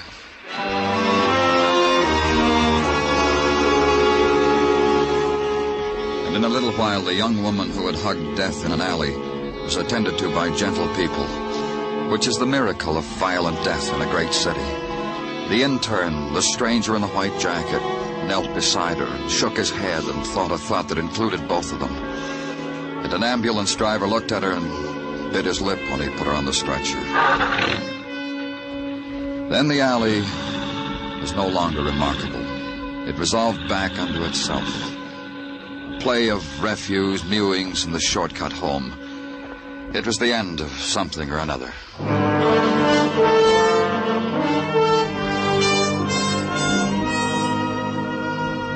For me, it was the end of the day. Home now in bed. Adjust the mind not to dream. This can be done by a policeman assigned to homicide. Sleep the night through and wake and have the coffee and read the paper and get to work. Go now to the address on 10th Street because a girl named Alma Russell once lived there. Ring the bell. Adjust your mind again to the fact that you're going to talk about the murder of a young woman at 8:30 in the morning. You from the police? Yes, I am. Well, come in. In here. The kitchen. Sit down. Thanks. What's your name? Danny Clover. Mine's Perdon. Ethel Perdon. I'm mine host to the boarders. Had your coffee yet, Danny? Uh-huh. Me too. You won't mind if I try making up this face of mine, do you? I say making up because that's the phrase that's used. How is it that you're expecting the police, Mrs. Perdon? Well, I read the morning papers, don't I? Alma got killed, didn't she? She lived here, didn't she? So, who should I expect? Humphrey Bogart? Yeah. How does the lipstick look, Danny? Kissable or otherwise? Otherwise, huh? Look, Mrs. Perdon, I want you to tell me everything you can about Alma Russell. Sure, sure. Can you reach that mascara, Danny? Yeah, right there on the shelf, see? Thanks. About Alma? A maid. Cleans, sweeps, dusts. $1 an hour. Who'd she work for? Well, she never said. Quit a job a couple of weeks ago. I think she got another one just the other day. Well, I guess that's the best I can do with my facial equipment. Mirror, mirror on the wall. What else about her? Well, I don't know what else. She paid board, kept to herself, was no trouble, didn't talk except a how do you do and a very well, thank you. Nice table manners. Broke her bread and never left much crumbs. Nice girl. What about boyfriends? None here in my establishment. All ladies. What happens in the street, I wouldn't know. Help me with my coat, will you, Danny? You going someplace? Well, sure I am. I want to look at Alma's room. First landing, door on your right. You want to talk to me soon again, Danny? Maybe. After I look at Alma's room. I'll be easy to find. Your place. Your morgue. I'm going down and cry for Alma Russell. Somebody's got to cry for her. Watch her leave for a session of weeping through mascaraed eyelashes. The pastime, the protest against her being bitter and lonely and unwanted. And enter the dead woman's room. Search it.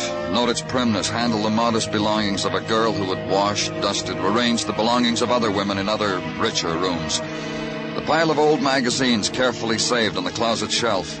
And on the bedstand, the new ones. The fan magazines, the romances, truer than her own because they were printed on slick paper. The dresser, lined with a thin layer of inexpensive underclothes. The wardrobe with the bargain flowered prints. The starched maid's uniform, the cloth coat, and the moth-proof bag. And that was it. The sum of Alma Russell's life.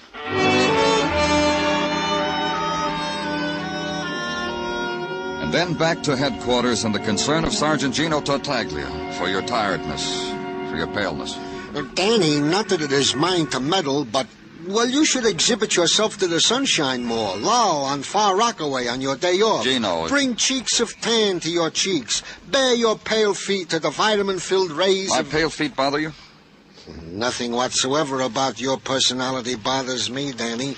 It's only that I know, Gino. You'd feel better if I got sunburned. Well, it is the fashion of the season. There's a rumor murder is the fashion. Yeah, this also.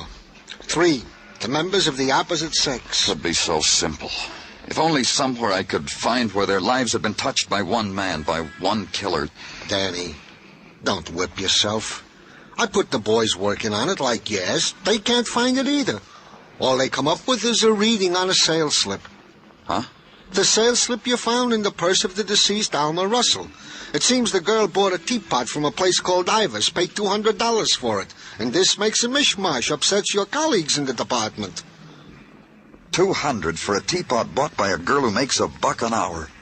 Doesn't it upset you?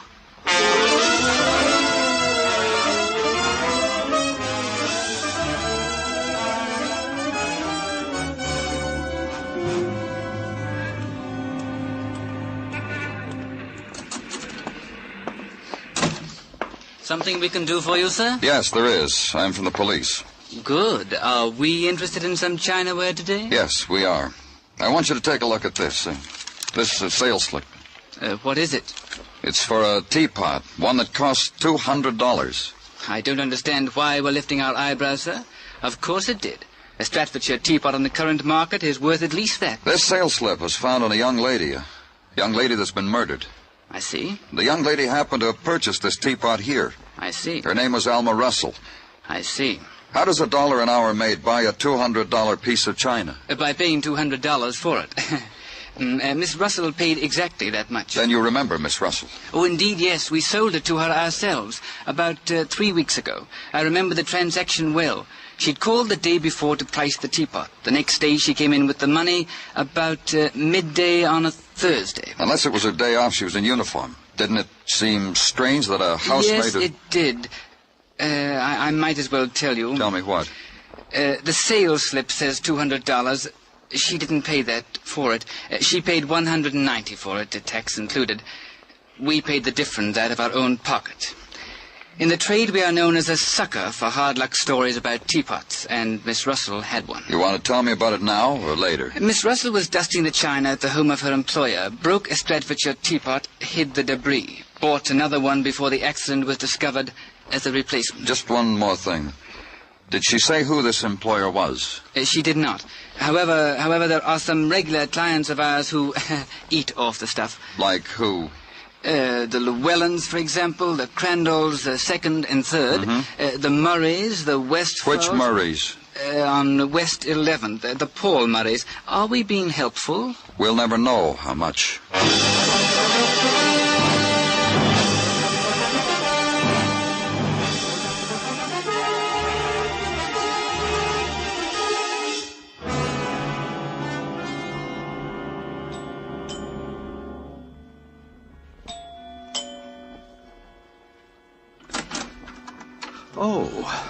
Oh, it's you, Mr. Clover. Please come in. Thanks. Mr. Murray... You want to talk to me, don't you? This way, down the hall. Oh, Claudia, that is Sis, is practicing. We don't want to disturb her. Through this door. In here, the library.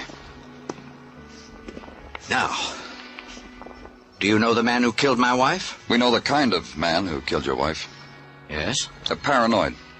A paranoid? A person who's quick to find a reason to kill, and he doesn't need much of a reason. Just cross him. A crazy man? You could say that. Well, they tell me a lot of crazies are clever. But why come to tell me about it? You should be out looking for the man. I just thought I'd stop by and let you know how we were progressing. I'm busy. Oh? My hobby. Model trains. I was assembling this engine. It's a diesel. Oh. Careful work. Must take a lot of patience. Please, put it down. It's fragile. I don't allow anyone to touch it. All right. I said I stopped by to let you know how we were progressing. Come back when you can tell me the killer's name. And from what I've been reading, you'd better hurry up. 3 killings. Indiscriminately. By the same man. By the same man. The way we figured, Mr. Murray, is that the killer was really only interested in killing one person. He killed the other 2 to make it look like what you said, indiscriminate killings. I don't understand. To make it look like murder without a motive, without plan. But there was motive. Well, what motive for killing a 14-year-old girl? None. Part of the plan. And that housemaid? None. But that was the killer's mistake. If he'd killed someone else, I wouldn't be here now. What? You don't know what you're talking about. Aren't you going to ask me why anyone should kill your wife? There was no motive, like the others. The killer had one. He had a wife who didn't want the burden of an afflicted sister-in-law. That's only a guess. Did your wife ever complain about your sister? Get out of here. You said your wife was a warm and open-hearted woman. She wanted children, didn't she? You're presumptuous. You're crude. Get out of here. You already had a child in your house, Sis, your sister. You never let her be anything but a child. I don't have to take these insults. And put that down. Put that train down. You're crazy. Crazy. You broke it deliberately. All that work and you... I'll kill you. I'll kill you. You're a broken toy train. I'll kill you. That's how you're going to convince me you're a madman. Cop an insanity plea. You're going to try harder than that. That's right. Settle down. You broke my train. Cut it out, Murray. You're no more crazy than I am. Oh, Sis. Paranoid would have had reason to kill that maid, that 14-year-old girl. You killed to cover up your wife's murder. Oh, Sis. She'll find out what happened. We'll let her know. Sis. Oh, Sis. What have I done?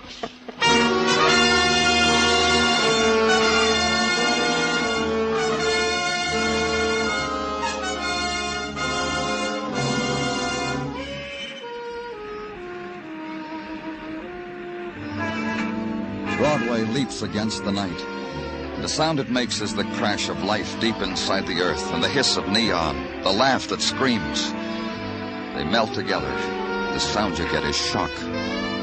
There's another sound, the teardrop. But no one listens. No one hears. It's Broadway, the gaudiest, the most violent, the lonesomest mile in the world. Broadway, my beat.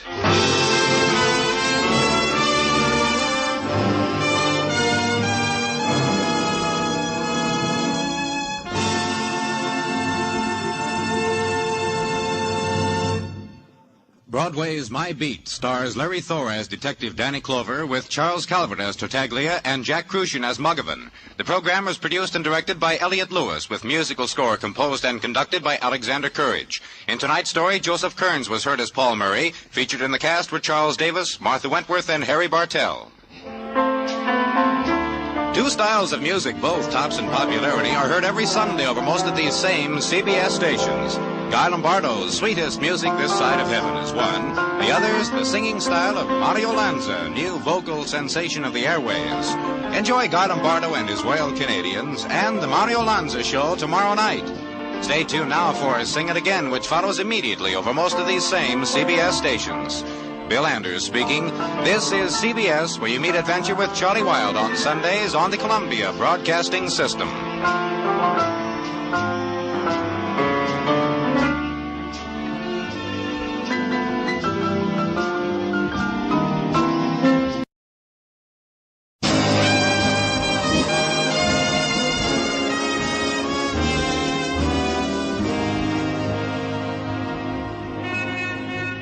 Broadway's My Beat, from Times Square to Columbus Circle, the gaudiest, the most violent, the lonesomest mile in the world.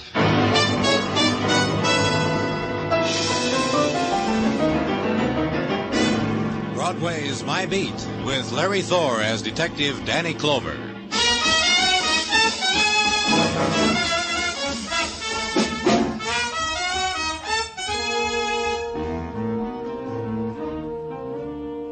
In the time before dawn, Broadway is an island of silence torn from the blazing neon, the midnight sun of the spectaculars.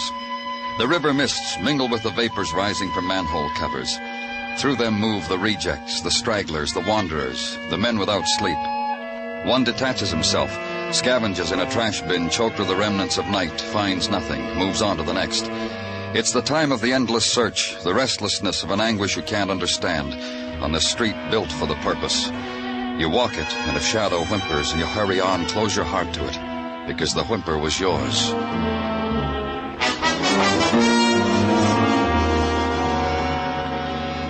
And finally, you must put aside whatever it was you were looking for, because on a side street a man waits for you to give you the nighttime's departing gift. The boy lying dead against the iron gate of the tenement's basement court. Pablo Malari, Danny, from uptown, West 109th Street. Carried one of those handwritten identification cards. Find anything else on him? Not much. $5 bill in his wallet. His saint's medallion he's wearing on a chain around his neck. That's about all. Now, you question the people in the... Yeah, Danny, every door. No one ever heard of the kid, had nothing to do with him, didn't want to talk about him. You know, most of them were trying to sleep, the heat, the kid squalling, you know. Yeah. Beaten. Jaw broken. This bruise on his throat. Must be the one that killed him. Here, come down here, Danny. Huh? What? Take a look at the sign on this door. Hudson Club, Johnny Hammett, president. I guess it's one of those street clubs the kids make up for themselves. This neighborhood's loaded with them. You think what happened to this kid is part of it? Yeah, I think. What do you think? Maybe. Check it, Muggerman. I'll get back to you. And wait now for the decent hour. Give to someone a few more hours of sleep before breaking the news about the death of a young man. And at 8:30, to an address on West 109th Street. Climb 4 flights and be careful of the rotting steps and the 3-year-olds at play. The door opens to your knock, and the woman who pinches her shawl close to her throat doesn't understand what you're saying, and calls a neighbor who understands, who explains to the woman, the mother of a murdered young man, explains what must be done. Accept the fact of death. Identify the body. Bury her son. Then walk away from all of it. You've started a new day. Call headquarters. Detective Muggerman gives you an address. Looked for and found and checked by the night shift. Johnny Hammett, president of the Hudson Club, a tenement on West 43rd near the docks.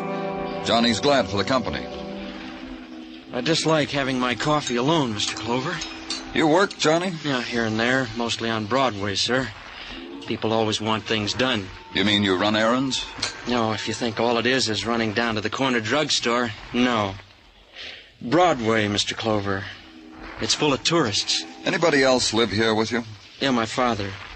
I think he still does. Hardly ever see him. How's the Hudson Club coming along? Oh, fine. Fine, thank you. What kind of club is it? Oh, a little bit of everything. Sports, dances, beach parties. The girls do most of the arranging. Girls? Isn't that funny? About a month ago, I mentioned girls to my father. He had the same expression on his face as you do. Yeah, girls. I'm 19. I don't chalk walls anymore. Johnny, a member of your club was murdered last night. A boy by the name of Pablo Malari. Oh, is he dead? Nah, he wasn't a member of the club, sir. He just hung around. What about him, Johnny? Who killed him? I didn't. And no one's come up to me since last night and said he did it either. Where were you last night? We had a meeting at the club, a special one. Initiations, plans for the summer. Broke up about 2. I came right home. I want a list of your members, Johnny. Names, addresses. No, sure. And before you go, Look, where was Pablo found? Outside your club, in the vestibule. Nelson might know. Nelson? Toby Nelson. We had him in front of the door last night to keep away undesirables. Where can I find him? Works at a cigar and magazine counter in the Flick Building lobby. I wish there was more I could tell you. I really do, sir.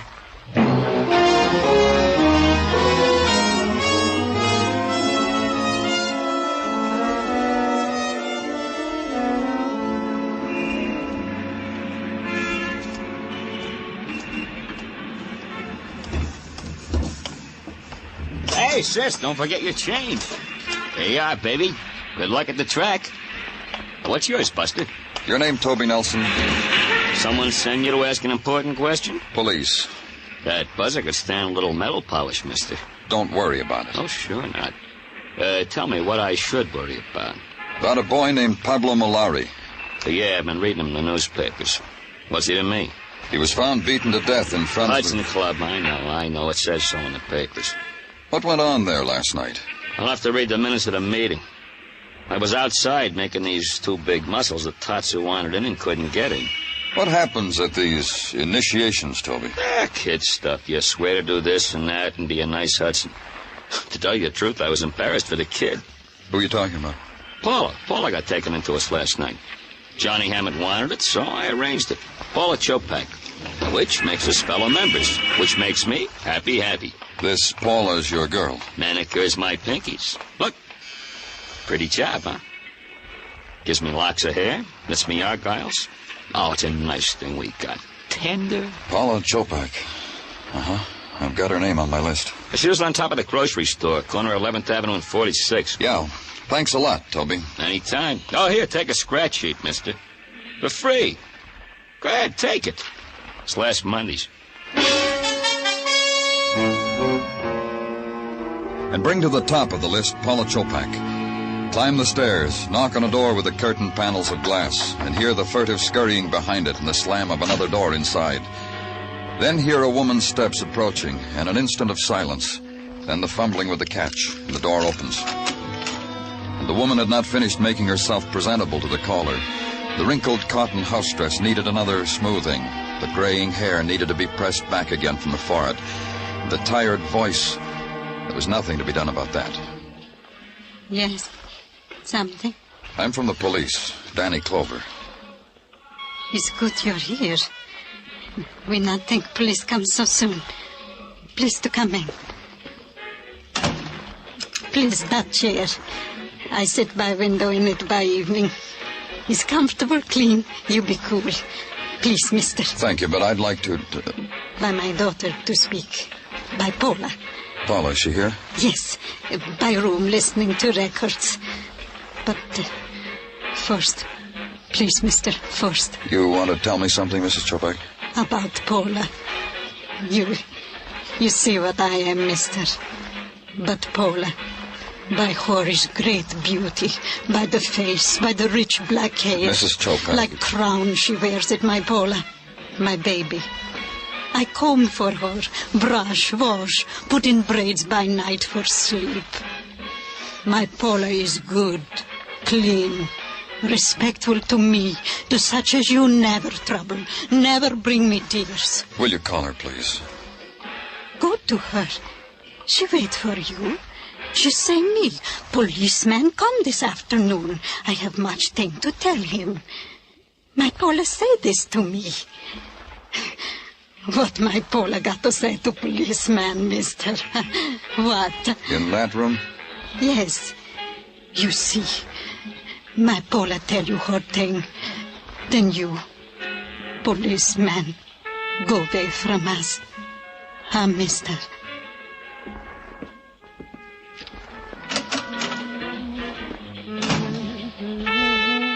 Paula, I'm from the police. I know. I heard. Your mother said you had something you want to tell me. Mom's wrong. I don't think so. Tell me, Paula. Mom can hardly speak English. Sometimes she doesn't understand the things I say to her. I've got nothing for you. Besides, I'm busy. Brushing your hair? Let it alone for a while, Paula. Talk to me. A boy was murdered last night in front of a club where you were initiated. Pablo Malari. Is that what you wanted to tell me about? What's the matter, Polly? Scared? Look at me. You think you could scare me? Toby Nelson talked to me. He said... He told you I was sweet to him, maybe. Told you I joined the Hudsons because he asked me. Because I used to jump when he asked. That he told you? That, too. Well, next time you see him, explain to him it's finished. Through, wiped off my memory book. Was it last night? What happened last night? I got initiated in a club. What else can happen to a girl? Murder, maybe? A murder she saw being committed, maybe? Something she's afraid I of? said it once. I got nothing to tell you. So go tell Mom I got nothing to say to a policeman. It'll cheer her up. I hope you're right, Paula. For you. For your mother. I hope you're right.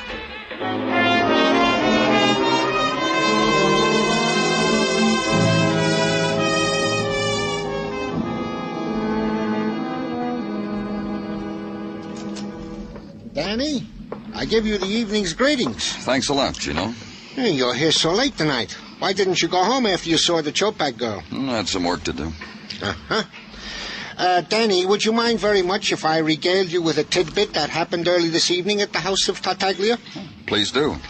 Cousin Stanley from Gay Paris showed up after these many years. Not him. Oh, him it was. And with arms akimbo with goodies. Nicks for Mrs. Tartaglia, knacks for the kiddies, and for me, a great big bottle. Champagne, huh? Had a call, Danny. 51. From Paris? Those Continentals know how to live. Gino, did you have that list of the Hudson Club checked? Indeed I did, and each and every member swears on the bylaws of the club that they know nothing of the murder of Pablo Malari. Danny Clover speaking. Squad car's downstairs for you, Danny. Paula Chopak was washed up on the beach at Far Rockaway a little while ago. Maybe an accident, maybe homicide. You going, Danny? Right away.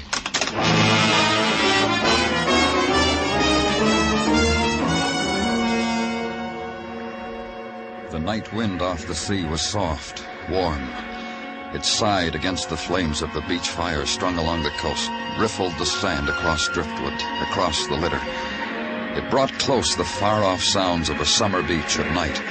The laughter from behind screen porches, the siren call of the ukulele gently strummed, the distant screeching of gulls, and closer, the other sounds, the lash and wash of the surf, the opening and setting up and adjusting of the mechanical devices that attend the dead, and then the trembling voice of the boy who tries to tell you about the girl lying there, how it was, why it was. We were swimming, sir. Lost her someplace out there in the dark, and I heard her kind of scream. Just you and Paula, Johnny? It was a beach party like the ones I told you about. The other members left. Paula wanted to stay. Asked me to stay with her. You said she screamed. Why? She hit her head on one of those rocks out there. The high tide covers them up. I didn't know till I hit the beach she was dead. I tried to... Dead? She is, isn't she? Look at me. I killed Paula.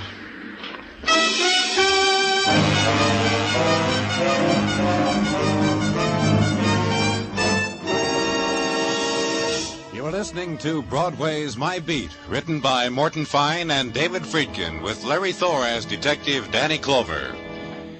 Tonight's the night. Yes, beginning this evening, there'll be a new host on Songs for Sale. He's affable Steve Allen, a young comedian whose likable personality you're really going to enjoy.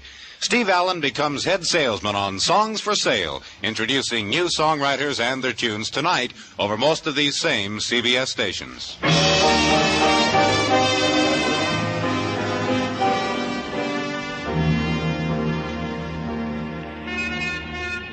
On an early summer's night, Broadway stands on a corner, leans against the orange juice stand, and sums up the day. Some days are better than others. Some days you break even. You only had one end of the daily double, but the new blonde in the office looked over her shoulder at you and smiled. And later, when she dabbed on her lipstick with a finger, she smiled again. Oh, it was quite a day today. The Dodgers passed a miracle. You forgot to pay the check at the cafeteria and got away with it. And a girl. A song of a girl was washed up on the beach at Far Rockaway. Here's maybe a tragic day, but here is a day.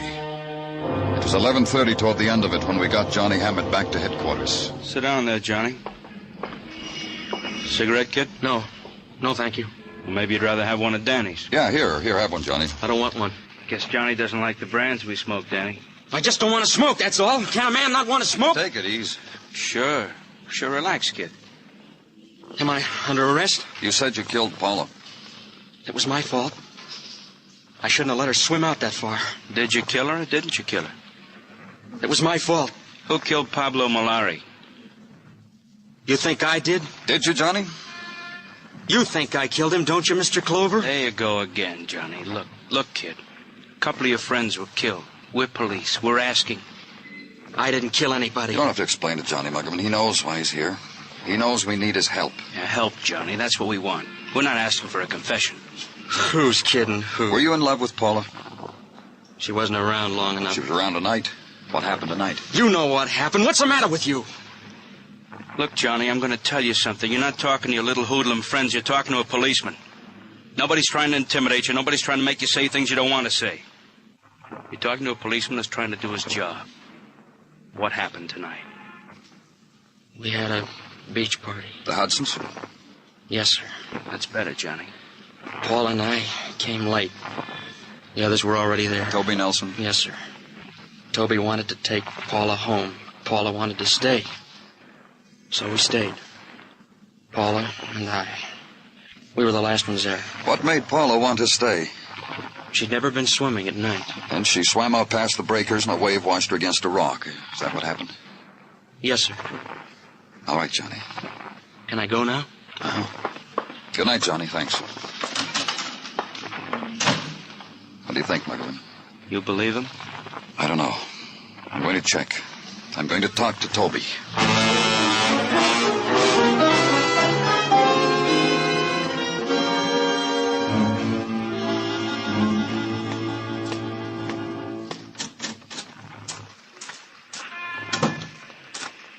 Toby? Toby? Who wants me? Oh, you got a long nose, mister. Your landlady told me you were up here on the roof. Hers is even longer than yours. What's a guy have to do to get a square foot of air to himself? Your girl's dead, Toby. Paula's dead. You're stale, mister.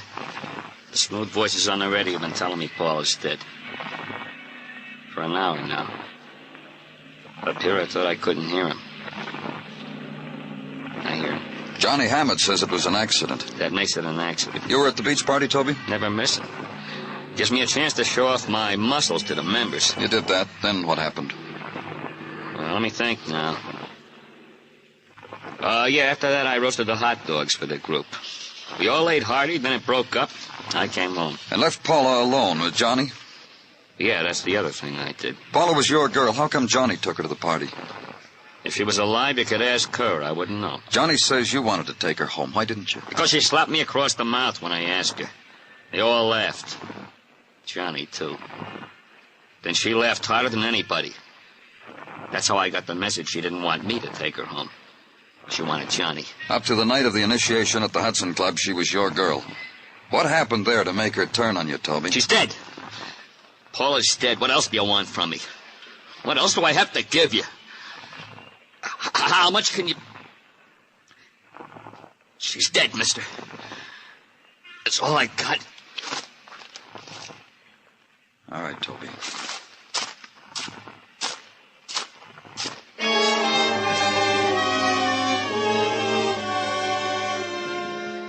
And leave the boy alone.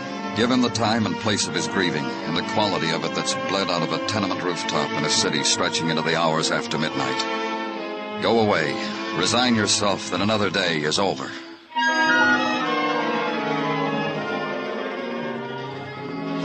The next morning, and the legwork. Go now to a corner of the city where the sign says 11th Avenue and 46th. Climb the steps and stop at a door. Intrude upon 2 rooms newly filled with grieving. Please. Please come in. Of my daughter? Mrs. Chopak, the police are not satisfied that Paula... Of my daughter, Paula? There's a possibility that it wasn't an accident. Paula is in other room. The others, neighbors by me. We have only boxes to sit on. I want you to try to understand what I'm saying. Nothing. Nothing I understand. Only up to yesterday. To yesterday when Paula said to me, Mama, I'm going to swim with this boy, this Johnny. Johnny Hammett? Johnny. He called for her? At first, my Paula, she said she would want to stay home, rather. Then the boy said something to her. Bent down low over her ear. Paula took her suit for swimming, her cap not to get her hair wet. Then she said what I said to you. I see. Just one more thing, Mrs. Chopak. The night before last, your daughter went out. Do you know where she went? To some place. To party. My club has party. What time did she come home? Late, I don't know what time. Did you talk to her when she came home? Only when I tried to give her help. Help? White. Like ghost. And sick. I hear this. I get out of my bed. I come to her. I say, Paula, you're sick. Mama, get something. She tell me, go away. Like I'm someone she never see before. Was she drunk? Sick. Was no whiskey I smell. Sick. White. Sick like ghost. I see. She's dead now. Paula is. And the neighbors by me. They're in next room. They sit. They cry. They touch my shoulder. They don't talk. They don't know what words to say to me.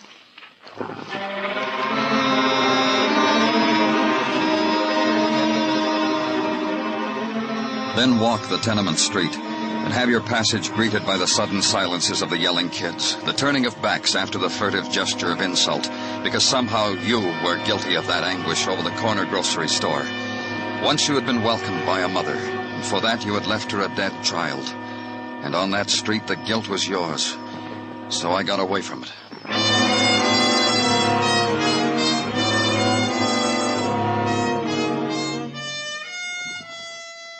At headquarters, reread the file on Malari, dead of a beating. On Paula Chopak, dead of a head wound while swimming at Rockaway. And finally read away the daylight and sit in darkness till a man comes in, looks at you for a moment, turns on a light. You don't mind the light, huh, Danny? It's all right, Gino, thanks. I agree with you that this killing, this dying of kids makes one wish to sit alone in the dark. However... You got something for me, Gino? Danny, all I can give you is a comment upon the children of today. The clubs they must make for themselves, the things they do in said clubs. The hurt they bring upon themselves for so doing. Go on, Gino. It's in all the papers, Danny. How they go out of the way for new thrills, new sensations, new emotions. Only this morning, while shaving, I was bending an ear to the comment from the radio. I called in the Tartaglia You got crowd something, Muggerman? I don't know, Danny. Maybe yes, maybe no. What? Gordon and Technical gave it to me to give to you. See if the big man can figure it, he says to me. I got news about Gordon. I actively dislike What did he give you? Now, he's been studying the bathing cap Paula Chopak wore to the beach party. He says it's curious. Why? He says the girl didn't have the cap on when she went into the water. Paula was proud of her hair. She'd have worn the cap. Why does he say she wasn't wearing it? Because there was no blood stain inside it. Gordon says if she was wearing the cap when she hit the rock, it would have held some of the blood. Which means, he says, that the cap was put on her after she was carried to the beach. It means another thing, Muggerman. What? Paula was murdered. Get me a squad car.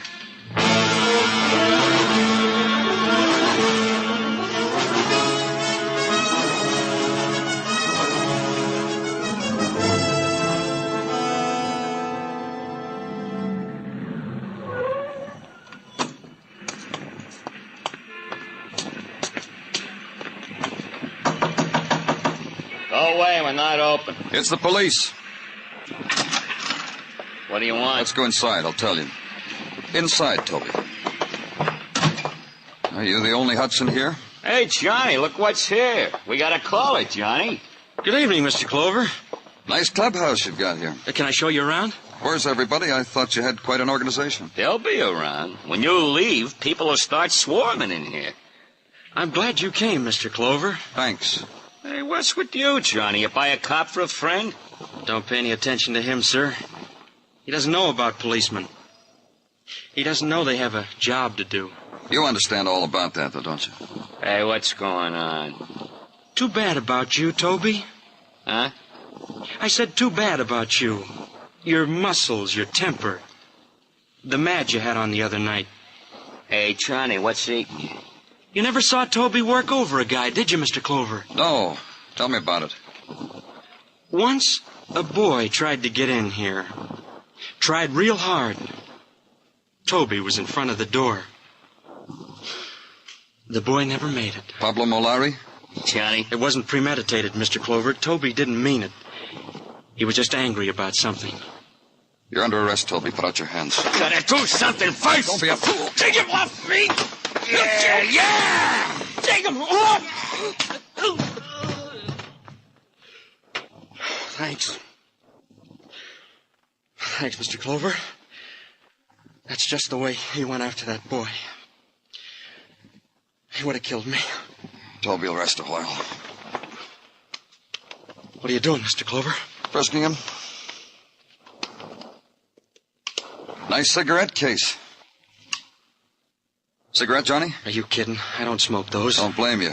Marijuana brings you grief. That's what it brought Paula. Paula? Uh-huh. Paula was a sick girl after she got home from her initiation.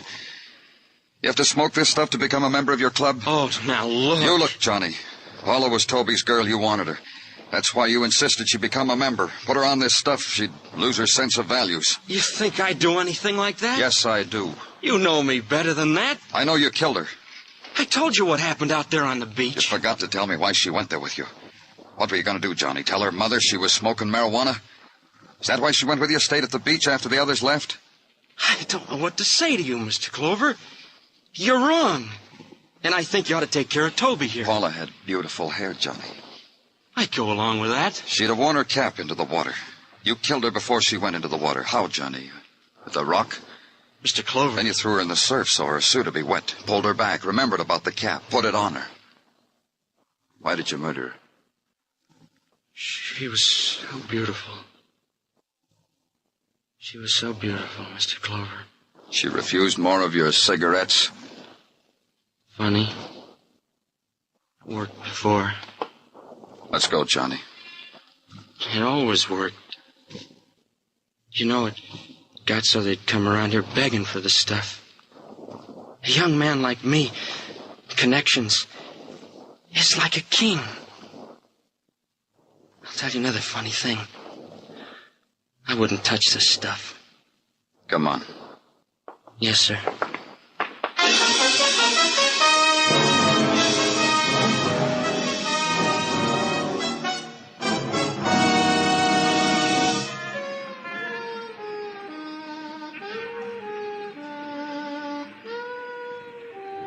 Broadway looks clean. The winds of the evening have swept away the litter. Everything looks sharp. Sharp. Like a knife at your heart. You walk against it, and it plunges deeper. Deeper until there's no pain at all. It's Broadway, the gaudiest, the most violent, the lonesomest mile in the world. Broadway, my beat.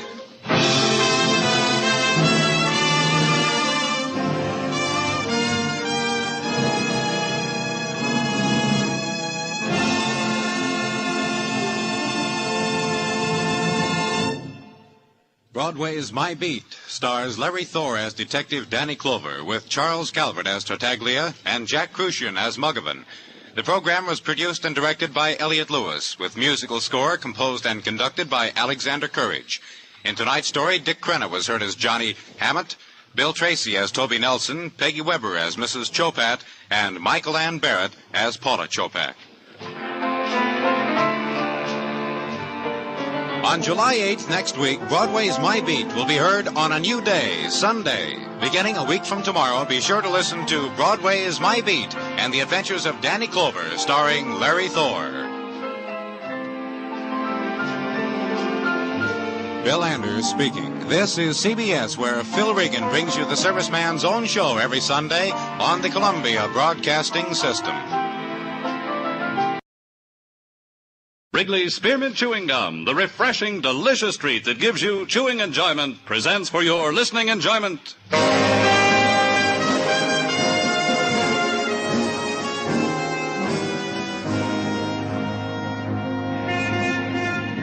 Broadway's My Beat, from Times Square to Columbus Circle, the gaudiest, the most violent, the lonesomest mile in the world.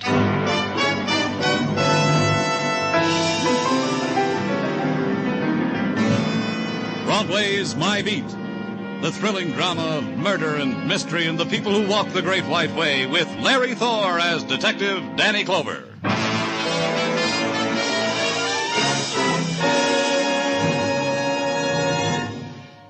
For refreshment while you work, for enjoyment anytime, chew a stick of Wrigley's Spearmint Gum. The delicious, long-lasting, real mint flavor of Wrigley's Spearmint cools your mouth and freshens your taste. The good, smooth chewing helps keep you feeling fresh and alert. Adds enjoyment to whatever you're doing. So, indoors, outdoors, at work or play, enjoy chewing Wrigley's Spearmint Gum. Wrigley's Spearmint. Refreshing, delicious.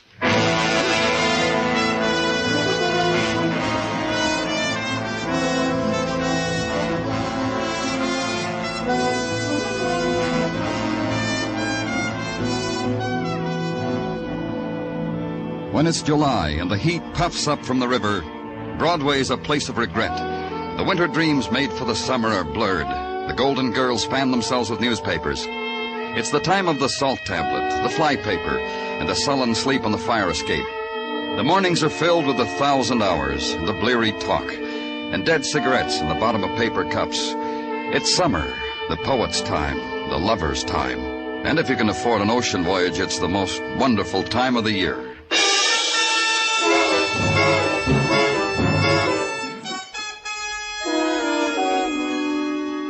Which is equally true for a policeman if he's retired, if he's come into a fat inheritance from Uncle Ned, ex-wonder boy of the oil fields. Not me, nor Detective Muggavan. We were still working to pay off the bills. Current job, stakeout in front of an apartment house in the West 80s.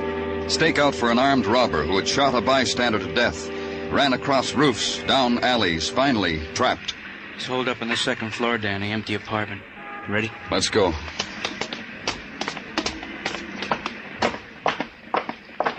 All the other tenants cleared out? Uh-huh. Had a little trouble with the people in 2B. How come? People named Morgan, their grandmother died. Her funeral. Got all the mourners out. Apartment right next to the one our killer's in, 2A. You sure he's in there? Probably him, Danny. Description fits. Let's find out. Open up.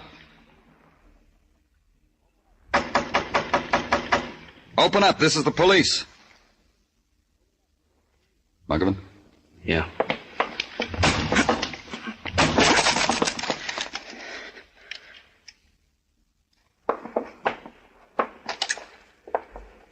Yeah, those windows over there, Danny, open. The screen's been kicked out. Come on. The killer left this apartment in a hurry. Uh-huh. Yeah, these windows lead to a fire escape. He could have gone out this window, onto the fire escape, into the next apartment, Danny. Let's find out. Yeah. Must have done it this way. The screens on this apartment have been knocked out, too. Let's go see her. Yeah, this is the Morgan apartment, Danny, where the Morgan grandmother. Want me to look around? For appearances, Muggavan. I'm guessing our man walked out with the mourners and got lost. Must have made him happy.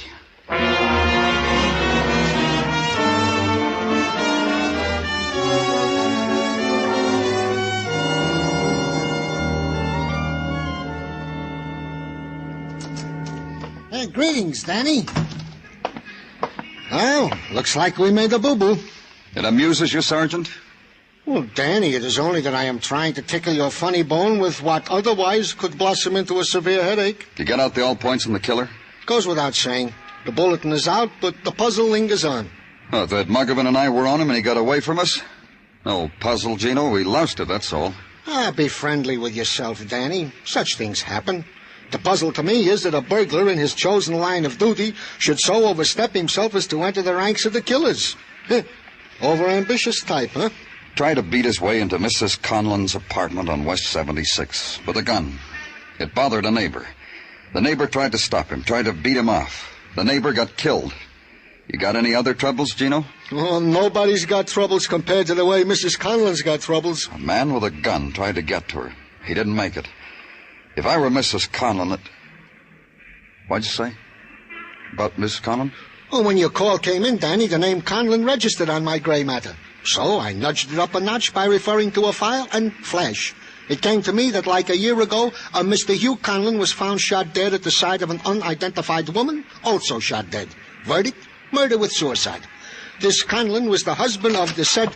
Hey, you! To see Danny Clover, permission must be obtained and granted. Don't try to stop me. Don't anyone. Who are you? Now, don't try to bypass me, sir. You have spoiled the plans of Lucian Cobb, funeral director, after we'd rehearsed and rehearsed. This is a new type show business, Danny? Sit down, Mr. Cobb. Tell me what I've done to you. I'll not sit, sir. While bearding a criminal, you this morning did destroy the careful staging of a month. We rehearsed the old woman, Grandmother Morgan. How the little old lady would lie in her coffin, her pose, her attitude, and when death took her, we were ready for it. And now... You're saying out trying to take a killer ruined your carefully planned funeral. How? 20 minutes ago, the granddaughter of the deceased phoned me, told me tearfully she'd opened a clothes hamper, and there was her grandmother folded in with last week's wash. I'm sorry, Mr. Cobb. Death has a dignity, Mr. Clover. I'm aware of it, Mr. Cobb. Gino? Yeah, Danny. That's how the killer got away. Climbed into the coffin himself. Get on the phone. Find out what happened to that funeral. Tartaglia did very well. He lifted a receiver and dialed and asked a question. He got an answer and replaced the receiver. Hey, Danny, the hearse took off for parts unknown. Deserted the rest of the funeral. Make some more calls to traffic and to highway patrol. And wait. And finally a call comes back. One hearse located on a side road off Queens Highway. Driver recovering from pistol whipping, but still bewildered by the strangeness of it all. Go there and talk to him. Look, mister, the first thing I want you to understand is I'm not lying to you. Just tell me what happened. We were cruising along through the streets, uptown toward the cemetery. It happened at 180th Street. What did? There's a glass panel between my driver's seat and the coffin, the flowers. That's where the tapping came from. Tapping? Yeah, with the butt end of a gun. The coffin was open and this guy was kneeling there with the gun. Then he busted through the glass, pointed the gun at my ear, says, "Take a right here." I took a right. Wouldn't you? Go ahead.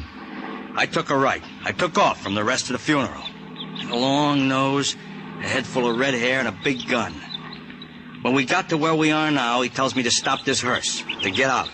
I get out. He slugs me. Is that all? Is that all? You think this happens every day?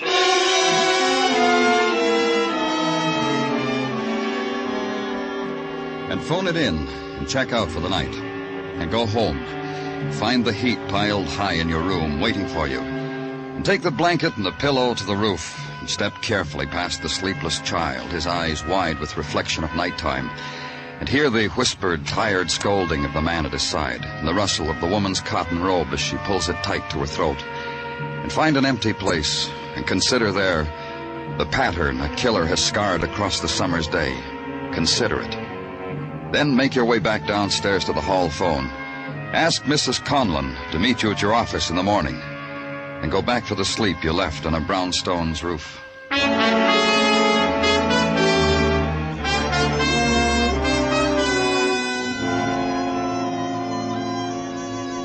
In the morning, she was already waiting for me, and with her a young woman who took a cigarette from a plastic case and waited for me to light it for her. Thank you. You're sweet.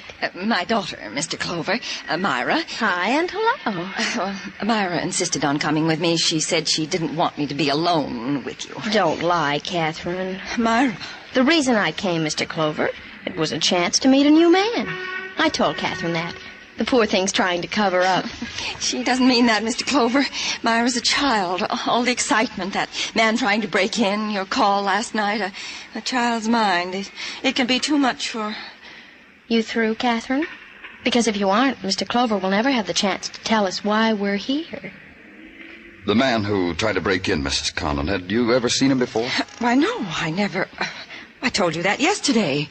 Why do you ask again? Maybe the attractive man doesn't believe you, Catherine. Myra, what are you trying to do to me? You come in here, make a show of yourself before this man, talk fresh. Mrs. Conlon, had you ever seen the man before? No, I told you no. Yesterday was the first time. He beat at my door.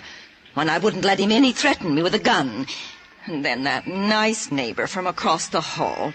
He's helped Myra and me so many times, and now Mrs. Conlon, try to understand why I'm going to remind you of... Of what? Remind me of what? Of your husband's death, of What's he got to do with it? What's my husband dying a year ago with that nameless woman got to do with it? Patience, Catherine. Let the man tell you. It's only that the killer we're after might have had something to do with this other thing that happened to you. It's the only way I can figure it. Why should he beat on your door openly with a gun? Why He's a thief. He wanted to rob me. A thief who stands in a hall and knocks and asks permission to... What are you trying to do to me? Hasn't it been enough? Haven't I had enough? Oh, Myra, tell him... Pardon. Danny Clover speaking. There's a man sleeping in my boarding house. Answers the killer's description you got in the papers. You want him? I give him to you. Where? Boarding house. 1756 West 61. You come from right away, huh? So I can put my room to let sign back in the window. Quick, turn over. You can go home, Mrs. Conlon. I'll ask the killer my questions.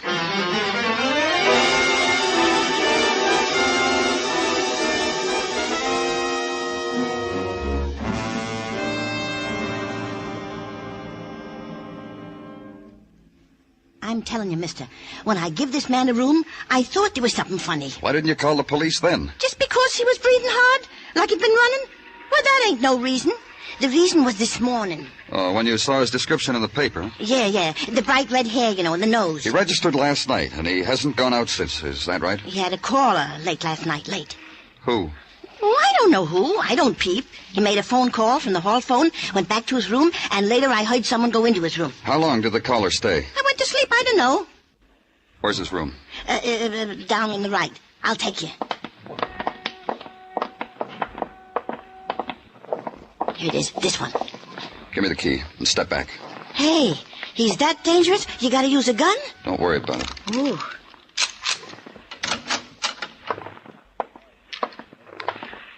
All right, you. Wake up. On your feet. On... Deep sleeper, ain't he? He really sleeps, huh? What's the matter with him? What's the matter? You should have peeped at his caller. You would have seen what a murderer looks like.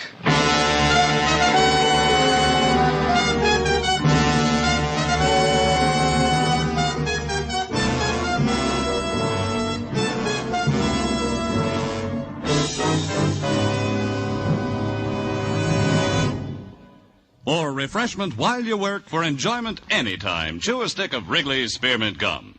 When your mouth feels dry, when you're warm or tired, Wrigley's Spearmint is really refreshing. The lively, full-bodied real mint flavor cools your mouth, moistens your throat, freshens your taste. And the chewing itself gives you a little lift, helps you feel your best and do your best. So for chewing enjoyment plus pleasant refreshment, chew delicious Wrigley's Spearmint Gum. We now continue with Broadway's My Beat, written by Morton Fine and David Friedkin and starring Larry Thor as Detective Danny Clover.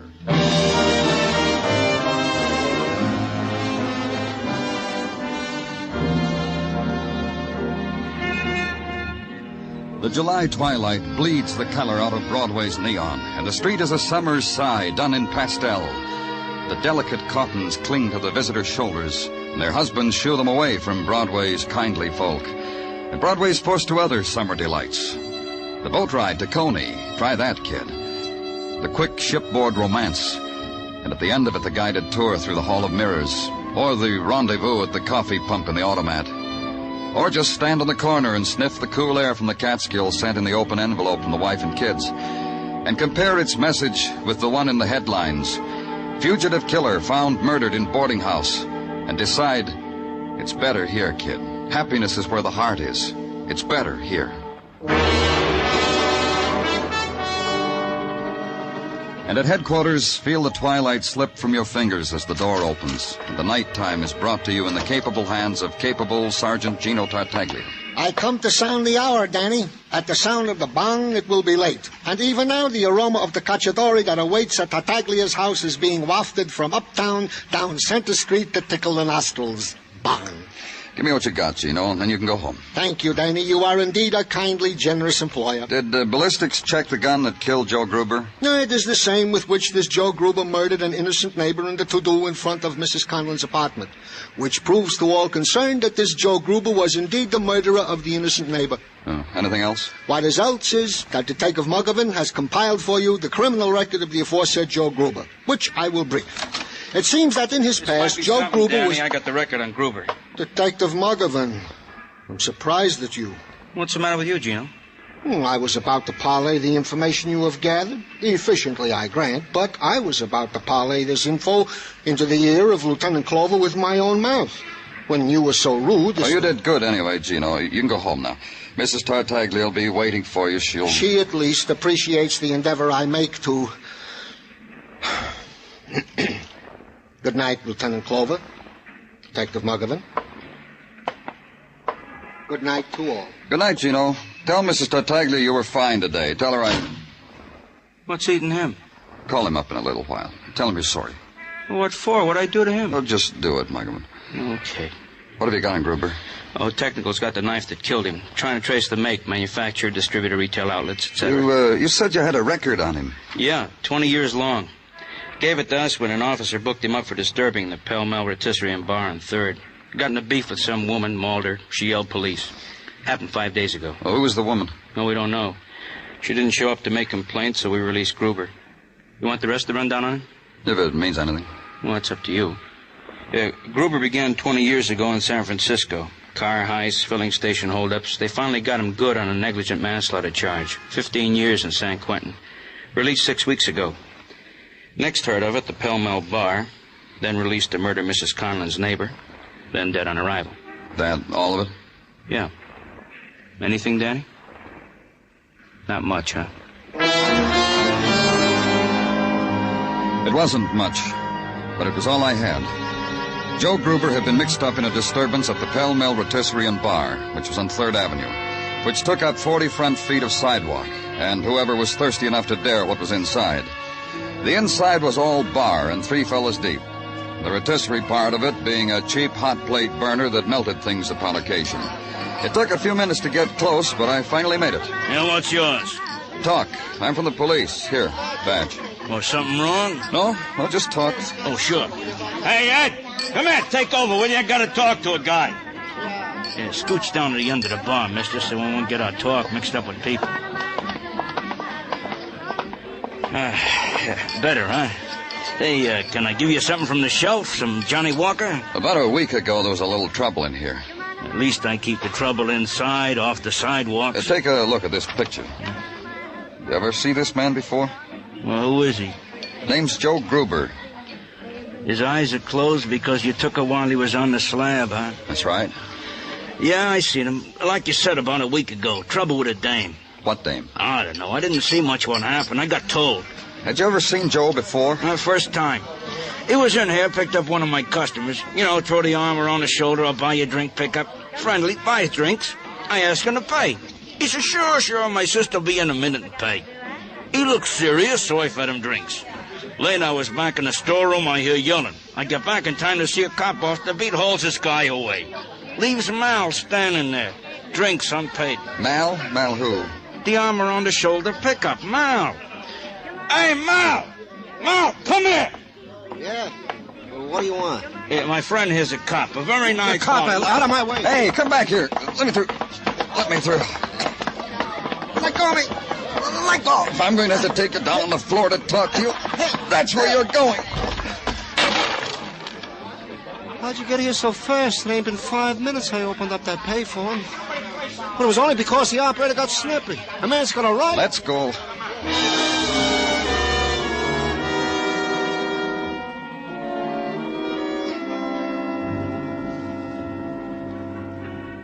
Look, I'm booked, ain't I? So give me my shower in the cell like always. What, am I different or something? I want you to look at a picture, Mal. Here. You know that man? Must have been a lot of long-distance calls from that pay booth you tumbled, Mal. That change could add up to grand larceny. It was that much, huh?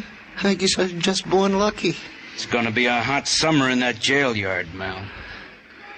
Sit down, Mal. Cigarette?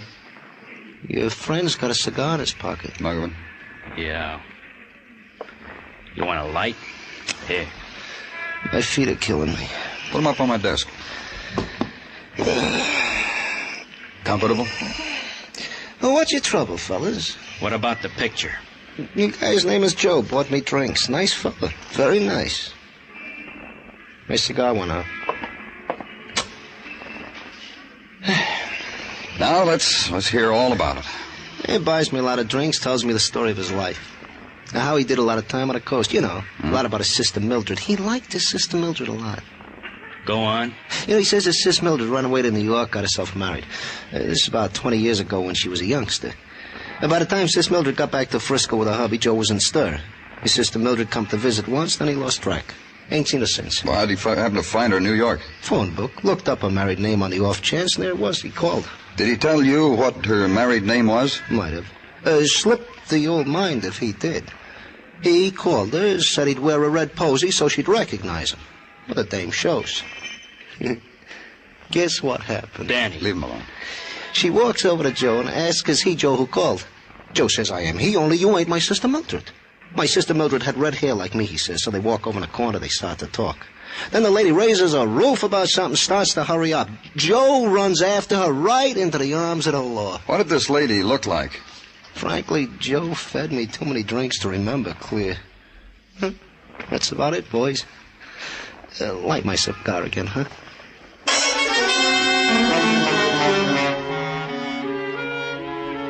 Muggavan picked the nickel thief up by the frayed collar and carried him off to the showers, which left me alone to sift the pleasant time we'd had together, come up with a name. Mildred Gruber, the sister who had run off to New York 20 years ago to marry. And wonder why it wasn't Mildred who showed up when Brother Joe phoned her. And wonder why it wasn't possible to go and ask her herself. But for that, you needed her married name, the name only Joe Gruber could tell you, the dead Joe Gruber. And remember that the city has a hall of records, and that girls' names are entered there for births and deaths and marriages. Go to the hall of records. Be handed over to a man named Franey. Wait for Mr. Franey to come back from the long voyage into the files. Finally, he does, waving his find under your nose. I found it, Lieutenant. Found it. Thanks. Let me... I'm afraid you couldn't read my scroll. I'll translate for you. On May 12, 1931, one Mildred Gruber applied for a marriage license. Age 19, height... Who'd she apply with? Got that, too. Mr. Hughes Conlon. Age 27, height... Conlon, eh? Look up what you have on Conlon. Please, Mr. Franey, do that. Wait again. And know somehow Mr. Franey would look just like that when he came back. And you got something this time, Lieutenant. Conlon was married again, just 3 years after the first time. And I looked, and there's no record of a divorce. The penalty for false statements is clearly stated on the bottom. Sure it is. Thank you again, Mr. Franey.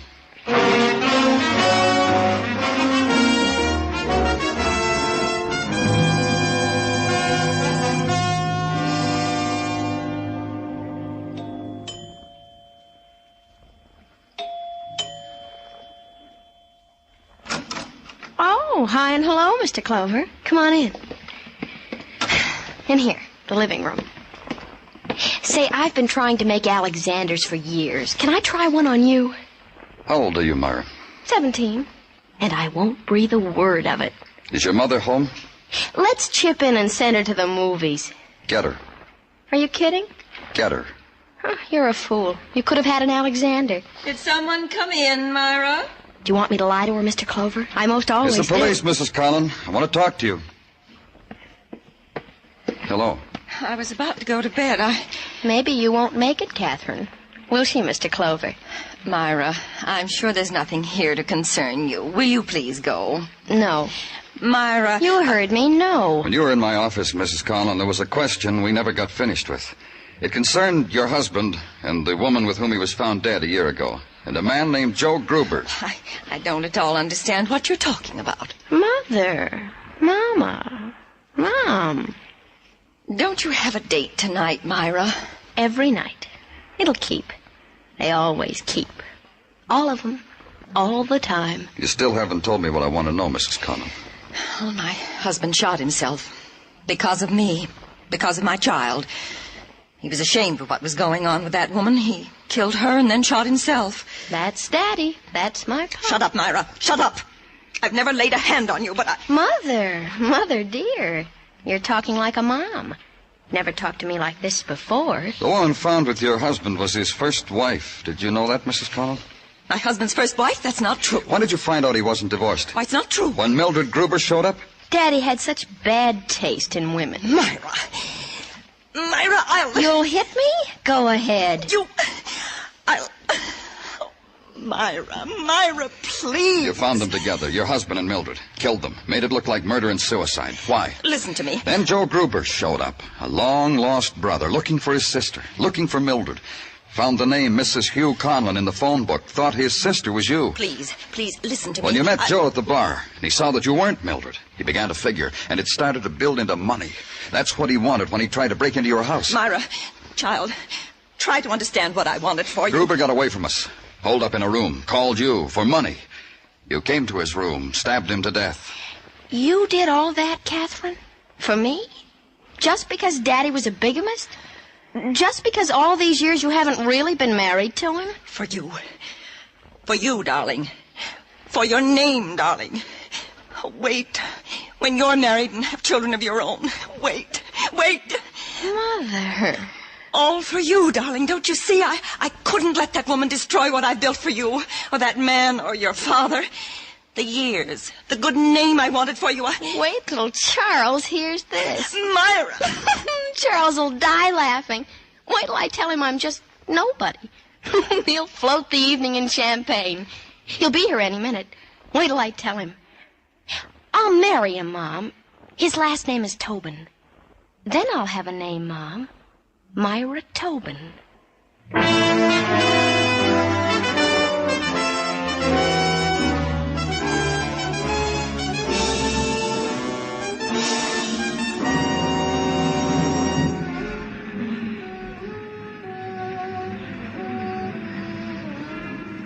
Midnight's a happy time on Broadway. It's a place strung into the night like some phosphorescent alley. And they're heaped there, the bright-eyed kid, the voice that whispers from a doorway, the poet, the dregs. It's crowd, and it's laughter, and a Nickelodeon where you get pie in your face. It's Broadway, the gaudiest, the most violent, the lonesomest mile in the world. Broadway, my beat.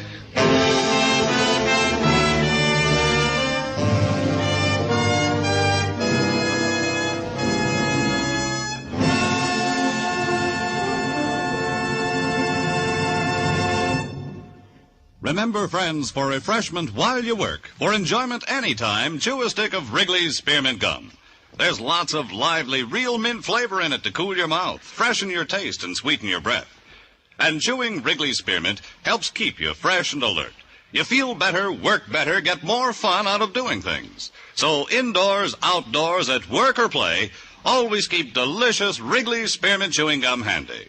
For refreshment while you work, for enjoyment anytime, chew a stick of Wrigley's Spearmint Gum. The makers of Wrigley's Spearmint Chewing Gum hope you've enjoyed tonight's story, and that you're enjoying Wrigley's Spearmint Gum every day. We invite you to join us next week at this same time when Detective Danny Clover returns again with Broadway's My Beat. Broadway's My Beat, brought to you by Wrigley's Spearmint Gum, is produced and directed by Elliott Lewis, with music composed and conducted by Alexander Courage. The program is written by Morton Fine and David Friedkin, and stars Larry Thor as Detective Danny Clover, with Charles Calvert as Tartaglia and Jack Crucian as Muggavan. In tonight's cast, Barbara Whiting was heard as Myra, and Irene Tedrow as Mrs. Conlon. Featured in the cast were Lou Krugman, Martha Wentworth, Norman Field, and Jerry Hausner. Bob Stevenson speaking. This is CBS, the Columbia Broadcasting System.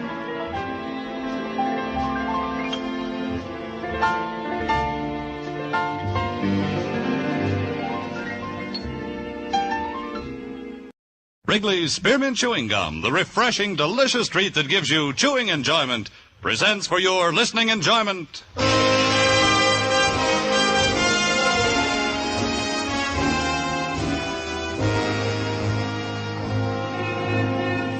Broadway's My Beat, from Times Square to Columbus Circle, the gaudiest, the most violent, the lonesomest mile in the world.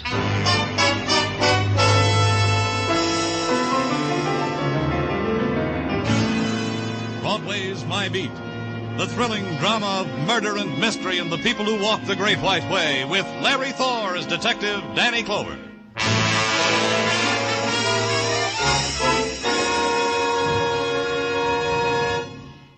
For refreshment while you work, for enjoyment anytime, chew a stick of Wrigley's Spearmint Gum. The delicious, long-lasting, real mint flavor of Wrigley's Spearmint cools your mouth and freshens your taste. The good, smooth chewing helps keep you feeling fresh and alert, adds enjoyment to whatever you're doing. So indoors, outdoors, at work or play, enjoy chewing Wrigley's Spearmint Gum. Wrigley's Spearmint. Refreshing, delicious.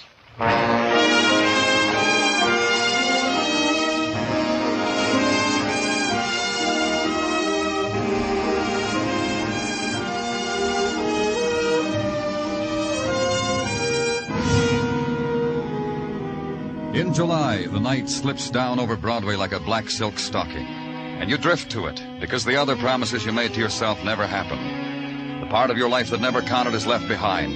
You stand on a street corner beating down the scream in your throat. The shadows start at 7 o'clock and deepen into night. You hug it close because it's your chance that something will happen to you outside of the movies. And the tap on the shoulder starts it, or the laughter that floats down to your end of the bar, or a smile, or the man who runs down the hall after you. Danny! Hey, Danny. What's the matter, Sergeant? Glad I nabbed you before you took off for the day. Phone call, Danny, from a hysterical woman. You know, I had a hard time piecing it all. 1647 East 56, Danny, 4th floor apartment. That's where her fiancé lives. The guy's threatening to blow his brains out. Here, the names and such I jotted on this paper. Squad car, Gino. Waiting for you downstairs. Muggerman's with it.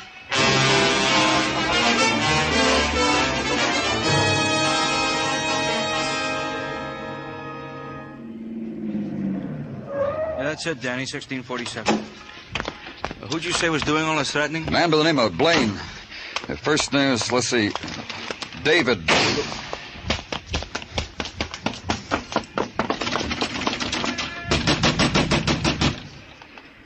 Try the buzzer, Muggerman. Yeah. He did it! Miss Carroll said he was going to do it, and he We're did. from the police. It happened up there on the 4th floor. Mr. Blaine, it happened just now, not more than... Who's that crying? That's her, Miss Carroll. See her? See her? Hugging the banister up on the 3rd floor landing. And that's Mr. Fallon at the rail on the 2nd floor. Let's go, Muggerman.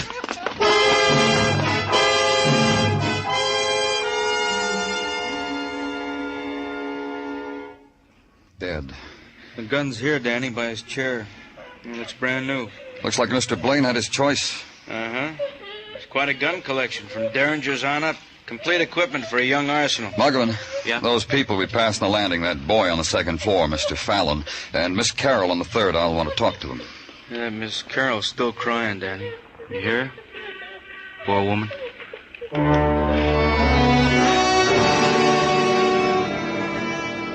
And stand for a moment and consider the virulence of death. How it is not content with its own, it must reach out to slash the livid scar into the heart of those crowding its edge. The woman crying softly. The other tenants whispering, moving restlessly in the lower corridors, and then hugging the wall because the attendants on violence must pass. The photographers, the interns, the technicians. And the moment is gone. It's routine now, official. The first entry in the file of night.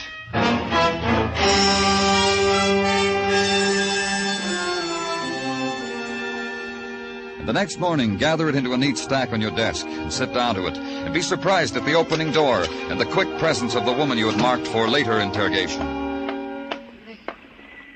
The man who was with you last night, he said you wanted to talk to me. It could have waited, Miss Carroll, until you felt better and until you... It'll not be forgotten that easily, Mr. Clover, if that's what you mean. If you've something to ask, ask. Only don't prolong it. Don't make me wait and wonder.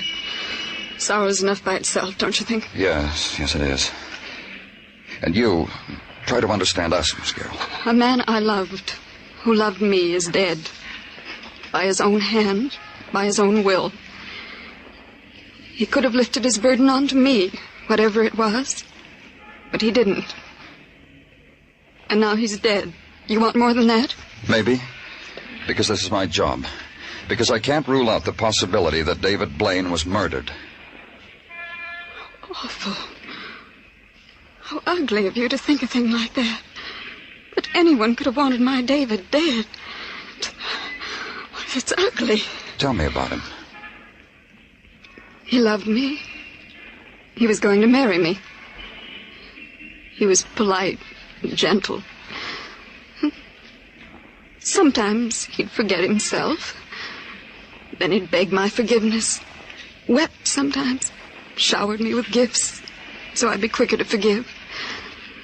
This watch, he called it an engagement present, but it was really an atonement for... Look at it. See how he loved me? It's a beautiful watch, Miss Carroll. See? Listen to it. It ticks away my life with David. Softly, gently. Listen to me, Miss Carroll. Why would David kill himself? You were in love, you were going to be married. Why? He had a secret. That's it.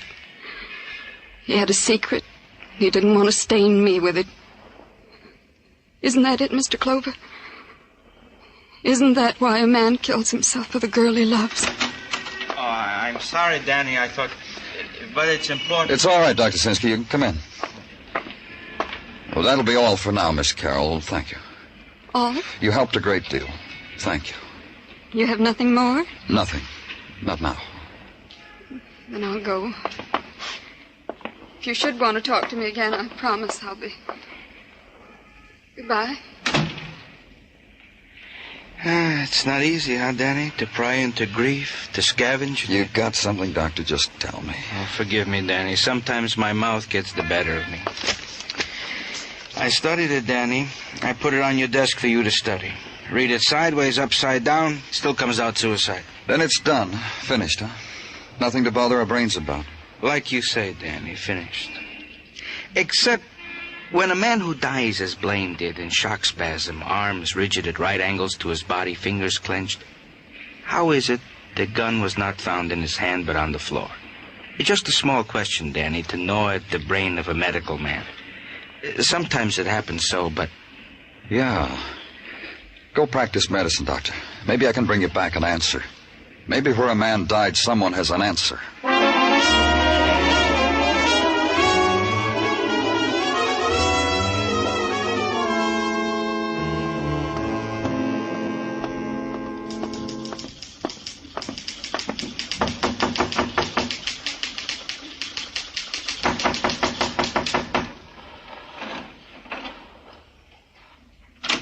I'm busy right now. Your name, Richard Fallon? I'm from the police. I guess that gives you a right. Come on in. You want to sit? Over there. Move those papers off the couch. Just put them on the floor. You a writer, Fallon? You interested or curious? What do you write about? About your city? About how it's not like my part of the country? About your many-faceted city? About your stinking city? Your people? Your small people, your hurry-up people, your no-place-to-go people. The no-tears city, the rat-hole city. That's what I write about. Any material up on the 4th floor? I figured that'd be your gambit. Nothing. Your city caught up with a man and he shot himself before it drowned him. I'll think about the man and smile and wish him well. Know anything about him? His name was David Blaine. He walked arm in arm with a 3rd-floor woman, Miss Carroll. Last night I heard a shot. I ran out into the hall. Mrs. Galvin downstairs ran out into the hall. Miss Carroll upstairs ran out into the hall. We looked up the stairwell to the 4th floor from where the shot came. David Blaine was dead. I know that about him. What else? Nothing. Sit there if you want, but don't stare at the back of my neck when I write. Makes me self-conscious.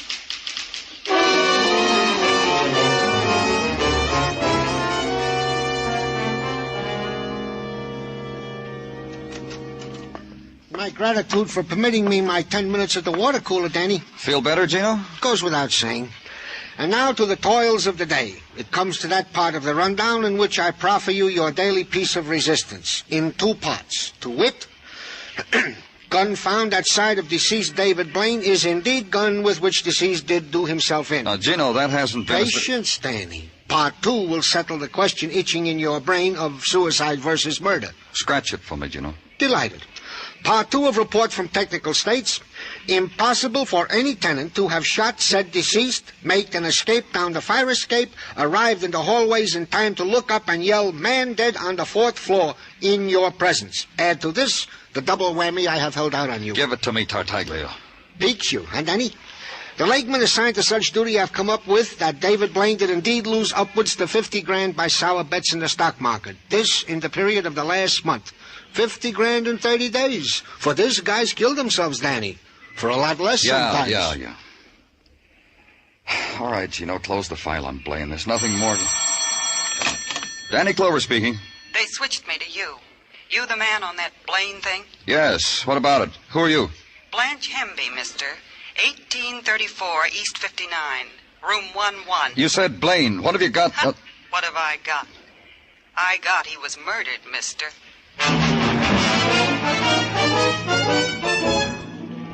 And go there, and walk the hallway mottled with shadows and scuffings.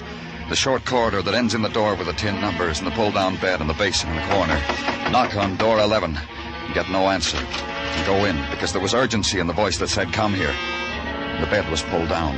The rug was frayed, and the splotch of blood trailed off it onto the floor. The girl was behind the couch, huddled, her knees drawn to her chest, and only the fat summer fly pinging against the window made sound. That and the lonely room silences that intruded upon the dead girl. The murdered girl.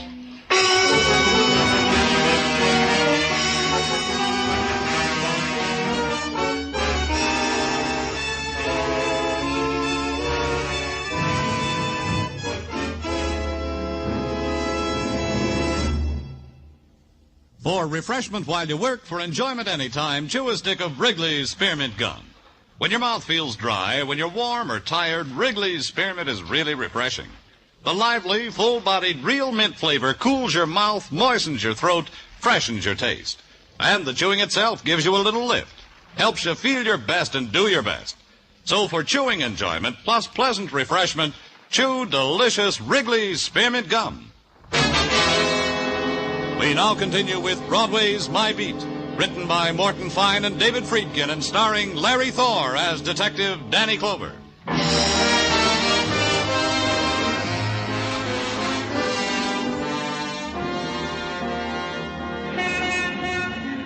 In the glittering midsummer's day, Broadway takes time out to shimmer. The chrome is polished high, the better to reflect the passage of women who lean for a moment against the summer's heat and then walk slowly on. The mouthpieces of the payphones glisten with the moist whispers of an empty summer afternoon. A money clip glints through the dark of an alley, and you know that someone has gotten odds on a piece of the day. There's the drone of the neon and the tired wind nudging a headline in a shining trash bin. Cop finds murdered girl in tenement room. And the wet shirt pulled from your back. Like other summers, other days.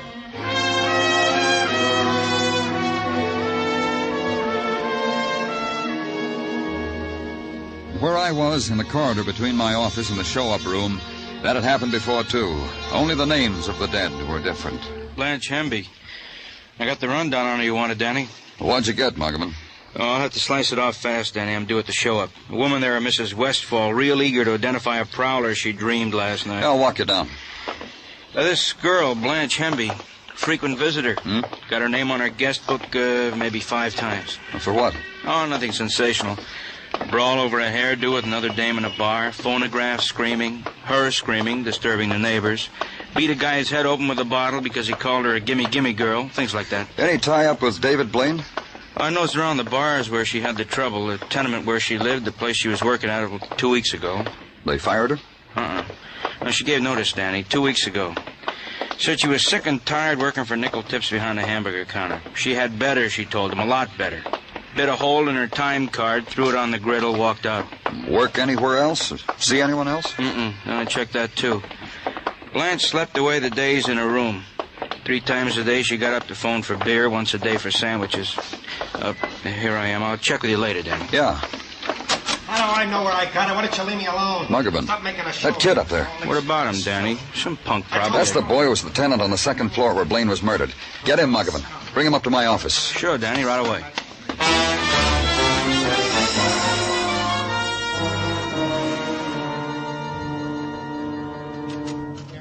There Sure he is, Danny. He's not anxious. Sure, hands off me, you're scum, all of you. Take it easy, kid. What happened? The city trying to drown you the way you said it does to people? I hate it. I get drunk at night because I hate it. That way I see it for what it is. And you can't stand that when someone like me sees you for what you are. You hate me. And you kick me, you throw me in jail because I'm better. Even drunk, I'm better. He's right, Danny. He's a lot better than us. He goes around with a pocket full of watch, like this, because he's so much better. Let's see it. Where'd you get this watch, Richard? I held out my hand and I begged, and a kindly person dropped it right into my begging hand. Where'd you get it? I told you. I walked the streets and it fell into my hand because I was crying and lonely. And sick for home. Miss Carroll, your neighbor, has a watch like this. You steal it from her? You steal it, Richard? Lock him up, Muggavan. A watch exactly like the one Regina Carroll owned. Her engagement present from the man now dead, presumed a suicide, suspected murdered. If it were Miss Carroll's watch, what was Richard Fallon doing with it? It was a simple question, and Richard couldn't answer it. So call Miss Carroll, get no answer. So open the plush box that held the watch. Levante, jewelers for over a century, that's what the satin ribbon said, glued against the inside top. Stolen from Levante, jewelers for over a century? Go there, ask Mr. Levante. Oh, no, not stolen. Purchased. By whom? A policeman you said you were? Let me see, please. Sure. Here. Yes. This watch was purchased. You've already said that. Apologies. I'm temporizing, you see. I'm trying to gather my forces together. Now, as to who purchased this watch, perhaps to a Miss Carroll, my old friend, Miss Regina Carroll.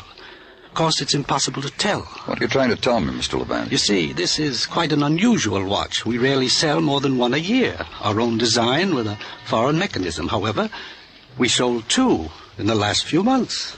Remarkable? Who did you sell them to? Even more remarkable. A few days ago, Miss Carroll purchased such a watch. A few months ago, a fiancé. Now dead, I've heard, a few months ago. This gentleman also purchased such a watch as an engagement gift for Miss Carroll. That makes 2 watches for Miss Carroll, both the same kind. Is there an explanation for it, Mr. Levante? Well, Miss Carroll said she lost her engagement watch. Thus, she purchased another one. She cautioned me not to mention it to her fiancé, or to anyone for that matter. But now, you, a policeman, Mr. Blaine dead, well, you don't think I'm going back on my word to an old friend, do you? Miss Carroll is your old friend? Her dad and I were close. I toddled Regina. Poor woman. You mean about her fiancé? About all of them. What do you mean? There were 4 of them, you know. 2 at college, 1 when she was a sophomore, 1 when she was a senior. Then about 10 years ago, a young man, since quite successful in groceries, has a nice store for select customers on Madison. Chap named Mason, I think. Miss Carroll was engaged 4 times, huh? She's 37, you know. She doesn't look it, does she? Still a beauty. A bygone day kind of beauty, if you know what I mean. Victorian? Would that be it? I often wondered why she never married any of her young men, why they backed out on their marriage. I wonder why, too.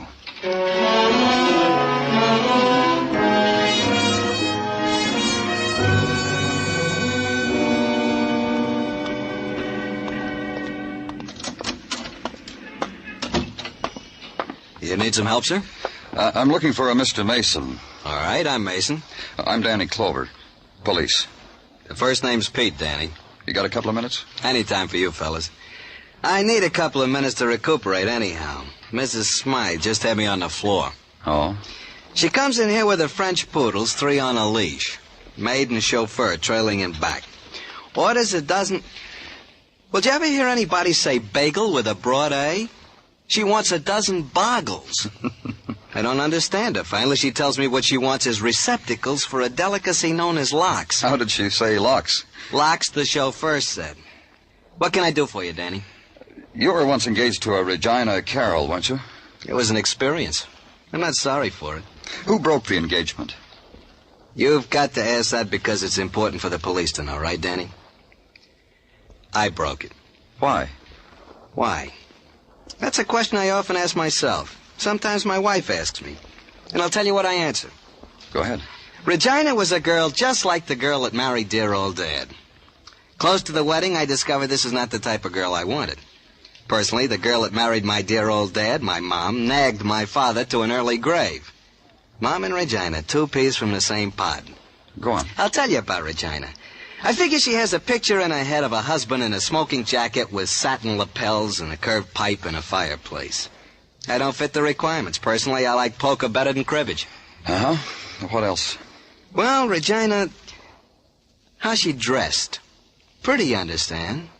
But she made her own fashions, which she never changed. Ribbons, dresses choked against the throat, and always a little too long. She slipped on the ice once, and I told her she had pretty legs. She slapped me. That's what about Regina Carroll, Danny. That enough? Plenty. Thanks.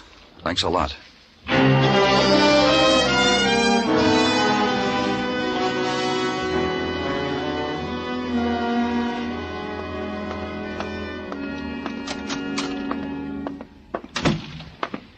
Gordon? Danny Clover. I couldn't be more charmed if I tried. A quiet evening in Technical, huh, Gordon? It was. Now the place screeches at me. Did you do that, Danny, just by walking in here? You mix yourself bitter pills in those test tubes? I don't have to. I have company. No offense. The gun that killed David Blaine. Get it out. Go over it again. I've already examined it thoroughly. My report was placed on your desk. Get it out. Well, I can recall it to you if memory fails you. .32 caliber Smith & Wesson, fired once. Get it. Examine it. All right, Danny. See? I'm examining. It's still as it was when Blaine held it close to him. The barrel. Put it on a slide. Hold it up to the light, whatever you have to do. If you ask, Danny. I'll do better. Perhaps this will amuse you. The spectromicrograph enlarges 45 times. And there. Have a look, Danny? You look. All right, Danny, all right. Wow. What? These infinitesimal scratch marks on the barrel. Fascinating. And a new quirk. It didn't register on me before. I checked the rifling in the barrel against the slug, which we call standard operating procedure. I didn't think of looking at the outside of the barrel. Why should I, with a suicide? I guess I should have, huh? And what would you have found out, Gordon? That the man killed himself with a silencer on his weapon. Now, that's what I call taking quiet pleas a shade too far, didn't he?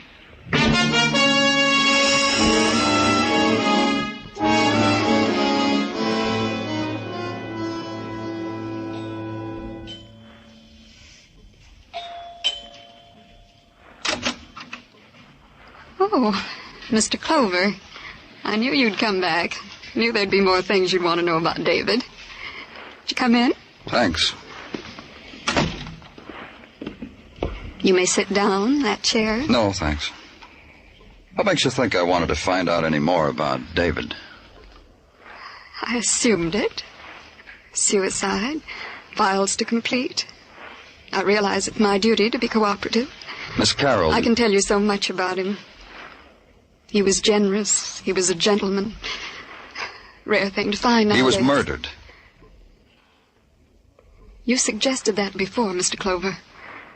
I didn't believe it then. I don't believe it now. Murdered. He was dead minutes before we got to him. That's stupid. Listen to me, Miss Carroll. Stupid, because I heard the shot. We all heard it. We all ran out into the hall. Do you have a gun, Miss Carroll? Yes, I have a gun. David gave it to me. Woman alone. Did he show you how to fire it? Of course he did. He loved guns. I interested myself in them. Shall I get the gun? It isn't necessary for now. You don't have to get the silencer either. What are you talking about? The gun you shot David with, his own gun, was equipped with a silencer. Mr. Clover, I don't understand you at all. I'm a lonely woman. And I admit it, I'm a helpless one. How could I have killed anyone? Someone I loved. Nice view from this window, Miss Carroll. You could stand here, see Detective Muggavan and me coming, fire a blank cartridge from your gun, run out into the hall, look up, and everyone thinks the shot came from the floor above, from David Blaine's apartment. Mr. Clover. Do you admit it, Miss Carroll? No. No. I want to show you something. Here. Look at it, Miss Carroll, a watch, just like the one you're wearing. I didn't kill him. David Blaine broke his engagement to you, didn't he? I didn't kill him. The kind of woman you are, proper and proud. You gave him back the watch. But what to tell your friends? Tell them that someone else walked out on you the way 3 other men did? A proud woman like you? So you bought another watch, just like it. The one you're wearing. Please, please. Because I have the one you gave back to David. The watch you had that boy, that writer, Richard Fallon, steal from David's apartment. So the police wouldn't find it there and ask questions. You told him to get rid of the watch. He got drunk instead, got picked up. Look. David jilted me. But I didn't kill him. You did. You couldn't live with the thought of another man's walking out on you, like the other 3. That's why you bought the watch, so your friends would think you were still engaged. Mr. Clover. So your friends would think David died because of the money he lost.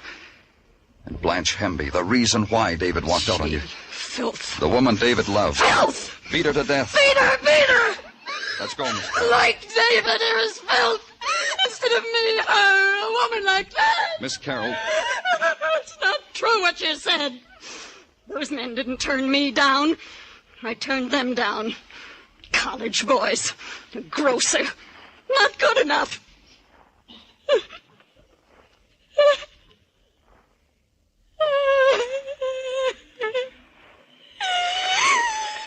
It isn't true. It isn't true. They did walk out. Why? Take me away. Put me someplace. I don't want to look at anyone. I can't look at anyone.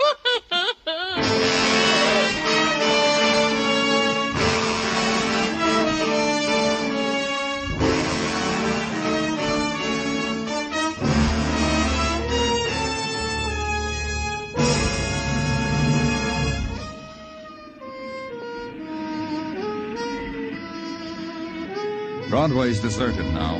Maybe it's the heat. Maybe it's just that people get tired and want to go home because Broadway threw sand in their eyes. Maybe you found what you were looking for and couldn't stare it in the face because it's a street that'll give you anything you want, any way you want it. It's Broadway, the gaudiest, the most violent, the lonesomest mile in the world. Broadway, my beat.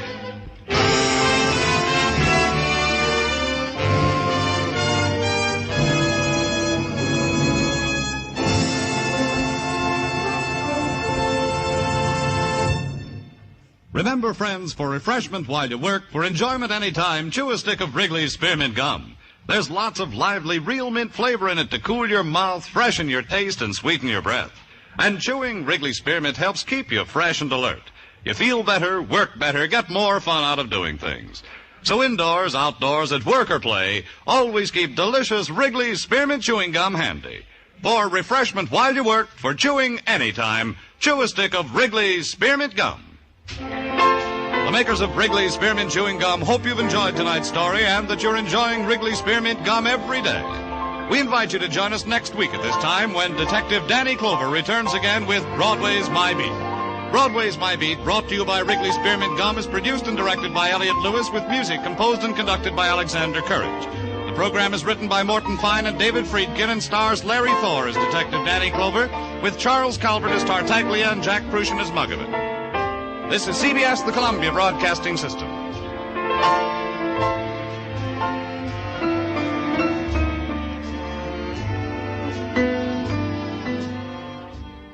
This is Bob broadcasting from Topeka, Kansas, Hope, and thanking the sponsor of your regularly scheduled program for this 2-minute interruption. Ladies and gentlemen, in the last 10 years, I've visited many dramatic spots in this world. But just a few minutes ago, I returned from a tour of what was once North Topeka, Kansas. I've just seen block after block of total destruction. Streets caved in, buildings undermined and flattened. Entire new housing developments a shambles, with the houses jammed together like battered boxes. As we toured this sickening area, I thought of the heroics that must have accompanied this disaster as it happened. The emergency operations of the Red Cross, Salvation Army, Air Force, Coast Guard, veterans organizations, and the thousands of civilian volunteers. all striving to hold this hungry Kaw River within its banks. Then the complete frustration when it crashed into the streets. But the excitement of that time is past. Today, it's a dismal task of dirty drudgery. Imagine the heartbreak of returning to what was once your home and finding 3 feet of dried mud on the front porch. After scraping and digging for hours, you finally get the door open only to find dried, drifted mud banked throughout the house with everything in it destroyed beyond repair. Countless are the heartbreaking stories of human despair this great flood of 1951 has written. But you and I, neighbors of these Kaw Valley folks of Kansas, can help. And I mean help with dimes and dollars. The Red Cross and other agencies have done a magnificent job, taking emergency care of 10,000 to 15,000 refugees, and they're still doing great work in helping the needy with rehabilitation. But that's a far cry from the tremendous job that lies ahead. In Topeka alone, the loss is $100 million. That amounts to $1,000 for each and every person in this city. I'm appealing to that great heart that has made America. It's never failed before. Won't you send your contribution, large or small, to Flood, Topeka, Kansas? That's all the address you need. Flood, Topeka, Kansas. And join me, Bob Hope, in bringing new hope to thousands of unfortunate American folks. Thank you. The William Wrigley Company has donated the time for this message from Bob Hope. Now, after a short pause, we switch to Hollywood for your regular program, Broadway is My Beat.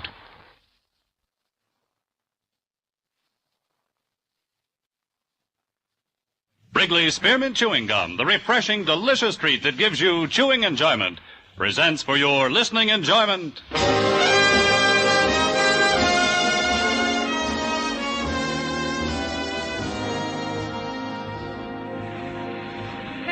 Broadway's My Beat, from Times Square to Columbus Circle, the gaudiest, the most violent, the lonesomest mile in the world.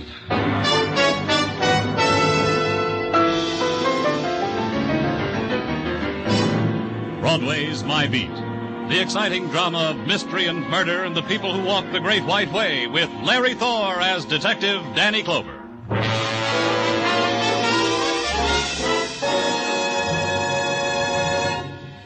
For refreshment while you work, for enjoyment anytime, chew a stick of Wrigley's Spearmint Gum. The delicious, long-lasting, real mint flavor of Wrigley's Spearmint cools your mouth and freshens your taste. The good, smooth chewing helps keep you feeling fresh and alert, adds enjoyment to whatever you're doing. So indoors, outdoors, at work or play, enjoy chewing Wrigley's Spearmint Gum. Wrigley's Spearmint. Refreshing, delicious.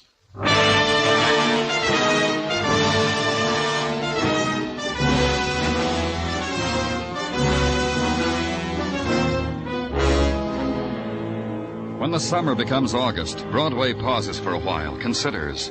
What happened to the springtime dreams to be fulfilled in the middle of July at the very latest? And what of the blonde on last month's snapshots, the one with sunny legs, the one you tried with poetry and she touched your cheek, the fawn of Camp Nevercare, jewel of the Catskills? She's back in the Bronx shoe store, kid, and the last time you walked by, she didn't look so good. And walk the streets furious with people and heat, and feel your throat tighten when it suddenly comes to you. Another summer's rushing away. Maybe next year, kid. Maybe.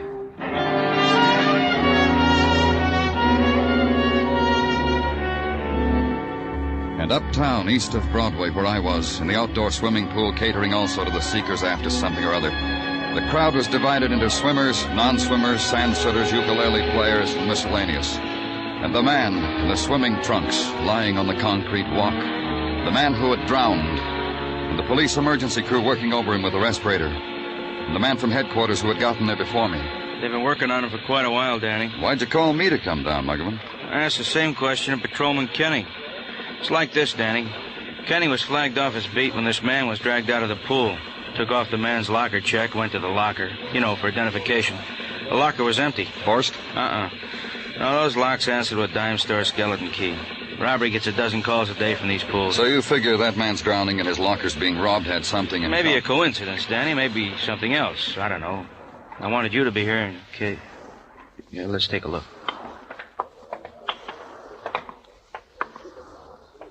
One of you men call the morgue. The lifeguard who pulled him out is that one, Danny. You want to talk to him? Uh-huh. I'm from the police, Danny Clover. Russ Gavey. What happened here? Fellows on my stand. Hear me started to yell. I went in after him. How'd you get those scratches on your shoulder? He fought me. Had to take him under to break his hold, and when he stopped struggling, I got him out. By that time, he needed artificial respiration. I gave it to him until your men came. All right. Did Detective Muggavan here tell you this man's clothes are gone, that it's going to be pretty difficult to identify him now? Yeah, he told me. Any ideas about it? Nope. Okay, Russ.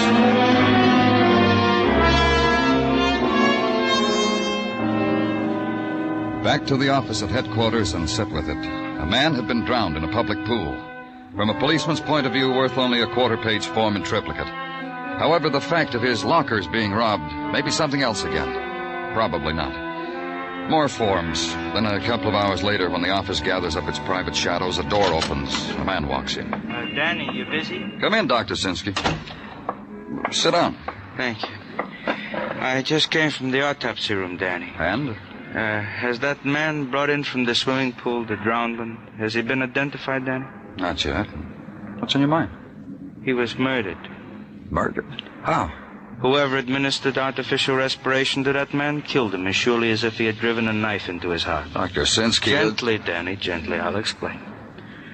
Inside of the chest, Danny, is a delicate system of balances. Balances which cannot be upset.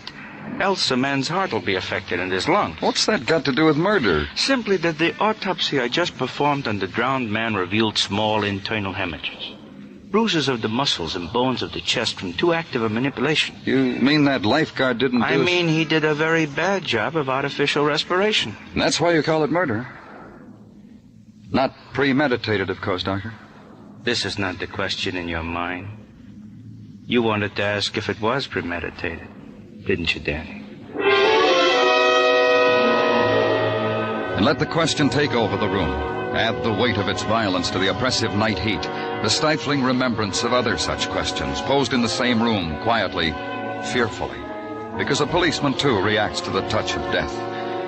It fills the room, and against its pressure, you lift the phone, make the call to the Department of Public Works, have them check personnel files, come up with an address for Russ Gavey, lifeguard. Go there, to the hall bedroom furnished in the style of brownstone, East 20s. Find it empty of Russ Gavey. Be told on the way out by the woman spread wide on the stoop you should have asked before. Russ was across the street in the park, on that bench, fighting for his share of the night air. Walk up to Russ. Let him chew the last fiber of a matchstick.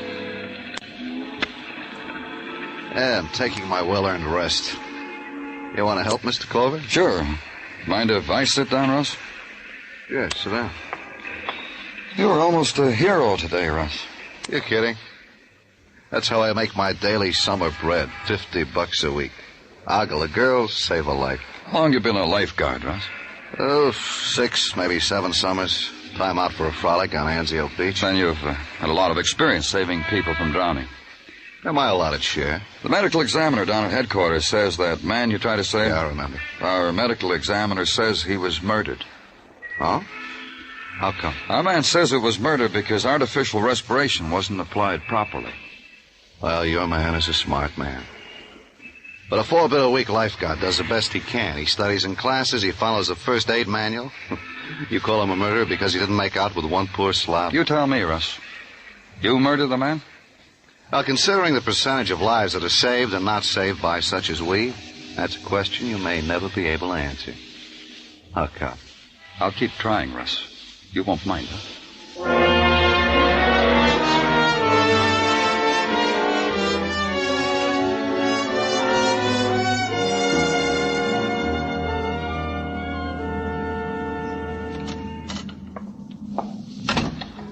Danny, why don't you never turn on a light?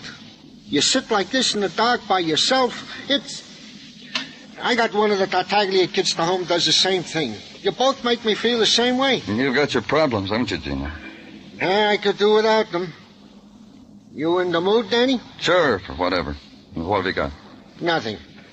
No progress on identification of the drowned man. No progress on a connection between him and that lifeguard, Russ Gavey. Reports on Gavey's state he is looked up to at the pool by girls and lady-sized swimmers. Occasionally, he buys for one or the other a beer at the concession stand. Occasionally, escorts one or the other type to her home, deposits it, goes to the newsstand, buys super-type magazines, goes to his room. Healthy, normal muscle boy. Maybe a murderer, Gino. Pardon me, Danny, but I must take, Sergeant Tartaglia speaking. Yes? Yeah, I got it. Hanson's Pawn Shop, East 34th. I told you I got it. They bother us with such... Such what, Gino? A man with a pawn shop got to nudge us in the midst of a nice conversation because somebody who works in a pool hocked a suit of clothes. Valuables. Look to this, Mr. Hanson, like stolen goods. On East 34th? Yeah. Then why bother yourself with it, Danny? Because maybe it'll give me the name of a murdered man.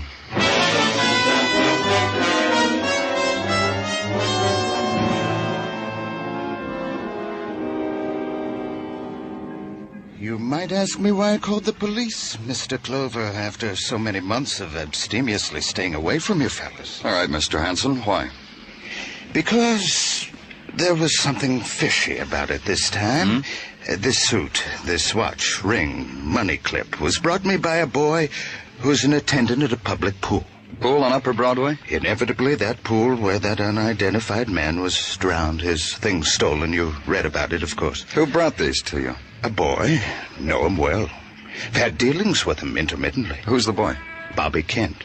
He's got a room in one of those crates on East 37th, 1654 East 37th. Just ask for Bobby. We all know him. And you think these things belong to the drowned man? The man was robbed where Bobby works. Died where Bobby works. Bobby pawns things that obviously don't belong to him. What is there left for a decent man to think, Mr. Clover? Then the three walked to the languid summer night, the city-bound and the dream-bound people on the sandstone steps who find their delights in a pop bottle, or by taking possession of a star in the sky, or by cooling themselves with a fan, courtesy of Swanson's chicken fricassee. Past them and mind the kiddies at their nighttime play, the patter of little feet up an alley, and arrive at the address on 37th Street. And over one of the bells, see a name, Bobby Kent, apartment 3. And the sound you hear is the far-off thunder made of heat and air currents and stratosphere. And the lightning through the window at the end of the corridor lights up the number 3 on a door, briefly. Then again.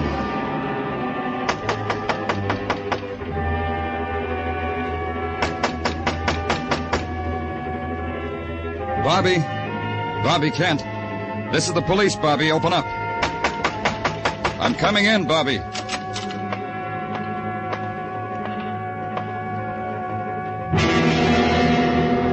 Bobby was in. His shirt was ripped, his face bloody, hands tied behind his back, belt around his neck, and the belt was strung over a pipe near the ceiling.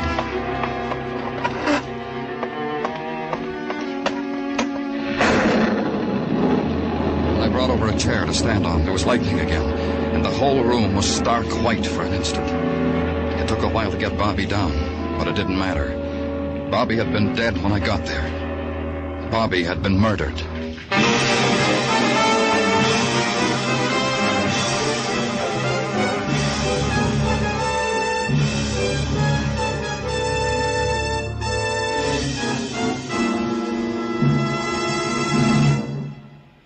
For refreshment while you work, for enjoyment anytime, chew a stick of Wrigley's Spearmint Gum.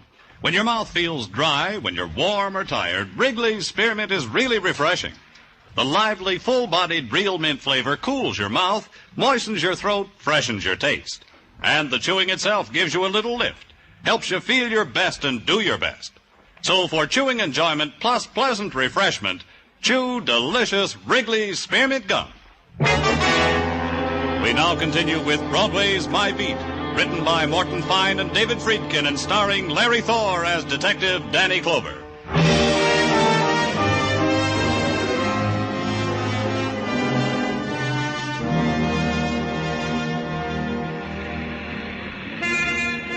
Broadway leans against a doorway, flips a coin, and makes odds on the 31 days of August. This month, kid, it'll come in. The filly in the 3rd, the dreamboat. The oil on that little piece of property you leased in the Texas Badlands. Gotta come in. Otherwise, what have you been building, kid? Gotta come in. So you can indulge the whim of the hour, enjoy it, own it. All that neon, yours to turn on or off. That music of the dance calling to you from basement dance lands. Yours to play soft or loud, or cut off like that. Dance in dark and in stillness if you want. the traffic signals pushing back the people. Yours to make say stop, go. You're a king, man, with headlines at your feet. Boy murdered, hung by belt in tenement room. Unknown man drowned in public pool. All yours, kid. Clean shuffle, a minute of luck, and it's all yours.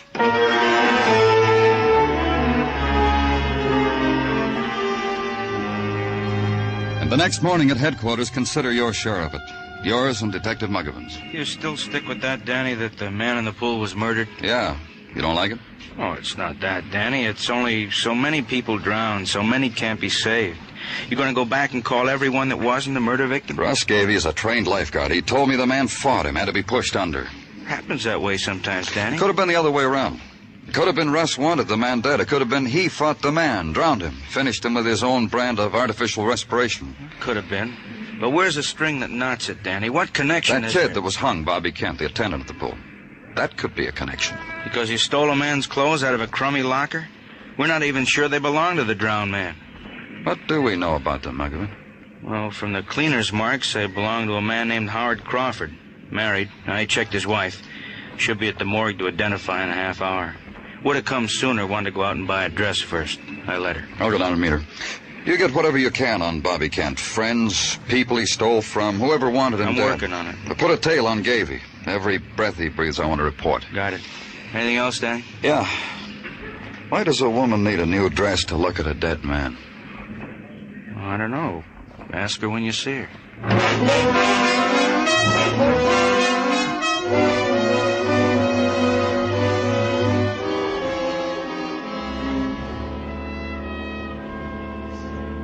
Are you ready, Mrs. Crawford? Waiting for you? All right.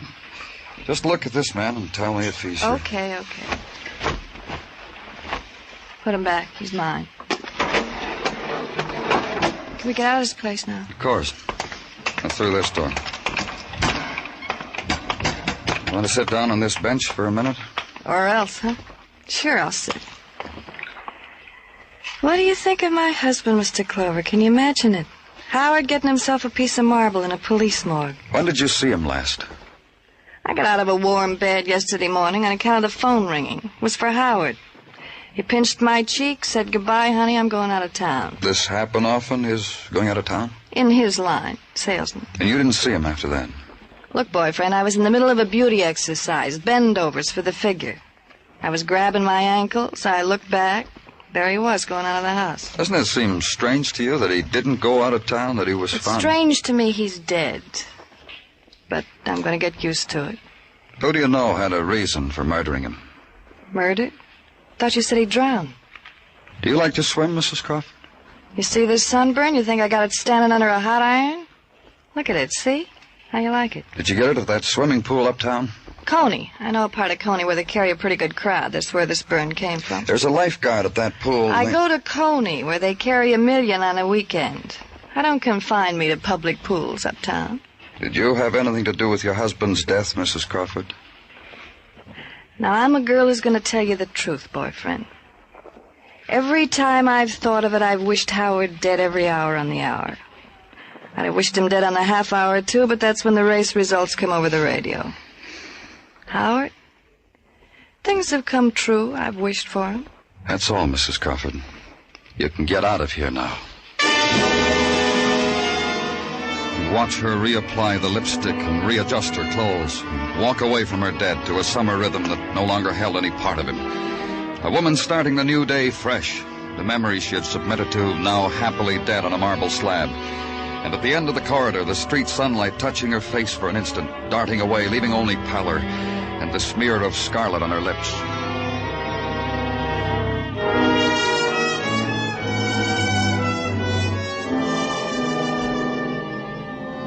Back in the office, order a shadow for Mrs. Crawford.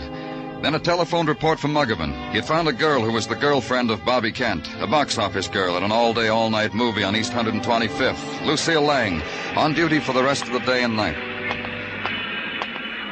How many? Police, Miss Lang. Take back your badge. It don't buy you nothing. You were a friend of Bobby Kent's.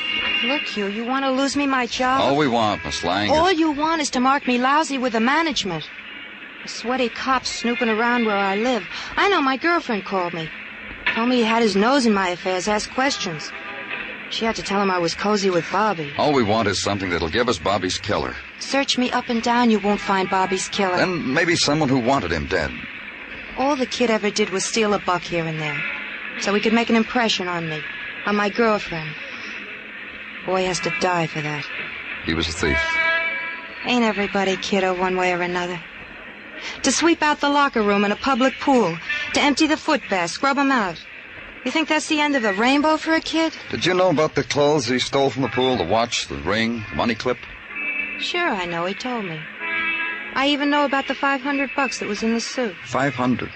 We were going to take it and go off to faraway places. Do you know something, kiddo? What? Bobby's dead from hanging, and I'm cooped up in a cage. So I ain't gonna make it, am I?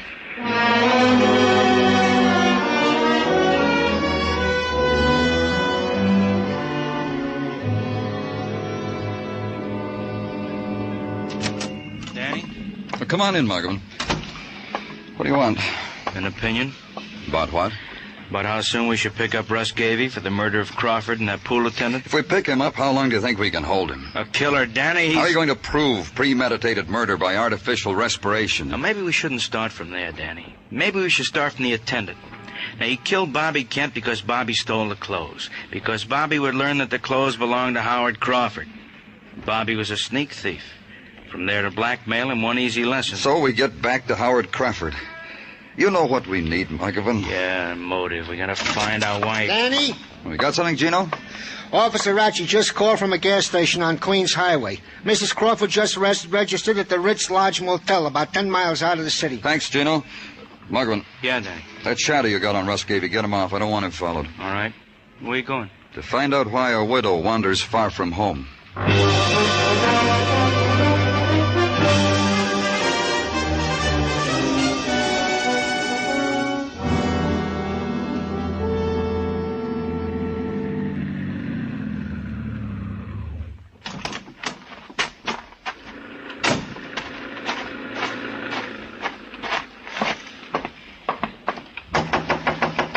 It's open. Pour yourself a drink. I'll be right in. I had my hair done. Wait till you see. Bought some new clothes. You'll like them. Huh. You'll like 'em too, lover. You like 'em? Is that your going-away dress, Mrs. Crawford? It could be for that, too. You've got a home in Manhattan, Mrs. Crawford. What are you doing here? Where's your home, boyfriend, and what are you doing here? I wanted to talk to you. Me and my sunburn made an impression, huh? So you got a flunky to follow me. You could have done it yourself. No uproar would have happened. Well, here we are. You still haven't answered my question. What are you doing here? Girl likes to get away sometimes. You'd be surprised how many phone calls I've gotten since Howard drank all that water. Here's a dime. Throw it in the radio. No? Then I'll throw it a dime. Yep. Phone calls all day long. Now, it's your turn. Just to talk, to kill some time. Ah, that Kenton. Yeah, oh, what'd you say, lover? Nothing. I didn't say anything. Look, be a doll. Will you go away? Come back another day. I'll be here. Let's pick a Tuesday. Make it definite, huh? Why don't you go right now? Out the back way, through a window? Just get up. Hi, Russ. Got a little trouble. Come in, Russ. Close the door. I'll bet the lady told you to get out of here, Mr. Clover. Uh-huh. You two know each other pretty well, don't you? Yeah, a swimming pool romance. I saw him in those California feet flippers, and it twisted my heart. You two planning on going away together? I only ask because the back of Russ's car is loaded with suitcases. We're going to get married in Maryland. Is there a law? Yes, there is. There's a whole section in the penal code about murder. Back to that, huh? I could have picked you up before, Russ, but I needed a motive. I had to find out why you murdered Howard Crawford. There she is. How did I kill him? By drowning him. You made sure the resuscitator squad wouldn't revive him. You crushed out whatever life there was in him. Listen to him, Edith. Yeah, listen. You killed Bobby Kent. He was a petty thief. He took the clothes you'd stolen from Crawford. Sooner or later, he'd put two and two together. Probably would have blackmailed you. You couldn't afford to let that happen. You ready, Edith? I'm ready. Only one thing, Russ. What? I'm a happy girl, Russ. I like to live happy. From just now on, you're going to be a burden. As long as Lover here's got you, I don't want you. Both of you. You're an accessory, Mrs. Crawford. Well, that changes things right away. Russ. Yeah. Don't be a fool. Okay, your way, Russ. You'll never be the same.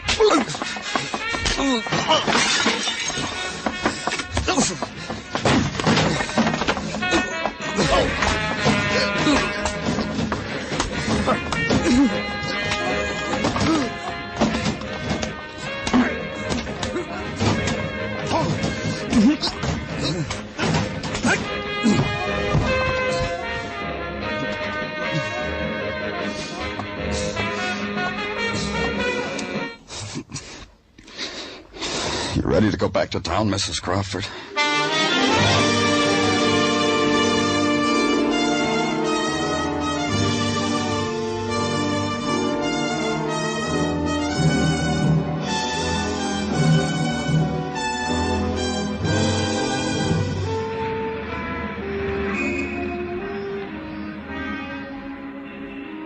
It's the time on Broadway when the crowd gives up, goes home.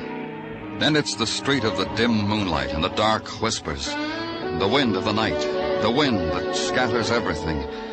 Yesterday's headlines, yesterday's dreams, yesterday's people.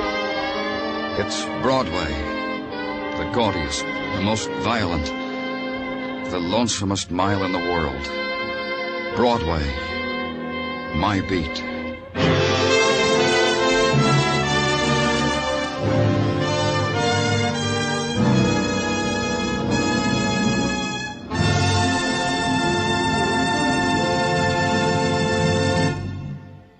Remember, friends, for refreshment while you work, for enjoyment anytime, chew a stick of Wrigley's Spearmint Gum. There's lots of lively, real mint flavor in it to cool your mouth, freshen your taste, and sweeten your breath. And chewing Wrigley's Spearmint helps keep you fresh and alert. You feel better, work better, get more fun out of doing things. So indoors, outdoors, at work or play, always keep delicious Wrigley's Spearmint Chewing Gum handy. For refreshment while you work, for enjoyment anytime, chew a stick of Wrigley's Spearmint Gum.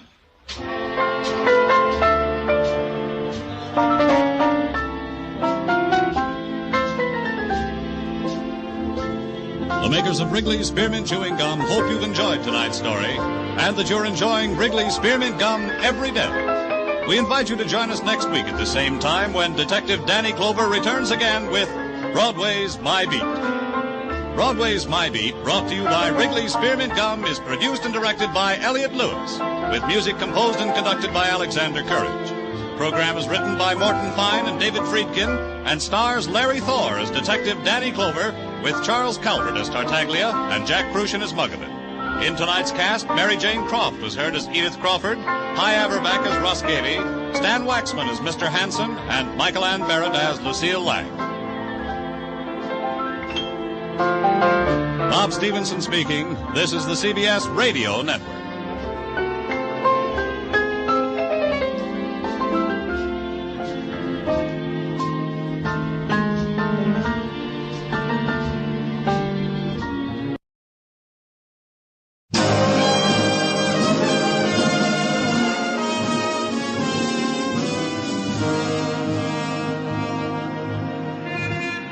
Broadway's My Beat. From Times Square to Columbus Circle, the gaudiest, the most violent, the lonesomest mile in the world.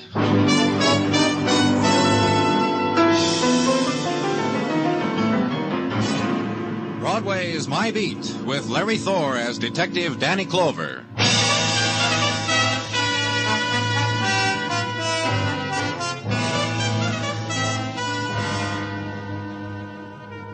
When it's September and the summer sighs away, Broadway is festooned with the colors of fall. The pastels of the cotton dresses mix sadly with the brown and gray of the flannel.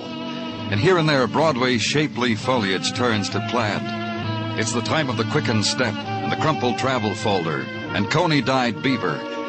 And the September song is a deep-throated sound, the mob voice, the hay fever, and the oysters being torn from the half-shell. Another season, kid. One more 3-month span to get where you're going.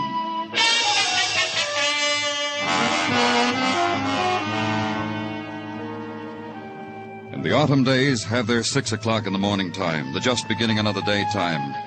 It was a street where Broadway turns a corner into the 40s, where I was, and Detective Muggavan, and a woman. She's in here, Danny, this car. Right there on the floor in front. Who is she? Well, I don't know. No identification, no handbag. Just this. Car registered to Edward Bishop, 1110 160th. Uh-huh. Slip was in the glove compartment. Who found her? Officer Kaplan. Tagged it late last night for traffic violation parking. 5 o'clock when he was going off duty, he noticed the car still wasn't moved. Opened it, looked. Found her under that blanket. I'd say she was about 27, huh? Shot once in the back. From up close. Yeah, death probably instantaneous. Here they are, Danny. In the front of the car, Doc. Hey, you're a new doc, aren't you? Don't move her, Doctor. Wait for the photographers. But don't just stand there, Doc. You gotta... You get used to it, kid. This kind of thing happens a lot. And the cluster of the walkers to work, the people of the subway, glad for the delay of the dead woman who lies at the beginning of another day, stops it for a time, holds it, the desolate pause, the time for turning back. But the hungry day will not wait. Subways are empty and must be filled. The clever machines in the offices long for the fluttering caress of quick fingers. Can't stop for the dead kid. A buck has to be made. Give someone else your place in line. And in the corridor of the address on the registration slip, a woman in a raveled coat sweater sweeps away the night litter and autumn mists, gathers them on a dustpan, throws them into the street. You ask for Edward Bishop, and she shrugs you to a scarred door at the end of the hall, watches you as you knock, waits with you for the door to open. You're an early bird, mister. Police. Huh? Oh, my. The woman drops her broom, scurries away to tell her friends and neighbors. Early bird out to catch a worm, huh, mister? Not me, not for something I've done. I never do anything bad. You, Edward Bishop? Oh, not me. Mr. Bishop's my roomie. He gone and done something naughty? Come in, mister, and tell me all about it. Where is he? Oh, out frying his nightly kettle of fish, I presume. His bed ain't been slept in. No? Huh? Oh, my, that hollow you see in the bedclothes is where I tried it. I'm an experimenter. Long as he wasn't in it, I thought my roomie's bed might be better than my own. It wasn't. Mr. Bishop's gone and done something naughty, huh? Do you know where he is? I want to tell you something about Mr. Bishop, my roomie. He's a tight-lipped man. Rock face, I call him when he ain't looking.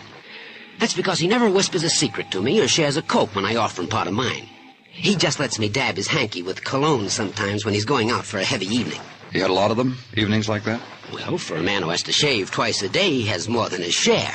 You wouldn't know with whom? Oh, I might.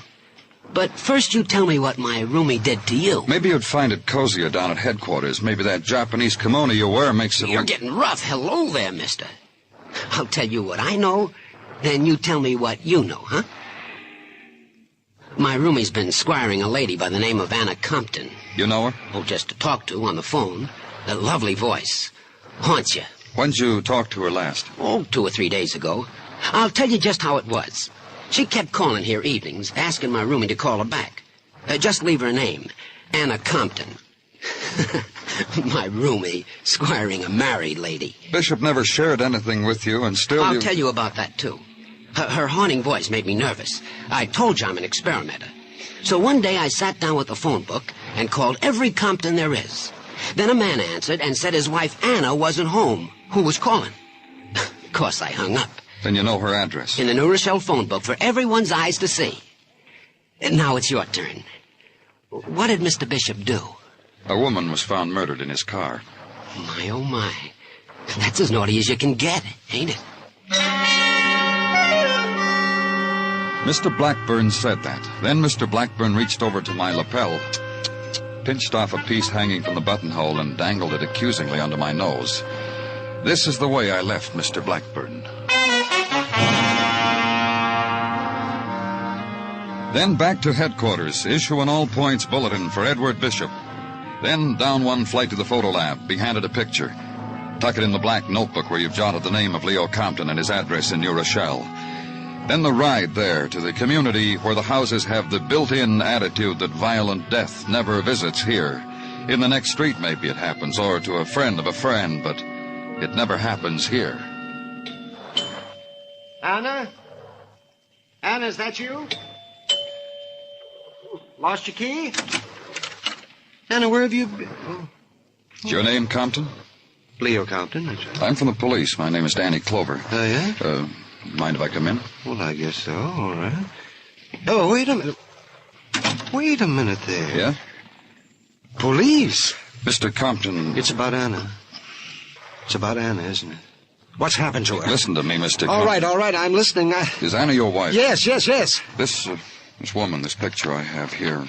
Yes, that's Anna, yeah. How did you get that? How'd you get Anna's picture? I wish I knew some way to say this. Anna's dead. We found her this morning. She'd been shot. Oh. Her body's at the morgue. Anna. I've got to ask you. I know. She didn't come home last night, Mr. Compton. No, you're wrong. She came home. Anna came home to me. It was my fault, really. I sent her away. I told her I didn't care. And the things I said to her, the names. Suppose the last words you ever said to your wife were names like that. What happened last night, Mr. Compton? Well, she came home. It was about 7 yesterday evening. And she had the bracelet on. She was wearing a bracelet when we found her. She had the bracelet on. And I asked her where she got such an expensive bracelet to wear. And she said she got a bargain. A bargain. What do you mean? From her boyfriend. Oh, she told me. Anna told me, all right. And listen, you know what I did? I called him up. I'm not narrow-minded. Things can happen. Just because it's your wife doesn't mean it can't happen. I called her boyfriend up, and I told him to come over. I'd pay him for the bracelet. Did he come over? Oh, he came over. Anna was stunned, all right. And I wrote a check for the bracelet, $200. Don't you think Anna wasn't stunned? Mr. Compton. But you know what she did? She left with him anyhow. Bracelet, check, she, and him. And that's when I said, what was the man's name? Bishop, Edward Bishop. He's an auctioneer for the Hunter Galleries. Oh, there's something else. Yes? I'll call for Anna. I'll take her out of that place where she is.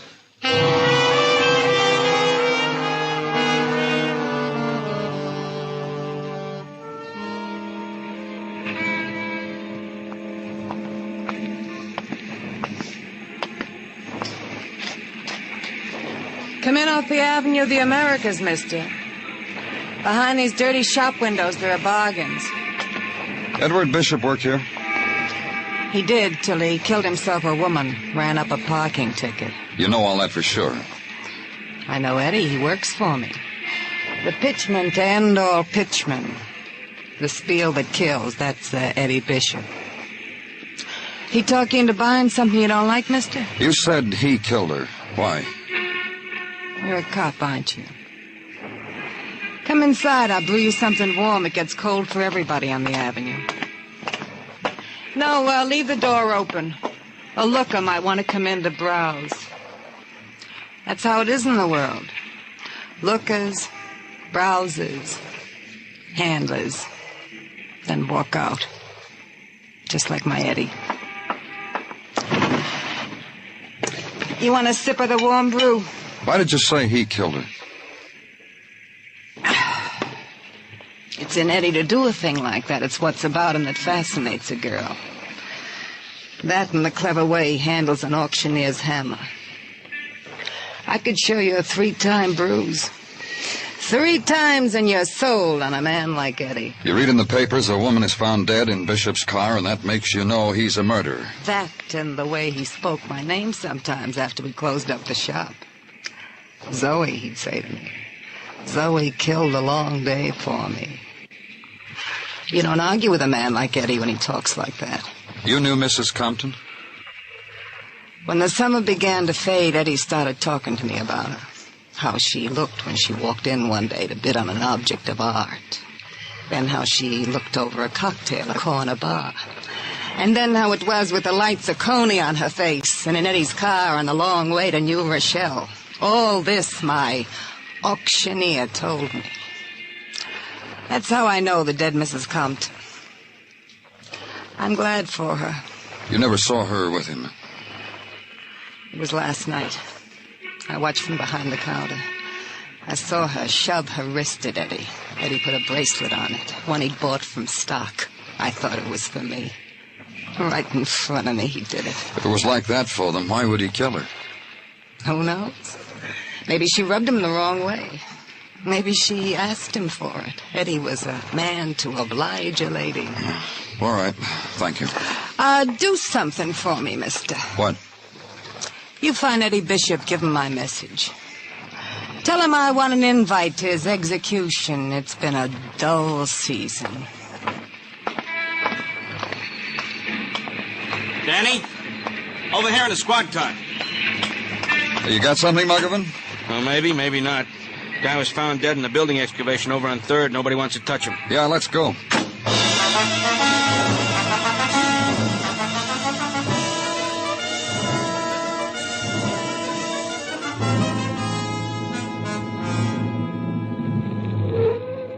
Drive down the ramp, Muggavan. Yeah.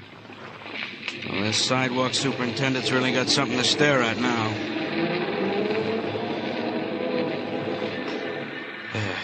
Here. Hey, what happened, mister? Him and a scoop happened. Half hour ago, I decided to scratch this ground. First scoop full of shovel come up with was him. Hey, let's get it down, huh? Sure.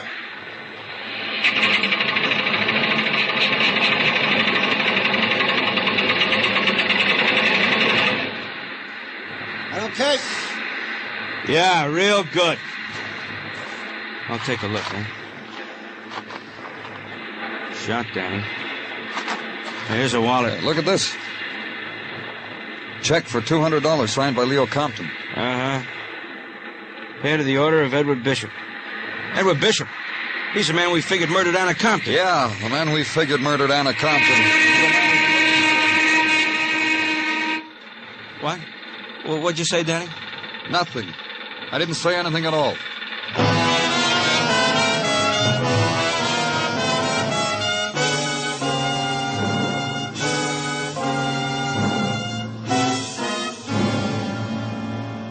You are listening to Broadway's My Beat, written by Morton Fine and David Friedkin, and starring Larry Thor as Detective Danny Clover. Singers Alan Dale and Sarah Vaughan will be Steve Allen's guests on Songs for Sale just a little later tonight. Once again, Steve will be playing host to 4 amateur songwriters and their unpublished songs, one of which will be chosen for nationwide hearing. For merriment and melody, here's Songs for Sale later tonight on most of these same CBS radio stations.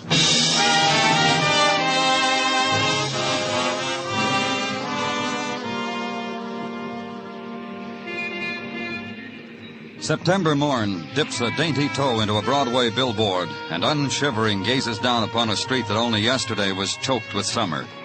But the refuse is there, where summer has passed and left pieces of itself, in the scratch and warp of summertime blues still screeching out of the loudspeakers. The sunny mannequins, wax slightly melted, waiting in shop windows to be replaced by the fall and winter models. The faint odors of the sun-warmed perfume, the souvenir of the golden girl who walked right past you, turned a corner, vanished into a place where summer never dies. A place not open to you, kid. Only autumn's ahead of you, kid. Start using it. It's already given you 2 murders. A woman in the front seat of a car, a man scooped out of the earth on the teeth of a steam shovel. What more can you ask? September's showering her gifts on you, kid. Take them. They're all yours.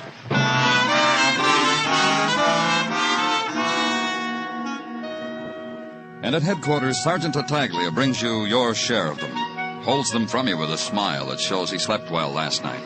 The accumulated atoms on the murders, Danny. In these papers I teased before you. And have a good night, Gino? No complaints come to mind, Danny. The evening was a fulsome one. Father McCleary came to call. A pleasant time was had by all, as is our usual procedure. Yeah, Father McCleary's a fine man. Salt of the earth. I asked Mrs. T to break open a bottle of Mogan Dufford wine. He don't even blink an eye. Sips with you, talks with you, brings presents for the Tartaglia brood. This is a man who also brings you the gift of restful sleep. Remember me to him, Gino. Roger, Wilco. Now, to the papers I am about to bestow upon you. In them you will find a report from Technical, to wit, The bullets that killed Mrs. Compton and Mr. Bishop, technical states, came from the same gun. Markings are identical. The rundown on the past histories of Mrs. Compton and Mr. Bishop is contained in reports from interested neighbors and relatives gathered by... You'll spare me a moment, Mr. Clover. Look, you. Standard operating procedure is to knock when one desires a moment of Danny Come in, Clover's... Mr. Compton. I've come to demand something, Mr. Clover, and I intend to. Not leaving here until you give it to me. What would that be? Anna's bracelet. The one that... Well, everyone's dead. It belongs to me. Because you gave Bishop a $200 check for it? I stopped payment on my check. After all, that Mr. Bishop did give it to Anna. I needn't have made that stupid gesture. And now she's dead. And he's dead. Yes, your wife is dead. You loved her, you told me. The bracelet's mine. You want to quibble about it? Have me spend money on lawyers? You're right, Mr. Compton. It's yours. Take it. We've no more use for it. We have photographs. You understand. It's not the money. It's only that if it once belonged to her, it now belongs to me. It's a kind of... Remembrance of the dead? Well, I'm not going to think about it. I have enough trouble. Living in an empty house with no one to... I scrimp and save all my life, share it with Mrs. Compton. And the cost of things, Mr. Clover, it's outrageous. Food, furniture, clothes, and transportation. You know what cab fare cost me from New Rochelle? $5.60. It's outrageous. You could have come in another way. Oh, yes, and be mocked at, pointed to, as the husband of a murdered woman. They put my picture in the paper, you know, and that makes me a curiosity, a freak. You didn't tell me when I last saw you, Mr. Compton. What did you do after your wife left you with Bishop? What's that? I said, what did you do? Go anywhere? Talk to anyone? Well, of course I talk to someone. A man's wife walks out on him when he's given her all this. Who? Mervyn Mago. He's an old friend from boyhood. I go to him whenever I'm in trouble. He's a professional helper. He's in that business. He makes money by helping people? He runs a mission on East 40th. You'll like him, I think. Well, thank you, Mr. Clover. You were easier to deal with than I thought. Danny, a man's wife is murdered and he comes back for... Danny, you think... It's something to think about, huh, Gino? It was something to think about. Consider a man whose wife had been murdered. Consider, in space of 24 hours, his tears had dried. The shock of death had dwindled into something much more negotiable. A $200 bracelet, for example. The grief tempered by the high cost of taxi cab fares. Leo Compton had motive enough to commit 2 murders. His wife because she had run out on him. Edward Bishop because he had run with her. Motive, certainly. So check on his story. Item. He was a man who needed companionship at the time of stress. Specifically, he liked to talk to a man who ran a mission.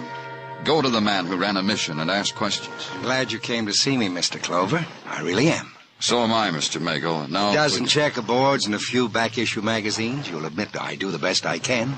Then there's always the coffee and donuts. The boys expect them.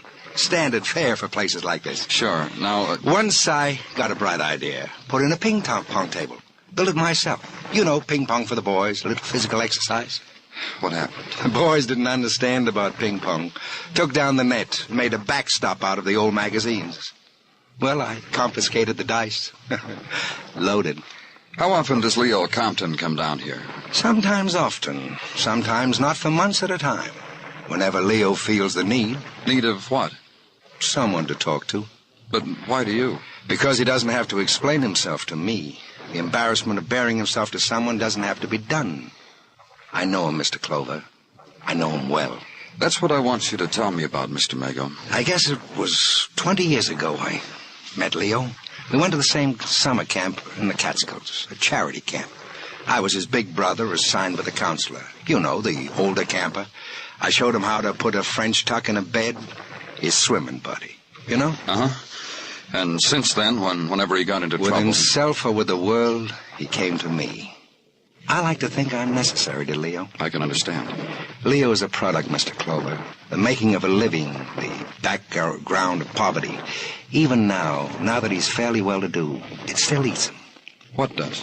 Even at camp, the pattern was there. He would organize little card games after lights out, wouldn't play himself, but took a cut from every pot. That sort of thing all his life. I see. Tell me something else. When his wife ran out on him, he came down here to talk to you. What did he say? Not a whole lot. He told me the story. I listened. That's just about all he wanted down here. He told you and then he went home, is that it? Not right away. He told me, and then the boys started to straggle in for their coffee and donuts. He joined them. He always does. He ate 4 of those donuts, Mr. Clover.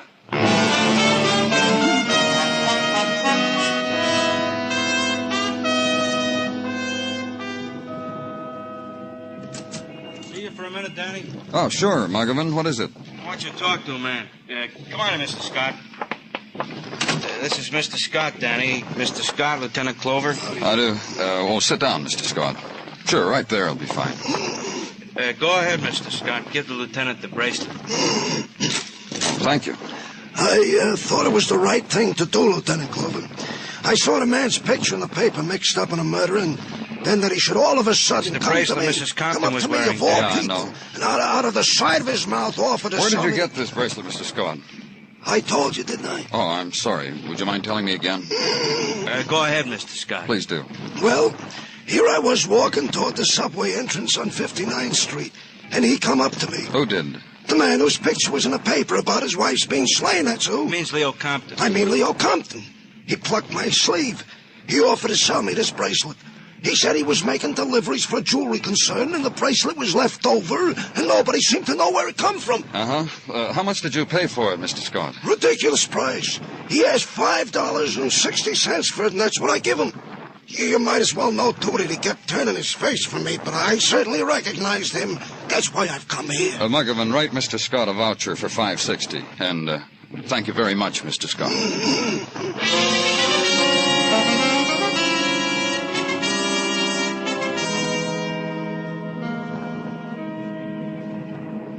You called me in, Danny, and you asked me to step over into a department that's not strictly mine. And why don't you wait for the reports from technical, huh? All I want is an opinion, Dr. Sinsky. Whose toes would you step on if you give me that? Gordon of technical. All right, so he deserves a toe smashing once in a while. What do you want of me, Danny? You examined Mrs. Compton. The bullet wound, Yeah. the type of wound where it was in her back. Is it one that would bleed freely? Yes, Danny, but you know these things as well as I. Why do I you just got ask? these photographs. Here, look at them. The inside of the car where Mrs. Compton was found. Mm-hmm. Well, Dr. Sinsky? You know as well as I. Tell me Danny. anyway. I want to be sure. It is obvious that the loss of blood in the car was slight, which makes it, to me, apparent that the woman was not shot in the car, but somewhere else, and then put into the car and... I'm a doctor, Danny, not a... A detective? I didn't mean it to sound like that. Yeah, I know. Thanks for the opinion, Dr. Sinsky.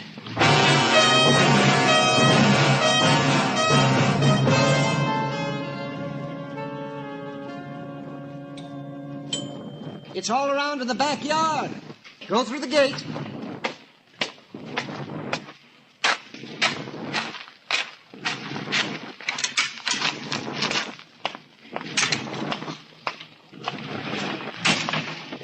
Well, I hope you appreciate me crating all this stuff for you. Why aren't you, Mr. Clover? Moving day, Mr. Compton? Huh? Oh, no. My wife's things. It's hard to live with. I see. Giving them away, huh? Well, not exactly. Selling them? I saw an ad in the paper where they buy merchandise like... Well, yes, I'm selling Anna's clothes. Why? How much are you getting for them? Why? I'm curious. Why? $5.60 for a bracelet worth $200. A man like you to do that strange. How do you know about the bracelet? The man you sold it to got scared. The bracelet was mine to sell. Why should he get scared? That's not the point, Mr. Compton. The point is why you should sell such a valuable bracelet for so little. You could have gotten more. I got what I wanted. Yeah, I guess you did. You broke even. Bishop gave your wife the bracelet, so legally it's yours. But you'd paid him for it. I told you that. You gave him the check so we'd find it on him. So your story of what happened the night of your wife's death would hold up. What's that? But with Bishop dead, and the bracelet legally yours anyhow, why should you be liable for the check? His estate would have the check cashed. Well, that's right, I did. I gave him a check for it. Stop payment on it, too. That's right. Why should I spend money I don't have to? Sure. You see what I mean, don't you? Sure. You know, you're a funny man, Mr. Compton. Well, I guess people say that about me. I don't care. You're so careful with money, and you're an honest man. But you couldn't stand having that bracelet around. It was a symbol of what your wife did to you. So you sold it for the cost of your cab fare, even all round. Oh, that's how much you know. I lost plenty. I lost my wife. You're a funny man. I told you my wife had a boyfriend, and I was ready to forgive her. She walked out on me anyhow. Oh, she would have come back, don't you worry about it. You'd already killed her when you called Bishop. I told you that. Yeah, I know. I told you how it was. I said Then that. when Bishop arrived, you killed him, too. Wrote out a check and stuck it in his pocket. Put your wife and Bishop in Bishop's car as if she left with him. She did, I told... Oh, you didn't listen at all. I could call technical. They'd find blood in your house, no matter how hard you scrubbed. You don't understand anything. I worked hard all my life. I put my own price on things. My wife belonged to me. She was mine. And nobody gets her. Not for a $200 bracelet, they don't. What do you think I am, anyhow? Let's go, For Mr. a bracelet? What good is that? What did you need that for? As if it were something. I'm a hard worker. Things I own didn't come easy. What's going to happen to them now? Mr. Clover, you better get in touch with Mr. Mago. He'll know how to advise me. Why, he's just like a big brother to me.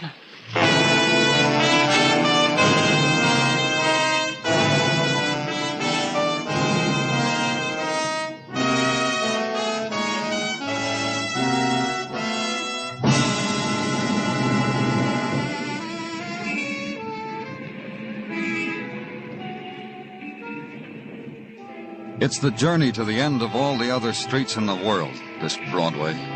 You turn a corner and you're there. Walk it slowly.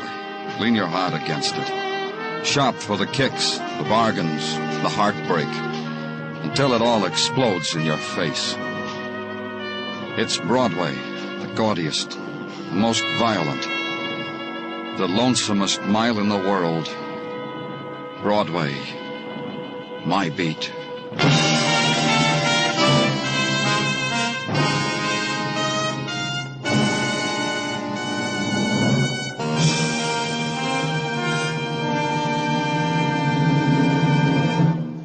Broadway's My Beat stars Larry Thor as Detective Danny Clover, with Charles Calvert as Tartaglia and Jack Crucian as Muggavan. The program was produced and directed by Elliott Lewis, with musical score composed and conducted by Alexander Courage. In tonight's story, Howard McNear was heard as Leo Compton. Featured in the cast were Billy Hallopp, Lou Krugman, Joe Forte, and Francis Cheney. Two styles of music, both tops in popularity, are heard every Sunday over most of these same CBS stations. Guy Lombardo's Sweetest Music This Side of Heaven is one. The other is the singing style of Mario Lanza, new vocal sensation of the airwaves. Enjoy Guy Lombardo and his Royal Canadians and the Mario Lanza Show tomorrow night. Stay tuned now for Sing It Again, which follows immediately over most of these same CBS stations. Bill Anders speaking. This is CBS, where you meet adventure with Charlie Wilde on Sundays on the Columbia Broadcasting System.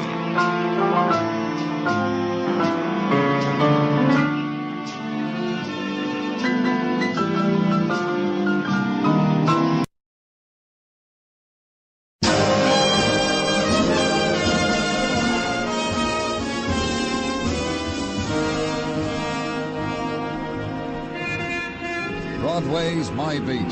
From Times Square to Columbus Circle, the gaudiest, the most violent, the lonesomest mile in the world.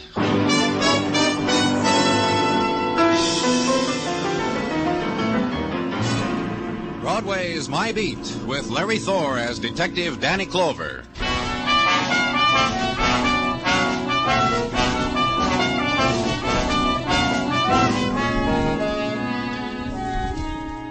In autumn sunlight, the September day trots out its promises for Broadway's considering, displays them in doorways, in pushcarts, in gutters, decorates them with price tags, invites you to browse, don't touch, buy, don't squeeze.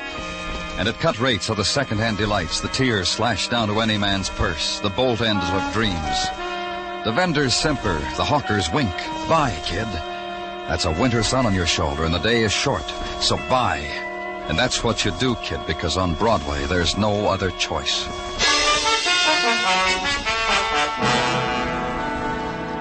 And at police headquarters, the September's Day has arranged its wares of violence on your desk, stacked as to category, degree, grade. Because the day is still fresh, you put off the reaching for them, the touching of them, but it screams close to your ear.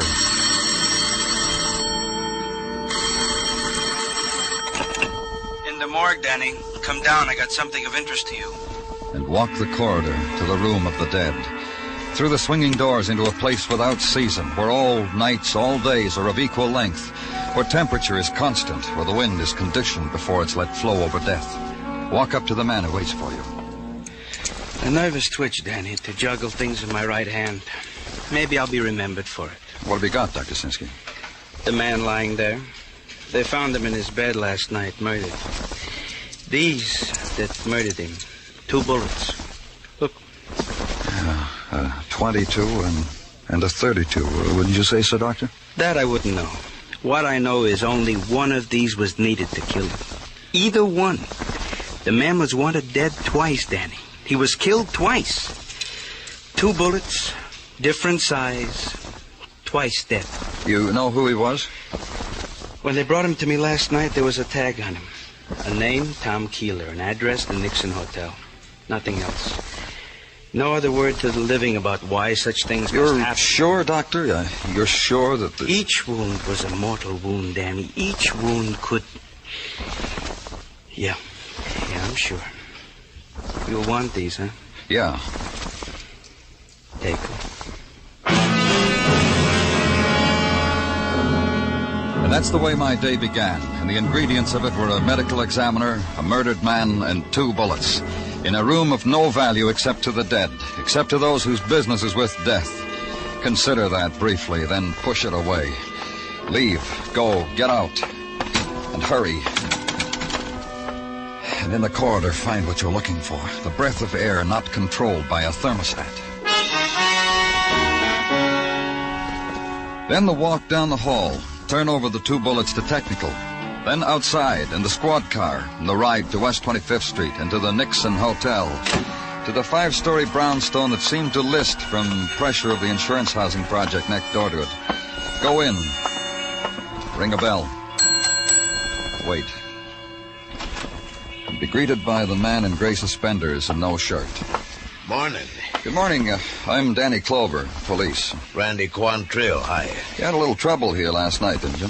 Oh, just a mess of it. Did you know the man who was killed? You mean Tom, huh? That's right, Tom Keeler. What do you mean, know him?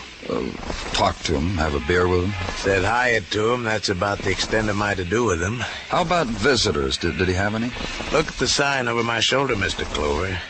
Mr. Clover, you know some Clovers down in Selma, Alabama. You any kin to any Clover? No. Look at the sign over my shoulder. N.O. visitors, no visitors. And you think just because the sign is there, Tom Keeler didn't have any visitors? No, I don't, mister. We got a sign in each and every room says no smoking in bed. In the last year, we had 3 mattress fires. So what I'm saying is I never saw anybody sneak past this desk that I said to myself, there's a Tom Keeler visitor. What else about Keeler? Oh, we got mail this morning. Maybe I ought to tell you that. Yeah, maybe you should. I'm going to. Fresh mail that come this morning. Here, the letter. Oh, thanks. From the Great Northern National Bank. So I see. Please come in and talk to us with regards to your commercial account at your earliest convenience. You read upside down, Mr. Quantrill? I've lived in Baltimore. Oh. Thank you, Mr. Quantrill. Thanks a lot. And for that, Randy Quantrill winked at me, laughed noiselessly at me. Leaned against the mail rack, scratched his back with it. It wasn't the moment to intrude any longer on such private pleasures, so I left him.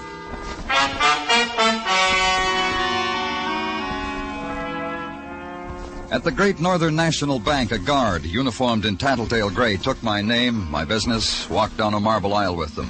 An aisle lined with identical desks, identical faces behind them. Unerringly, the guard chose one, the right one. This was a shrewd guard. He muted his voice to the extracurricular business I had brought to the Great Northern, offered it to the man. The man considered it, digested it, and when he had it all in order, motioned me to the chair the guard had placed discreetly close to him. I'm told we can help you, Mr. Clover. A man named Tom Keeler had a checking account here. We're aware of it, therefore... Then you know that he was murdered last night in a cheap hotel? We're aware of many things, Mr. Clover. Our research... I'm sorry, I can't hear you. What'd you say? I say that our research department makes a point of informing each of us here on many diverse matters. Matters that could even most remotely concern us. Thank you. Beg pardon? I said thank you because you let me hear what you had to say. I was appointed, Mr. Clover. Should any questions arise about the late Thomas Keeler, should any questions arise, I was to answer the question.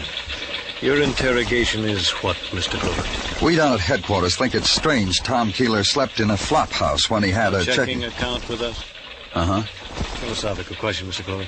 Somewhat out of my province. Pardon me, what? I say that all we know of Thomas Keeler is that we were asked to transfer $50 weekly to his account, which we have done religiously until... Who asked you to do that? Consular at Law, a gentleman, George Weber. If you want his address, we shall give it to you. Thanks. You were saying you did this until... Until what? Until 2 weeks ago. Possibly 2 weeks in the fraction of a day. When Mr. Weber asked us to discontinue his generosity. Why? I suggested it's a personal matter concerning Mr. Weber. Don't mind troubling you with it. What? I'm sorry. I said that I would... Never mind. Probably wasn't important.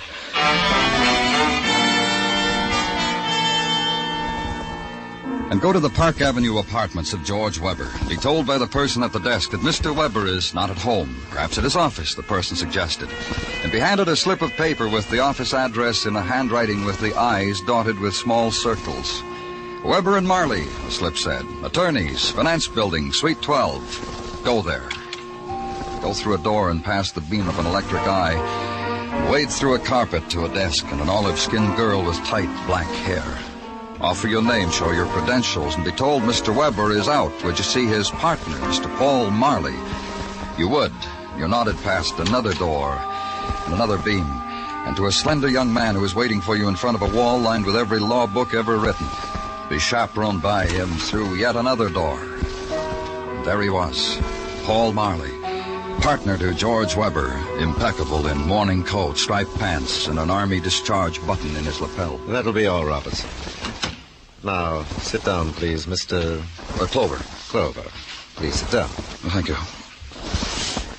The information you gave out there says you're a policeman. That's right. And this is about what, sir? What can I do for you? It's about a man named Tom Keeler. Keeler? Keeler? Man found murdered last night. Yeah. Shot twice with different caliber bullets, either one fatal. Yeah. Is all this a matter of legal advice for the police department? You want to know if a man was shot by two people and each That's shot... not it at all. Tom Keeler, it seems, was supported by your partner. By Mr. Weber? That's right. Each week, $50 was drawn on Mr. Weber's account and deposited in favor of Tom Keeler. Surely there's no mistake. That's the way it was. But I know Mr. Weber so well. His affairs, everything. Where is he? On Fire Island, since the day before yesterday. He has a place there. I'm pretty sure he went there. Well, out of season for Fire Island, isn't it? Oh, I don't think so. The end of September? Mr. Weber goes there all year round. Whenever. Whenever what? Whenever he's disturbed. He has the idea of the sea, the strand, the loneliness of it. Personally, what was Mr. Weber disturbed about? Well, he has a sister, Peggy. She's just 20, so you can imagine. No, I can't. Beautiful girl of 20, rich, and you can't imagine? Look, Mr. Marley... My partner was constantly arguing with her. We're a conservative firm, Mr. Clover. Individually, both Mr. Weber and myself... What's that got to do with Peggy? Peggy Weber is headstrong. How? Well, I take my partner's word for it that she's headstrong. Therefore... And they argued, Peggy and her brother. What about? I have no idea. And he went to Fire Island to recuperate. One way of saying it. Anything else, Mr. Clover? No? Then please, these documents here, if you don't mind.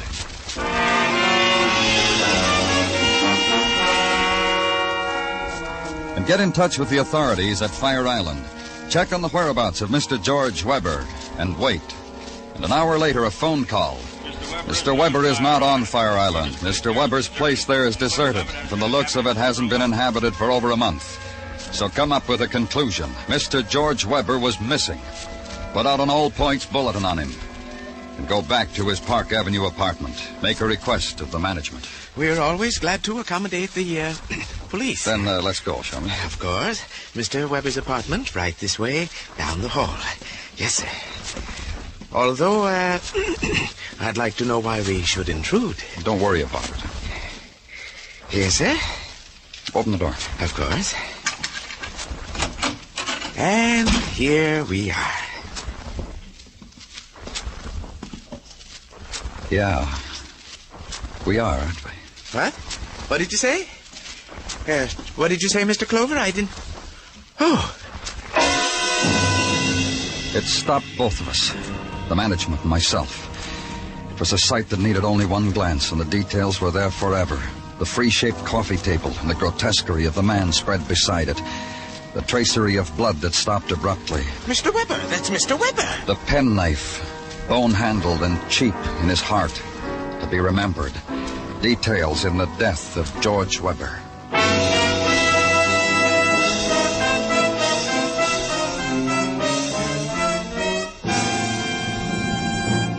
You are listening to Broadway's My Beat, written by Morton Fine and David Friedkin, and starring Larry Thor as Detective Danny Clover. There will be a slight pause while we think of an adjective to describe Mario Lanza. Sorry, guess there just isn't one adjective to describe a guy who sings just as well in the popular range as in the classics. But here's a suggestion. On CBS Radio tomorrow night over most of these same stations, don't miss Mario Lanza's All Request Show. And more of the same by lovely Giselle McKenzie and Ray Sinatra's music.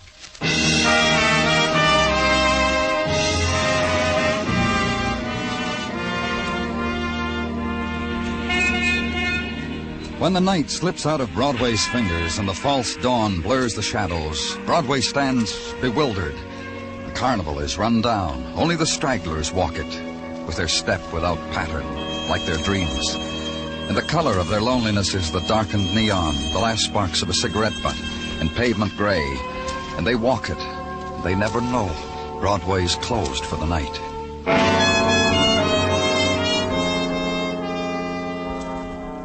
And somehow or another, whether it deserves it or not, the world gets to be 9 o'clock in the morning. Then there's a place for everybody. It's daytime, breakfast time, work time, make a dollar time. Or as Sergeant Gino Tartaglia said it... Lend me $1, Danny. Oh, sure, Gino. Here. Thank you.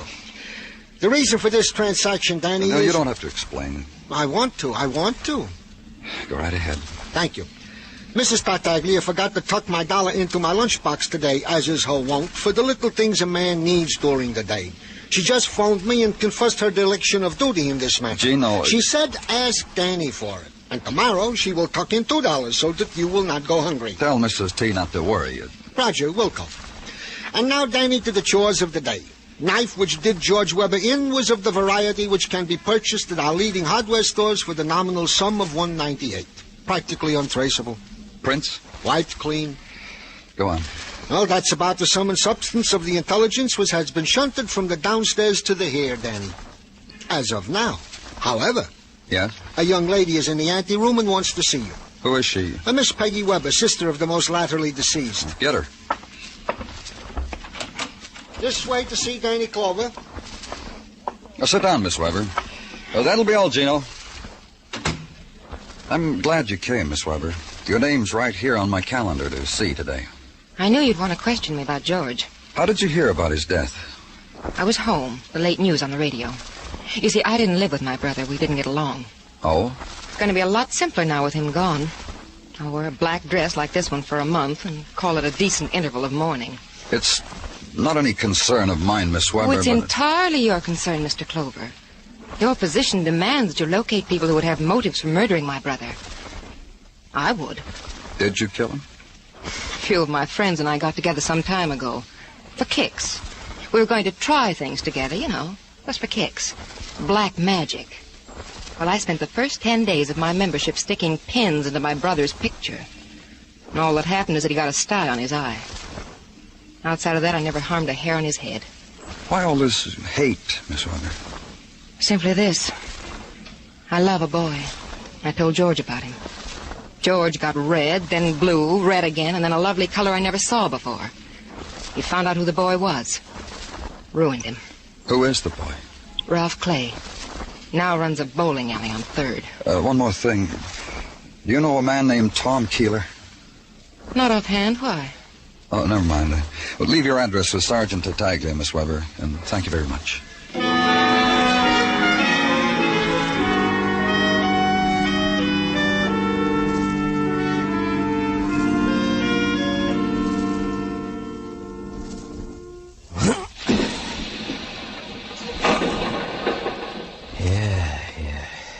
You Ralph Clay? Huh? Oh, hello. Yeah, it's me. It's my dying day.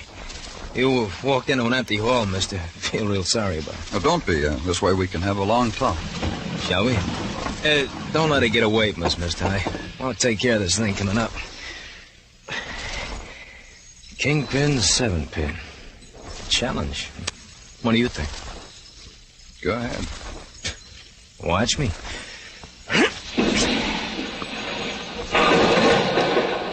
Yeah. Never say go ahead to me in that tone, mister. Not on that shot. My quirk, each day I live for it. I'll remember, Mr. Clay. Look, police. Yeah. Stick your thumb in the ball, mister, please. Have fun. I'll write it off under entertainment. Joint's bad, no one will know. Something Peggy Weber said. It sent me to you. Peggy? The girl of class. She tell you I kill her brother? I got the impression she was in love with you. Pity the girl. She lives in ancient history. In a time where she loved and I loved back. But ancient history. Under the bridge. Peggy did something to you? She had a brother. Now dead, I read. It stopped me for a breath on the way to the sports page. George Weber did something to you? Yeah. And I'm a man who likes to talk about it. My daily nourishment. Share it with me? Huh. Georgie Porgy Weber didn't like how his sister used to put her hand in mine, so he marked me lousy. How? Standing before you, Mr. Police, is a boy who once thought he was a lawyer. Cap in hand, he went to Georgie, his soon-to-be brother-in-law, asked for a job, keep it in the family. Georgie smiled, shook his head no. Then with words and music, he told me he'd spoil for me any job I took from anyone he knew. Because you loved his sister? I was second in my class in law school. You want to invent other reasons? Why hate Peggy for it? Things like that run in the blood. I'm gonna stick around till it comes out in Peggy and slaps me in the head. Then that gives you a motive for having killed Weber. Yeah, ain't had a luck, you know. And Tom Keeler, what did you have for him? Keeler? A man who got killed in a flea bag. A man Weber supported until... Typical. This supporting him. Good old Uncle Tom was an old friend of Georgie's and Peggy's father. After the father died, Uncle Tom still hung around. Why is he called Uncle? Peggy calls him Uncle because he was her confessor, her hero. Everything that ate Peggy, she brought to good old Uncle Tom. Not to her brother. Who goes to a man like that except to kill him? I give you something to ponder, Mr. Police? Yeah, you did. I'm glad. Makes me want to live through another day. Watch the bitter boy make his strike. Yeah. And consider the lie he'd flipped to you. The girl's lie that she didn't know Tom Keeler. And wonder over it. Jot it down in memory as a future conversation piece with Peggy Weber. And then remember a man who said he knew all about George Weber. Everything but the mention of Keeler's share in his partner's life. Go to him. Wait for him to finish his preening. To taste to the full the decorations bestowed upon men of know-how. Got this little time machine for being on my toes, Mr. Clover. Handsome tidbit, isn't it? Yeah, it is. 17 Jules, Hamilton. All because I proved in court the chap's wife had been unfriendly to said chap. Look what the grateful devil had engraved on the gold. To chum Paul Marley for setting me free. To chum. What was there about Tom Keeler that shut your mouth about him? My compliments, Mr. Clover. Brilliant strategy. Attack while the enemy celebrates minor victories. In tactics class at Fort Meade... You told me about Weber. Personal things about him. His sister. Why not about Tom Keeler? It pained me. For George's sake. My deceased partner's sake. It pained me. You'll show me where it hurts. You think you'll be able to understand? Don't answer. It doesn't matter. Keeler was a derelict, a bum, a hungry shadow in George's closet. That's why George opened that account for him. To keep him from coming here to beg. George and I had a large investment here. The presence of Keeler was Weber cut off the account. At my insistence, my counsel. It made quite a row the other day between Tom and George. I had to shoot people back to their desks. You killed George Weber? Attack. I admire your method, Mr. Clover. Well, the investment, the plush carpets, the perfumed secretaries, the junior partners, all yours now. You killed Weber for that? The death of my partner was a great loss to me, Mr. Clover. A personal loss. Were it in my humble power to hunt out his assassins, I would dedicate my knowledge, my life, my...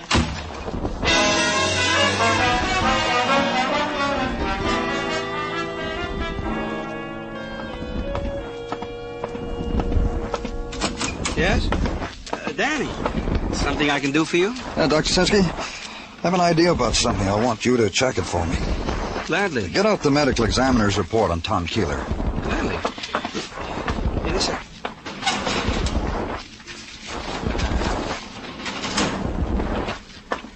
Here.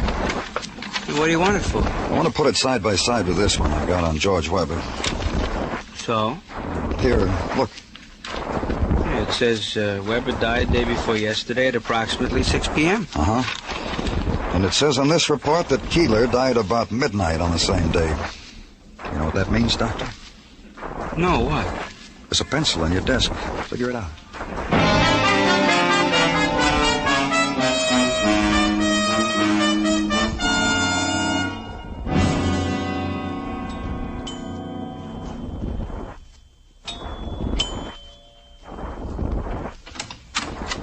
Well, Mr. Clover, you used my address after all. Mind if I come in, Miss Weber? This evening you can go as far as calling me Peggy, but you can't come in.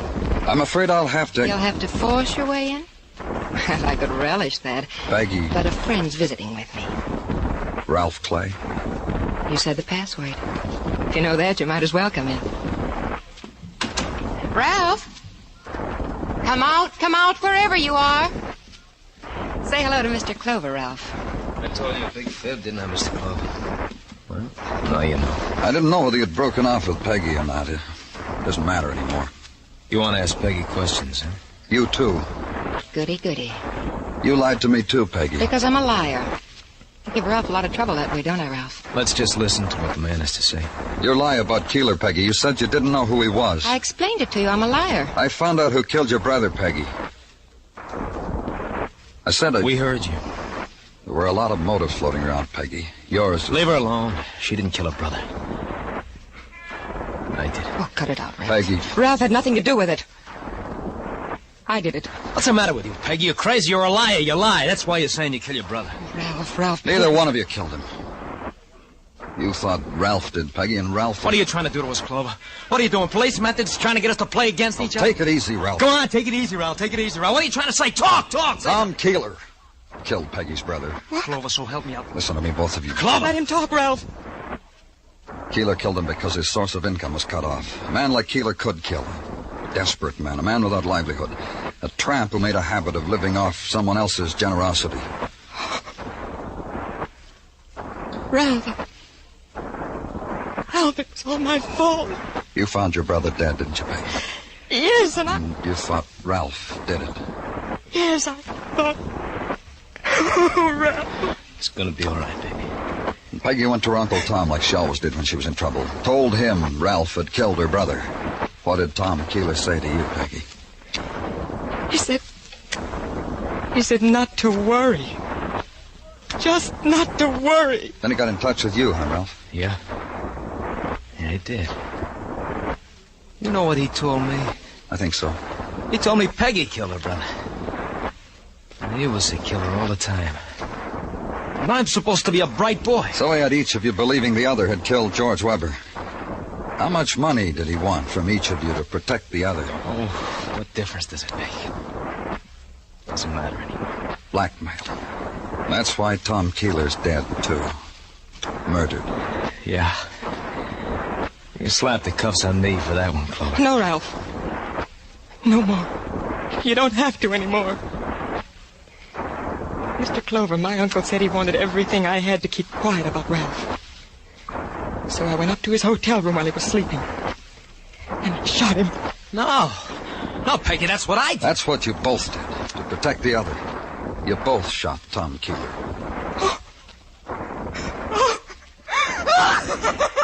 Peg, baby. Peg. Stop her! Peg! Oh, Peg!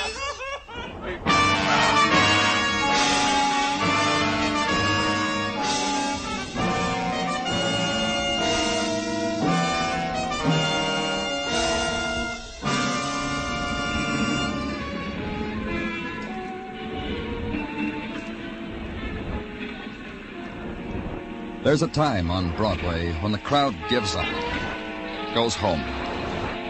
The lights buzz fitfully, die. Then it's a street of dim moonlight and dark whispers, and the wind of the autumn night, the wind that scatters everything. Yesterday's headline, yesterday's dreams, yesterday's people. It's Broadway, the gaudiest, the most violent, the lonesomest mile in the world. Broadway, my beat.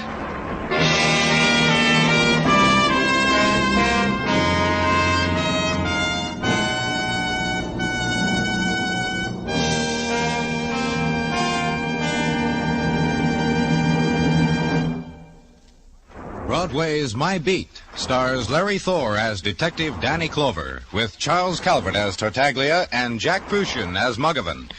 The program was produced and directed by Elliott Lewis, with musical score composed and conducted by Alexander Courage. In tonight's story, Lillian Baeff was heard as Peggy Weber, Anthony Barrett as Ralph Clay, Paul Frees as Randy Quantrill, Bob Bruce as Mr. Chase, and Edgar Barrier as Paul Marley.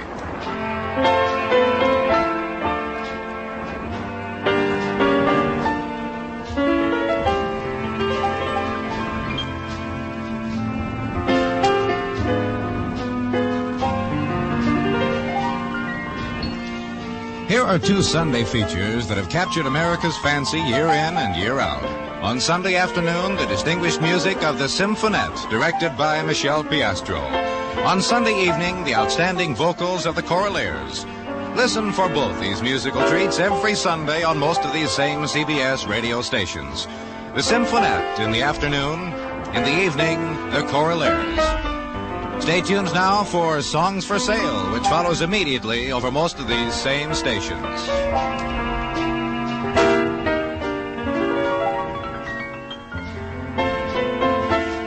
Bill Anders speaking. And remember, this Monday night, Lux Radio Theater features 13 Hollywood stars in the Gala Salute on the CBS Radio Network.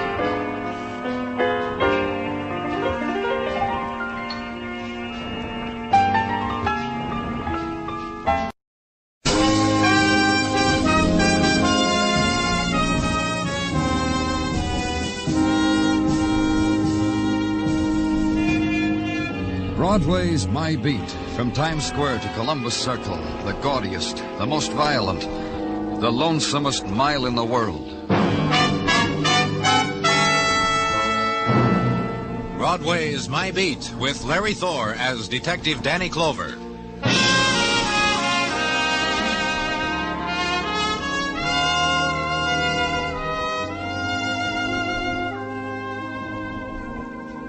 When it's October and the night has slipped down over Broadway, the street is spangled with autumn strollers. They come here, the seekers after something or other. Pick a doorway with promising neon. Pick a smile and run after it. Pick a postcard, write home about it. It's the place to be. You've got to leave your mark. Buy a turtle and have your name painted on its back. Buy a necktie, buy a pillow and send it back to Mom. Sometimes you'll be lucky and get lipstick on your handkerchief. But the odds say you'll buy a newspaper and go to bed. But it's Broadway, kid, and you've had it.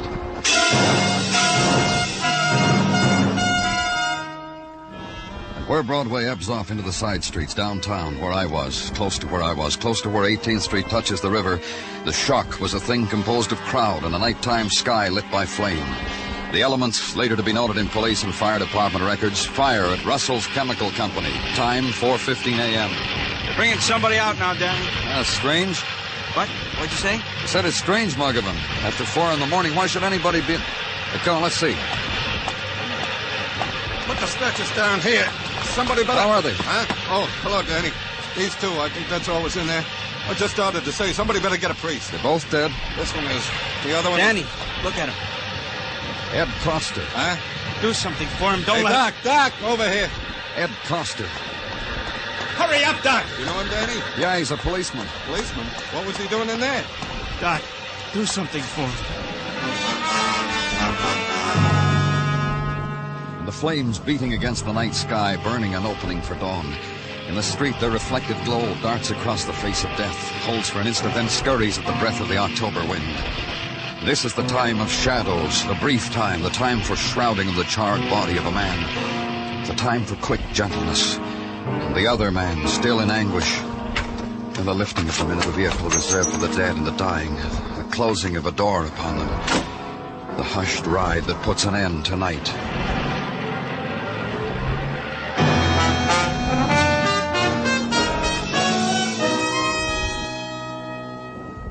In the morning at headquarters, watch the sergeant lift the phone, dial a number, and after a silence, ask for news of a man who was known to him, who was a friend. It's me again, Dr. Sinsky. About Ed Coster. Any change? No. Thank you, Doctor. I'll keep calling. Gino. What do you want? Ed, how is he? You heard? No change. Hits us all, Gino. Coster's that kind of man. Ed's been to the Tartaglia house, dangled a Tartaglia child on his knee. He'll make it. Ed'll make it. Sorry, Danny. I keep thinking about Ed's wife, Vera. I keep thinking... You got something for me, Gino? Yeah, I got something. I'm sorry, Danny. The man found with Ed, the dead man. Technical checked up on him. In ways they got to check on such things. Fingerprints, maybe. They know who he is? We got a file on him, this long, to my arm. Joe Gant, professional arsonist, a man who sets fires. In this way, he makes his daily bread, by burning. Anything else? It's on the record Gant was friends to Frankie Crown. Oh? How were they friends? Gant once lit a playful little bonfire in a machine shop concern. Frankie Crown bailed him out, treated him to Frankie's lawyer. Gant got off. Let's see Frankie get out of this one. I hear Frankie's a big man now. Eh? Not that big. I'll want to talk to him. Yeah, but maybe you better listen to this other thing first, Danny. What? Was called in a few minutes ago. The automobile of one George Russell exploded, blew up in the face of his daughter Patrice in the driveway with a booby trap. Russell? Of the Russell Chemical Company, where the fire was. Home address, uptown, 1923 East 112. Thanks, Gino.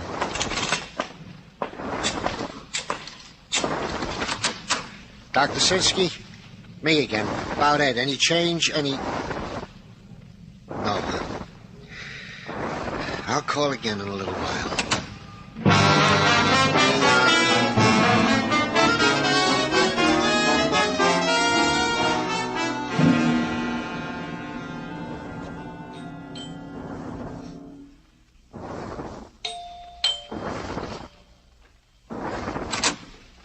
Yes? Mr. Russell? Yes, what is it? My name's Clover, police. Oh, morning long, you police. Mind if I come in? I suppose you may. In here. This is my daughter, Patrice. Mr. Clover, another policeman. Hi. How do you feel, Miss Russell? Got my pinching hand in a cast. Oh, the disadvantage of it all. Wait till Jimmy sees it. Patrice. It was your fault, Daddy. Wasn't it his fault, Mr. Clover? I understand your car blew up this morning. Well, not mine, his. Daddy's. What happened? Her car is in the garage being repaired. I loaned her mine. You see how it's his fault, Mr. Clover? He spoils me. I only wheedled him for the car this much, and he patted me and said, "Yes, my darling daughter." You stepped on the starter and it... And it blew. The way things do, bang, like that, bang. She's a lucky girl. Fortunate me. Hand in a sling, gauze on my cheek, and plaster dappled with it. Poor Jimmy. Your car booby-trapped, Mr. Russell. Your plant set fire to by an arsonist. An arsonist? That's right. The man who died had a record of arson. What's happening? I don't understand. Oh, Pop. Hey, Pop, how's business, Pop? Patrice, you'd better... Do what, Pop? My business is fine, Mr. Clover. If you've got any idea, I had my Pop place carries a lot of insurance. Cut it out, Patricia. Look, Mr. Clover. What? Don't pay any attention to her. I know you police have to think along certain lines. If it was arson, what happened to my plant, you've got to think maybe I was the cause of it. Look for reasons. Well, I netted $70,000 last year, and this year it's better than ever. To coin a phrase. What am I going to do with you, Patrice? I'm a mess, huh, Daddy? Mr. Russell, there's some connection between the arsonist who was found and a hoodlum named Frankie Crown. Do you know Frankie? Frankie Crown a hoodlum? Why should I? Look, Mr. Clover, I didn't ask you into my house to listen. I just asked. That's all he did, Pop. I don't know him. Never heard of him. All right. It's fun, huh, Mr. Clover? Hoodlums, arson, booby traps. The nice things that can happen to a modern miss. Brother, wait till Jimmy hears. Tonight's the night he won't be able to shut me up. And consider the girl for a moment. Consider the delight she had found in the touch of horror upon her. Then the intrusion of her father's face, stricken with a sudden, fleeting understanding of the girl. Then turning to you, trying to smile, trying to erase the impression his child has made. She's suffering a shock she doesn't understand, Mr. Clover. She doesn't know why. And the girl looks up, laughs at him. And leave them like that.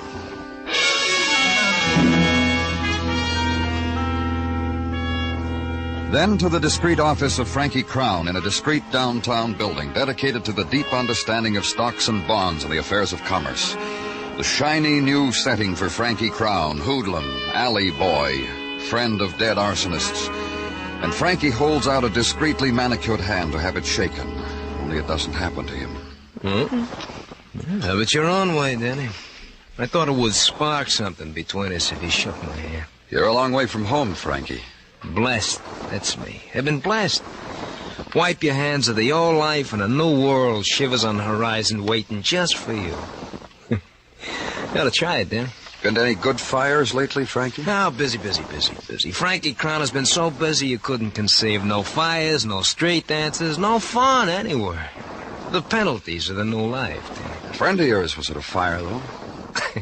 I got crazy friends. They flip over the craziest things. Joe Gant, arsonist. Friend of yours, Frankie. Somewhere in the back of my brain, the name Gant shivers. Help me, Dan. The consensus is he set a fire early yesterday morning at the Russell Chemical Company. He died in it. Can't. You bailed him out once, favored him with your private lawyer, got him off. Joe Gant. I did all that for him, huh? We got a memory course at headquarters, Frankie. You just signed up. Don't get hard, Danny. Doesn't suit you. I always said about Come you... on. The touch of your hand brought it back to me. Can't. Someway's got a mother. I know because she came to me that time, cried on my sleeve, please help Joe, she cried. He's a good boy, she cried. Made my eyes water how with my dough and lawyer Joe Gant was going to reform, so I gave in. I break up at a mother's tears. Maybe she'll cry some for me. You going looking for her? No, don't bother, Danny. I bought her a place in her old country. She impressed me so much as a typical mother. You close all the doors behind you, don't you, Frankie? The mark of a polite man to close to it. How about the one on George Russell? It come over the tape. The Russell plant burned to the ground. This morning his car blew up in his daughter's lap. Out there's a door that's never been opened to me, Danny. The Russell door. I'm blessed, huh? Absolutely blessed. You get out of there, back to headquarters, sit at your desk and shuffle your thoughts. The coincidence of a booby-trapped car and a fire. The link between a hoodlum, newly respectable, and an arsonist, newly dead. And another man, a businessman who had a daughter. You try to find a category for her. Try to find... Danny Clover. Dr. Sinsky, I'm calling from the hospital. How's Ed Coster? Get down here, Danny, right away. And go there. And the only sound in the corridor is your footsteps. A sound that hurries toward pain. Open a door and find it.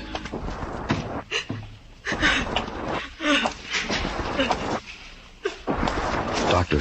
He's dead, Danny. Vera. I'm sorry. Ed. Oh, Ed.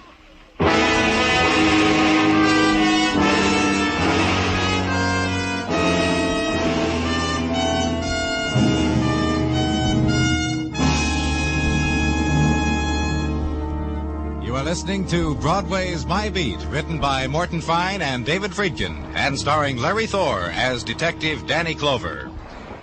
In days of old, when knights were bold, King Arthur and his round table were the rage. History's not exactly repeating itself, but the best entertainment of Arthur Godfrey's weekday shows is every Sunday afternoon on King Arthur Godfrey's Roundtable. Listen for it starting tomorrow afternoon on most of these same stations. King Arthur Godfrey's Roundtable on CBS Radio.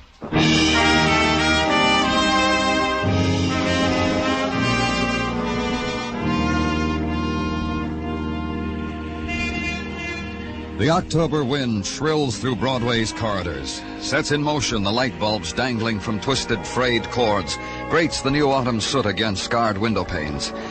And Broadway walks faster now. The wind that slept in the summer-warmed river is awake now and sirens the coming of the cold days, the gray days, the days sodden with autumn's mists. And the corridor people, the doorway people, try to hold back, clutch once more at the sunlit visions that never happened. But the October wind shrieks it out of their hands, pushes it into a corner with the rest of the debris. That's how autumn happens to Broadway, kid. Go fight it.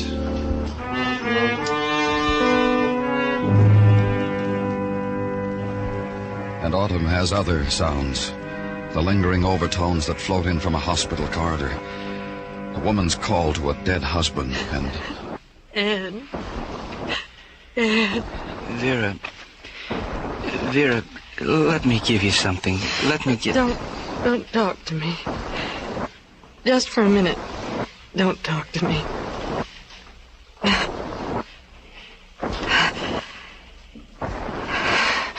Vera. It's all right now, Danny. Empty. Nothing. There's no more crying left in me. I'll get you something, Vera. Something it says on the bottle that makes you feel better. I told you, Doctor. There's nothing I want. Nothing I need. From anyone. Ed was a fine man, Vera. You'll miss him? You, Danny? You, Dr. Sinsky? All of you? Vera. They say death comes when... They say bitterness won't help. They're dead wrong. It helps. I'll take you home, Vera. Then when you... Some other time we'll talk... About Ed? Yes. What's wrong with now, Danny? You can talk to me about Ed now. We never held secrets from each other. I couldn't understand something... What was there about Ed Coster you couldn't understand? Only how he happened to be at the scene of the fire. How he must have been there even before... He was called, Danny. An anonymous call. It told him a fire was being set at that chemical company. It even told him what time to get there. Did he have the call traced? It came from a public phone booth. Ed was new on the burglary squad. He was glad for the tip. He thought it would make for a good start on the burglary detail. He thought He'd maybe... been on the narcotics squad before that, put in for a transfer. Do you know why, Vera? Because I asked him to. Because I didn't like the idea of his being on the narcotics squad. It didn't fit Ed. Ed was fine. A good man. He gave me all his love. All his gentleness.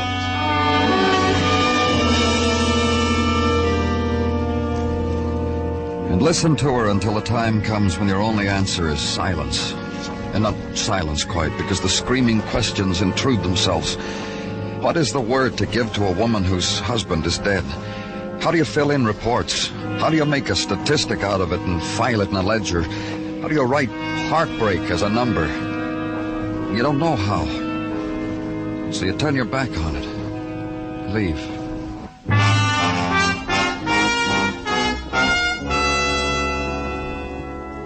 And to headquarters again. Call in Detective Muggerman. Tell him to get out the record of Ed Coster.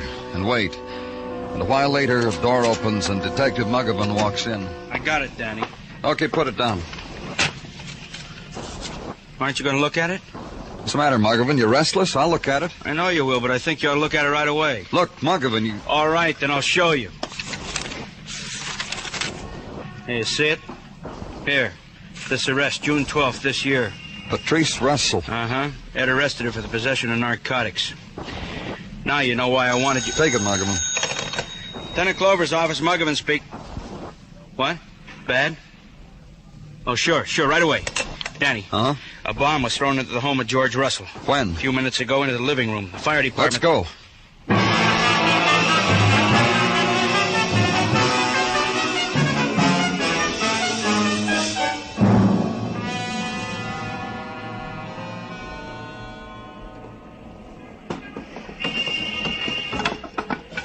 one else in the house, Danny.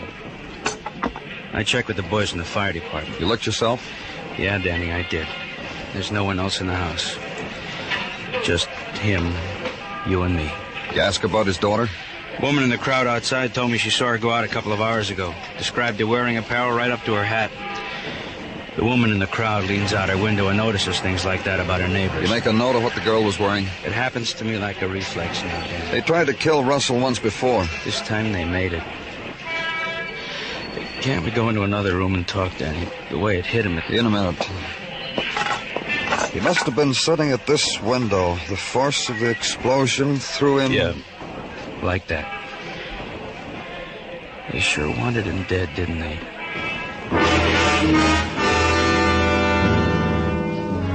Then routine. Put it on the teletype for all the precincts. Have men go to places where a girl like Patrice Russell might be. Wait. Patrice Russell is at none of these places. Then an all-points bulletin, find Patrice Russell. And more routine. Out of your office, down 2 flights of steps, down a corridor, open a door. And for all that effort, a man named Gordon greets you. Close the door, Lieutenant. Thank you very much, Lieutenant. Don't you ever open a window in here, Gordon? For fresh air? You need fresh air, Lieutenant? Oh, poor you. Down here in Technical, you're hermetically sealed. Take a whiff, Lieutenant. Hermetic, About the fire at the Russell Chemical Company.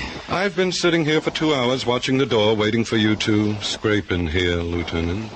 You need Gordon again, don't you? Look, Gordon... Don't raise your voice, Lieutenant. I'm a civilian technician. I don't have to bow my head and shuffle my feet when you talk to me. Next time you walk in here, say to yourself, don't raise your voice to Gordon. What about the report? Nicely phrased.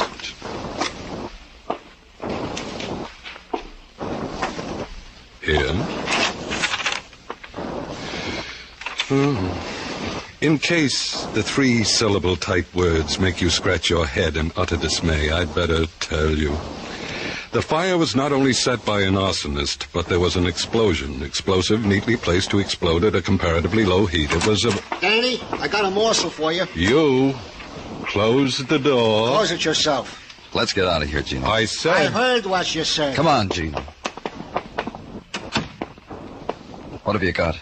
Patrice Russell. Detective Fuller spotted her in the village. She climbed the stair, went to a party at 1212 Bank Street, where she is at this moment. Thanks, Gino.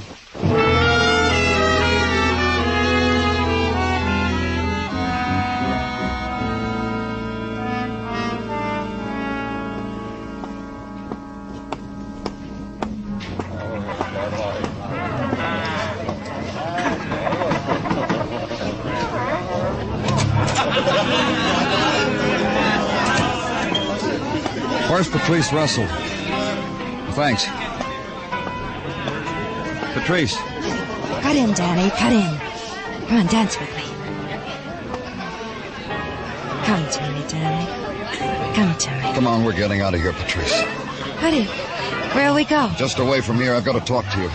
My car's outside. I know a lovely place to talk. Outside in the hall's far enough. Halls are trapped. Come on. Or you'll bruise me. All right, come on, let's go out in the hall. Here? Here. For what? Your father's dead. Kidding? No, you're not, are you?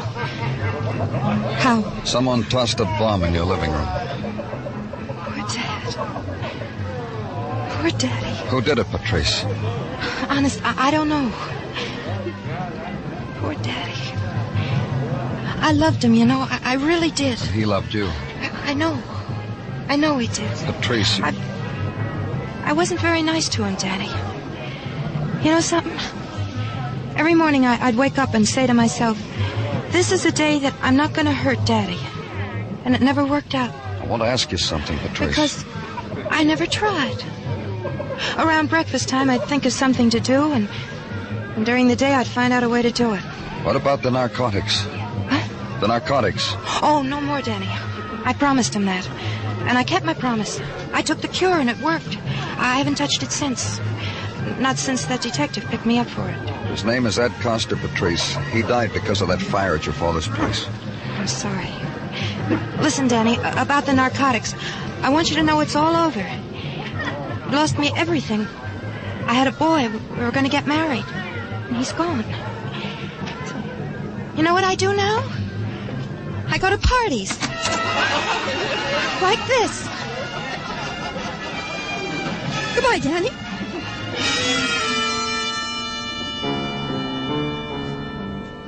And leave Greenwich Village. Ride uptown to the one stop you had to make, the final stop. In front of a canopied entrance to a gray stone apartment house. Have your badge sniffed at, then be told the man you're looking for is a penthouse dweller. Find the elevator, press a button because the man you want is 30 floors away. Get there, and the man you want is waiting for you as you step out. Hey, come on in, Danny. Thanks. Yeah, like Frankie's new house, Danny? Classy. Wait till I show you outside. I got the city for an awning. Come on, I'll show you. All right. My Manhattan Tower, Danny. I'm happy for you. You figure on renting a place like this? That's why you come to look? Uh-uh. And then what? I want to take you away from all this, Frankie. Too much sweat got me here, Danny. It isn't going to be easy. Not hard. Just a walk to the elevator and a ride downtown. There were times when that could happen to Frankie, no more. It's going to happen. It's got murder in it. What are you talking about? George Russell. What about him? Dead. Had a bomb pitched through his living room window. Rumors said you used to do things like that, Frankie. Rubber balls through tenement windows when I was a kid. I give it up. No future. It all gets back to Joe Gant, Frankie. Come on, Danny. You're in a classy place. Make classy conversation. What about Joe Gant? The connection between you and Hugh. Finish the visit, Danny. I got a dame. It'll wait. Maybe I can still catch it, Danny. Maybe she's got a friend. You want me to try? Don't bother. Well, then finish the visit. Sure. It started way back in June. What did, Danny? Come on. When Patrice Russell was picked up on a narcotics charge. George Russell, Patrice Russell. What is it with all these Russells? George Russell must have pleaded with the officer not to press charges against his daughter, Patrice. He didn't make it. The charge nearly wrecked his daughter. All right. What's this got to do with me? The arresting officer's name was Ed Coster. Russell was going to get back at him. Danny. He found a way to do it. Somehow he found out Coster was transferred from narcotics to burglary. That was his chance. That's my date, Danny. I don't like to keep a lady waiting. Tough. See? She's impatient. Tough. I'm telling a story. Russell came to you. He said he wanted a fire set in his place for whatever reason he gave you, for whatever amount he gave you. Look, Danny... You better forget it. So you arranged it, sent Joe Gant. Joe set the fire all right, but he was followed by Officer Ed Coster. Because Ed got a phone call telling him where a burglar would be at what time. All right, so they both burned. Why should that keep me from a date? The phone call to Ed came from Russell. Russell rigged the place to blow up when the fire started. It blew all right. Gant was killed. Ed died. And I wipe a tear with the back of my hand. You couldn't let Russell get away with that. One of your boys was killed. Bad for your reputation. You evened it. The bomb in the car didn't work, but the bomb in the living room did. Danny. You can say goodbye to her on your way, Frankie. I asked you, Danny. You didn't agree. It'd kill you. Put down that gun. Yeah.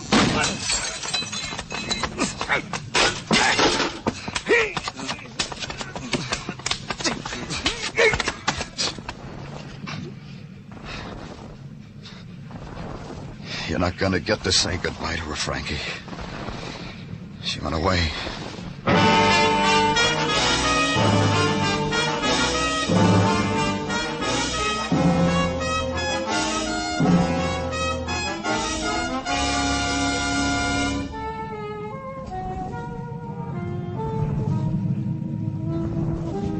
Broadway's wearing its harlequin clothes.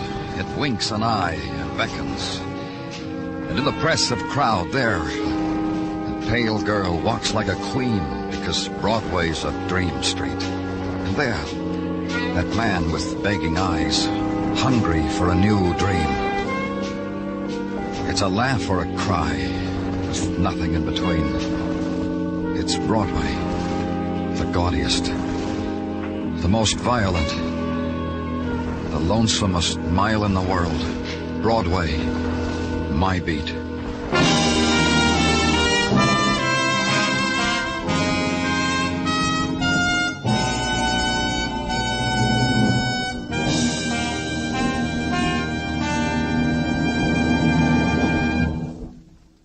Broadway's My Beat stars Larry Thor as Detective Danny Clover, with Charles Calvert as Tartaglia and Jack Crucian as Muggavan.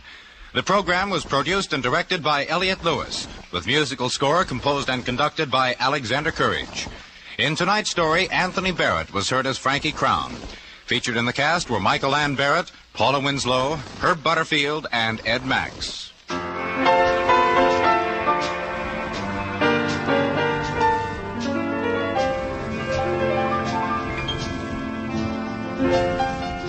My Friend Irma is everybody's friend Irma. There's something downright appealing in that gal's goofy mentality, and every Sunday evening, Marie Wilson stars as the world's most adorable dumbbell, My Friend Irma. Kathy Lewis is her level-headed roommate. On most of these stations, Sunday nights, enjoy CBS Radio's My Friend Irma. Bill Anders speaking. And remember, the Frankie Lane Show is your date for slick syncopation every Sunday afternoon on the CBS Radio Network.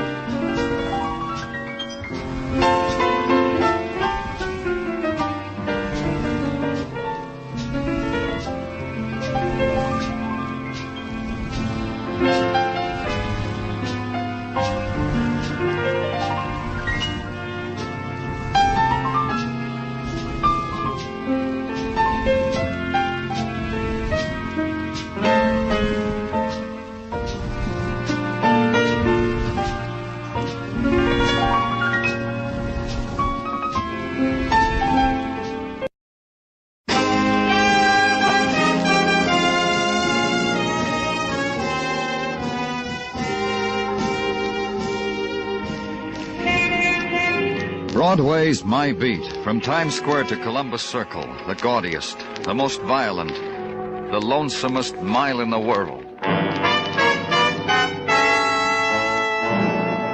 Broadway's My Beat with Larry Thor as Detective Danny Clover.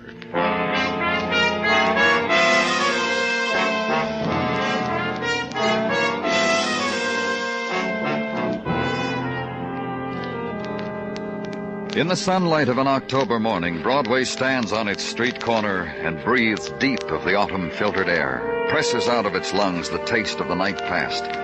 This is the time of day when neon is silent, spectaculars doze. The shadows have not yet found their final shapes, and the pavement is flecked with glints of sun fragments. Doorways are opened on the October day, and the night dreams are swept into the gutters. It's the time of the coffee and cakes, and break from the starting gate. And the odds, even up, you never come in.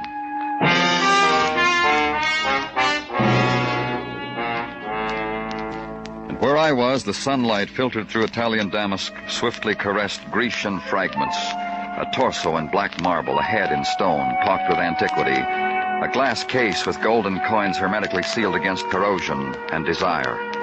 And impervious to it all, the man who leaned fastidiously against a Grecian column, then lifted his glass of champagne, silently toasted the bust of Plato, then let the realization flow over him that a policeman was there among his treasures. You respond well, you people, and quickly. Bravo. At headquarters, they said your call sounded urgent. Did they say that? How perceptive of you people. The extraordinary qualities one finds in the most unimaginative of delicious. That's right, Mr. Hanson. No imagination. That's why you'll have to tell me the reason I'm here. It's exquisite. You'll be ravished by it. Shall we set it off with champagne? Look, I'll reject the bubbly. It's going to be such a grisly day, Mr. Clover. I promise you. It's off to a good start. Goodbye, Mr. Hanson. Come back, idiot man. Come back. In this room full of dead antiquity, there is so much vibrant death, pulsating death. And you turn your back on it. Idiot man. Someone's dead? There will be. Does the statement chafe up an emotion in you? Who? Nola, my wife. Once of such beauty that would put all these my Grecian delicacies to shame. That torso, for instance. It would blush to its tippy toes at the beauty that once was Nola's. But no more. And she's going to die because... There will be violence of one sort or another. Death, it is almost too much to hope for, is it not? Though Nola deserves it. How that old girl deserves it. She's done something? Mm-hmm. Yes. Mm-hmm. She convinced a boy to come here all the way from Europe. An Adonis of a boy. Kurt could turn on the old girl. Young gods turn on old beauty sometimes. Destroy it because it offends their sense of the aesthetic. Kurt Bauer. A young thing with a pair of skis. I fear Nola is playing with her own demise in that boy, and she's not aware of it. No more than she's aware that... That what? That my daughter Connie, by a former less colorful marriage, also has no love for Nola. You must talk to Connie at her place on Sutton. Ask her why she loathes Nola so helplessly. It'll amuse you. And you, Mr. Hanson, what about you? What? I, too, am a creature of violence. Delicious, isn't it? I don't know one day to the next how I'll react when something's taken away from me. I fear for Nola, Mr. Clover. Such an exquisite fear. That's why you called us? But exactly. Nola's a lovely old girl. I'd fret if there was so much as a scratch on her. You'll prevent that, you people, won't you? If you can. If you can. And saying it, Mr. Hanson poured himself a drink, moved over to the slender Grecian column, faced me, and took his stance next to Plato. He fingered his mustache, cocked his head, and used a half of his mouth for a smile. That's the way I left Mr. Hanson.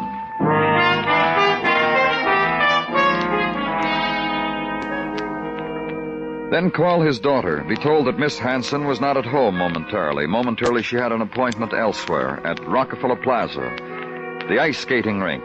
So go there, have her paged. Miss Hanson, Miss Connie Hanson, please. And watch the skaters briefly. The young thing who catches your eye in pirouettes, and Swifty, the rapid boy on racing blades, and the lady who gets up again, brave and intent, and skates close to the rail, and the very tall young woman who skims out of the crowd and talks to the announcer. Hi, Miss Hanson. That man asked for it. Do you want to see me? Yes, my name's Clover. Can we sit down? Sure, if you want. I'm from the police, Miss Hanson. Go on. I'm not panicky. I had a talk with your father a little while ago. What's his current burden? I'm not sure, Miss Hanson. He seems to be worried about your stepmother. He should have started to worry about her 15 years ago, the day he married her. If I were he, I'd give up by now. You know, come philosophical about her. What'd he say about stepmother Nola? He said something would happen to her. Somebody... Kurt? He mentioned a name, Kurt Bauer. Kurt Bauer. You know something? I've been waiting for Kurt for 2 hours, just to cross hands with him and dance a Blue Danube with him. He won't show up. Would you show up for me, Mr. Clover?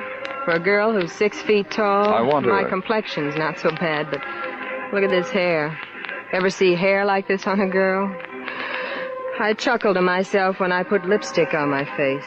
Tell me about Kurt Bauer. And see me gush? Don't make me do that, Mr. Clover. I'd titter and poke you with an elbow. Well, just tell me who he is. Young man. We found him in the Italian Alps. We? Stepmother, Nola, and I. We were skiing. Something came out of the blue and plopped down beside us and made nasty little slaloms in the snow. That was Kurt. What's he doing here? Stepmother Nola stopped waxing his skis long enough to tell him she could get him a job come winter at Lake Placid. Then why would he want to do anything to harm her? My daddy tell you he would?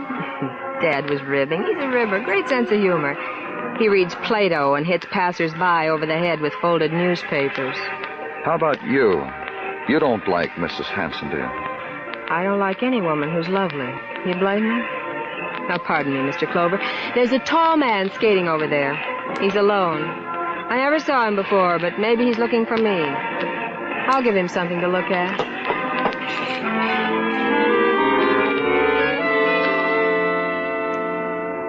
And watch the girl skate away with a surprising grace, glide to the center of the rink, and begin an endless whirling, a whirling whose fuel was disappointment and frustration, the frenetic spinning, turning, cutting of numerals into ice, the magic symbols to draw beauty to her.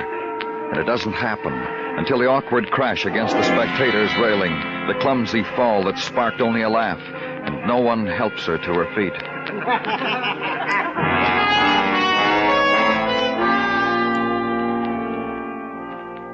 Check now with the proper authorities for an address on Kurt Bauer, ski instructor. Be given it. Go there.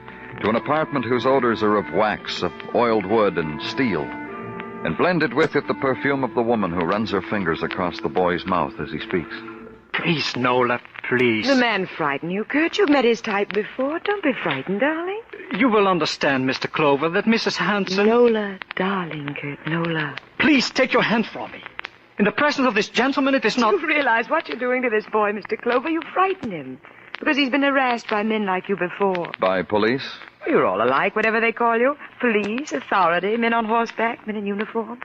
Only you're not, are you, Mr. Clover? On horseback, I mean, or in uniform. But Kurt has met you before. What Mrs. Hanson is trying to say for me, and I would wish she did not... Kurt, I was only trying to... What Mrs. Hanson is trying to say is that I served with the Nazi Alpine Corps, against my will. That I deserted them. That my innocence has been proven by your occupation forces in my native Germany. That my relationship with Mrs. Hanson is only...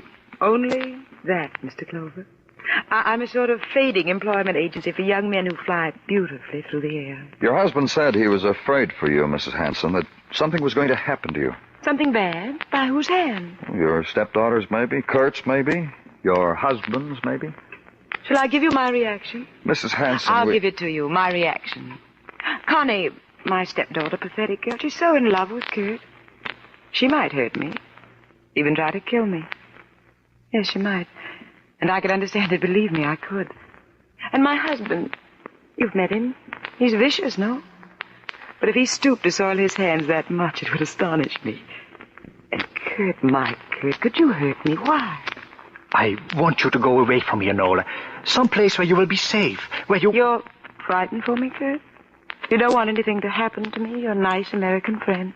That inn in Vermont. There is snow there now. You will enjoy it, Nola? We'll talk about it, okay? When this gentleman leaves, we'll talk about it. I wish to assure you, sir... He's leaving now, Kurt. See? I'm helping him with his coat. And then we'll discuss it. Here.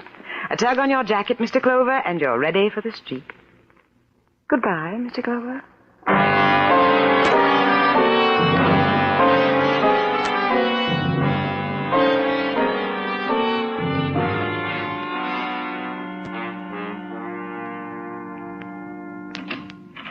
Danny?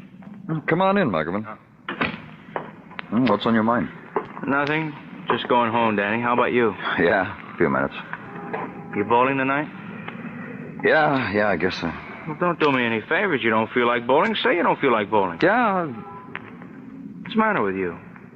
I'm bewildered, Muggerman. You ever get bewildered? That's why I bowl so much. It takes my mind off the many times I'm bewildered. I can't figure those people. Each one of them. Dale Hanson, his wife, his daughter, that Kurt Bauer. What about him? I don't know. If I said they were strange, would you know what I meant? Me either. There's something shrill about all of them, like they were waiting for something to happen, like each was waiting for the other to make a move. One of them was...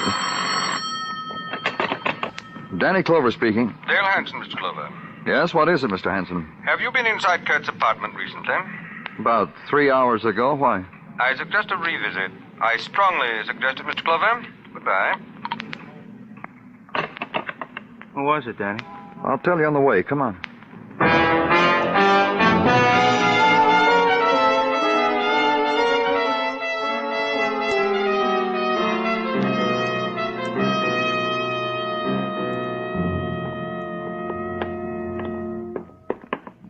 Door's wide open, Danny. Thank you very much for the information, Muggerman. Go on in.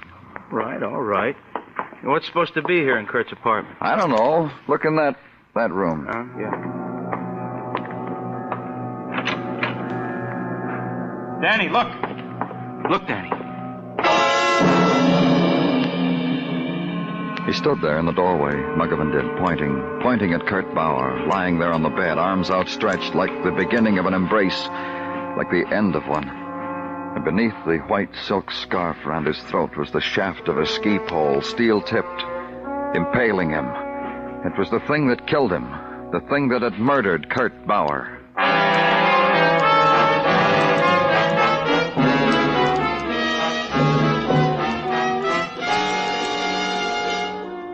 You are listening to Broadway's My Beat, written by Morton Fine and David Friedkin, and starring Larry Thor as Detective Danny Clover. Robert Q. Lewis is in the Waxworks for a solid hour of pop tunes every Saturday night on CBS Radio. If you go in for Tin Pan Alley favorites, come in for Robert Q's Waxworks just a little bit later tonight on most of these same stations. Robert Q's name guests who know their music and sometimes sing it. America's discs America currently sold on. Enjoy them all on Robert Q's Waxworks later tonight on CBS Radio.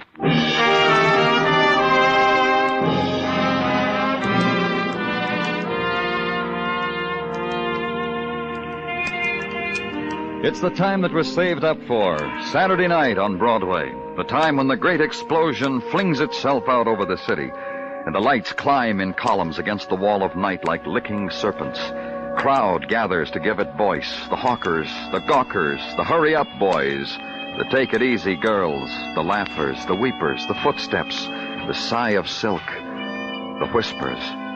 And inside, a thin sheet of glass away, the cocktails on the varnished bar, and the piano, and the secret sounds from a corner table. This is it, kid. Broadway, in the blaze of the moon, Saturday night time.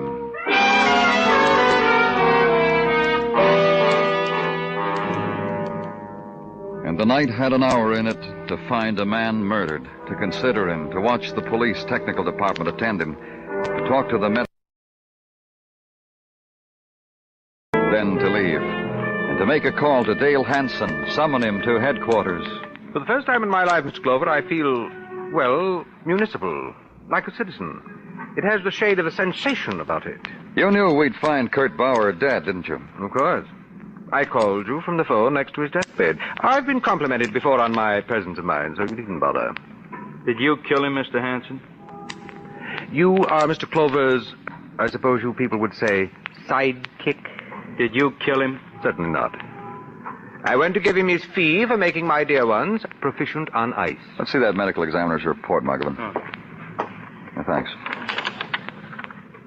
Kurt Bauer died at about 7 o'clock, according to this. And I called you at 9. From 6 to 8:30, I was being sweated and massaged. You may check my club, the Hermitage Club. Well, check it, Muggavan. Premises 51110. Let me ask you something, Mr. Hanson. Certainly. You tried to throw us off the track, didn't you? Told me your wife was in danger while it was... Believe me, this whole turn of events is merely a pleasant surprise. Who killed him, Mr. Hanson? I suppose someone whose forte is pleasant surprises. I caused you to frown. Forgive. Did you know your daughter was in love with him? She'll grieve.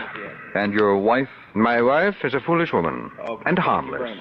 Her attempts to recapture a lost youth is saddening, but I bear with it.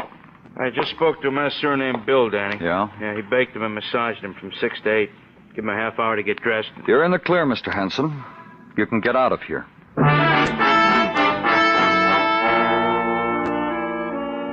Then the phone call to the Hanson apartment be plugged into the chauffeur's quarters. Be told in a crescendo of yawns that Mrs. Nola Hanson had been taken to Grand Central at about 4 o'clock for a jaunt to Vermont.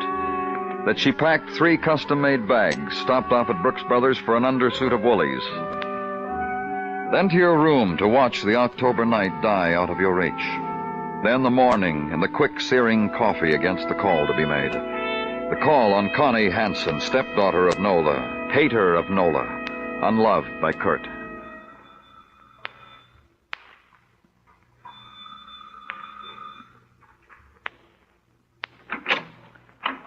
Miss Hanson, please. Who are you? Police. Oh, now, you mustn't trouble Miss Constance with why she tried to do away with herself. She tried to commit suicide? When? Last night. Can I see her? Well, doctor left things like you to my discretion. Can I see her? Well, I don't see what harm it'll do. Come along.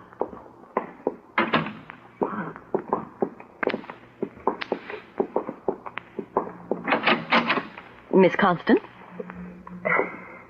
It didn't make me any more attractive, did it? I thought maybe... Why, Miss Hanson? Why? Kurt's dead, haven't you heard? I ever tell you about Kurt? Beautiful Kurt, handsome Kurt. You're not a woman, so you don't know what it was when he touched you, even by mistake. He never drew his hand away from you the minute he did. I could gush like this forever. You could have killed him, tried suicide knowing it wouldn't work, to make us think... You're a ray of sunshine, Mr. Clover. You really are. A big help. You thinking I could kill Kurt? That makes me something, doesn't it? Really something. A girl a man could want. A man could want a girl like that. I'm sorry, Miss Hanson. You better leave, don't you think?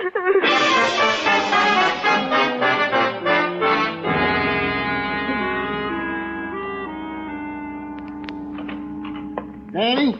Oh, hello, Gino. Happy holiday. Oh, thanks, Gino.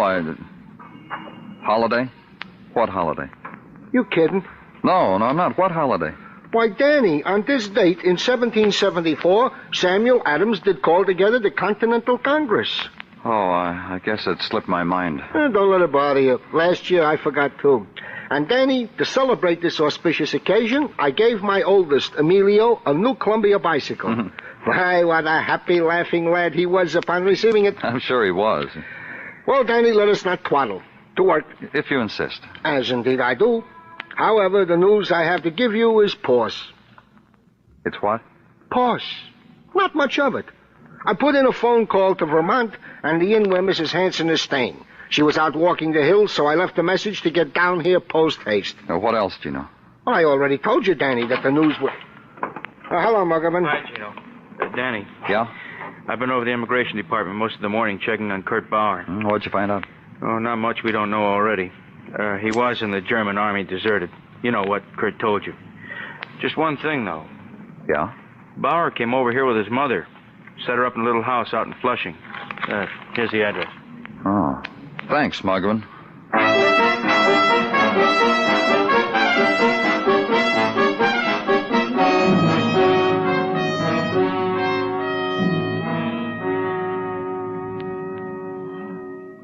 Kurt was something fine, Herr Clover. Something beyond your understanding. I met him, Mrs. Bauer. Talked to him. He told me he was a deserter. My Kurt was a man of intelligence. When promises, dreams were not what they pretended to be, Kurt fled from them, as he fled from your authorities in our country. He said he'd been an unwilling Nazi, and that he was cleared. He was, but it was still flight, because Mrs. Hanson beckoned. She loved him. Many have loved Kurt. Many Mrs. Hansons. Younger, richer, less greedy for youth. And many husbands have wished my Kurt dead for this. Dale Hanson? A curious man. This house, it was his gift to Kurt. Kurt's clothes, his apartment, money to spend. You mean they were a gift through Mrs. Hanson? No, from him personally. Because my Kurt went to him when we came to your country, explained to him his interest in Mrs. Hanson was only professional. She had talent for skiing. Explained to him his gratitude for the opportunities of your country. My Kurt was an intelligent man. You could call it that. Was it not intelligent of him to go to Mr. Hanson immediately when you found him with Mrs. Hanson? When you told them of her husband's fear for her? Kurt did that? Immediately. To ask of Mr. Hanson's a favor of money for our return to our home. Kurt had no wish to be present when... And what did Hanson do? He promised Kurt the money. He told Kurt to come here to me. He would bring the money to us. You wish more from me, Mr. Clover? No, nothing.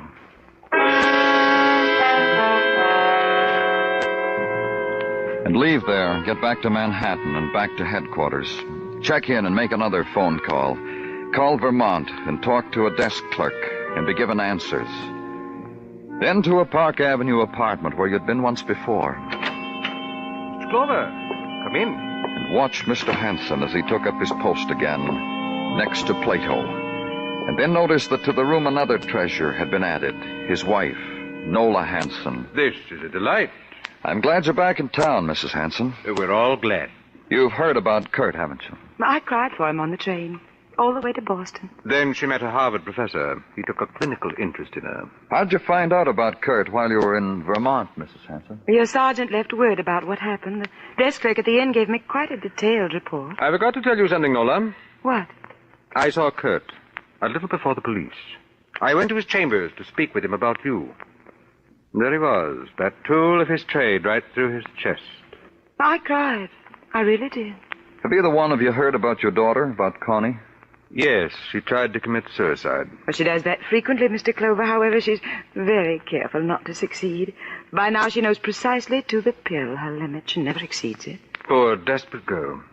I wish I could feel more fatherly about her. Well, how could you, dear? Connie's so tall, and you know. Let me ask you something, Mrs. Hanson. Yes? When I first met you, you were with Kurt Bauer. You were a different person. Nola has that talent.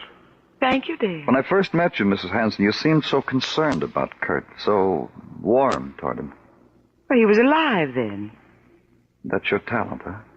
Precisely alive. Kurt was something shining, vibrant. Dead? Well, he's dead. He sure is. Well, Nola? Mr. Hanson. Don't be embarrassed, Mr. Clover. Nola and I will say our goodbyes right in front of you.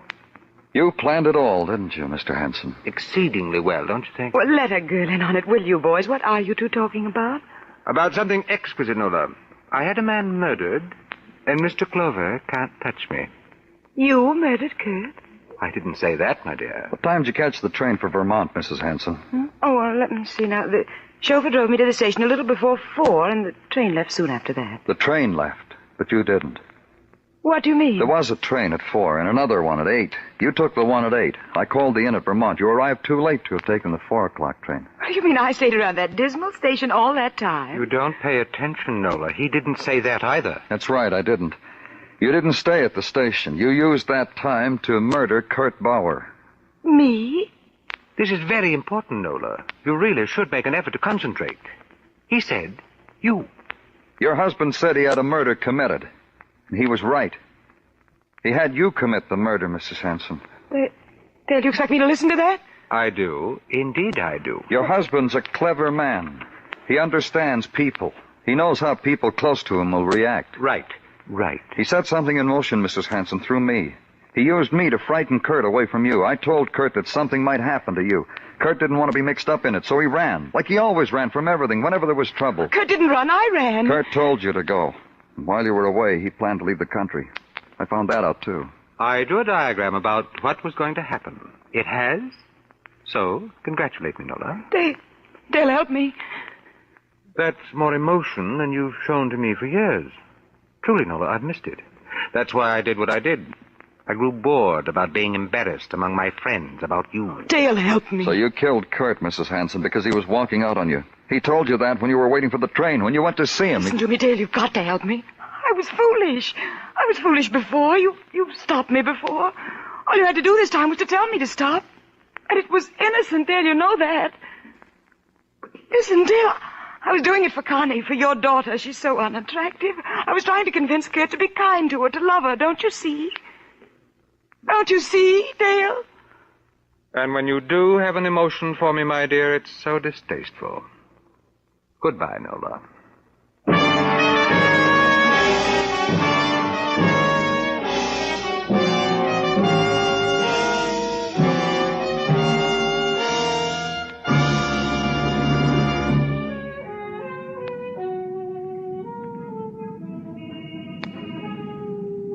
Nighttime blares down Broadway. The canyon streets gather it in like some passion. And the night is a backdrop for a million fragments. Neon and roar and melting shapes. And shock and clots of crowd. It's a fury that sweeps you up and holds you close and throws you into the gutter of your choice. It's Broadway, the gaudiest, the most violent, the lonesomest mile in the world. Broadway, my beat.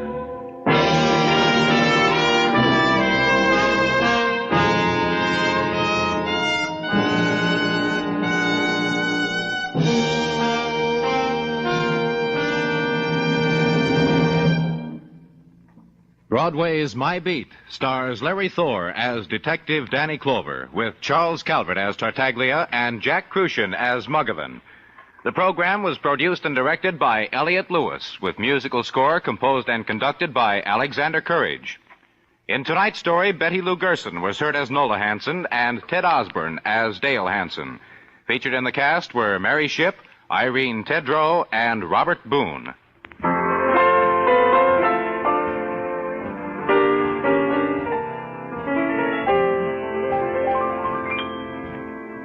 When Squire Jack Benny invites the whole gang to a swank Hollywood nightclub, the natural question arises in everybody's mind, who's picking up the check?